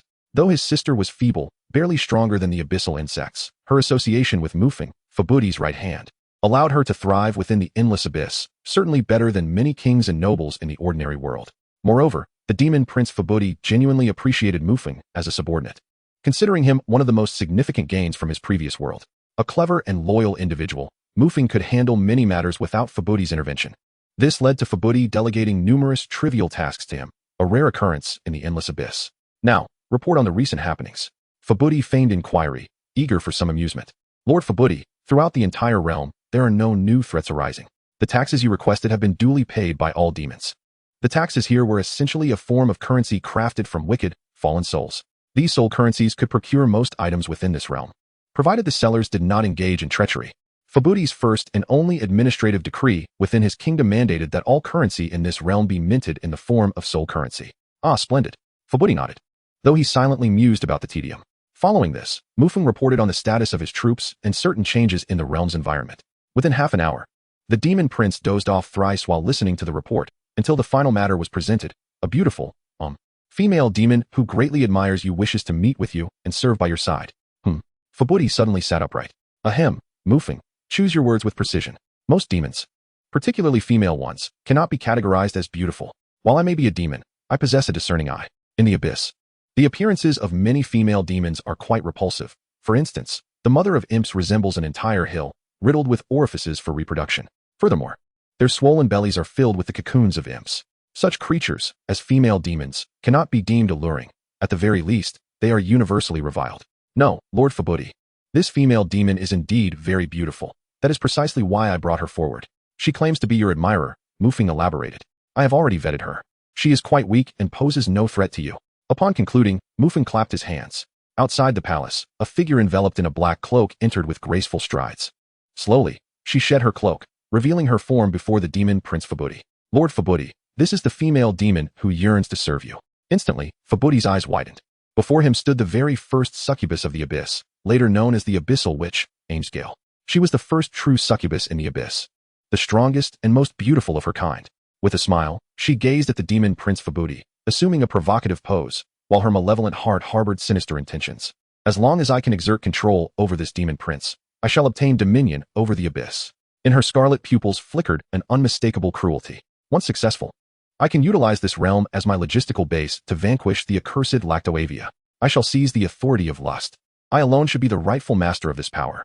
Upon the throne, the demon prince Phaptis could barely act independently. Chapter 160, The Cunning Demon Prince. Truly an intriguing creature. Within the endless abyss, Chu Hao gazed upon the succubus Ajegale, also known as the Abyssal Witch, and a profound smile graced his lips. His observation stemmed from two distinct aspects. The first aspect of Angerscale's intrigue lies in her being a male. Do not misconstrue. Her corporeal form is indeed that of a female. From the strands of her hair to the tips of her toes, she embodies absolute femininity. Chu Hao asserts this because the essence of the abyssal witch Abyssal is rooted in a male spirit. Her soul derives from a male, or rather, a masculine entity. Furthermore, the spirit of Abyssal is an exceedingly malevolent, cruel, and avaricious male soul. It was only after extracting this being's essence from the endless abyss that he reached this conclusion. She was originally but an ordinary demon variant. However, due to some unspeakable reasons and after enduring a series of torturous experiences, she was compelled to embark upon the path of a succubus. Of course, throughout this tumultuous journey, she also relied on fragments of biological knowledge gained during the abyssal sacrificial process. Merely a portion of knowledge was sufficient to inspire her transformation into her current form. Nonetheless, from any perspective, her physical metamorphosis is astonishing. Moreover, the outcome of her transformation is indeed a success. Though her alluring figure may appear delicate, it can easily become the object of affection for high-ranking demons. Much like the countless foolish monarchs, there always exists a presence that brings ruin to the realm. The role of the succubi is to ensnare those high-ranking demons, imposing their will upon the desires of others to achieve their own ends. In due time, the subjects beneath the monarch often find it challenging to discern whether the commands originate from the sovereign or from that malevolent entity. Succubi, especially the first succubus Abyssal, possess a profound understanding of their purpose, to gradually fulfill their ambitions through their enchanting abilities, altering her physical constitution, transforming into her current guise, and mastering the art of seduction. All of this is in pursuit of her own grand aspirations. This constitutes the first aspect of why Chu Hao finds her fascinating. He never anticipated that a being would go to such lengths to realize their ambitions. As for the second aspect that captivates Chu Hao, it pertains to Abyssal primal instincts, pleasure, and the innate desire to dominate the powerful. To be frank, despite being a deity endowed with divinity, a divine status, and all the lofty attributes of superiority, Chu Hao remains perplexed by Abyssal's attitude toward pleasure.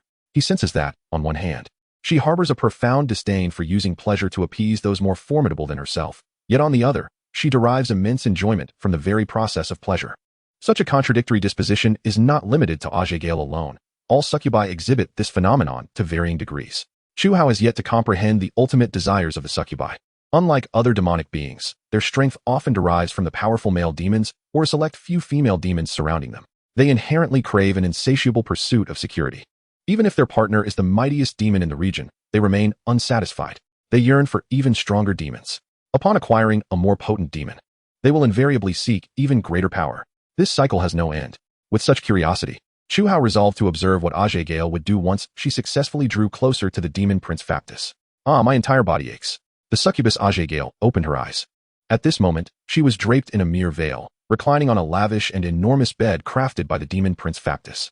Beside her, the demon prince Factus, in a human guise, lay snoring away. The thunderous snores irritated Abyssal. Damn it, this foolish idiot. She rolled her eyes and, with a swift motion, slapped the demon prince across the face. Slap. The demon prince Factus jolted upright, momentarily dazed as he touched his reddened cheek. What just happened? My dear. It's nothing. You merely had a nightmare, Abyssal said with a smile, her breathtakingly beautiful visage soothing Factus's frayed nerves. Oh, is that so, the lovely Abyssal? While speaking, the demon prince extended a hand toward Abyssal.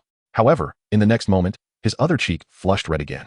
It turned out Abyssal had delivered yet another slap. What are you doing?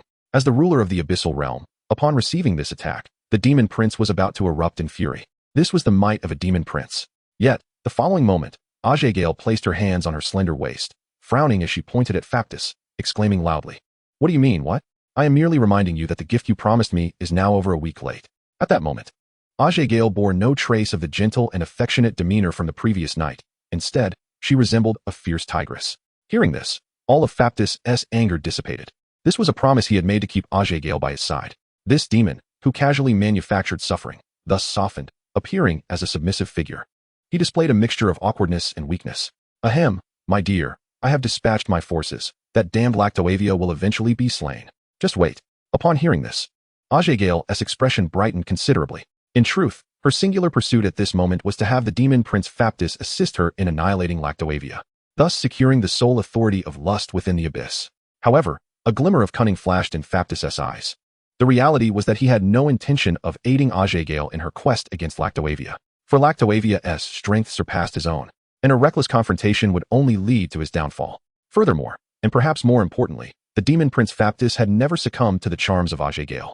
Every time he succumbed to the allure of the succubus Gale, the authority of the abyss within him would instinctively rouse him from his stupor. What he currently engaged in was merely the indulgence of the succubus Gale's corporeal form. This cunning entity had been merely feigning compliance with Gale. He was, in essence, toying with the alluring succubus before him. Chapter 161, The Fall. For an extended period, Gale had not relinquished her aspiration for the demon lord Phaptis to assist her in acquiring the dominion of lust. After all, each day spent in the presence of Lactoavia rendered Gale increasingly impatient.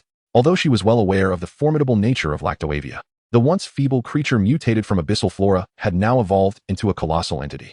The vast expanse of land spanning millions of square kilometers had been entirely consumed by its tumor-laden roots.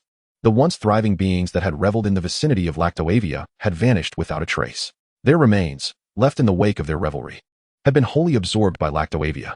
Their obsolescence stemmed from Lactoavia's newfound capability to generate sufficient resources independently, having accumulated an ample supply already. Unlike other abyssal beings, Lactoavia, with its botanical attributes, could endlessly exploit its own resources, utilizing previously stored materials to mass-produce its progeny. These offspring, imbued with formidable combat prowess, exhibited unwavering loyalty to Lactoavia. Although their appearances bore the hallmark of a hybrid with the promotion system, once they detached from Lactoavia's essence, their fundamental strength would surpass that of a native demon by approximately 10 tiers, nearing the legendary realm. Of course, while the stored materials were abundant, they would inevitably deplete over time.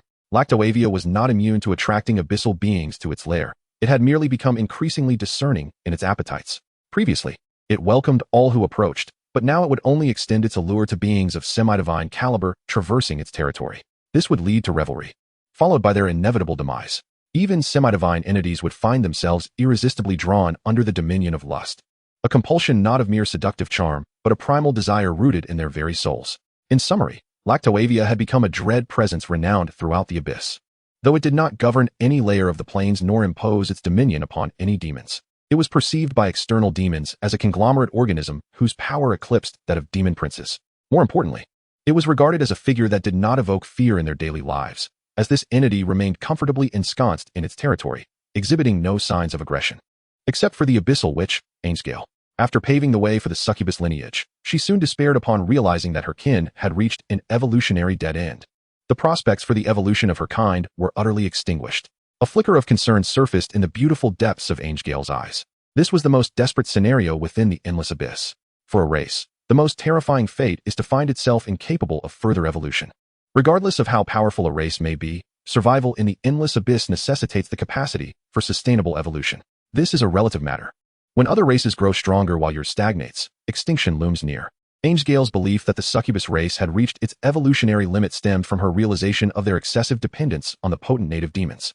Although they too belonged to the native demon category, their ecological niche rendered them akin to parasites. Despite the succubi thriving in the presence of powerful demons, once the future formidable demons develop resistance to the allure of succubi, the race will inevitably be relegated to the status of mere playthings. This fear gnawed at Gale's heart, yet it also served as the wellspring of her deepest desires. She yearned for the succubus race to wield power akin to that of other demons. Even if such power did not originate from within, for her, the abyssal witch, it would be a matter of pride and a means to alter her standing. In her understanding of the endless abyss, the dominion of lust wielded by Lactoavia could very well be the source of power most attuned to her essence. Pleasure is but indulgence, power is the crux. With this thought, Gale hastened the pace of her scheming. Each time she indulged in ecstasy with the demon lord Phaptis, she would accelerate the planting of her seeds of allure within his soul. However, Phaptis, with the aid of the authority of the abyss, consistently evaded her charms. Though Gale remained oblivious to the ineffectiveness of her seduction, the cunning and ruthless nature within her led her to extend her tendrils towards other demon princes in quiet desperation. Indeed, this entity had been straddling multiple vessels. Great Master, the former angel has come seeking you.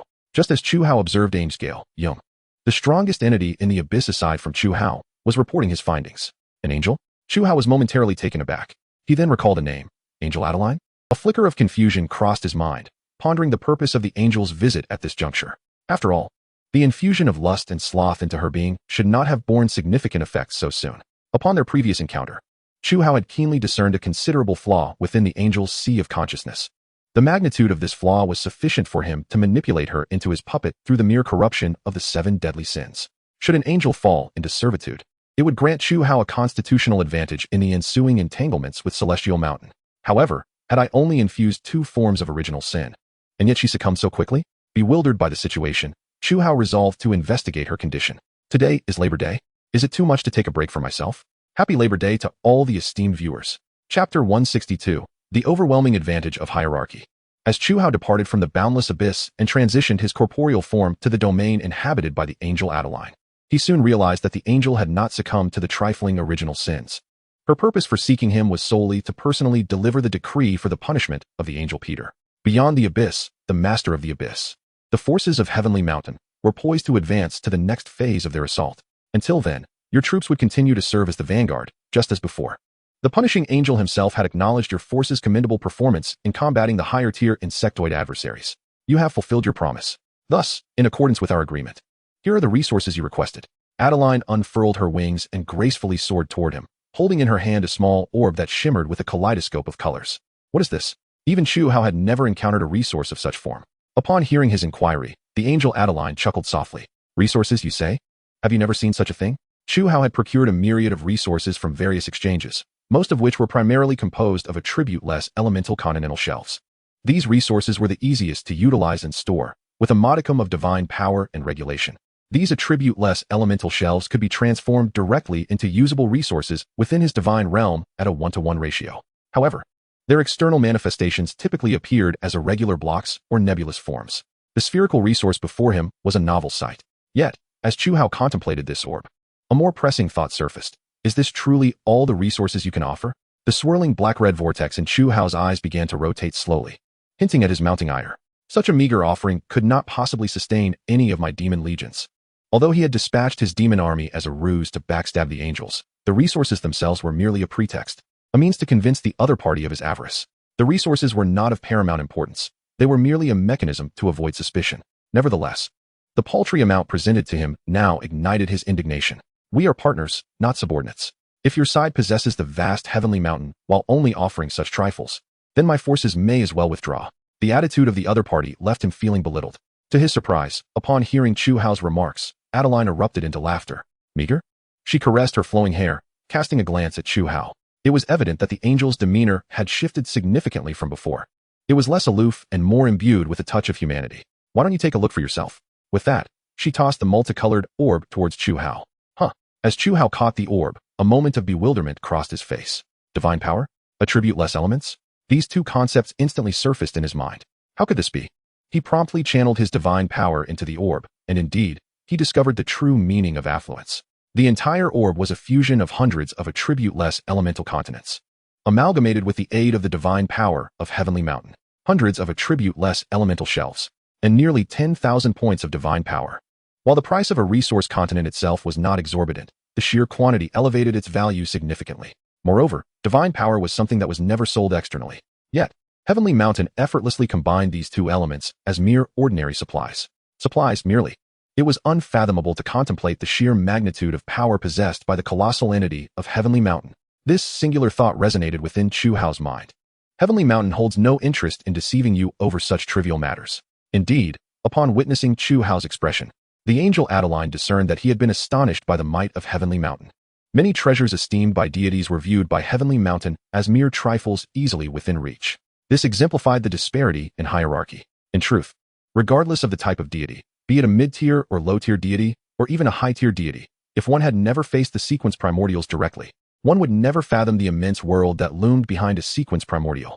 It was akin to the leaders of minor nations in certain worlds, who might perceive the opposing great powers as merely possessing more soldiers, wealth, and resources. The harsh reality, however, was far more brutal than their misconceptions. For once the disparity in resources and manpower reached a critical point, the difference in strength would no longer exist on the same plane. The divide in power would culminate in an overwhelming dominance of the higher tier over the lower tier. Chu Hao absorbed the orb into his being, drawing forth the resources within, while smiling at Adeline. Beautiful angel, your words ring true.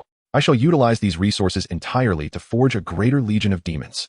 However, prior to that, as he spoke, Chu Hao extended his hand, subtly activating the slowly rotating halo of the 7 deadly sins within the abyss. 3 formless beams of light began to coalesce within the abyss. Chu Hao approached Adeline, drawing nearer to the blushing angel. Shouldn't we exchange intelligence more thoroughly? In that moment, within the depths of her soul, concealed beneath layers of flaws and darkness, three newly birthed concepts quietly emerged within the heart sea of the diligent yet modest angel. This time, she bore three new traits: gluttony, greed, and envy. The master of the abyss, who had fused with the 7 deadly sins, grew increasingly desirous of the heavenly mountain division held by the punishing angel Peter since encountering this orb. In his eyes, this sacred realm could perfectly serve as a crucial stepping stone for him to transcend his current station. Yet before that, Chu Hao needed to resolve 3 pressing issues: an army of heavenly mountain numbering in the tens of billions, a formidable and numerous angelic echelon, and lastly, the punishing angel Peter himself. Chapter 163, Dual Layer. The army of heavenly mountain numbering in the tens of billions and the formidable, numerous angelic echelon. These 2 issues, if presented to other mid or low-tier deities, would likely render them hopelessly despondent. After all, both the army of heavenly mountain and the angelic echelon were formidable entities not to be trifled with. Even if heavenly mountain were to deploy just one of these forces, it would be sufficient to effortlessly flatten any mid or low-tier deity's divine realm. It is crucial to note that it would be a complete flattening, not mere destruction. This distinction is of utmost importance. However, for Chu Hao at this juncture, these 2 challenges scarcely constituted a threat, because he had quietly orchestrated everything in advance. Firstly, the once formidable army of the Heavens Mountain, which had reached a staggering scale of billions, had now dwindled to a dangerously precarious point, akin to the void insectoid race. In their battles against the void insectoids, the latter had paid the price of life, and naturally, so had the warriors of Heaven's Mountain. The essence of war lies in the mutual consumption of lives. However, the soldiers of the Heavens Army were not merely another breed of the void insectoids. Although their ranks primarily comprised bioengineered soldiers, their replenishment still relied on weekly supply cycles. Moreover, their war machines, flying apparatuses, weapons, and ammunition required factory support.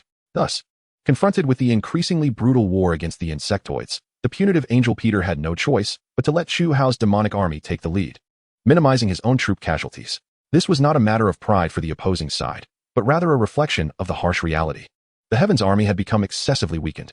Of course, this weakness was relative to the Heavens Mountain of Ur. Presently, crushing a few lesser deities was as effortless as cracking sunflower seeds. However, in light of the current state of the Heavens Mountain warriors, Chu Hao had devised 2 strategies. One strategy involved the infiltration of his demonic legions onto the battlefield, allowing the secret corruption from the abyss to seep into every corner. Awaiting the moment to strike at these soldiers, the insidious corruption exuded by the demons could easily transform certain regions into tendrils of the abyss. Once the conflict commenced, Chu Hao could utilize his abilities to maneuver portions of his demon army, thereby encircling and annihilating the soldiers of the Heavens Army. Although the Anchor Point's abilities had been sealed, the powers of the abyss remained intact. The second strategy was rather straightforward. Chu Hao had previously created a fleshy sphere using the idealistic dimension. Indeed, after witnessing the might of the Heavens Mountain, Chu Hao no longer harbored psychological barriers regarding the use of this entity. With the ability to convert all organic and inorganic materials, as well as consciousness and souls, into characteristics of the insectoids, Chu Hao could covertly infect all of the Heavens Army. As for the formidable and numerous angelic ranks, Chu Hao feigned nonchalance and casually brushed against the angel Adeline. This innocent angel immediately flushed crimson, but soon after, she adopted a stern demeanor, distancing herself from Chu Hao. Nevertheless, he bore no resentment, for the earlier test had proven a critical point. These seemingly powerful angels could indeed be corrupted. With this knowledge, Chu Hao felt no further apprehension. Although corrupting any angel required considerable time, given sufficient patience, these angels would ultimately kneel at his feet, breaking free from the shackles of the Heavens Mountain. At such a time, the angels would become his formidable assets. Once these 2 issues were resolved, Chu Hao's escape plan would only need to contend with one last paramount concern: how to defeat the terrifying punitive angel, one of the rulers of the Heavens Mountain. Within Peter's command center, he joyfully indulged in golden grapes. Watching as Maeve delivered one battle report after another to him, his mood was exceptionally buoyant. For when Chu Hao's demonic army stormed onto the battlefield, everything began to improve. Those once mighty, legendary tier-high insectoids were swiftly brought under control. The demons, unflinching in the face of death, relished the act of hunting down the high insectoids on the battlefield through various nefarious means. Although the casualty rate among the demons was alarmingly high, Peter observed with a mix of concern and fascination as they continued their relentless slaughter of all insectoids, using them as stepping stones on their path to evolution. Every surviving demon could rapidly evolve, while they could not devour the flesh and blood of the insectoids. The battle experience and the corpses of fallen comrades were crucial catalysts for their transformation. Oh ho ho! Peter abruptly swallowed a cluster of grapes, exclaiming with excitement, "Maeve, you must see this." Just as the punitive angel Peter excitedly prepared to share a video, showcasing a demon being squashed thrice by an insectoid, the cold Maeve turned her head away, addressing Peter with indifference. Peter, I need to remind you of something. Oh, I'm not particularly inclined to listen. But go ahead. Peter replied coolly, turning back as if he had not heard, resuming his focus on the video in hand. It was evident that he regretted sharing his joy with Maeve, who was as emotionless as a machine. However, Maeve, devoid of any emotional fluctuations, proceeded to deliver her latest battlefield analysis. Peter, I sense that the lower deity cooperating with us, the one from the vortex-like divine realm, seems to be concocting some schemes behind our backs. Peter lifted his eyelids, glancing at Maeve, who was adorned with electronic tubes, responding nonchalantly. Go on, I'm listening. Please take this matter seriously. I have observed that on numerous battlefields, demons are collecting the bodies and genes of insectoids. They frequently return to that vortex-like divine realm after gathering certain insectoid limbs. This individual is likely utilizing the insectoid corpses for something. Furthermore, on many battlefields, there are traces of a black filth, which could potentially incite the enemy to dispatch troops. Within the command center, Peter's smile vanished as he regarded Maeve, who had unveiled Chu Hao's schemes. He shrugged. I see. I'll take a look. In truth, from the moment Chu Hao plotted to backstab the Heavens Mountain, he was aware that he might be exposed. After all, the battles among deities differ significantly from those among mortals. Each deity possesses extraordinary computational abilities, and many seemingly flawless schemes are, in their eyes, no different from being laid bare under sunlight. The angels dispatched from Heaven's Mountain could hardly be weaker than ordinary deities. However, in light of the risks of potential exposure, Chu Hao chose a bolder alternative. He employed superficial schemes to obscure the deeper layers of his plans. Chapter 164, Ripples. Since you suggest that, I shall pay a visit to the territory of the Lord of that divine realm. Although Peter was reluctant to undertake this tedious task, as the supreme commander of this war, he ultimately resolved to inspect the situation personally. After all, Maeve's intelligence did not offer precise probabilities. Yet, certain behaviors exhibited by Chu Hao struck Peter as rather peculiar. One should not presume that all high-ranking figures within the Heavens Mountain are devoid of initiative. Each individual who ascends to the throne of Heaven's Mountain possesses exceptional intellect and decisiveness. The punitive angel himself was no exception. After departing the command center, he casually unfurled the wings upon his back and commenced his flight through this multiversal realm. His speed was astonishingly swift, surpassing the capabilities of any technological marvel this world could conceive. In truth, the very essence of the deities was that of formidable war machines, their bodies coursing with pure divine power. Each of their movements embodied the laws of an entire realm. Whenever they desired, they could unleash devastating havoc upon the mundane world.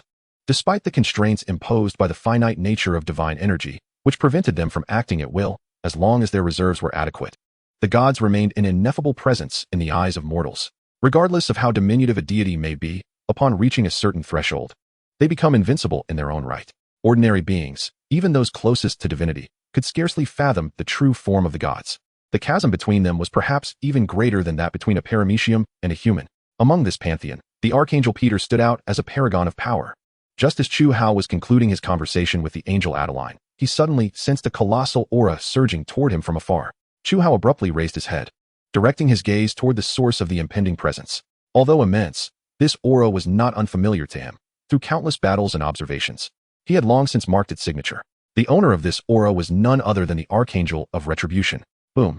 In the skies above the fringes of the abyss, a crimson light streaked across like a comet, crashing heavily against the crystalline barrier of the endless abyss. In the next instant, a substantial breach appeared in the crystalline wall, even causing the abyss's rotation to pause momentarily. The fiery tail of the red comet struck the ground right before Chu Hao and Adeline with pinpoint accuracy. Although this place bore no dust, only the mire produced by the abyss, upon the descent of the crimson tail, all the muck evaporated into nothingness, igniting into a plume of blackish-purple smoke. Hiss! A tall, robust figure emerged slowly from the smoke. I apologize for creating a significant breach in the shell of your divine realm, but I shall make amends shortly. Chu. The Archangel Peter, with an air of unassailable authority, intruded into the endless abyss. It is crucial to note that one of the most fundamental rules within the divine realm is that no one is permitted to recklessly employ their divine form to invade another's world and disrupt its established order. Such an act would be interpreted as a declaration of war, provoking the other party to retaliate mercilessly. However, Chu Hao remained unfazed, taking a deep breath before nodding at the Archangel Peter. I hope your compensation is substantial. The rules of my world's crystalline barrier are rather intricate. While Chu Hao appeared calm, the demons within the abyss, already boiling over with rage, seemed to reflect his true state of mind. Their reactions to the enemy's incursion were a stark testament to their instincts. This was undeniable. A smile graced Peter's flawless visage. He made no mention of why he had so abruptly invaded the endless abyss, nor did he feel compelled to provide explanations for his brusque and impudent entry into another's divine realm. There was no need to elucidate anything further, as he and Chu Hao had established a basic understanding. Chu Hao was acutely aware that Peter's presence was likely to investigate the subtle maneuvers he had recently displayed, and he could not afford to act impulsively before him. Now was not the time. Likewise, the Archangel Peter understood that Chu Hao would not retaliate, given that his power and that of Mount Heaven were far beyond what this disheveled ruler of a minor world could contend with. Deep within their hearts, both parties vaguely sensed each other's psychological fluctuations. However, they were not alone. Adeline, a common angelic tear, was also present. At this moment, confronted by the oppressive aura radiating from Peter, she felt a chill run down her spine. Brother Peter, she bowed, performing the customary greeting among angels. It was evident that, despite the decree of their superior, transforming their relationships into a sibling-like bond, disparities still existed among them. "Oh, you are here," Peter remarked, casting a glance at Adeline, who stood off to the side like a humble lackey, offering a polite smile. He sensed an inexplicable connection between her and Chu Hao, yet he swiftly dismissed the notion, considering the laws of Mount Heaven. After all, the laws upheld by the angels of Mount Heaven were profoundly different from the doctrines revered by mortals.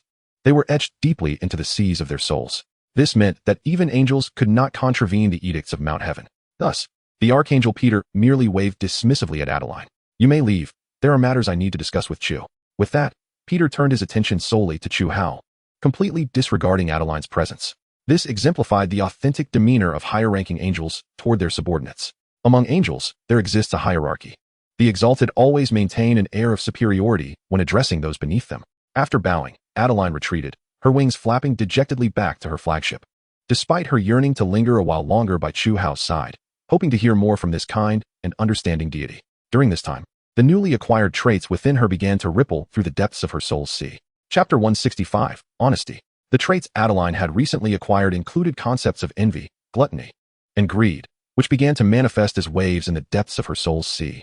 She found herself consumed by jealousy, coveting the power and status of the Archangel of Retribution, especially after experiencing a sense of humiliation she had not felt in millennia. Once this feeling emerged, it would slowly seduce one, akin to the serpent beside Adam and Eve, coaxing them to partake of the fruit that bestows wisdom.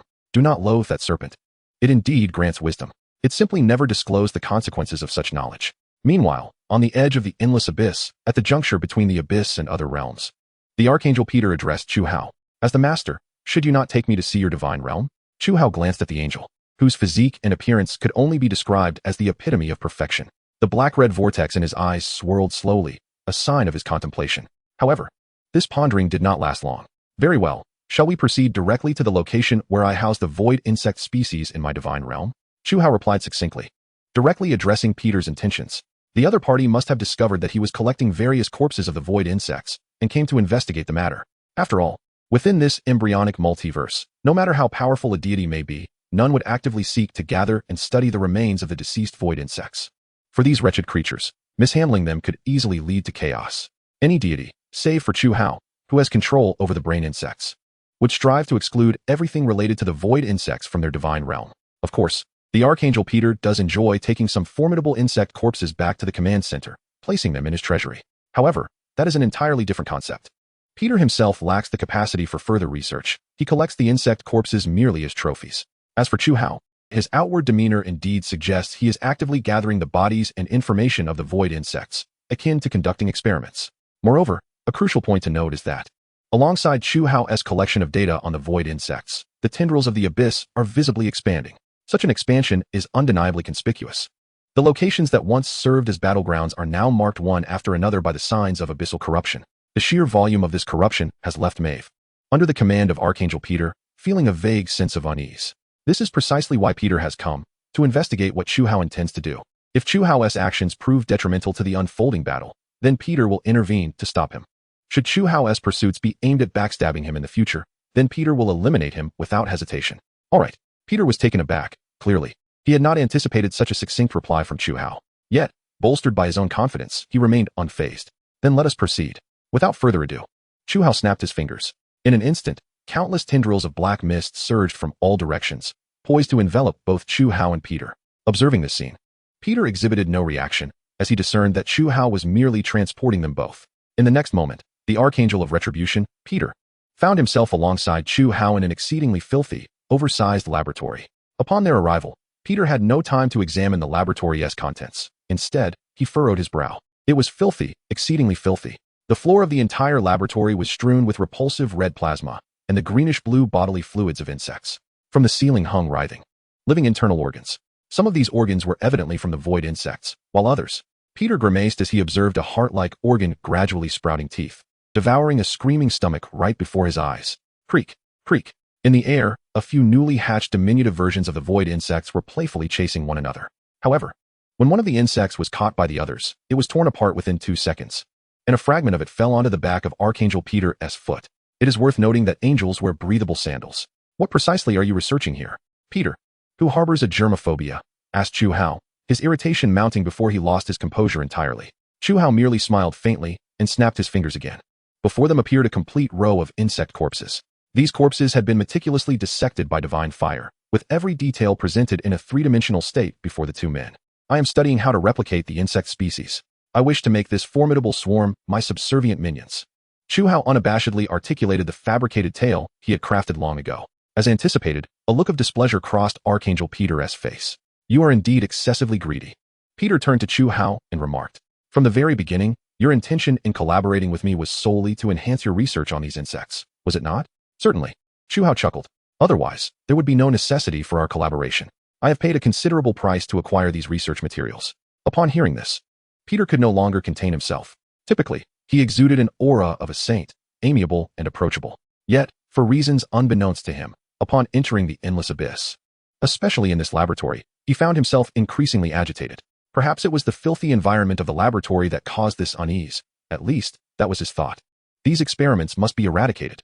Why? Chu Hao, exhibiting a rather unwilling demeanor to relinquish his research on the insects, inquired. Because everything tainted by the void insects will be purified by Mount Heaven. This is not a threat, it is a fact. Your research on these void insects is a provocation against our Mount Heaven, and I believe you should comprehend that. Archangel Peter refrained from stating that the void insects were the mortal enemies of the Lord, as uttering such a phrase publicly would itself be a provocation against the forces of Mount Heaven. Upon hearing this, a cold smile crept across Chu Hao's face. He understood precisely how to ensnare this individual before him. I see, what a pity. What is regrettable? My research was on the verge of a significant breakthrough. Soon, I shall be able to assist you in locating the position of the void insect's central consciousness.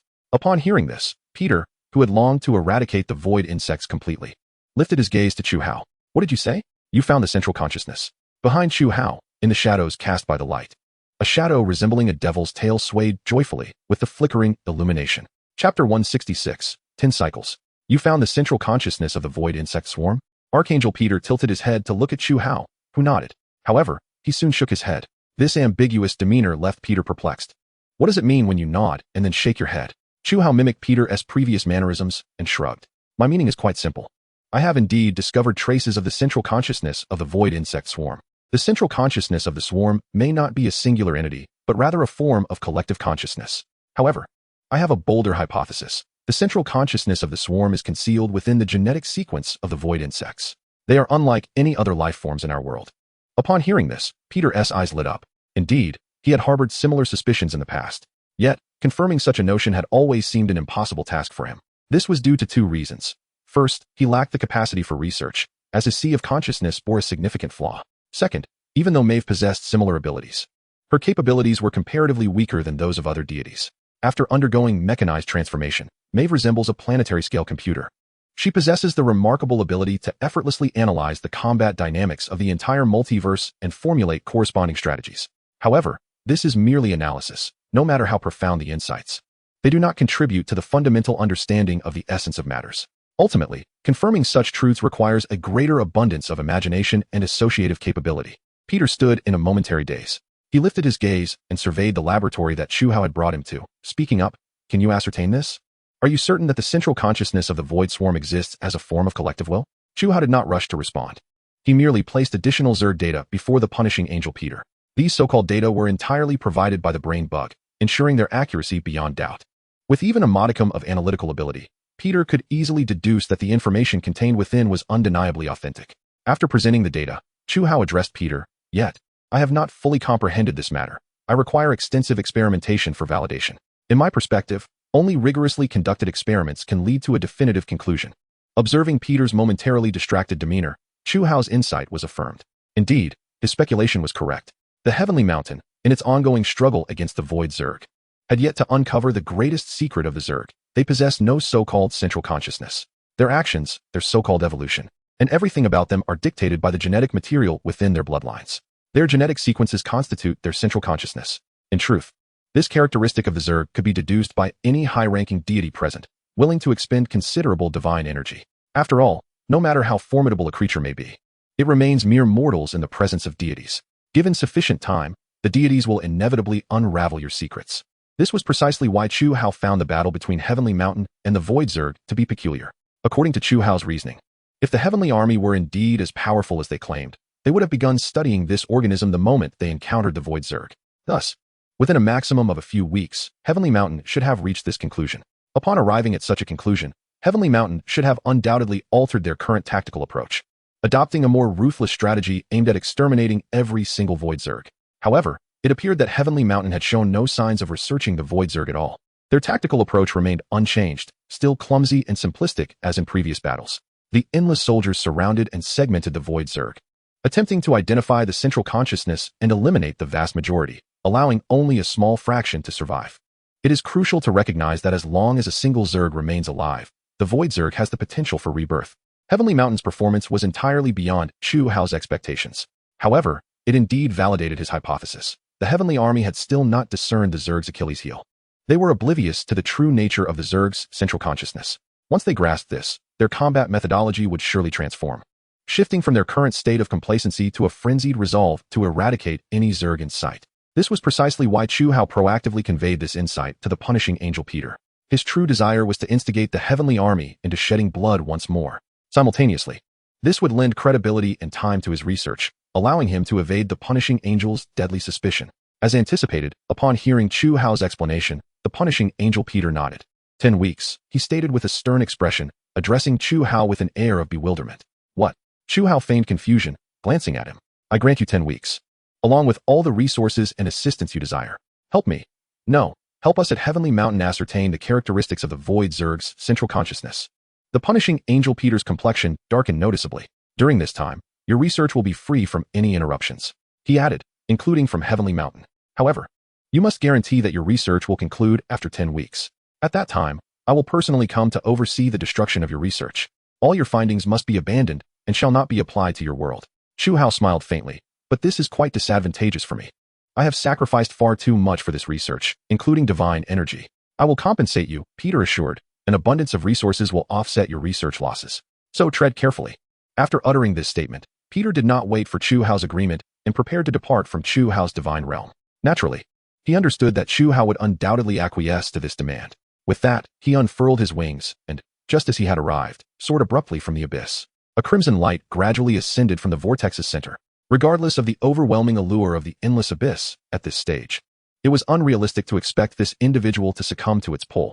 Meanwhile, Chu Hao stood in the center of the laboratory, a smile gracing his lips. For he knew that the commencement of the war's conclusion lay just 10 weeks ahead. During this period, he would be utterly secure. Chapter 167, Suspicion.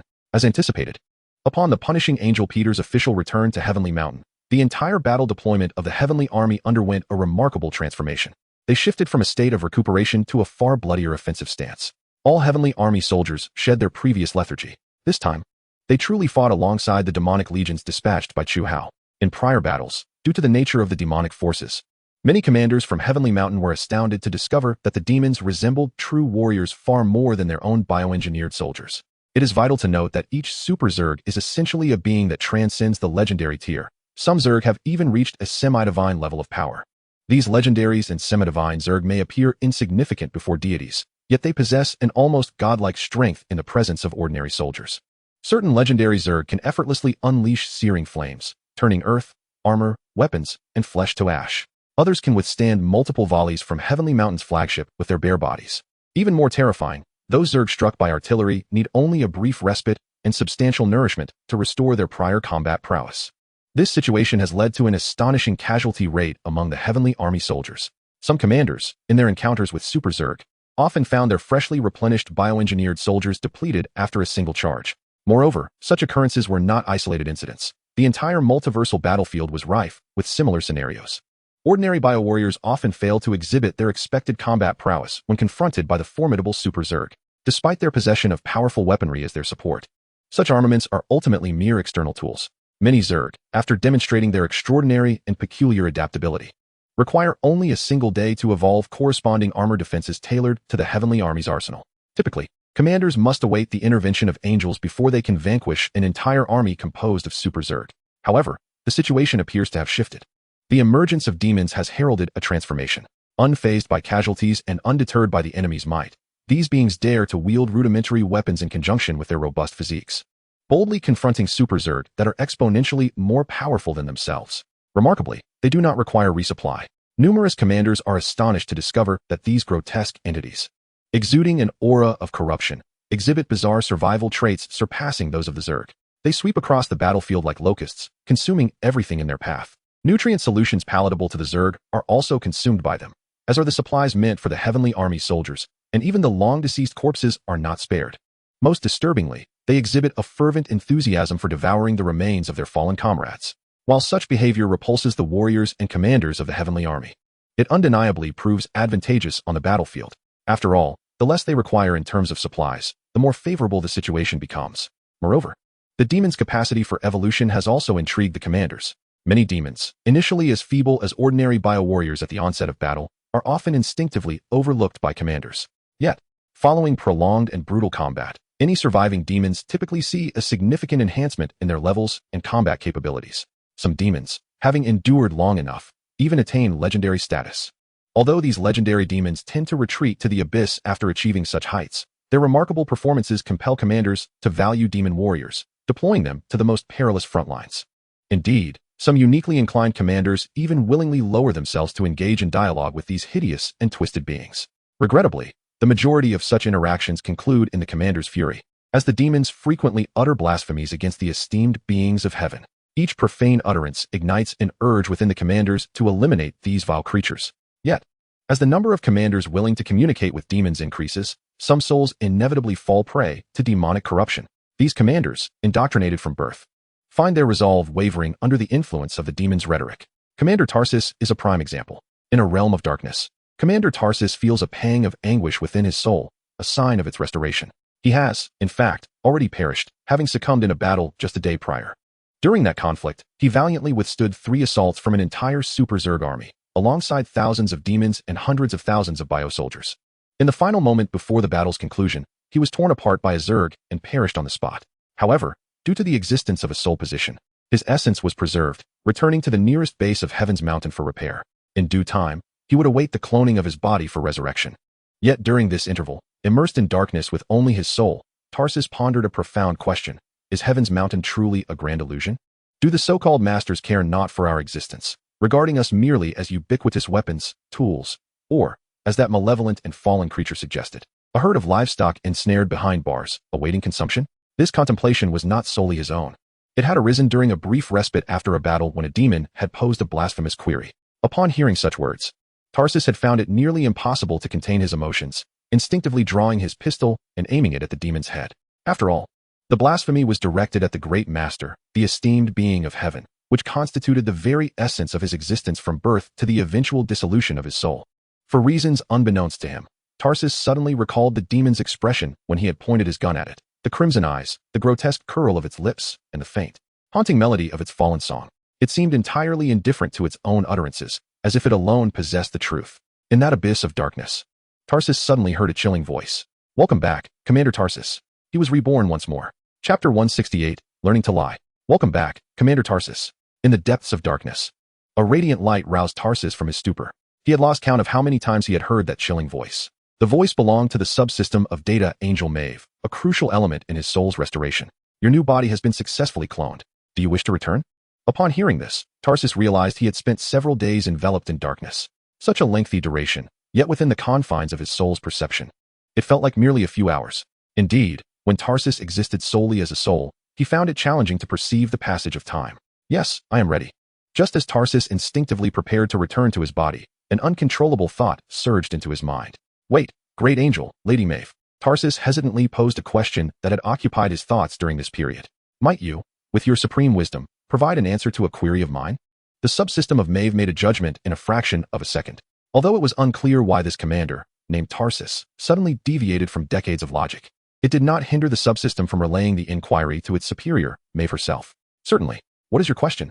Amidst her busy schedule, Maeve allocated a precious fraction of her computational power to address Tarsus's query, and Tarsus, who had always adhered to the doctrines of Heaven's Mountain, naturally laid bare his concerns before the angel.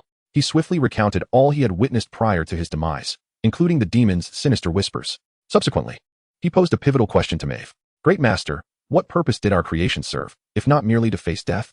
A question seemingly heretical, yet one that had already received answers within the confines of Heaven's Mountain. Upon hearing the question, Maeve swiftly consulted the corresponding tenets of doctrine and discovered the answer therein. The Creator fashioned us to assist in cleansing our sins, allowing our souls to maintain their purity and ultimately return to the embrace of the Lord. Our inherent original sin is a lamentable affliction. Thus, we must atone for our transgressions through death, as advised by the Lord. After articulating this, Maeve, with a frigid tone, posed a question to Tars. Is your inquiry perhaps influenced by those demonic warriors? In truth, after Tars exhibited unusual behavior, his soul had undergone numerous scans. Yet Maeve discerned no anomalies. Consequently, adhering to the principles of analysis, Maeve resolved to pose certain questions directly to Tars. After all, in Maeve's estimation, Tars remained the unwaveringly loyal commander of Heaven's Peak. Do you still wish to fight for Heaven's Peak? Are you still willing to spread the Lord's brilliance across all realms? Upon the utterance of these words, Tars felt a jolt within his soul. For reasons unknown, a thought abruptly emerged in his mind. If he were to deny it, his soul would be utterly extinguished in this place, leaving no trace of his consciousness in this world. He would truly cease to exist. For the first time, he felt a profound fear of death itself, whereas previously, he had firmly believed that death was merely a passage to eternal tranquility in the presence of the Lord. Yet now, he found himself averse to that dismal silence. Rather, he yearned to relish every moment of his mortal existence. I am willing, Tars instinctively proclaimed. However, in that instant, unbeknownst to him, he had acquired a new skill, the art of deception. He had learned, for the first time, how to conceal his genuine emotions. Upon hearing this, Maeve relinquished control of Tar's soul back to her subsystem. Maeve's subsystem, after repetitively scanning Tar's soul and finding it untainted, ultimately approved his request for reincarnation, allowing his soul to reunite with the corporeal form he had cloned. The request was acknowledged, and the reincarnation process commenced. 1098-10. Rebirth initiated. Tar's consciousness swiftly plunged back into darkness, enveloped by a thread of divine power, transporting him to another realm. Gurgle, gurgle. In the abyss, as a series of bubbles surfaced, the reborn Tars abruptly opened his eyes. His soul had been rain-fused into the cloned body. At that moment, he stood amidst a synthetic amniotic fluid within a growth chamber. Suddenly, a flash of light appeared, and two mechanical arms extracted Tars from the fluid. Cough, cough. After a prolonged absence from utilizing his lungs, Tars struggled, with the assistance of the mechanical arms, to restore his breath. Following this, he regained control over his body, from moving his hands to his legs, and eventually executing more complex actions. In less than a few hours, Tars had readapted to his body. Unlike previous rebirths, this time Tars felt a peculiar fog clouding his mind. It dawned upon him that he had seemingly lied just moments ago. He had, in the presence of an angel, uttered falsehoods. Such a transgression was indeed unforgivable. The mere thought of it made Tars feel as if countless insects were crawling beneath his skin. He even contemplated confessing his sins, wishing to be cast into the heretical tribunal.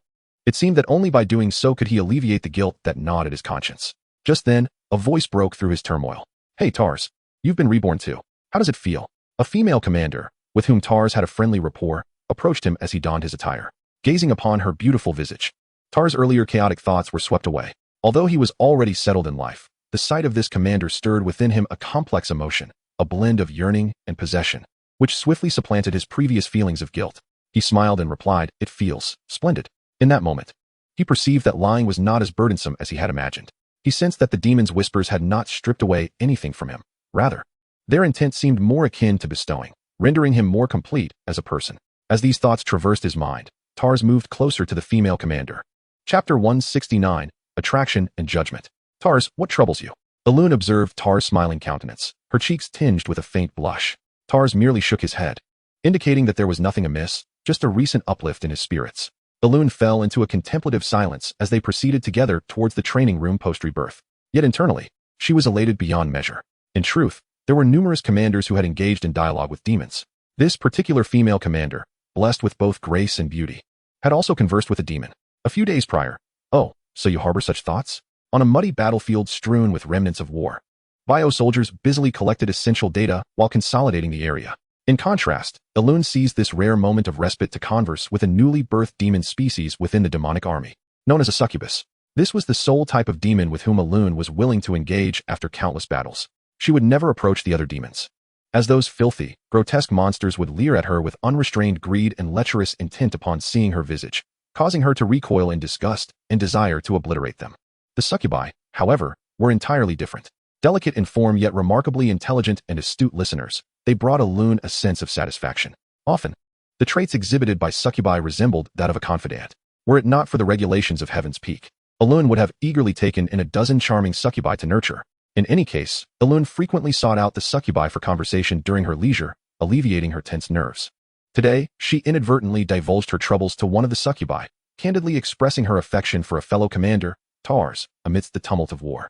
Alas, Tars was already committed to another and had received the blessings of the angels.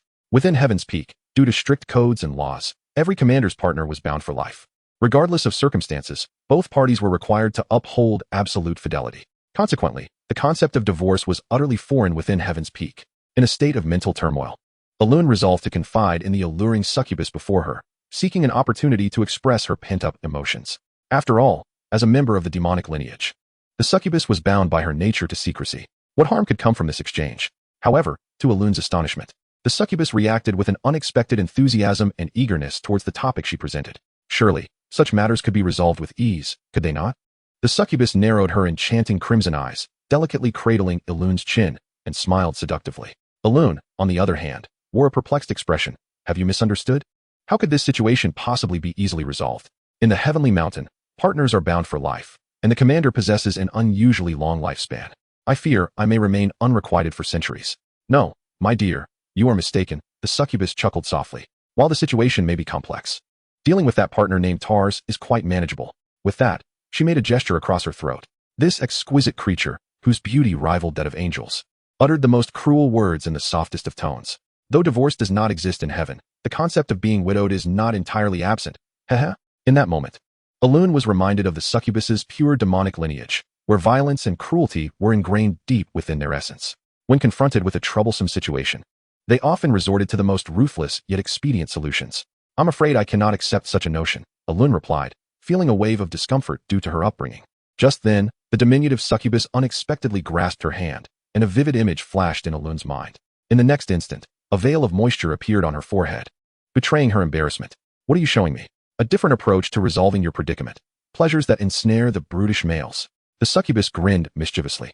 If you detest the idea of eliminating him, why not consider this alternative? Leaning closer, the succubus whispered into Elune's ear. This method could effortlessly grant you the man you desire. Elune swiftly withdrew her hand from the succubus's embrace, her voice laced with indignation. No, what you're suggesting is wrong. Such actions would be a betrayal, merely a different means of leading Tars to forsake his wife. Hearing this, the succubus spoke in a voice dripping with seduction. My dear fool, what significance is there in your unwavering loyalty to him? You could view this as a test, a means to gauge whether he might be drawn to you instead. What if he would prefer your company over that of his partner? Just as you've secretly hoped? After all, morality is but a mere construct. Elune gazed into the succubus's crimson eyes, momentarily entranced. Morality was merely a shackle. Desire was the true testament of our existence. Since her and Tars' rebirth, Elune had found herself in a tumultuous state of conflict. On one hand, she feared the constraints of morality and law, terrified of becoming the architect of someone else's heartbreak. Yet, on the other, she yearned to discover whether Tars would choose her if she bared her soul, or employed that alternative method to express her feelings. As she pondered, Elune edged closer to Tars, their distance narrowing. However, just as this lone pair of star-crossed lovers endeavored to traverse the path toward their own romantic bliss, in the depths of the endless abyss, the dark overlord Chu Hao wore an expression of exasperation and fury. Damn it, these fools.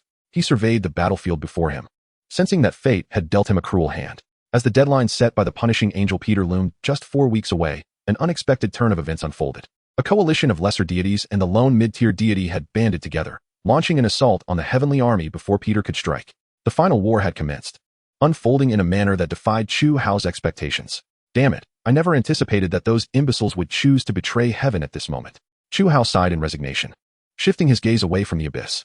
Meanwhile, at the command center of Heavenly Mountain, Meef's frigid electronic gaze transformed swiftly from blue to a warning red. In a cold voice, she relayed a crucial update to the punishing angel Peter. Peter, our forces are under attack from other deities. She quickly added, and it is a coordinated assault among multiple deities. At that moment, Peter, who had been lounging on a sofa, appeared bored as he perused the battle reports. Upon hearing the news, he merely lifted his gaze.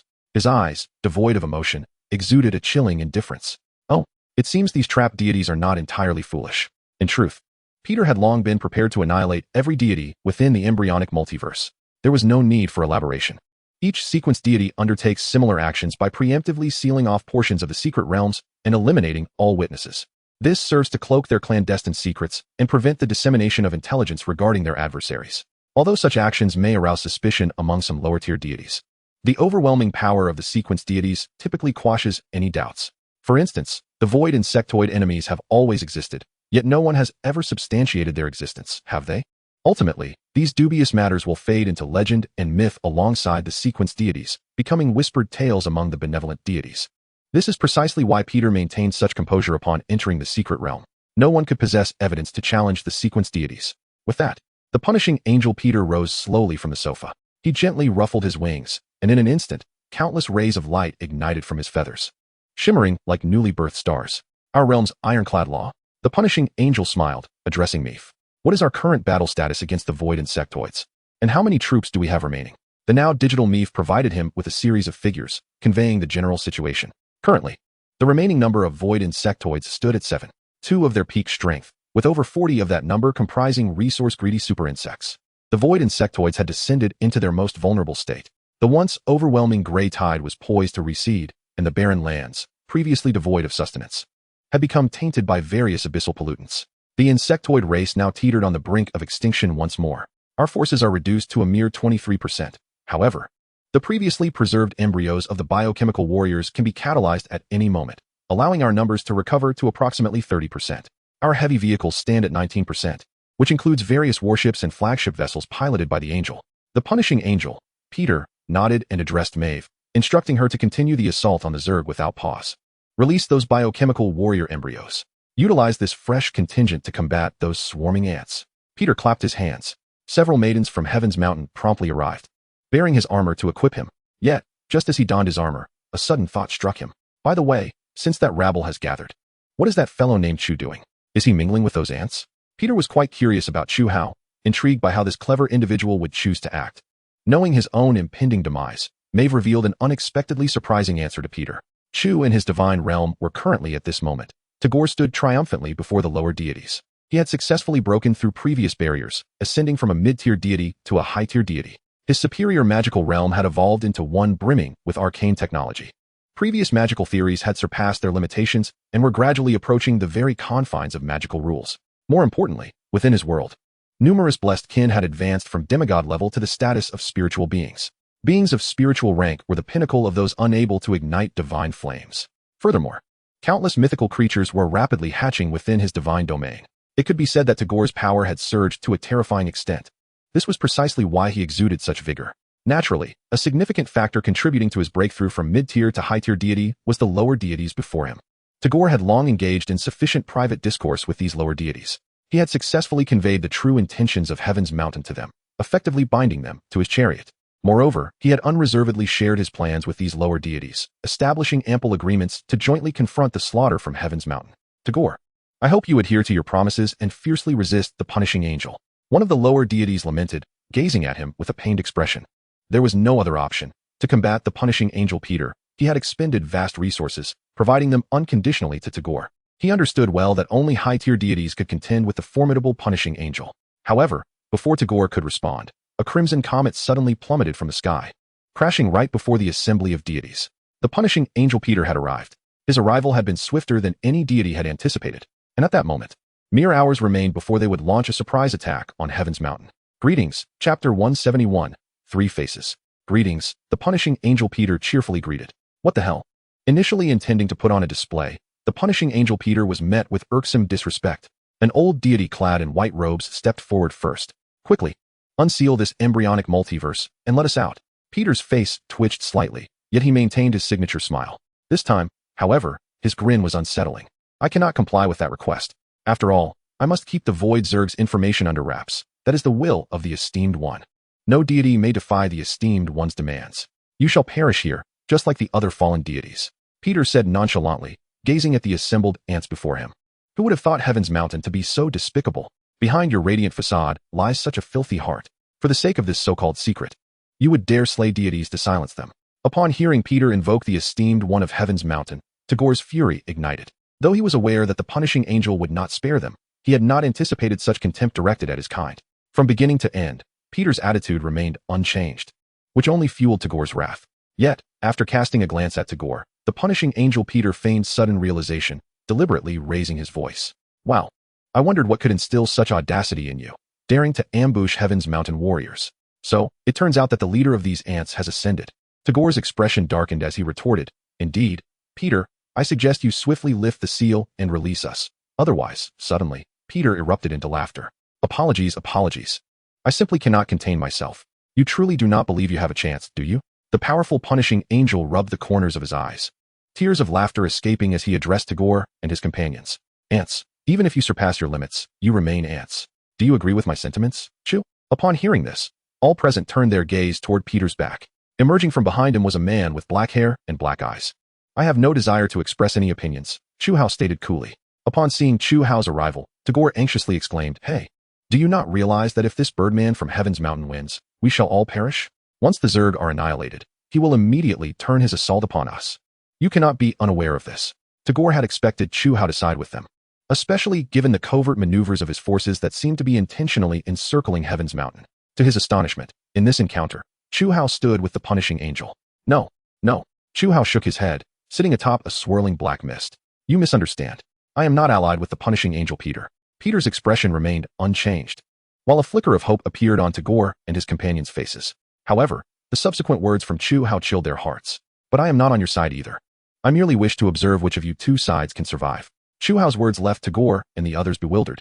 Although Maeve had mentioned that he chose to remain an observer, the punishing angel turned to Chu Hao with a smile and remarked, I am genuinely curious as to why you do not align with either side. Thus, the likelihood of their victory is slightly enhanced. Moreover, their claims hold a semblance of truth. Once the Zerg is vanquished, I shall indeed turn my wrath upon all of you. What prompted such a decision, Chu?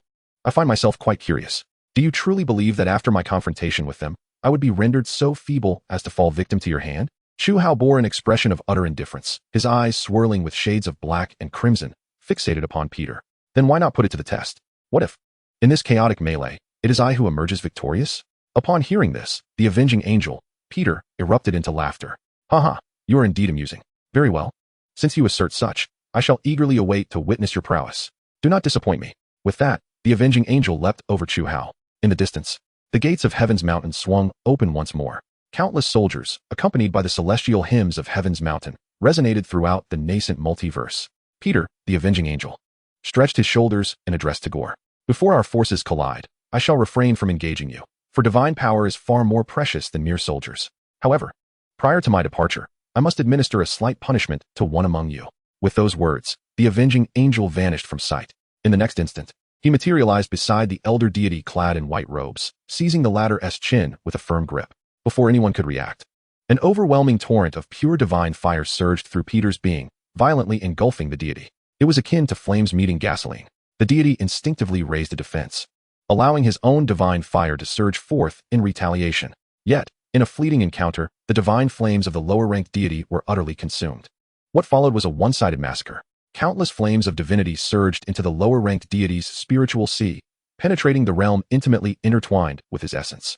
In that instant, all present were astonished to witness the dissolution of everything the deity possessed, including his divine domain. The fundamental rules within his realm were shattered one after another. As the very environment underwent grotesque distortions, the earth fractured, and the waters evaporated under an intense heat. Even the foundational rules that formed elemental constructs were being dissolved. All beings were met with a horrific demise. Ultimately, when the core rules and formulas that represented the essence of the world within the deity's domain were obliterated by the onslaught of divine fire, the lower-ranked deity was rendered to naught before the eyes of all.